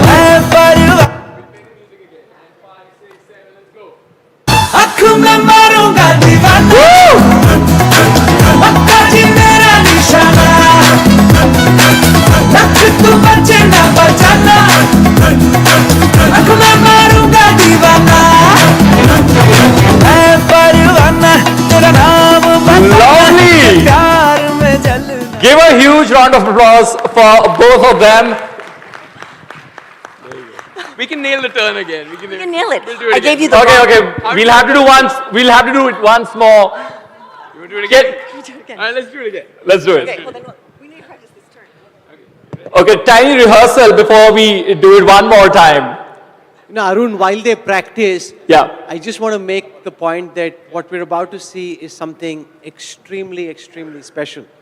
Dr. Merit Morishan was at dinner yesterday, and she said that, at some point in time, I want to do a Bollywood number, because that's the magical dancing robot. If you're on Indian social media over the last 48 hours, it's been spinning and buzzing with Dr. Merit Moor's energy and the moves, not just of the ballerina, but the robot itself. And we requested Dr. Moore last evening. Many of you were there at dinner saying, can we do a Bollywood number? And she said, yeah, of course, I'll do it. She said, I will learn the dance. I'm not sure about the robot. So has the robot learned some Bollywood dance now? It's struggling. It finds Bollywood really like it wants to, but it's feeling very inadequate. Why is that? What is it about the ballet that the robot could pick up, but not Bollywood music? I realized today, this afternoon, I was trying to program, Bollywood's very fast. And this robot, it's struggling. It's trying, but not there yet. So, I had the good pleasure of doing something called, I did like almost this TikTok dance kind of intro sequence in The Perfect Couple. And, we had the surreal, almost like fever dream kind of experience of dancing with Nicole Kidman, Isabel Adjani, and all of these amazing actors on what was pretty much a Bollywood song, I have to say. And I saw all of them like shrivel up and get scared before doing it, and then just like ease into it the second they started, because that's the joy of dancing. And the fact that we have a robot The robot is dancing now. I don't know what he's Robot doing. is feeling but himself. he's dancing. Dr. Moore, what's going on? That is the reach of Hindi cinema. Let's go. I think in Ishan Khatter's presence, the robot is doing his own thing. He's gone like wild. He's like, yesterday he was doing the ballet with Dr. Moore. Now what's he doing? So as far as the conversation of AI beating human creativity is concerned, let's just say we have an argument. No, and but Buddy is trying. And Buddy is talking trying. of badly behaved Desi boys, this Desi bot, Dr. Moore, is now out of your control. Yes. The Desi boy is in your control, the Desi bot is not. But He's just doing his own thing. can I just say, can I just have a huge round of applause for Merit, who picked this up in 30 seconds backstage? Yeah, give it up for Dr. Moore. And that is what years of believing in your passion and putting work and sweat and feelings into it does. 30 seconds and she But had it. I am, since I've seen you yesterday, I'm now very curious about that robot. What's going on? He's just. I think he's just jealous that Dr. Moore danced with somebody else. Could that be it, Dr. Moore? Yes, it does seem that way. He's wanting a lot of attention. And I did realize these past 30 seconds of learning Bollywood, I'm like, I have to tell my ballet director, be like, I'm sorry, I might be saying goodbye to ballet and going to Bollywood. It's way more fun. Also talk to us about the first time you saw this choreography. I know you also surfed the internet, you watched some videos. How did you receive it? That much of energy, and of course, an electrifying dancer like Ishan, his energy. And his quality is amazing. No, so I was so impressed. And then seeing him in person, I've actually personally never been so nervous. I've danced in like grand theaters around the world with thousands of people, but then seeing his talent, I'm like, oh my gosh. Oh my gosh, you're very, very kind. Let's run it back so that we can show everyone how to do this Main Parwana with the robot. And if people know it, they should dance too. Just saying. Yes, all of us can groove as well with them. But now let's, of course, I think include your Desi bot as well. Yeah? Let's do it in front of No, I think, yeah. Sure. Not hit the arm, right? All right. We say, and we stay here. आँख में मारूंगा दीवाना पक्का जी मेरा निशाना लग तू बचे ना बचाना आँख में मारूंगा दीवाना मैं परवाना तेरा नाम बताना तो प्यार में जलना जलाना. It's still nodding its head. It's still going. Yes, it's inspired. It's just going to dance for the rest of the night. Thank you. That was entirely my pleasure, Merit. Thank you so much. Thank you, Dr. Moore. Thank you very much. Thank you. for Everybody, joining us. Merit Moore. Oh my gosh, no. And Desi Bot, ladies and gentlemen. But before you go, you know, as Rahul also mentioned, you have this dream of being in a Bollywood project. Yeah. So do you see your robo also getting casted in one of the films? I envision a lot of robots, different robots. It's auditioning right now. It's, it's auditioning right now. Yes, but I want it to be more rehearsed, and then it can really go for a second audition, maybe. Ishan, you've been on multiple sets. What's one big challenge that this robo's gonna experience when it's on a set? I mean, maybe Especially we should give it another arm and 2 legs. Let's start there. You know, poor guys just headbanging his way through this stuff. Once more. Oh, are you guys okay with I can dance all night. Yes, okay, let's have it here on the center stage for one more time. Listen, you've aced it so well that these requests just don't stop. Can we have the music for one more time?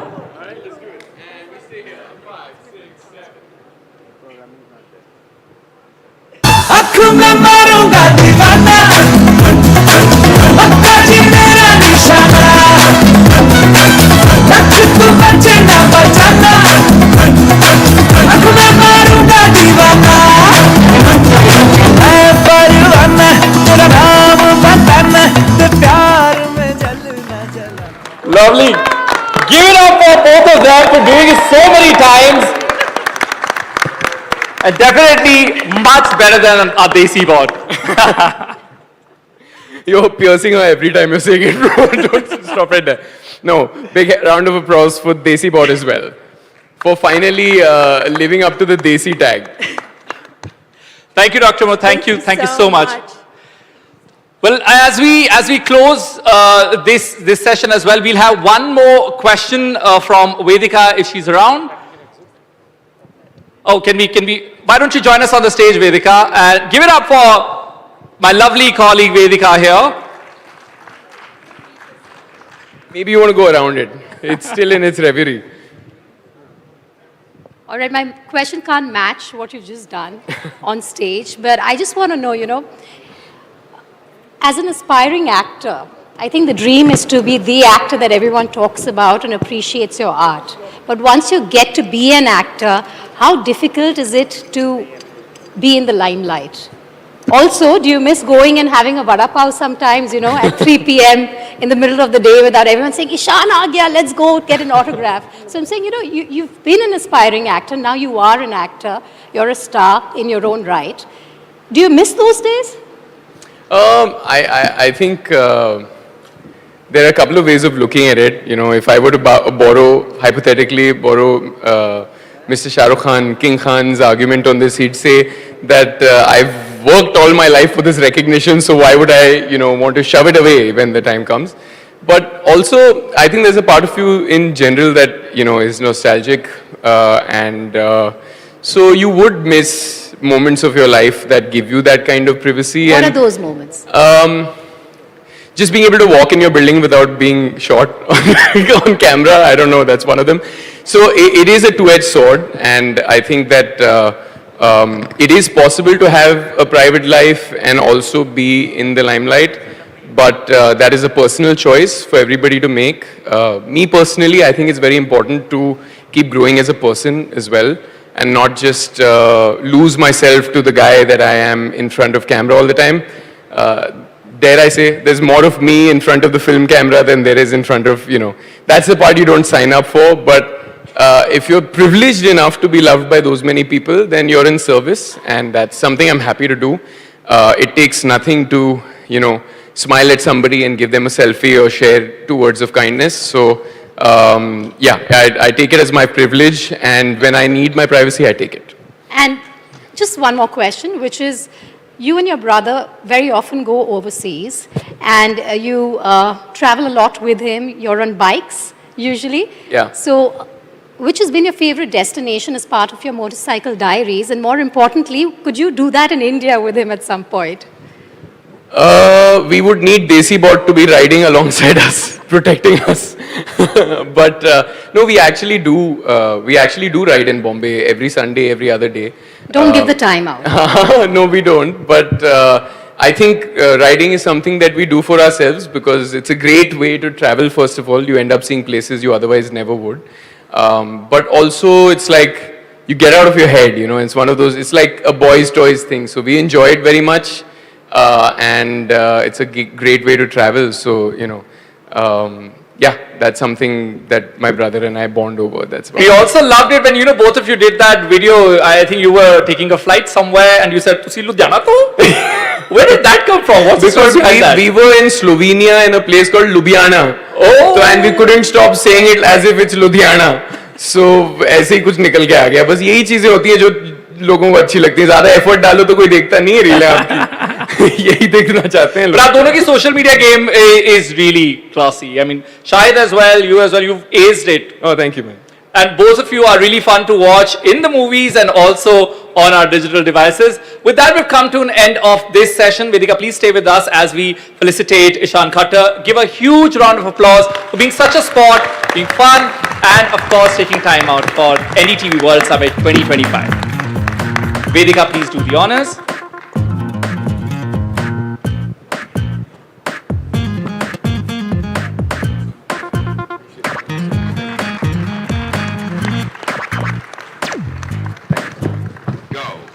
Thanks a lot, Ishan. Thanks a lot for joining us on NDTV World Summit. Thank you and have a lovely evening. Thank you so much for having me. Can't wait to get backstage and see what's inside this. Absolutely excited to see that as well. But thank you very much. And now over to my colleague Ayush. Thank you, Arun. Thank you, Ishan and Vedika, who managed to sneak in a couple of questions there. Fascinating stars over there. But honestly, Dr. Moore's been the superstar over these past couple of days at the NDTV World Summit. A huge fan club for her as well. And, well, if you're talking about a fan club, the next act is going to be hard to follow for two reasons. One, because it's the ultimate act of the evening. And two, because it's a 3-time Grammy Award winner, Ricky Cage. Give us some time to set it up. Let's replace the AI. Let's replace the machine with the man. We'll be back shortly.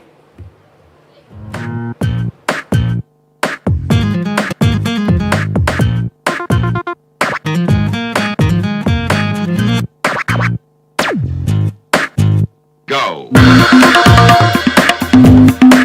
They set it ablaze.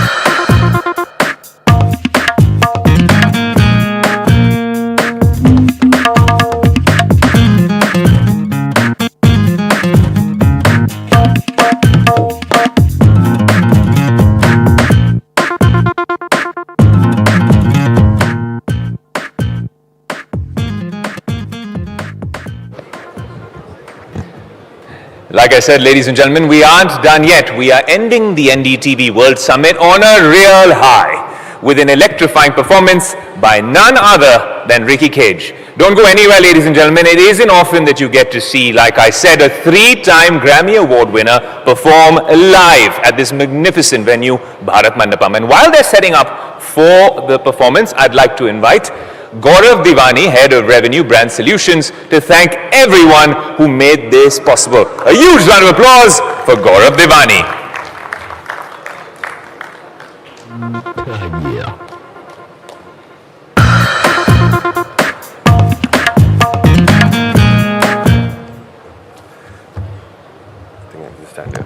Hi. Good evening, ladies and gentlemen. As we conclude the remarkable day at the NDTV World Summit 2025, it's only fitting to pause and acknowledge those who made this journey possible, our partners and our sponsors. To our title sponsors, Charge Zone, and to Mr. Karthike, your unwavering commitment to progress, innovation, and responsible leadership reflects the very essence of the summit. We're grateful for your trust as we brought the world together on one stage to imagine our collective progress. To our co-presenting partner, Raymond Group, are co-powered by partners GE Aerospace, the Government of Punjab and Pernod Ricard. And to all our associates, sponsors and partners, your contribution is far more than a presence of banners or screens. You have helped us create a global conversation where ideas are tested, perspectives are shared, and stories are told with purpose and integrity. It is our belief in dialogue, in change, and in collective imagination that makes the NDTV World Summit a catalyst for ideas and actions, and the NDTV Network India's global voice. And on behalf of all of us at NDTV, thank you for being a part of our journey of building a new NDTV for a new India. We hope to continue the journey in the years to come, and we look forward to your support. Thank you.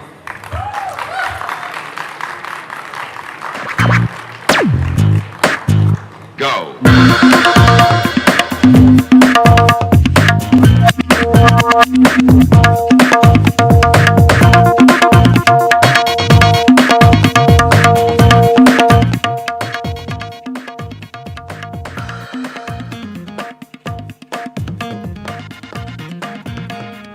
Every great journey begins with a spark of vision, of ambition, of belief.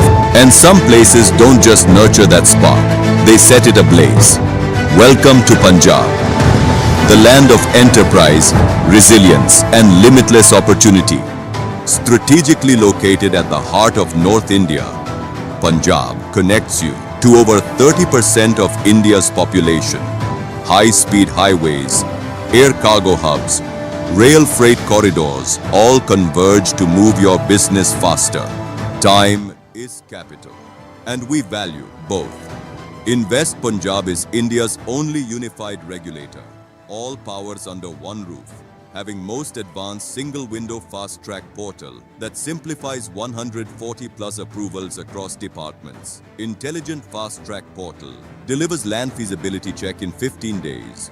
All approvals within 45 working days. When industry leaders choose Punjab, they choose reliability, partnership, and progress. This is not just a state. This is a movement towards speed, certainty, and global leadership. Punjab's message is simple. Come, invest, and grow with confidence.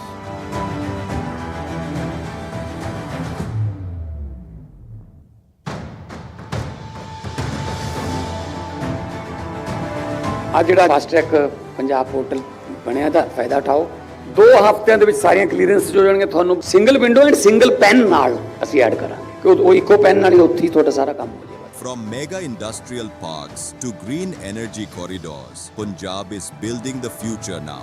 And the only thing missing is you. It's time to invest in ambition. It's time to invest in Punjab.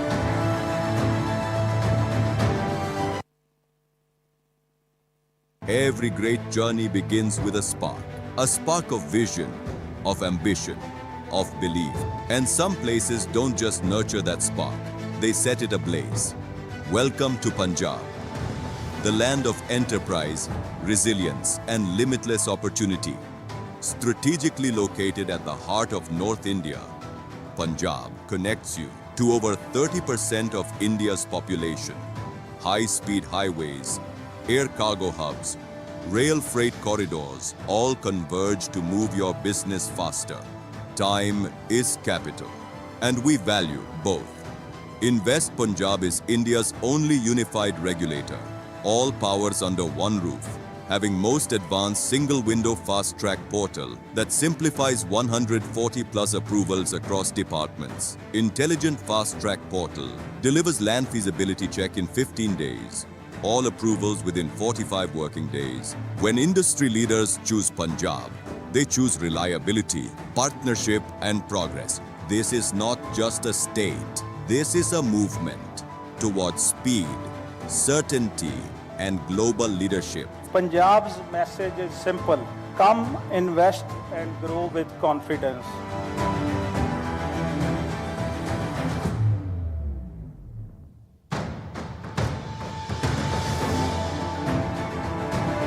ਅੱਜ ਜਿਹੜਾ fast track Punjab portal ਬਣਿਆ ਦਾ ਫਾਇਦਾ ਉਠਾਓ 2 ਹਫ਼ਤਿਆਂ ਦੇ ਵਿੱਚ ਸਾਰੀਆਂ clearance ਹੋ ਜਾਣਗੀਆਂ ਤੁਹਾਨੂੰ single window and single PAN ਨਾਲ ਅਸੀਂ ਐਡ ਕਰਾਂਗੇ ਕਿ ਉਹ ਇੱਕੋ ਪੈਨ ਨਾਲ ਹੀ ਉੱਥੇ ਹੀ ਤੁਹਾਡਾ ਸਾਰਾ ਕੰਮ ਹੋ ਜਾਏਗਾ। From mega industrial parks to green energy corridors, Punjab is building the future now. And the only thing missing is you. It's time to invest in ambition. It's time.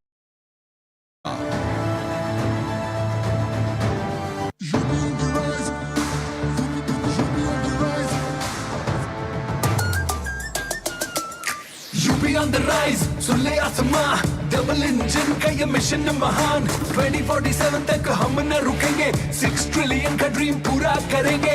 Mathura की गलियों में गूंजे है राधा, अयोध्या में दूर हुई मंदिर की बाधा, काशी प्रयागराज की गोल्डन चमक, यूपी सरकार की गूंजे धमक। सड़कों पर फर्राटा फिक्रलेस बिल्कुल बिंदास, एक्सप्रेस वे पर साए साए पूरा विश्वास। विकसित यूपी की बढ़ गई प्यास, 2047 का ये विजन बहुत खास। माफिया का दी एंड, फियर गॉन, योगी राज में लॉ एंड ऑर्डर हुआ स्ट्रॉन्ग। बेखौफ घूमे जनता, गुंडों पर मार, नया यूपी तोड़ रहा पुरानी दीवार।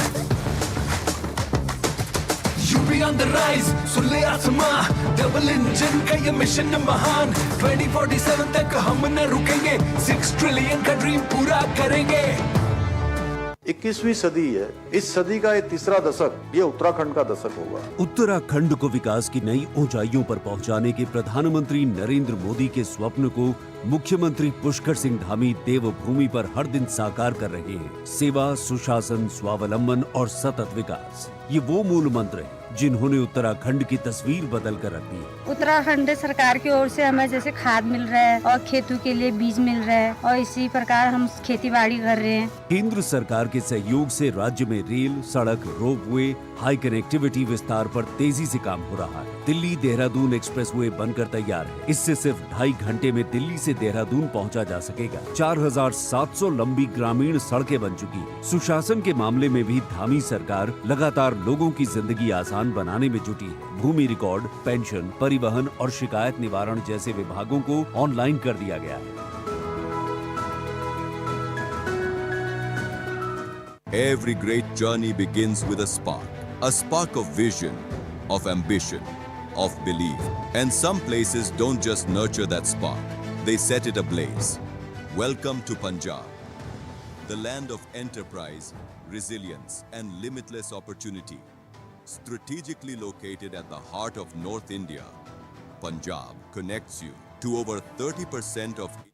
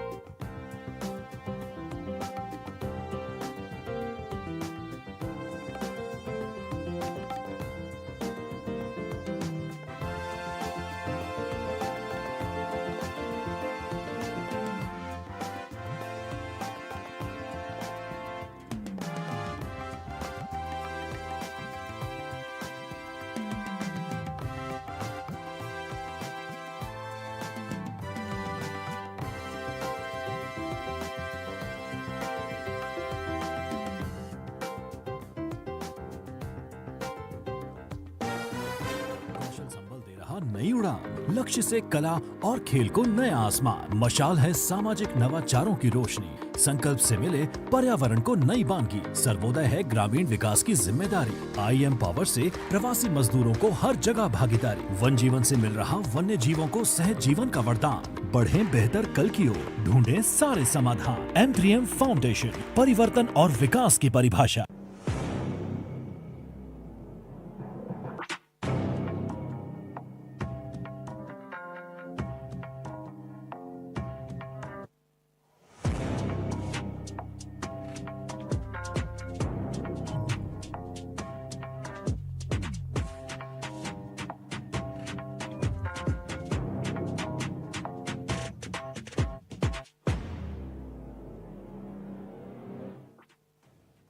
भाई बिजनेस रजिस्टर हो गया? यस, सिर्फ करंट अकाउंट बाकी है। करंट अकाउंट के लिए तो SBI बेस्ट है।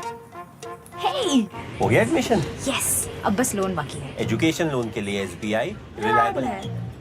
और NRI? अरे उससे याद आया, एक NRI अकाउंट खोलना है। Go for SBI NRI account. Easy है। और सप्लायर ने ऑर्डरशिप कर लिया? हाँ, बस अब पेमेंट्स करने। पेमेंट्स के लिए SBI योनो बिजनेस इंस्टेंट है। कैश कम है, विड्रॉ करना पड़ेगा। Try SBI doorstep banking, convenient है। बैंक आएगा, करेगा कैश डिलीवर, टिक best cash deposit limit. Girls के लिए इंटरेस्ट रेट्स कंसेशनल, 24/7 365 डेज फट। Open account digitally, easy peasy, lemon squeezy. Smart, हाँ? आपको तो ये पता है। मुझे क्या, सबको पता है। बैंकिंग से रिलेटेड कोई भी सर्विसेज हो, SBI इजी, फास्ट, रिलायबल और कन्वीनियंट बेस्ट है, सबको पता है। Every great journey begins with a spark of vision, of ambition, of belief. And some places don't just nurture that spark, they set it ablaze. Welcome to Punjab, the land of enterprise, resilience, and limitless opportunity. Strategically located at the heart of North India, Punjab connects you to over 30% of India's population. High-speed highways, air cargo hubs, rail freight corridors all converge to move your business faster. Time is capital, and we value both. Invest Punjab is India's only unified regulator.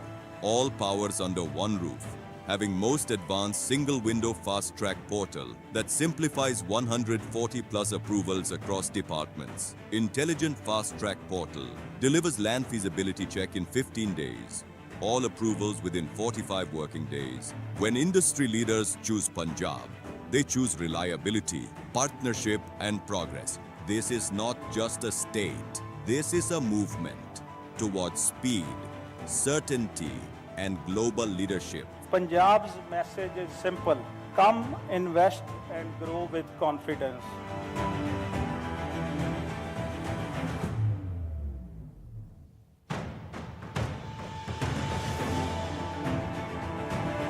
ਅੱਜ ਜਿਹੜਾ fast track Punjab portal ਬਣਿਆ ਦਾ ਫਾਇਦਾ ਉਠਾਓ। 2 ਹਫ਼ਤਿਆਂ ਦੇ ਵਿੱਚ ਸਾਰੀਆਂ clearance ਜੋ ਜਾਣਗੇ ਤੁਹਾਨੂੰ single window and single PAN ਨਾਲ ਅਸੀਂ ਐਡ ਕਰਾਂਗੇ ਕਿ ਉਹ ਇੱਕੋ ਪੈਨ ਨਾਲ ਹੀ ਉੱਥੇ ਹੀ ਤੁਹਾਡਾ ਸਾਰਾ ਕੰਮ ਹੋ ਜਾਏਗਾ। From mega industrial parks to green energy corridors, Punjab is building the future now. And the only thing missing is you. It's time to invest in ambition. It's time to invest in Punjab.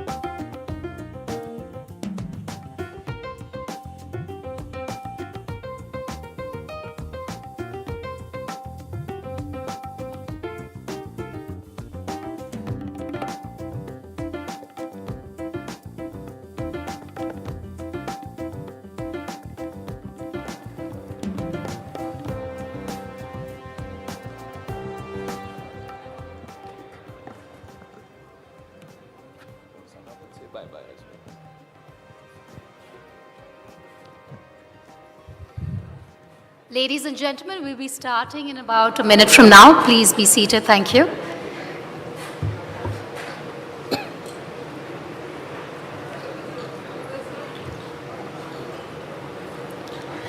All right, there's no better way to sum up the last 2 days of this summit. We've had some very intriguing, interesting conversations, and we're going to sum it up with a musical evening. A very special musical evening with a very special guest, a man who really needs no introduction. Not one, not two, 3 Grammys. I am absolutely waiting with bated breath to get 3-time Grammy Award winner Vedika on stage. Absolutely, and a big thank you from us and the team at NDTV for the last 2 days. You guys have been a great audience. Now we leave the stage to Ricky and his team. Thank you. Ladies and gentlemen, a huge round of applause for Ricky Cage.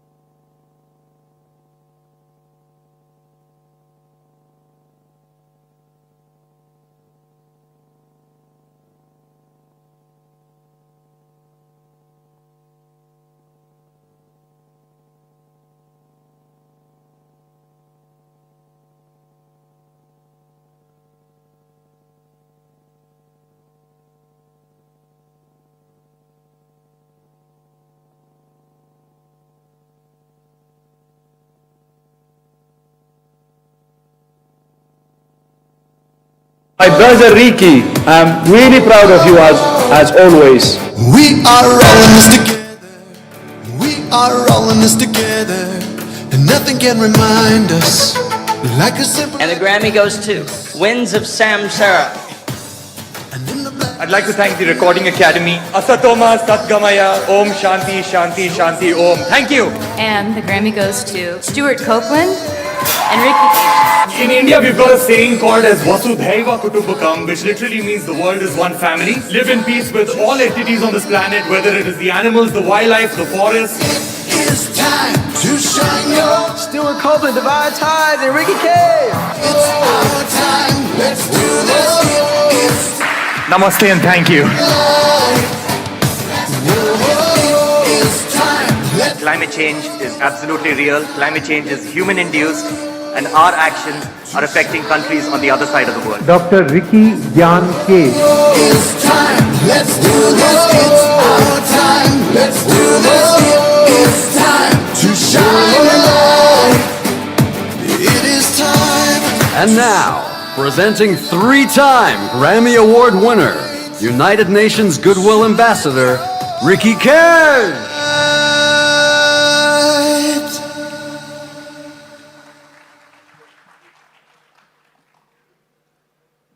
So, just like how all of our concerts begin, this concert is no different. We're going to start with a tribute to the great river Ganga.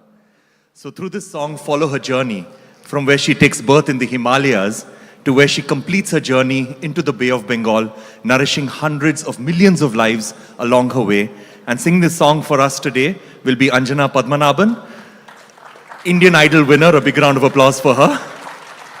Here is our first song for the day. It is Ganga.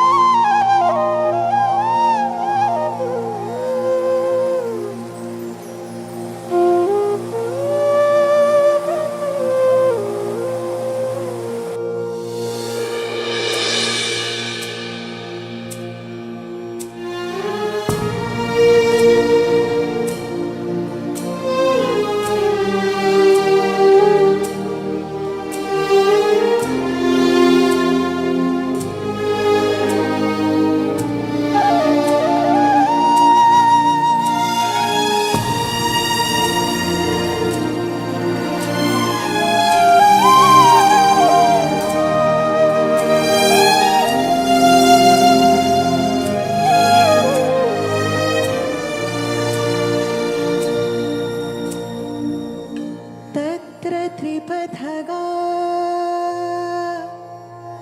Divya शीततोया अशैवना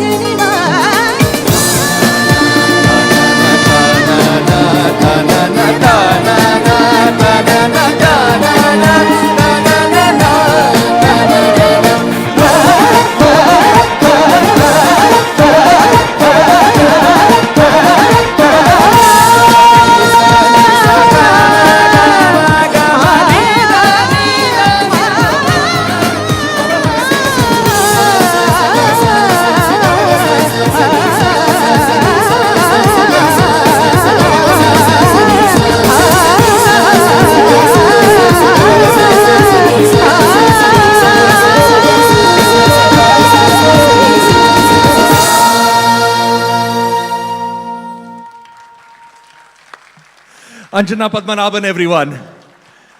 Mayank on flute. Sudhir Yaduvanshi on vocals. Pramad Kiran on percussion and vocals. And Siddharth Basrur on guitars and vocals. A big round of applause for these amazing musicians. Namaskar, everyone. Okay. Namaskar, everyone. Thank you so much. It's a huge honor for all of us to be over here, the NDTV World Summit 2025. So grateful to be over here. What a beautiful event and a great theme, Edge of the Unknown, Risk, Resolve and Renewal. And of course, thank you to Rajiv Kamal and his entire amazing team of NDTV for putting this together and for making us feel so welcome. I think a big round of applause for them. Come on, you can do better than that. So our next song is a brand new song that we just released, I think, a week back. And it's the first time ever that we're going to be performing it live. This song is called We Are One, and the song is based on the timeless hymn, Raghupati Raghava Raja Ram. And this song is a song that describes unity and diversity. It describes oneness, coexistence. And it also showcases that there is a lot more that binds us than divides us. And in fact, the video that is going to play on the big screen behind us has been filmed over the last 2 years at sacred sites everywhere in the world to showcase that the essence of all religions is the same. But sometimes the pathway to reaching that essence may differ. This is our brand new song. It's called We Are One.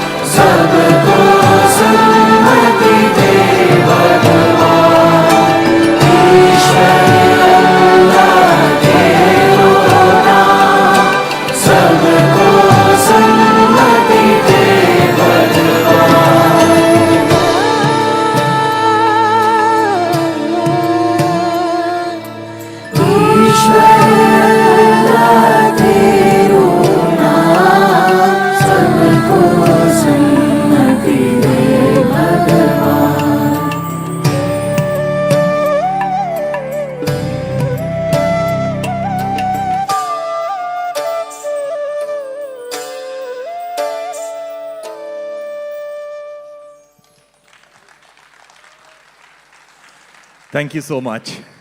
So if you've been to a concert of mine in the past, you'll know what's coming next. I'm going to say a phrase which is very important from the point of view of India. And I'm going to say the first half of it, and you're going to shout out the second half of it. Are you ready to do that? If I shout out the first half, will you shout out the second half? Jai Jawan! What? Did you hear anything? Let's try that again. Jai Jawan! Fantastic. So praise to the soldier, praise to the farmer. We've got tremendous respect for our armed forces. We've done numerous concerts for our armed forces across the length and breadth of India. But we also have tremendous respect for our farmers, especially the tribal farmers. So this next song is actually a collaboration between us and the real working tribal singing farmers. Now these farmers have got amazing indigenous knowledge that has been passed down from generation to generation.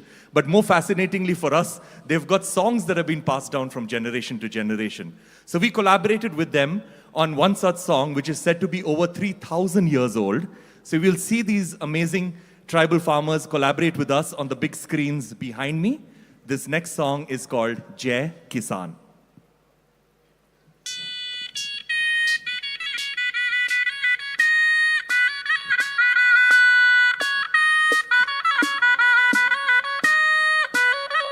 Titi gori gazili alokai kumigo tolo tolo.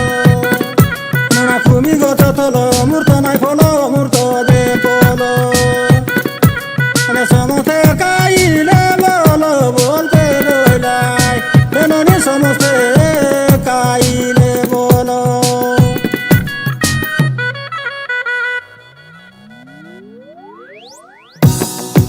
मिट्टी में वो अपने सपने हैं और seize प्यार से जीना वो जीना जो कुदरत के साथ में कितना हंसी ये मौका है तो रहे जागरूक और सही है जो वो करे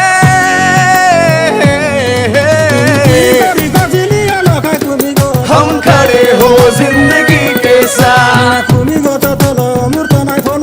सब एक साथ सब एक साथ यही है मौका यही है मौका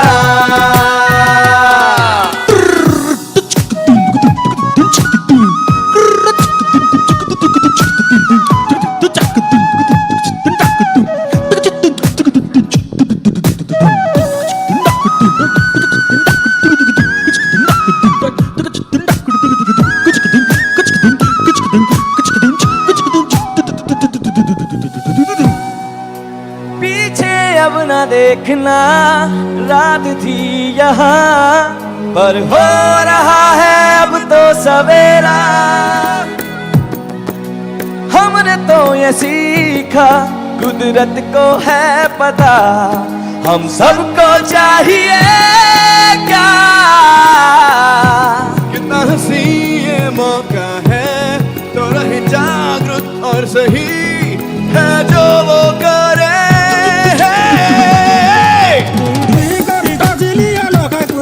हम खड़े हो जिंदगी के साथ, सब एक साथ, सब एक साथ। यही है मौका, यही है मौका।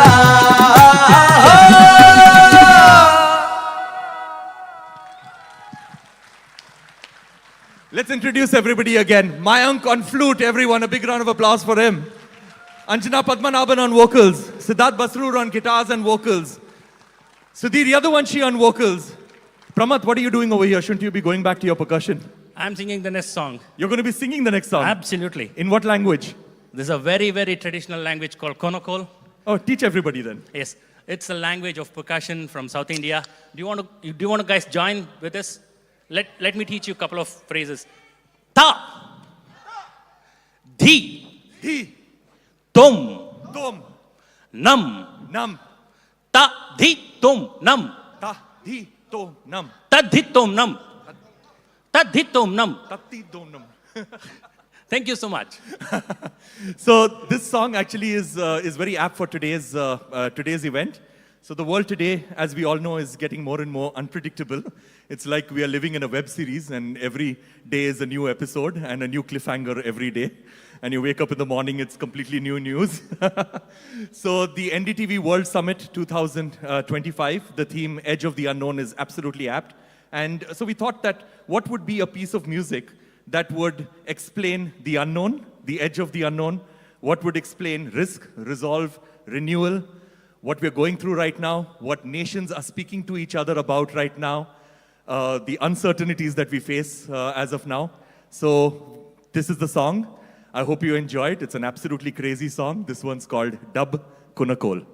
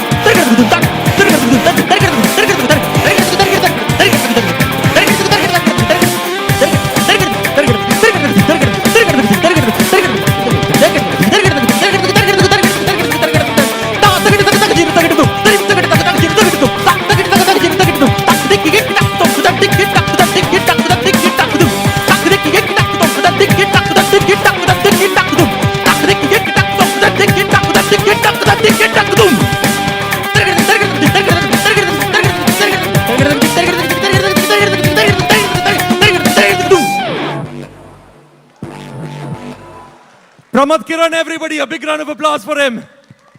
Siddharth Basroor on guitar, everyone. Now, anybody over here is a fan of Sufi music?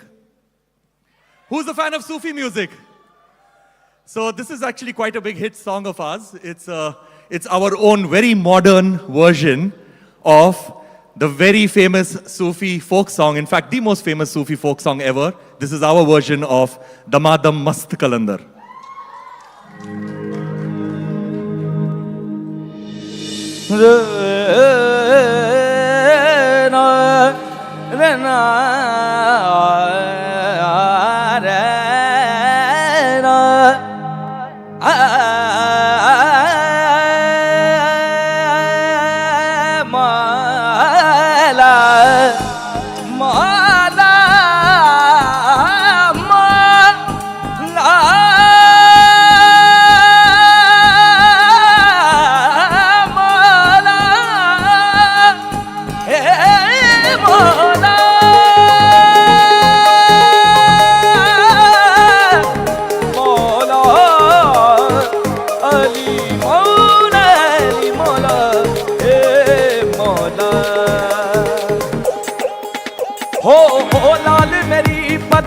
रखियो भला झूले लालन सिंधनी दा सेवन दो सकी शाबाश कलंदर दमादम मस्त कलंदर अली दम पहला नंबर अली दम दम दे अंदर अली शाबाश कलंदर ओ लाल मेरी पत रखियो भला झूले लालन सिंधनी दा सेवन दो सकी शाबाश कलंदर दमादम मस्त कलंदर अली दम पहला नंबर अली दम दम दे अंदर अली शाबाज कलंदर हो दमादम मस्त कलंदर अली दा पहला नंबर अली दम दम दे अंदर अली शाबाज कलंदर हो लाल मेरी हाय लाल मेरी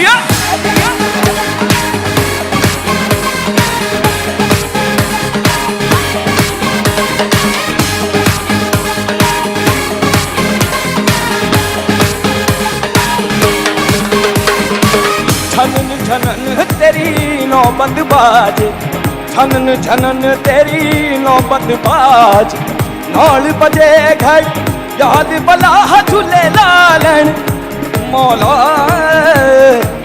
नाल बजे घड़ी याद बला झूले लालन सिंधनी दा सेवन दा सगी शाबाश कलंदर दमादम मस्त कलंदर अली दा पहला नंबर अली दम दम दे अंदर अली शाबाश कलंदर ओ लाल मेरी हाय लाल मेरी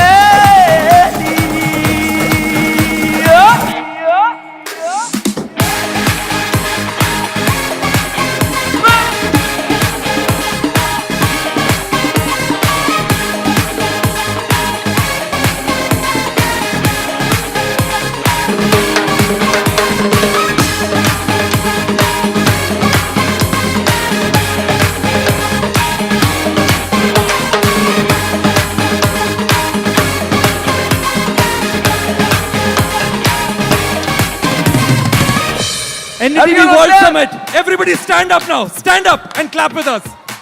दम लाल लाल दम लाल लाल दम लाल लाल दम लाल लाल दम लाल लाल दम लाल clap लाल लाल दम लाल लाल दम लाल लाल दम लाल लाल दमादम विधि दमादम Alida Alida clap Damadam clap Alida Damadam Alida Damadam Alida Damadam We're getting there. Alida Damadam Damadam Damadam Damadam jump.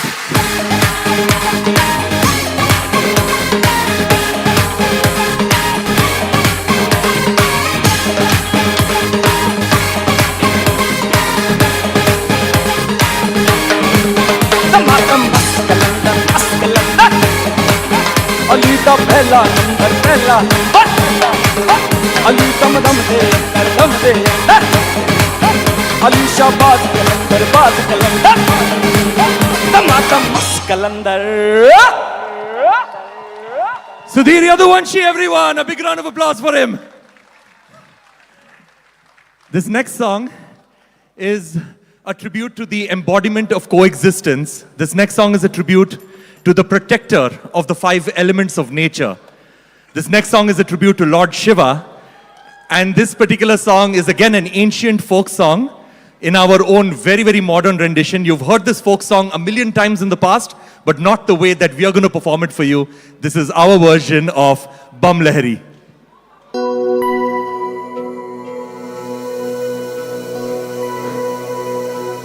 Om Triambakam Yajamahe Sugandhim Pushti Vardhanam Urvarukamiva Bandhana.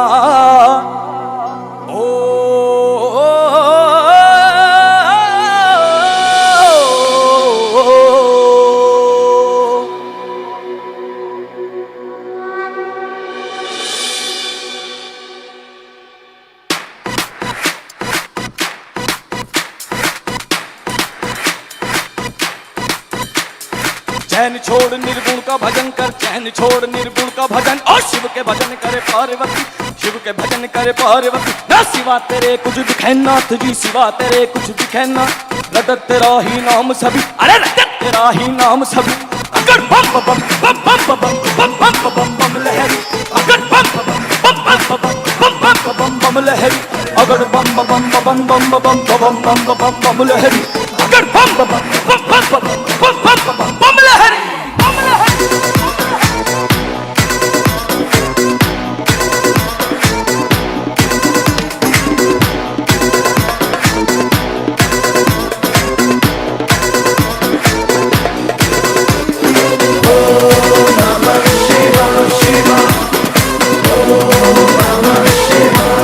Sing along, everyone.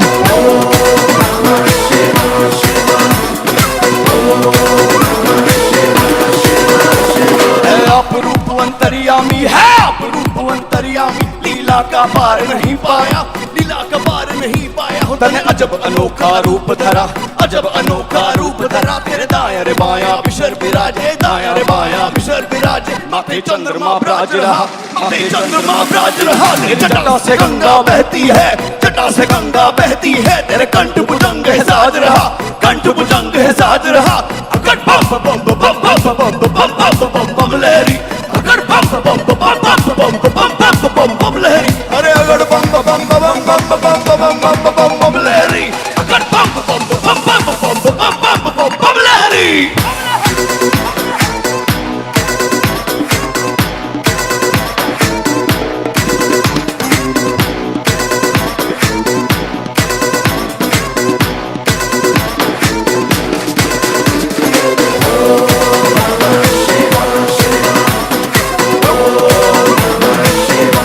Sing loudly, everyone.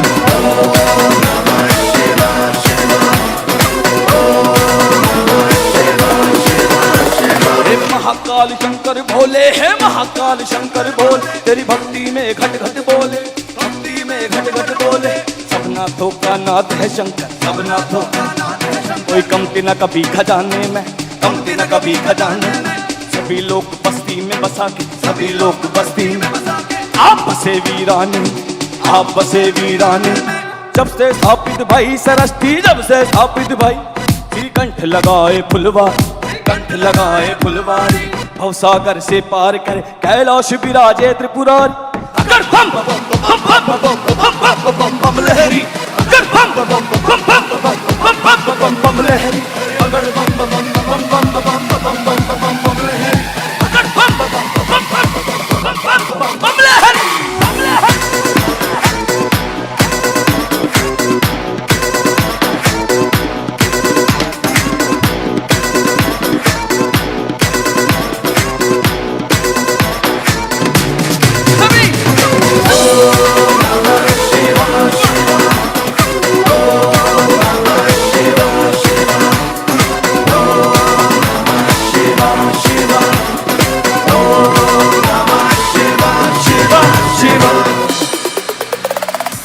Lokeshwar हे महेश्वर महाईश्वर भंडारी व्योमकेश्वर परम ईश्वर रामेश्वर भमलहरी लोकेश्वर हे महेश्वर महाईश्वर भंडारी व्योमकेश्वर परम ईश्वर Rameshwar भमलहरी.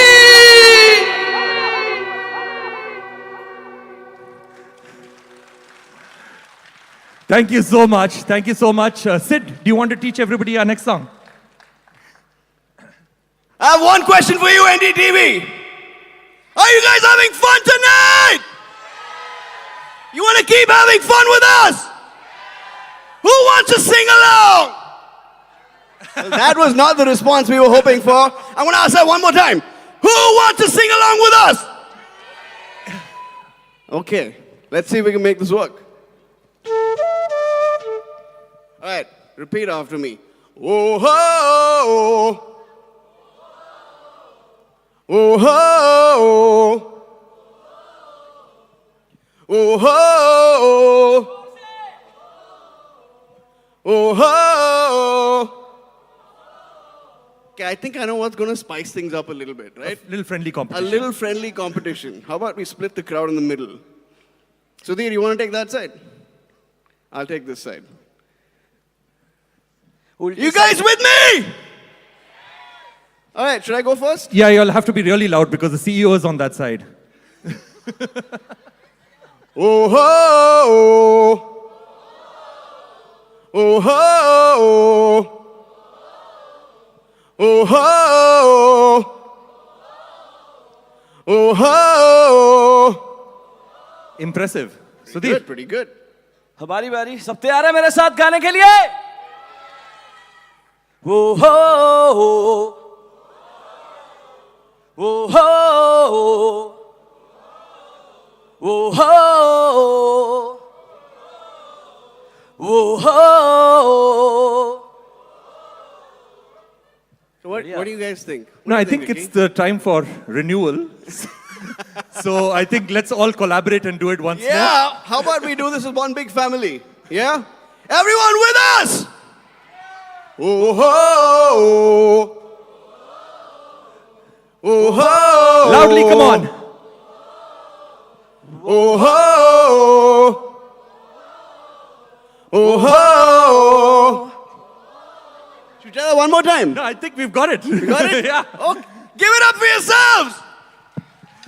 Okay, now everybody's got a cell phone in their pocket. I'm pretty sure that this crowd definitely has one. Okay, pull out your cell phones, turn on your torches. We want to see a few of them. Come on. And I'll tell you why it's really important for you to do that this evening. A few more. You're looking absolutely spectacular. The stars are in the audience. Come on, a few more, a few more. Because this song is dedicated to NDTV. Because what NDTV is doing is shining their light on everyone, everywhere in the world. And this song is called Shine Your Light.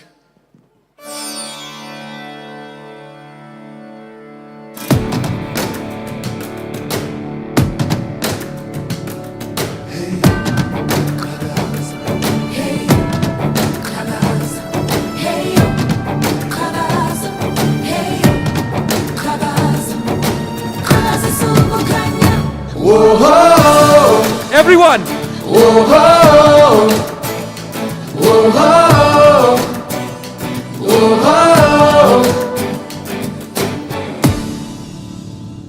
हम सब साथ यहाँ है, हम सब साथ यहाँ है, कोई फर्क कहाँ है, फर्क कहाँ है? Everybody scream! Hey! चलो हाथ One more! बढ़ाएं, चलो सबको Loudly, come on, one more! दिखाएं, चलो हाथ One more! बढ़ाएं, चलो Last सबको one! बताएं, कोई भी यहाँ अकेला ना है. It's time, let's do this, it's our time. Let's do this, it is time to shine your light. Let's do this, it is time to shine your light. Whoa, sing everybody. Whoa, whoa, whoa. It is time to shine your light.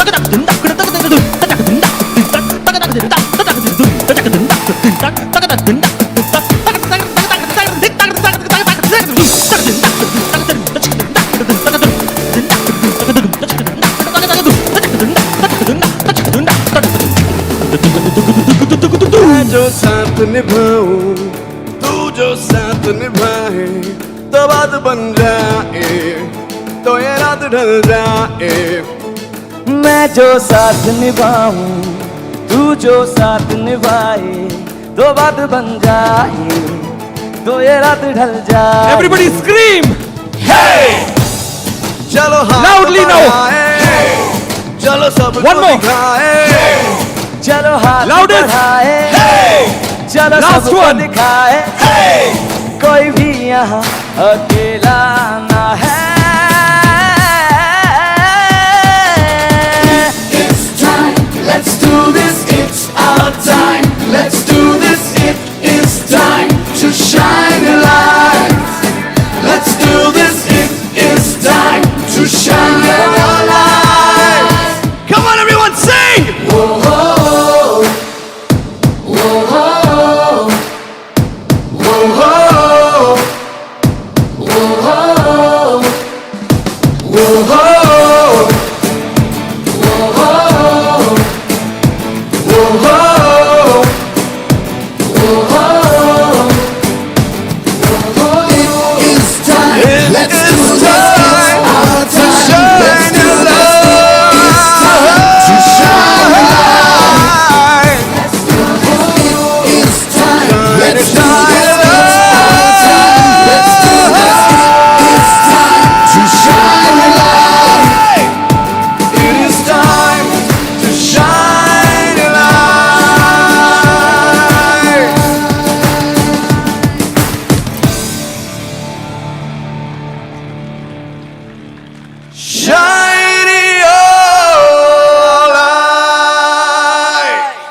NDTV, a big round of applause to all of you. Come on! Now we've left with the last 2 minutes of our concert, and I wanted to explain to everybody that we've saved the best for these last 2 minutes. India as a country is much more than just us human beings. Do we all agree? Do we all agree? In fact, the true citizens and the true inhabitants of India are the forests and wildlife because they have existed on our land long before any of us humans have ever set foot here. In fact, we humans have been here for 3 lakh years. Our forests and wildlife have been here for 3,000 lakh years. Whereas 3 lakh years, whereas 3,000 lakh years, our sustainability is defined by forests and wildlife, our beauty is defined by them, and without functioning ecosystems and beautiful forests and wildlife, we as human beings will cease to exist. Am I right? So we took our most favorite melody in the whole world, that is the Indian national anthem, and we created an instrumental version of our Indian national anthem, and we decided to dedicate it to the forests and wildlife of our country and the true inhabitants of our country. So if you would please indulge me, if you are physically able to stand up, then let us all stand in respect for the forests and wildlife of our beautiful nation. Let us all stand in respect for the Indian national anthem.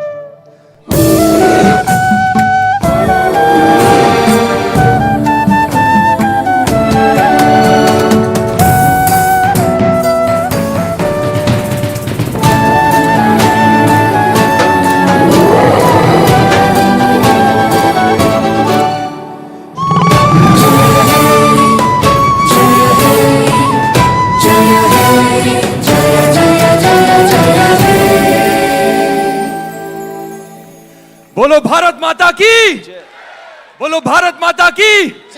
Vande Mataram. Vande Mataram. Thank you, NDTV.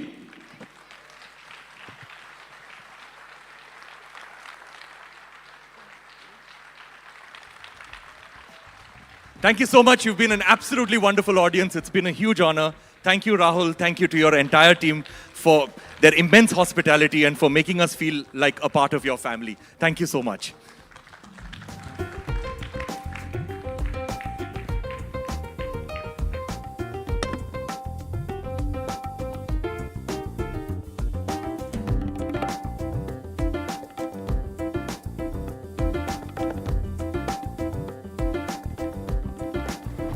Ladies and gentlemen, there's 1, 2, 3 Grammy Awards for Ricky Cajun Band, and there's maybe more surprises.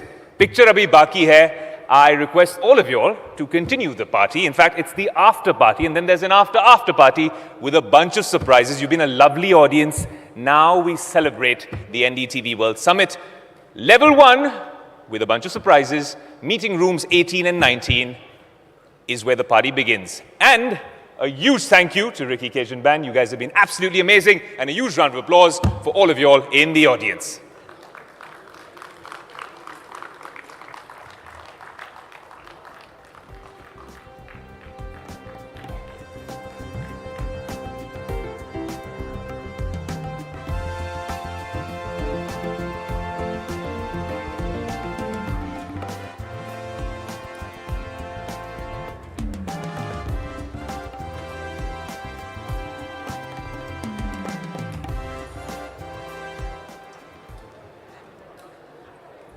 Guys, as an aside, I have trackers on all of you.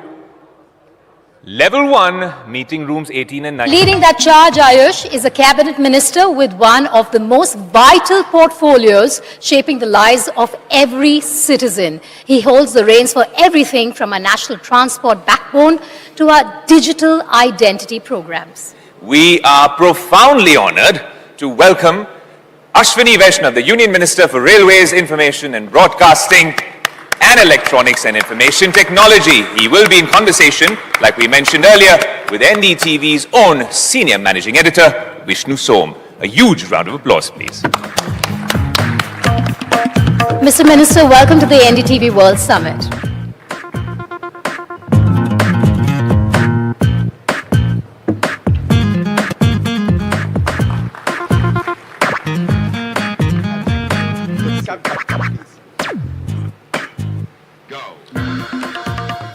For the last several years, I've had the privilege of a lot of conversations with Ashwini Vaishnav on India's digital future.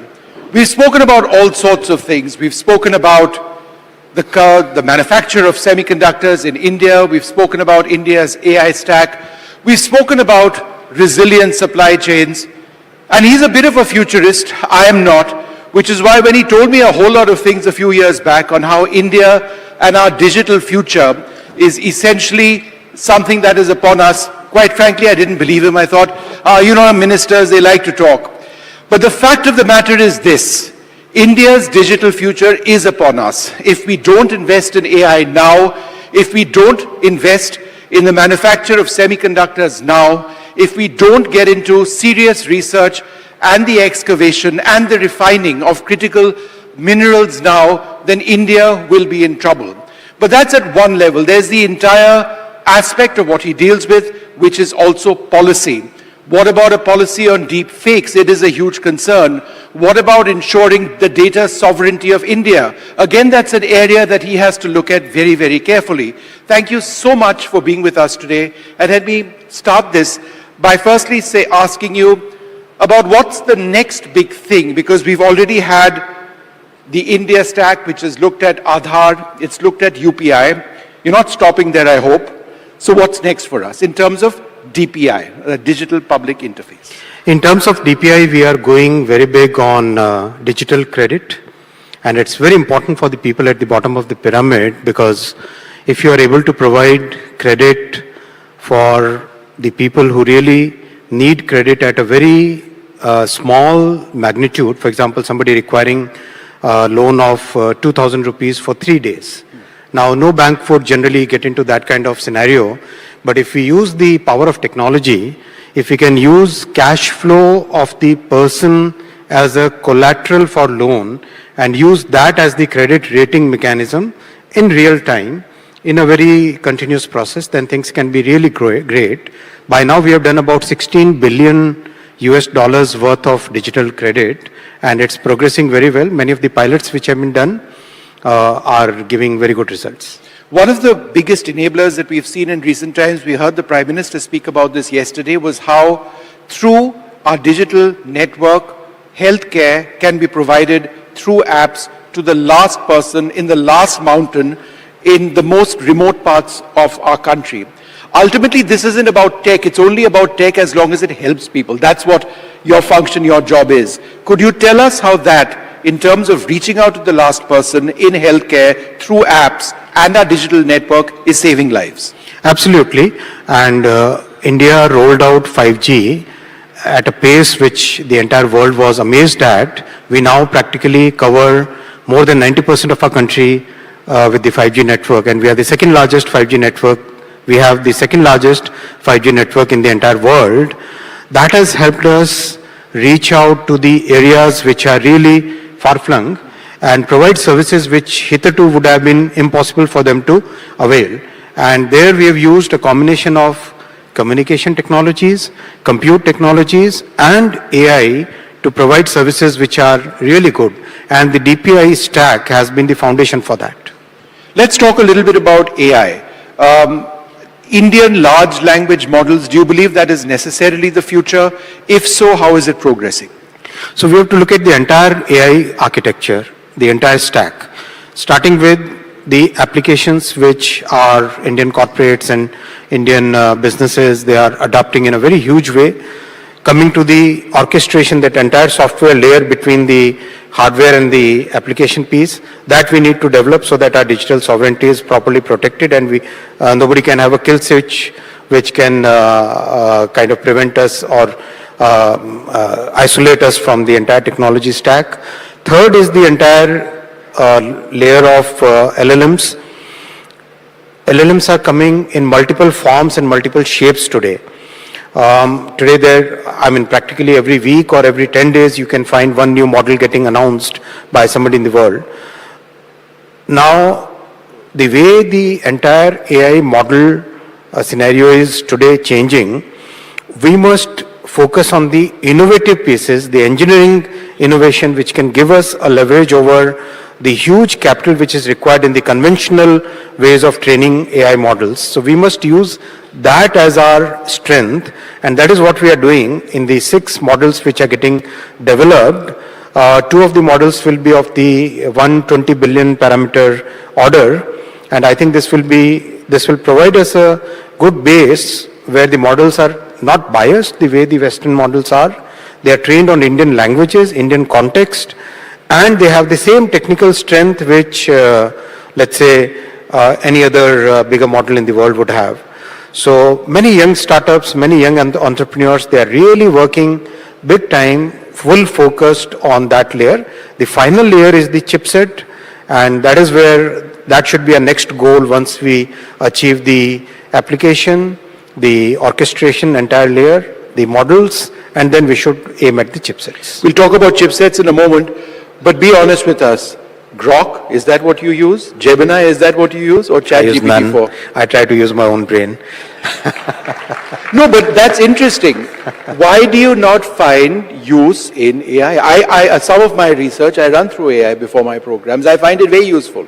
You have to fact check it, but still it gives you a preliminary basis of information. No, part of my nature is that I like to think sometimes, and fortunately I can think on a topic for a reasonably long time. I have a good attention span. Sometimes I can think. No, but you are pushing AI in India, but you aren't using AI. Is that what you're telling me? It's perfectly okay. We are using in railways. We are using in so many other things. It's good to use applications where they add value. It's okay. Let's talk a little bit about something related to AI, perhaps even directly, which is Yep. I'll start using Sarvam. Oh, you have, right. Okay. once it comes by And December. December, right? That's when... December, Jan latest. Let's talk a little bit about something which is completely related. When we talk about AI and we talk about the manufacture of processors in India, we have to look at semiconductor availability. Resilient supply chains is what we believe in, but ultimately it's also about having fabs in India which actually manufacture semiconductors. Now you've got something to show us, right? So semiconductor is a strategic industry, and about 6 decades back we started this journey, but unfortunately there was no success in the first quite many decades.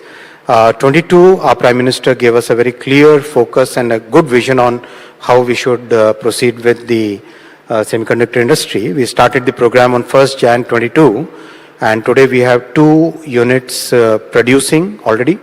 We are in end of 25. Within such a short time frame, 2 units have started production. CG Semi and Keynes has started production last week. And 10 units total, they are under construction, and some of the progress is very good, because this is a hold that up and show us. Well, this is a very complex industry, because the magnitude, the dimensions at which we have to work and the complexity at which we have to work is really, really difficult. So a chip can be extremely small. You can't even see it with a microscope. It's like 10,000 times smaller than the human hair. So that kind of magnitude, that kind of work is there. And fabricating a chip is like building an entire city on a small little wafer like this. This is a wafer. On this, building a complete city, which will have its own plumbing, its own heating, its own electrical network, its own circuits, and huge, very, very complex. Something, for example, somebody was telling me that if the power supply goes off for 5 minutes, then it's a loss of $200 million. That kind of complexity is there, and the chemicals and gases which are used are extremely pure, ultra pure chemicals and gases, 500 plus chemicals, parts per billion purity, extremely. So good thing is that we have started doing it. This is among the first few chips which have been manufactured. We presented the first Made in India chipset to our Prime Minister. But what we have also done is, we have put a huge focus on creating the talent pipeline. Nowhere in the world will you find a situation where 295 universities, students are using world's latest semiconductor design tools, what we call EDA tools in our industry parlance. World's latest EDA tools from Cadence, from Synopsys, from Siemens. They're using absolutely what the industry uses, designing chips, and the chips getting taped out. I'm sure you have Professor from MIT. Very few universities would be there in the world which can claim this kind of thing, right? Yeah? So that kind of focus on developing a very significant talent base has given us a unique strength. Already 20% of our design engineers, global design engineering talent is in India. And today we are designing chips of 2 nanometers in our country. Earlier it used to be 5 nanometers, 7 nanometers, now 2 nanometer chip. 2 nanometer is the most complex chip, smallest one. So those are designed here in India. So that strength we would like to use in our fabrication and manufacturing process also. Can you just show me that chip? I just want to get, and the other one, to get the camera to, this is too small for the camera to zoom in on, but I thought it would be quite interesting if we can actually have this up on the screen, and if once, right, and so the other one is too small. Despite being Vishnu, I've got only two arms, but tell me a little bit about what I'm looking at over here. So this right, as we zoom in on this, tell me what this is exactly. This is a wafer. A wafer is a piece of silicon. Silicon is from quartz, it's made, it's silica sand. That is made into a wafer. And then on the wafer, we have to fabricate, which means draw the entire circuit. And the entire circuit is like extremely complex, like a city getting drawn on a small piece of, so if you look at this, this is, let's say, an area of this size, would be almost like a complex large city. Wow. It is that complex. So then you have to take it out from this, and the very small thing will have to be given a body. Right. So then a body is given like this. This is a complete chip. Entire body is given, and this can have multiple floors in it, like a multi-story building. Yeah. So, and there is plumbing in between, there is electrical circuit in between, it's very, very complex, really, really complex. Maybe someday you should do a video on it. No, we will. Just, in terms of something that's happened recently, we've seen Google make an incredible investment in Visakhapatnam. Yeah. That is something that's going to take, R&D at one level and many other facets of AI to the next level. How important is that particular investment? And going forward, what does it sort of indicate? To me, it indicates a big interest in India. But specifically, what is that going to generate? See, compute is the kind of raw material, data is the raw material. These are the two major raw materials for any AI research. Getting good compute facility in our country is very important for us. Part of the AI mission, we have right now empaneled about 38,000 GPUs. Our target was 10,000 GPUs. We could get about 38,000 GPUs as a part of the AI mission. And now we are inviting other large players to come and set up the compute facility in India. Once we have the compute, then the ability to do good research and the ability to develop AI applications will significantly increase. So Google has come with a $15 billion investment. I think Meta is also working on another investment. So it's going to be very good for our country in that sense. There's just something I missed out on. When we talk about semiconductors and wafers, obviously it's linked to critical minerals. Yeah. Now, we've had our Prime Minister travel to China recently. There is a reset in the equation. There is an indicator that China may be willing to provide us with critical minerals. To what extent are we going to be dependent, that's my word, on them? See, we have to be Atmanirbhar in critical minerals for sure. Honorable Prime Minister has already approved a critical minerals mission. We have a good large deposits of rare earths, which is found on the beaches all the way from Odisha to Gujarat. This beach sand is a very good source of the lighter variant of the critical minerals. There are heavier variants, then there are lighter variants.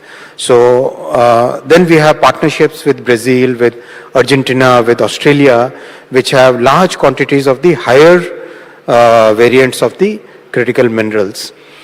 Key is the processing capability. We are working with many partners for developing the processing capability in our country. There is one processing plant in Vizag. There are other plants which are getting set up. And I think over a period of next few years, we would certainly become independent, Atmanirbhar on self-reliant for the rare earths and critical minerals. There are a couple of important policy areas that you also are part of a team that looks at. Data sovereignty is important. Your critics will say that, in an interconnected world, data sovereignty doesn't necessarily need to reside in a geographical space, whereas we have always argued that no, we need to have it in India because it potentially gives us an element of control. A, is that the case? And B, why are you so clear that data sovereignty must reside geographically within India? Data is the new oil. Data centers are the new refineries. The new economy which is today taking shape, in that economy, we must take control of the destiny. And we must make sure that the talent that we have in our country, that talent should find the opportunities here in our country rather than just going out. And that's why we have taken multiple steps. For example, we have recently announced a deep tech fund of $1 billion to begin with. We are now working with many entrepreneurs. Just yesterday, I had a couple of meetings with 2 more entrepreneurs who are planning to work on something very innovative. So we are continuously we are encouraging our startups and entrepreneurs to come out with new solutions, new ways of solving world's problems, solving our own problems, solving population scale problems, and also doing that deep research. So that's why it's very important that we keep that edge, keep that thing in focus, keep that entire goal in focus, rather than just becoming totally dependent on the big tech. Deep fakes is obviously a huge concern. Yes. At the same time, there are those who will say that, AI allows us to do fun things. It makes a young person look old or vice versa. There is a sense of humor that the government needs to have also. So let us play around with AI. Not everything is insulting to anybody. How do you draw that ethical line? Now, there was a nice video a few months back where all the all the political leaders, they were presented as young kids, and it was quite funny.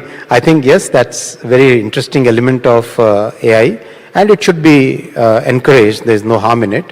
What's important is that we save the society from the significant harms which can be caused by using deep fakes, where your voice, your face can be presented to give out a message which is absolutely disconnected with you. So it's your right to make sure that your face and your voice should not be used in a harmful way for the society. So that's the thought process by which we are approaching this topic, and we would very soon bring out regulations on the deepfakes. You'll have regulations, yes, we in will terms of a law. We are approaching this entire thing in two ways. One is technical, second is legal. We believe that the world of AI cannot be regulated simply by passing a law. There has to be a technical solution to it. So we have this AI Safety Institute where people are working on very complex problems. For example, IIT Jodhpur has come out with a solution for deepfakes, and they can detect it with an accuracy of 90% plus. So that technical solution plus a regulation combined with it is going to be more effective than, let's say, the European Union, where they simply focus on regulating things. Our bias is more towards innovation. As a country and as a government, we are focused more on innovation. Simultaneously, we have to protect the society from the potential harms. So that's why we have taken the techno-legal approach to this. Let me ask you a follow-up to what I asked you a couple of years back. When it comes to Aadhaar or some of our other different digital public interfaces, the message during G20 is that this isn't just about India, it's about India sharing the knowledge of our digital backbone to countries who seek it, or countries who are friends of ours, countries in the global south. Since then to now, have we actually done that? More than 13 countries are using the UPI architecture, including many rich countries. Japan has given a patent to the UPI architecture. So many countries have taken our Aadhaar architecture for their digital identity. I think that number would be more than 50. Tell us a little bit more about that, because that's a big win for you, isn't it? It is. It wasn't just a policy statement. It was very much India's vision about transferring our knowledge and our tech around the world. The big difference that we made in implementation of this policy is we made the entire thing open source. We made it open standards. We made it open access. Open access, open standards, open source means if a country wants to implement this entire solution, they can absolutely be clear that their digital sovereignty, their data sovereignty, their citizens' privacy, all those will be absolutely protected the way they want it to be protected, correct? So that's why we positioned the entire thing, the entire stack, in a way which the people found very easy to adapt. And we said that we are absolutely fine, you give whatever name you want to give in your language, your country's culture, your ethos. But the soft power, for example, I feel like all Indians, we feel happy that the Hindu numerals we gave to the entire world. It went to Arab, from Arab it went to Europe. The Europeans started calling them Arabian numerals, but they are basically Hindu numerals which went from India. We never charged any royalty for it, right?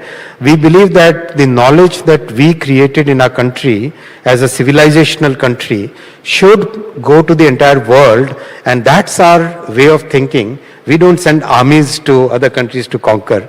We send our soft knowledge, our power to contribute to other societies. That's the way we think. And the final question to you, I was speaking to the Qualcomm chief a few days back where he spoke about the future of 6G and India. And he said in a finite period of time, when the next generation of, for example, spectacles come in, you can actually look at a bill, say pay, and it pays. But for people across the country, realistically speaking, what are the applications of 6G for the common citizen? 6G will be a totally different network from 5G and 4G because, see, till 2G there was a totally different architecture. It built, then 3G was built upon that. 4G was a significantly different architecture. 4G and 5G was built upon 4G. 6G will be absolutely, totally new way of thinking where the network is thinking on itself. It becomes a software-defined network. It becomes a network which is persistently available in the entire system. And today, if you think of a network, then there is a tower and there is a mobile device. Tomorrow, it will be anything which you hold in your hand will be part of that network. So that's the way it will be. And we took a very good lead in 6G research. We started the 6G Council totally with the industry and academia. Absolutely driven by industry and academia. And I think by now we would be, I'm no longer in charge of the telecom ministry, but I think last count we had some 60 odd patents for 6G, and that number is growing very rapidly. Well, Minister, it's been wonderful speaking to you. I know you have a very, very tight schedule, but in terms of, India's digital transformation, our digital future, this is the man who's a real visionary, and it's not just talk. In terms of semiconductors, we've already seen the progress we've made. There'll be new regulation, new legislation. It's designed to make technology, whether it's AI or so much else, our next DPIs, something which impacts millions across the country, and it's something which is also available potentially across the world. Thank you, sir, very much. Thank you, Vishnu. Thank you so much for having me here. Thank you. Good luck to you. Before you leave, we've got a little memento for you.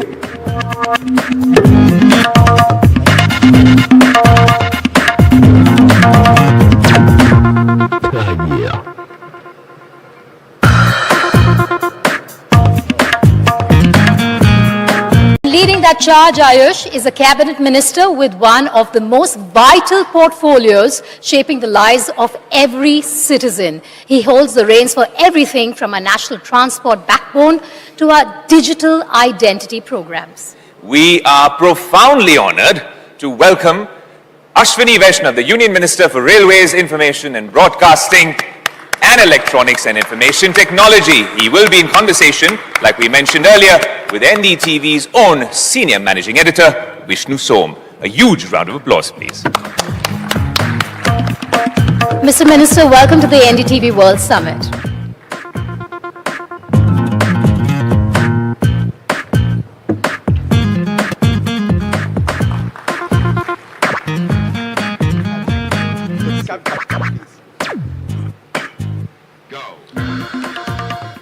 For the last several years, I've had the privilege of a lot of conversations with Ashwini Vaishnav on India's digital future. We've spoken about all sorts of things. We've spoken about the manufacture of semiconductors in India. We've spoken about India's AI stack. We've spoken about resilient supply chains. And he's a bit of a futurist. I am not, which is why when he told me a whole lot of things a few years back on how India and our digital future is essentially something that is upon us, quite frankly, I didn't believe him. I thought, ministers, they like to talk. But the fact of the matter is this: India's digital future is upon us. If we don't invest in AI now, if we don't invest in the manufacture of semiconductors now, if we don't get into serious research and the excavation and the refining of critical minerals now, then India will be in trouble. But that's at one level. There's the entire aspect of what he deals with, which is also policy. What about a policy on deep fakes? It is a huge concern. What about ensuring the data sovereignty of India? Again, that's an area that he has to look at very, very carefully. Thank you so much for being with us today. And let me start this by firstly asking you about what's the next big thing, because we've already had the India stack, which has looked at Aadhaar, it's looked at UPI. You're not stopping there, I hope. So what's next for us in terms of DPI, digital public interface? In terms of DPI, we are going very big on digital credit. And it's very important for the people at the bottom of the pyramid, because if you are able to provide credit for the people who really need credit at a very small magnitude, for example, somebody requiring loan of 2,000 rupees for 3 days. Now, no bank would generally get into that kind of scenario, but if we use the power of technology, if we can use cash flow of the person as a collateral for loan and use that as the credit rating mechanism in real time, in a very continuous process, then things can be really great. By now, we have done about 16 billion US dollars worth of digital credit, and it's progressing very well. Many of the pilots which have been done are giving very good results. One of the biggest enablers that we've seen in recent times, we heard the Prime Minister speak about this yesterday, was how through our digital network, healthcare can be provided through apps to the last person in the last mountain in the most remote parts of our country. Ultimately, this isn't about tech. It's only about tech as long as it helps people. That's what your function, your job is. Could you tell us how that, in terms of reaching out to the last person in healthcare through apps and our digital network, is saving lives? Absolutely. And India rolled out 5G at a pace which the entire world was amazed at. We now practically cover more than 90% of our country with the 5G network, and we are the second largest 5G network. We have the second largest 5G network in the entire world. That has helped us reach out to the areas which are really far-flung and provide services which hitherto would have been impossible for them to avail. And there we have used a combination of communication technologies, compute technologies, and AI to provide services which are really good. And the DPI stack has been the foundation for that. Let's talk a little bit about AI. Indian large language models, do you believe that is necessarily the future? If so, how is it progressing? So we have to look at the entire AI architecture, the entire stack, starting with the applications which are Indian corporates and Indian businesses, they are adopting in a very huge way. Coming to the orchestration, that entire software layer between the hardware and the application piece, that we need to develop so that our digital sovereignty is properly protected and we nobody can have a kill switch which can kind of prevent us or isolate us from the entire technology stack. Third is the entire layer of LLMs. LLMs are coming in multiple forms and multiple shapes today. Today practically every week or every 10 days you can find one new model getting announced by somebody in the world. Now, the way the entire AI model scenario is today changing, we must focus on the innovative pieces, the engineering innovation which can give us a leverage over the huge capital which is required in the conventional ways of training AI models. So we must use that as our strength, and that is what we are doing in the 6 models which are getting developed. 2 of the models will be of the 120 billion parameter order, and I think this will provide us a good base where the models are not biased the way the Western models are. They are trained on Indian languages, Indian context, and they have the same technical strength which, let's say, any other bigger model in the world would have. So many young startups, many young entrepreneurs, they are really working big time, full focused on that layer. The final layer is the chipset, and that is where that should be our next goal once we achieve the application, the orchestration, entire layer, the models, and then we should aim at the chipsets. We'll talk about chipsets in a moment, but be honest with us. Grok, is that what you use? Gemini, is that what you use? Or ChatGPT-4? I try to use my own brain. No, but that's interesting. Why do you not find use in AI? Some of my research, I run through AI before my programs. I find it very useful. You have to fact check it, but still it gives you a preliminary basis of information. No, part of my nature is that I like to think sometimes, and fortunately I can think on a topic for a reasonably long time. I have a good attention span. Sometimes I can think. No, but you are pushing AI in India, but you aren't using AI. Is that what you're telling me? It's perfectly okay. We are using in railways. We are using in so many other things. It's good to use applications where they add value. It's okay. Let's talk a little bit about something related to AI, perhaps even directly, which is I'll start using Sarvam. Oh, you have, right. Okay. Once it comes by And December. December, right? That's when... December, Jan latest. Let's talk a little bit about something which is completely related. When we talk about AI and we talk about the manufacture of processors in India, we have to look at semiconductor availability. Resilient supply chains is what we believe in, but ultimately it's also about having fabs in India which actually manufacture semiconductors. Now you've got something to show us, right? So semiconductor is a strategic industry, and about 6 decades back we started this journey, but unfortunately there was no success in the first quite many decades. 22, our Prime Minister gave us a very clear focus and a good vision on how we should proceed with the semiconductor industry. We started the program on 1st Jan 22, and today we have 2 units producing already. We are in end of 25. Within such a short time frame, 2 units have started production. CG Semi and Keynes has started production last week. And 10 units total, they are under construction, and some of the progress is very good, because this is a hold that up and show us. Well, this is a very complex industry, because the magnitude, the dimensions at which we have to work and the complexity at which we have to work is really, really difficult. So a chip can be extremely small. You can't even see it with a microscope. It's like 10,000 times smaller than the human hair. So that kind of magnitude, that kind of work is there. And fabricating a chip is like building an entire city on a small little wafer like this. This is a wafer.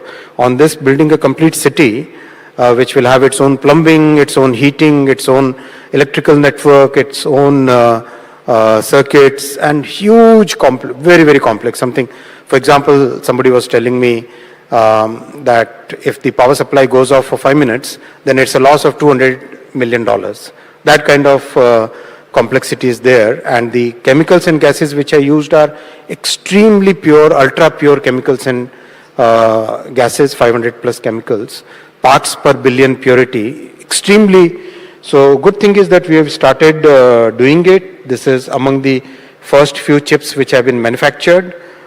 We presented the first Made in India chipset to our Prime Minister. But what we have also done is, we have put a huge focus on creating the talent pipeline. Nowhere in the world will you find a situation where 295 universities, students are using world's latest semiconductor design tools, what we call EDA tools in our industry parlance. World's latest EDA tools from Cadence, from Synopsys, from Siemens. They're using absolutely what the industry uses, designing chips, and the chips getting taped out. I'm sure you have Professor from MIT. Very few universities would be there in the world which can claim this kind of thing, right? Yeah? So that kind of focus on developing a very significant talent base has given us a unique strength. Already 20% of our design engineers, global design engineering talent is in India. And today we are designing chips of 2 nanometers in our country. Earlier it used to be 5 nanometers, 7 nanometers, now 2 nanometer chip. 2 nanometer is the most complex chip, smallest one. So those are designed here in India. So that strength we would like to use in our fabrication and manufacturing process also. Can you just show me that chip? I just want to get, and the other one, to get the camera to, this is too small for the camera to zoom in on, but I thought it would be quite interesting if we can actually have this up on the screen, and if once, right, and so the other one is too small. Despite being Vishnu, I've got only two arms, but tell me a little bit about what I'm looking at over here. So this right, as we zoom in on this, tell me what this is exactly. This is a wafer. A wafer is a piece of silicon. Silicon is from quartz, it's made, it's silica sand. That is made into a wafer. And then on the wafer, we have to fabricate, which means draw the entire circuit. And the entire circuit is like extremely complex, like a city getting drawn on a small piece of, so if you look at this, this is, let's say, an area of this size, would be almost like a complex large city. Wow. It is that that complex. So then you have to take it out from this, and the very small thing will have to be given a body. Right. So then a body is given like this. This is a complete chip. Entire body is given, and this can have multiple floors in it, like a multi-story building. Yeah. So, and there is plumbing in between, there is electrical circuit in between, it's very, very complex, really, really complex. Maybe someday you should do a video on it. No, we will. Just, in terms of something that's happened recently, we've seen Google make an incredible investment in Visakhapatnam. Yeah. That is something that's going to take, R&D at one level and many other facets of AI to the next level. How important is that particular investment? And going forward, what does it sort of indicate? To me, it indicates a big interest in India. But specifically, what is that going to generate? See, compute is the kind of raw material, data is the raw material. These are the two major raw materials for any AI research. Getting good compute facility in our country is very important for us. Part of the AI mission, we have right now empaneled about 38,000 GPUs. Our target was 10,000 GPUs. We could get about 38,000 GPUs as a part of the AI mission. And now we are inviting other large players to come and set up the compute facility in India. Once we have the compute, then the ability to do good research and the ability to develop AI applications will significantly increase. So Google has come with a $15 billion investment. I think Meta is also working on another investment. So it's going to be very good for our country in that sense. There's just something I missed out on. When we talk about semiconductors and wafers, obviously it's linked to critical minerals. Yeah. Now, we've had our Prime Minister travel to China recently. There is a reset in the equation. There is an indicator that China may be willing to provide us with critical minerals. To what extent are we going to be dependent, that's my word, on them? See, we have to be Atmanirbhar in critical minerals for sure. Honorable Prime Minister has already approved a critical minerals mission. We have a good large deposits of rare earths, which is found on the beaches all the way from Odisha to Gujarat. This beach sand is a very good source of the lighter variant of the critical minerals. There are heavier variants, then there are lighter variants. So then we have partnerships with Brazil, with Argentina, with Australia, which have large quantities of the higher variants of the critical minerals. Key is the processing capability. We are working with many partners for developing the processing capability in our country. There is one processing plant in Vizag. There are other plants which are getting set up. And I think over a period of next few years, we would certainly become independent, Atmanirbhar on self-reliant for the rare earths and critical minerals. There are a couple of important policy areas that you also are part of a team that looks at. Data sovereignty is important. Your critics will say that, in an interconnected world, data sovereignty doesn't necessarily need to reside in a geographical space, whereas we have always argued that no, we need to have it in India because it potentially gives us an element of control. A, is that the case? And B, why are you so clear that data sovereignty must reside geographically within India? Data is the new oil. Data centers are the new refineries.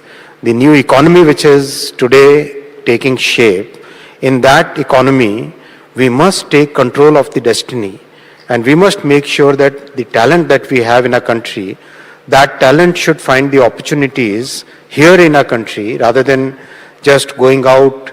And that's why we have taken multiple steps. For example, we have recently announced a deep tech fund of $1 billion to begin with. We are now working with many entrepreneurs. Just yesterday I had a couple of meetings with 2 more entrepreneurs who are planning to work on something very innovative.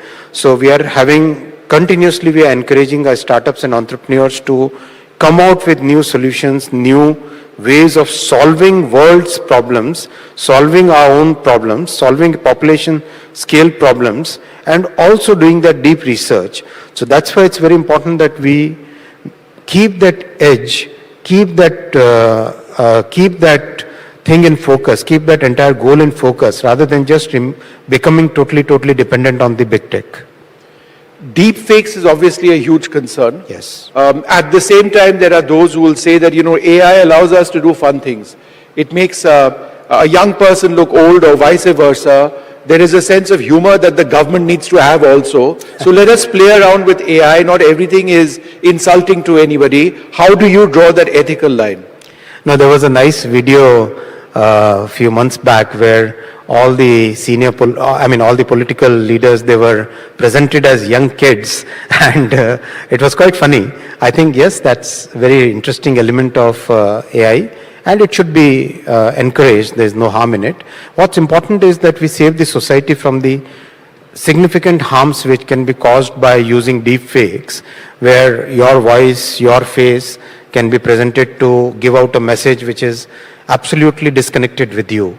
So it's your right to make sure that your face and your voice should not be used in a harmful way for the society. So that's the thought process by which we are approaching this topic, and we would very soon bring out regulations on the deepfakes. You'll have regulations, yes, we in will terms of a law. We are approaching this entire thing in two ways. One is technical, second is legal. We believe that the world of AI cannot be regulated simply by passing a law. There has to be a technical solution to it. So we have this AI Safety Institute where people are working on very complex problems. For example, IIT Jodhpur has come out with a solution for deepfakes, and they can detect it with an accuracy of 90% plus. So that technical solution plus a regulation combined with it is going to be more effective than, let's say, the European Union, where they simply focus on regulating things. Our bias is more towards innovation. As a country and as a government, we are focused more on innovation. Simultaneously, we have to protect the society from the potential harms. So that's why we have taken the techno-legal approach to this.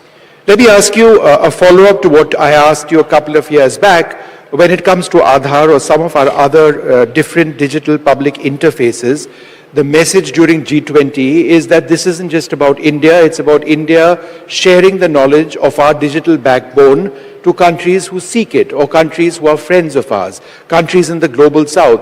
Since then to now, have we actually done that? More than 13 countries are using the UPI architecture, including many rich countries. Japan has given a patent to the UPI architecture.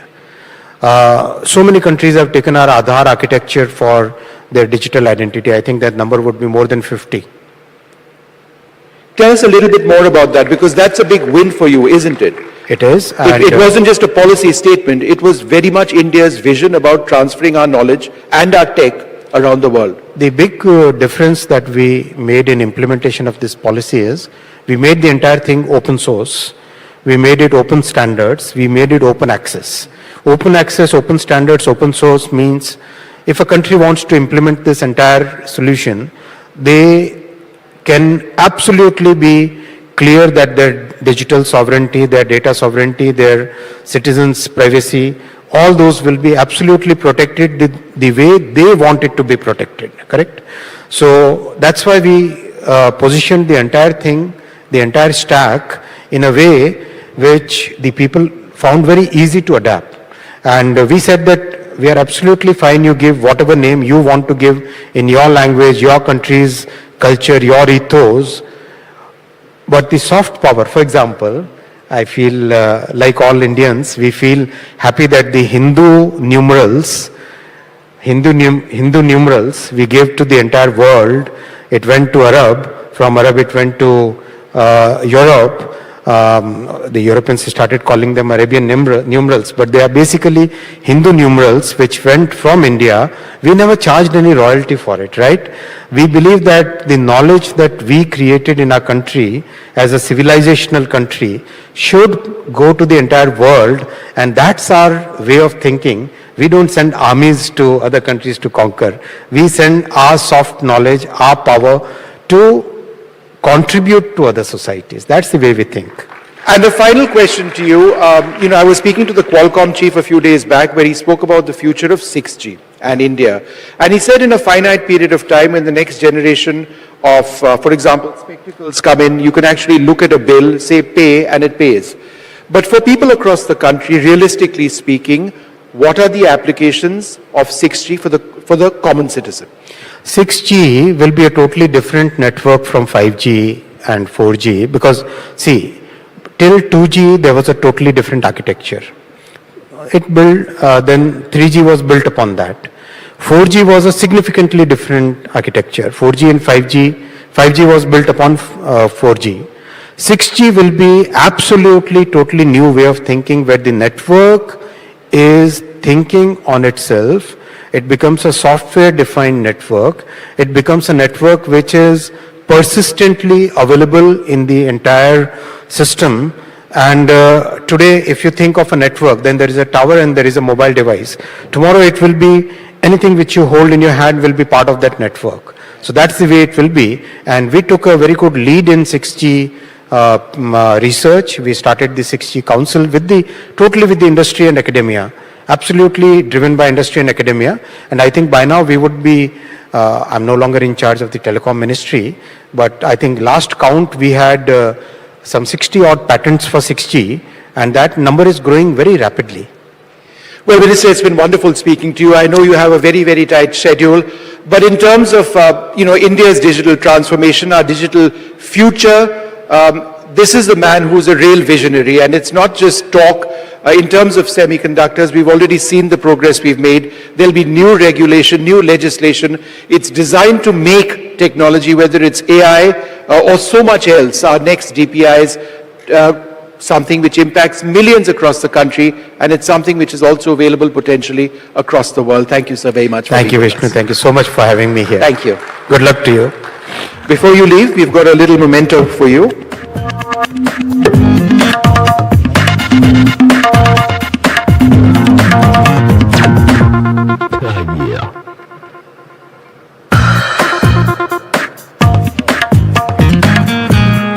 Leading that charge, Ayush, is a cabinet minister with one of the most vital portfolios shaping the lives of every citizen. He holds the reins for everything from our national transport backbone to our digital identity programs. We are profoundly honored to welcome Ashwini Vaishnav, the Union Minister for Railways, Information and Broadcasting and Electronics and Information Technology. He will be in conversation, like we mentioned earlier, with NDTV's own Senior Managing Editor, Vishnu Som. A huge round of applause, please.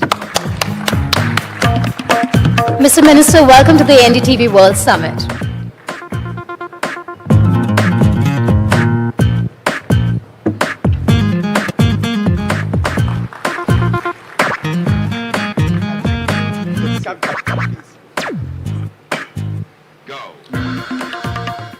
For the last several years, I've had the privilege of a lot of conversations with Ashwini Vaishnav on India's digital future. We've spoken about all sorts of things. We've spoken about the manufacture of semiconductors in India. We've spoken about India's AI stack. We've spoken about resilient supply chains. And he's a bit of a futurist. I am not, which is why when he told me a whole lot of things a few years back on how India and our digital future is essentially something that is upon us, quite frankly, I didn't believe him. I thought, ministers, they like to talk. But the fact of the matter is this: India's digital future is upon us. If we don't invest in AI now, if we don't invest in the manufacture of semiconductors now, if we don't get into serious research and the excavation and the refining of critical minerals now, then India will be in trouble. But that's at one level. There's the entire aspect of what he deals with, which is also policy. What about a policy on deep fakes? It is a huge concern. What about ensuring the data sovereignty of India? Again, that's an area that he has to look at very, very carefully. Thank you so much for being with us today. And let me start this by firstly asking you about what's the next big thing, because we've already had the India stack, which has looked at Aadhaar, it's looked at UPI. You're not stopping there, I hope. So what's next for us in terms of DPI, a digital public interface? In terms of DPI, we are going very big on digital credit. And it's very important for the people at the bottom of the pyramid, because if you are able to provide credit for the people who really need credit at a very small magnitude, for example, somebody requiring loan of 2,000 rupees for 3 days. Now, no bank would generally get into that kind of scenario, but if we use the power of technology, if we can use cash flow of the person as a collateral for loan and use that as the credit rating mechanism in real time, in a very continuous process, then things can be really great. By now, we have done about 16 billion US dollars worth of digital credit, and it's progressing very well. Many of the pilots which have been done are giving very good results. One of the biggest enablers that we've seen in recent times, we heard the Prime Minister speak about this yesterday, was how through our digital network, healthcare can be provided through apps to the last person in the last mountain in the most remote parts of our country. Ultimately, this isn't about tech. It's only about tech as long as it helps people. That's what your function, your job is. Could you tell us how that, in terms of reaching out to the last person in healthcare through apps and our digital network, is saving lives? Absolutely. And India rolled out 5G at a pace which the entire world was amazed at. We now practically cover more than 90% of our country with the 5G network, and we are the second largest 5G network. We have the second largest 5G network in the entire world.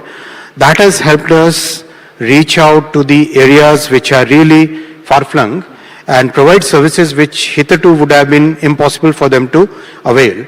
And there we have used a combination of communication technologies, compute technologies, and AI to provide services which are really good. And the DPI stack has been the foundation for that. Let's talk a little bit about AI. Indian large language models, do you believe that is necessarily the future? If so, how is it progressing? So we have to look at the entire AI architecture, the entire stack, starting with the applications which are Indian corporates and Indian businesses, they are adopting in a very huge way. Coming to the orchestration, that entire software layer between the hardware and the application piece, that we need to develop so that our digital sovereignty is properly protected, and we nobody can have a kill switch which can kind of prevent us or isolate us from the entire technology stack. Third is the entire layer of LLMs. LLMs are coming in multiple forms and multiple shapes today. Today practically every week or every 10 days you can find one new model getting announced by somebody in the world. Now, the way the entire AI model scenario is today changing, we must focus on the innovative pieces, the engineering innovation which can give us a leverage over the huge capital which is required in the conventional ways of training AI models. So we must use that as our strength, and that is what we are doing in the 6 models which are getting developed. 2 of the models will be of the 120 billion parameter order, and I think this will provide us a good base where the models are not biased the way the Western models are. They are trained on Indian languages, Indian context, and they have the same technical strength which, let's say, any other bigger model in the world would have. So many young startups, many young entrepreneurs, they are really working big time, full focused on that layer. The final layer is the chipset, and that is where that should be our next goal once we achieve the application, the orchestration, entire layer, the models, and then we should aim at the chipsets. We'll talk about chipsets in a moment, but be honest with us.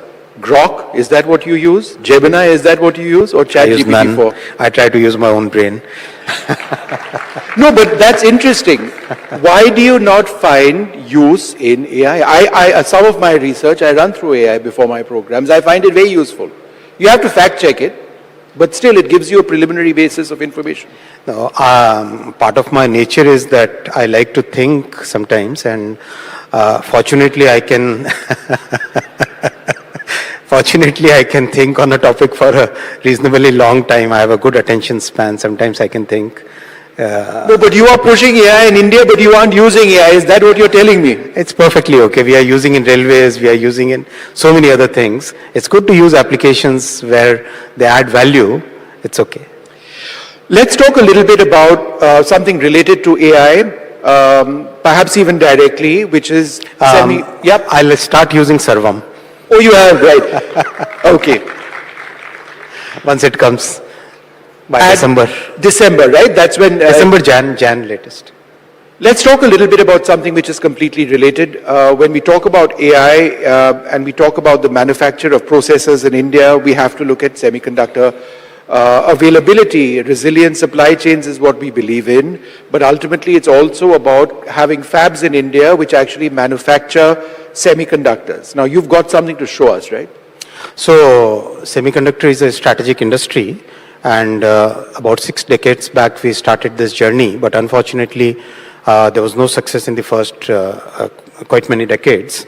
22, our Prime Minister gave us a very clear focus and a good vision on how we should proceed with the semiconductor industry. We started the program on 1st Jan 22, and today we have 2 units producing already.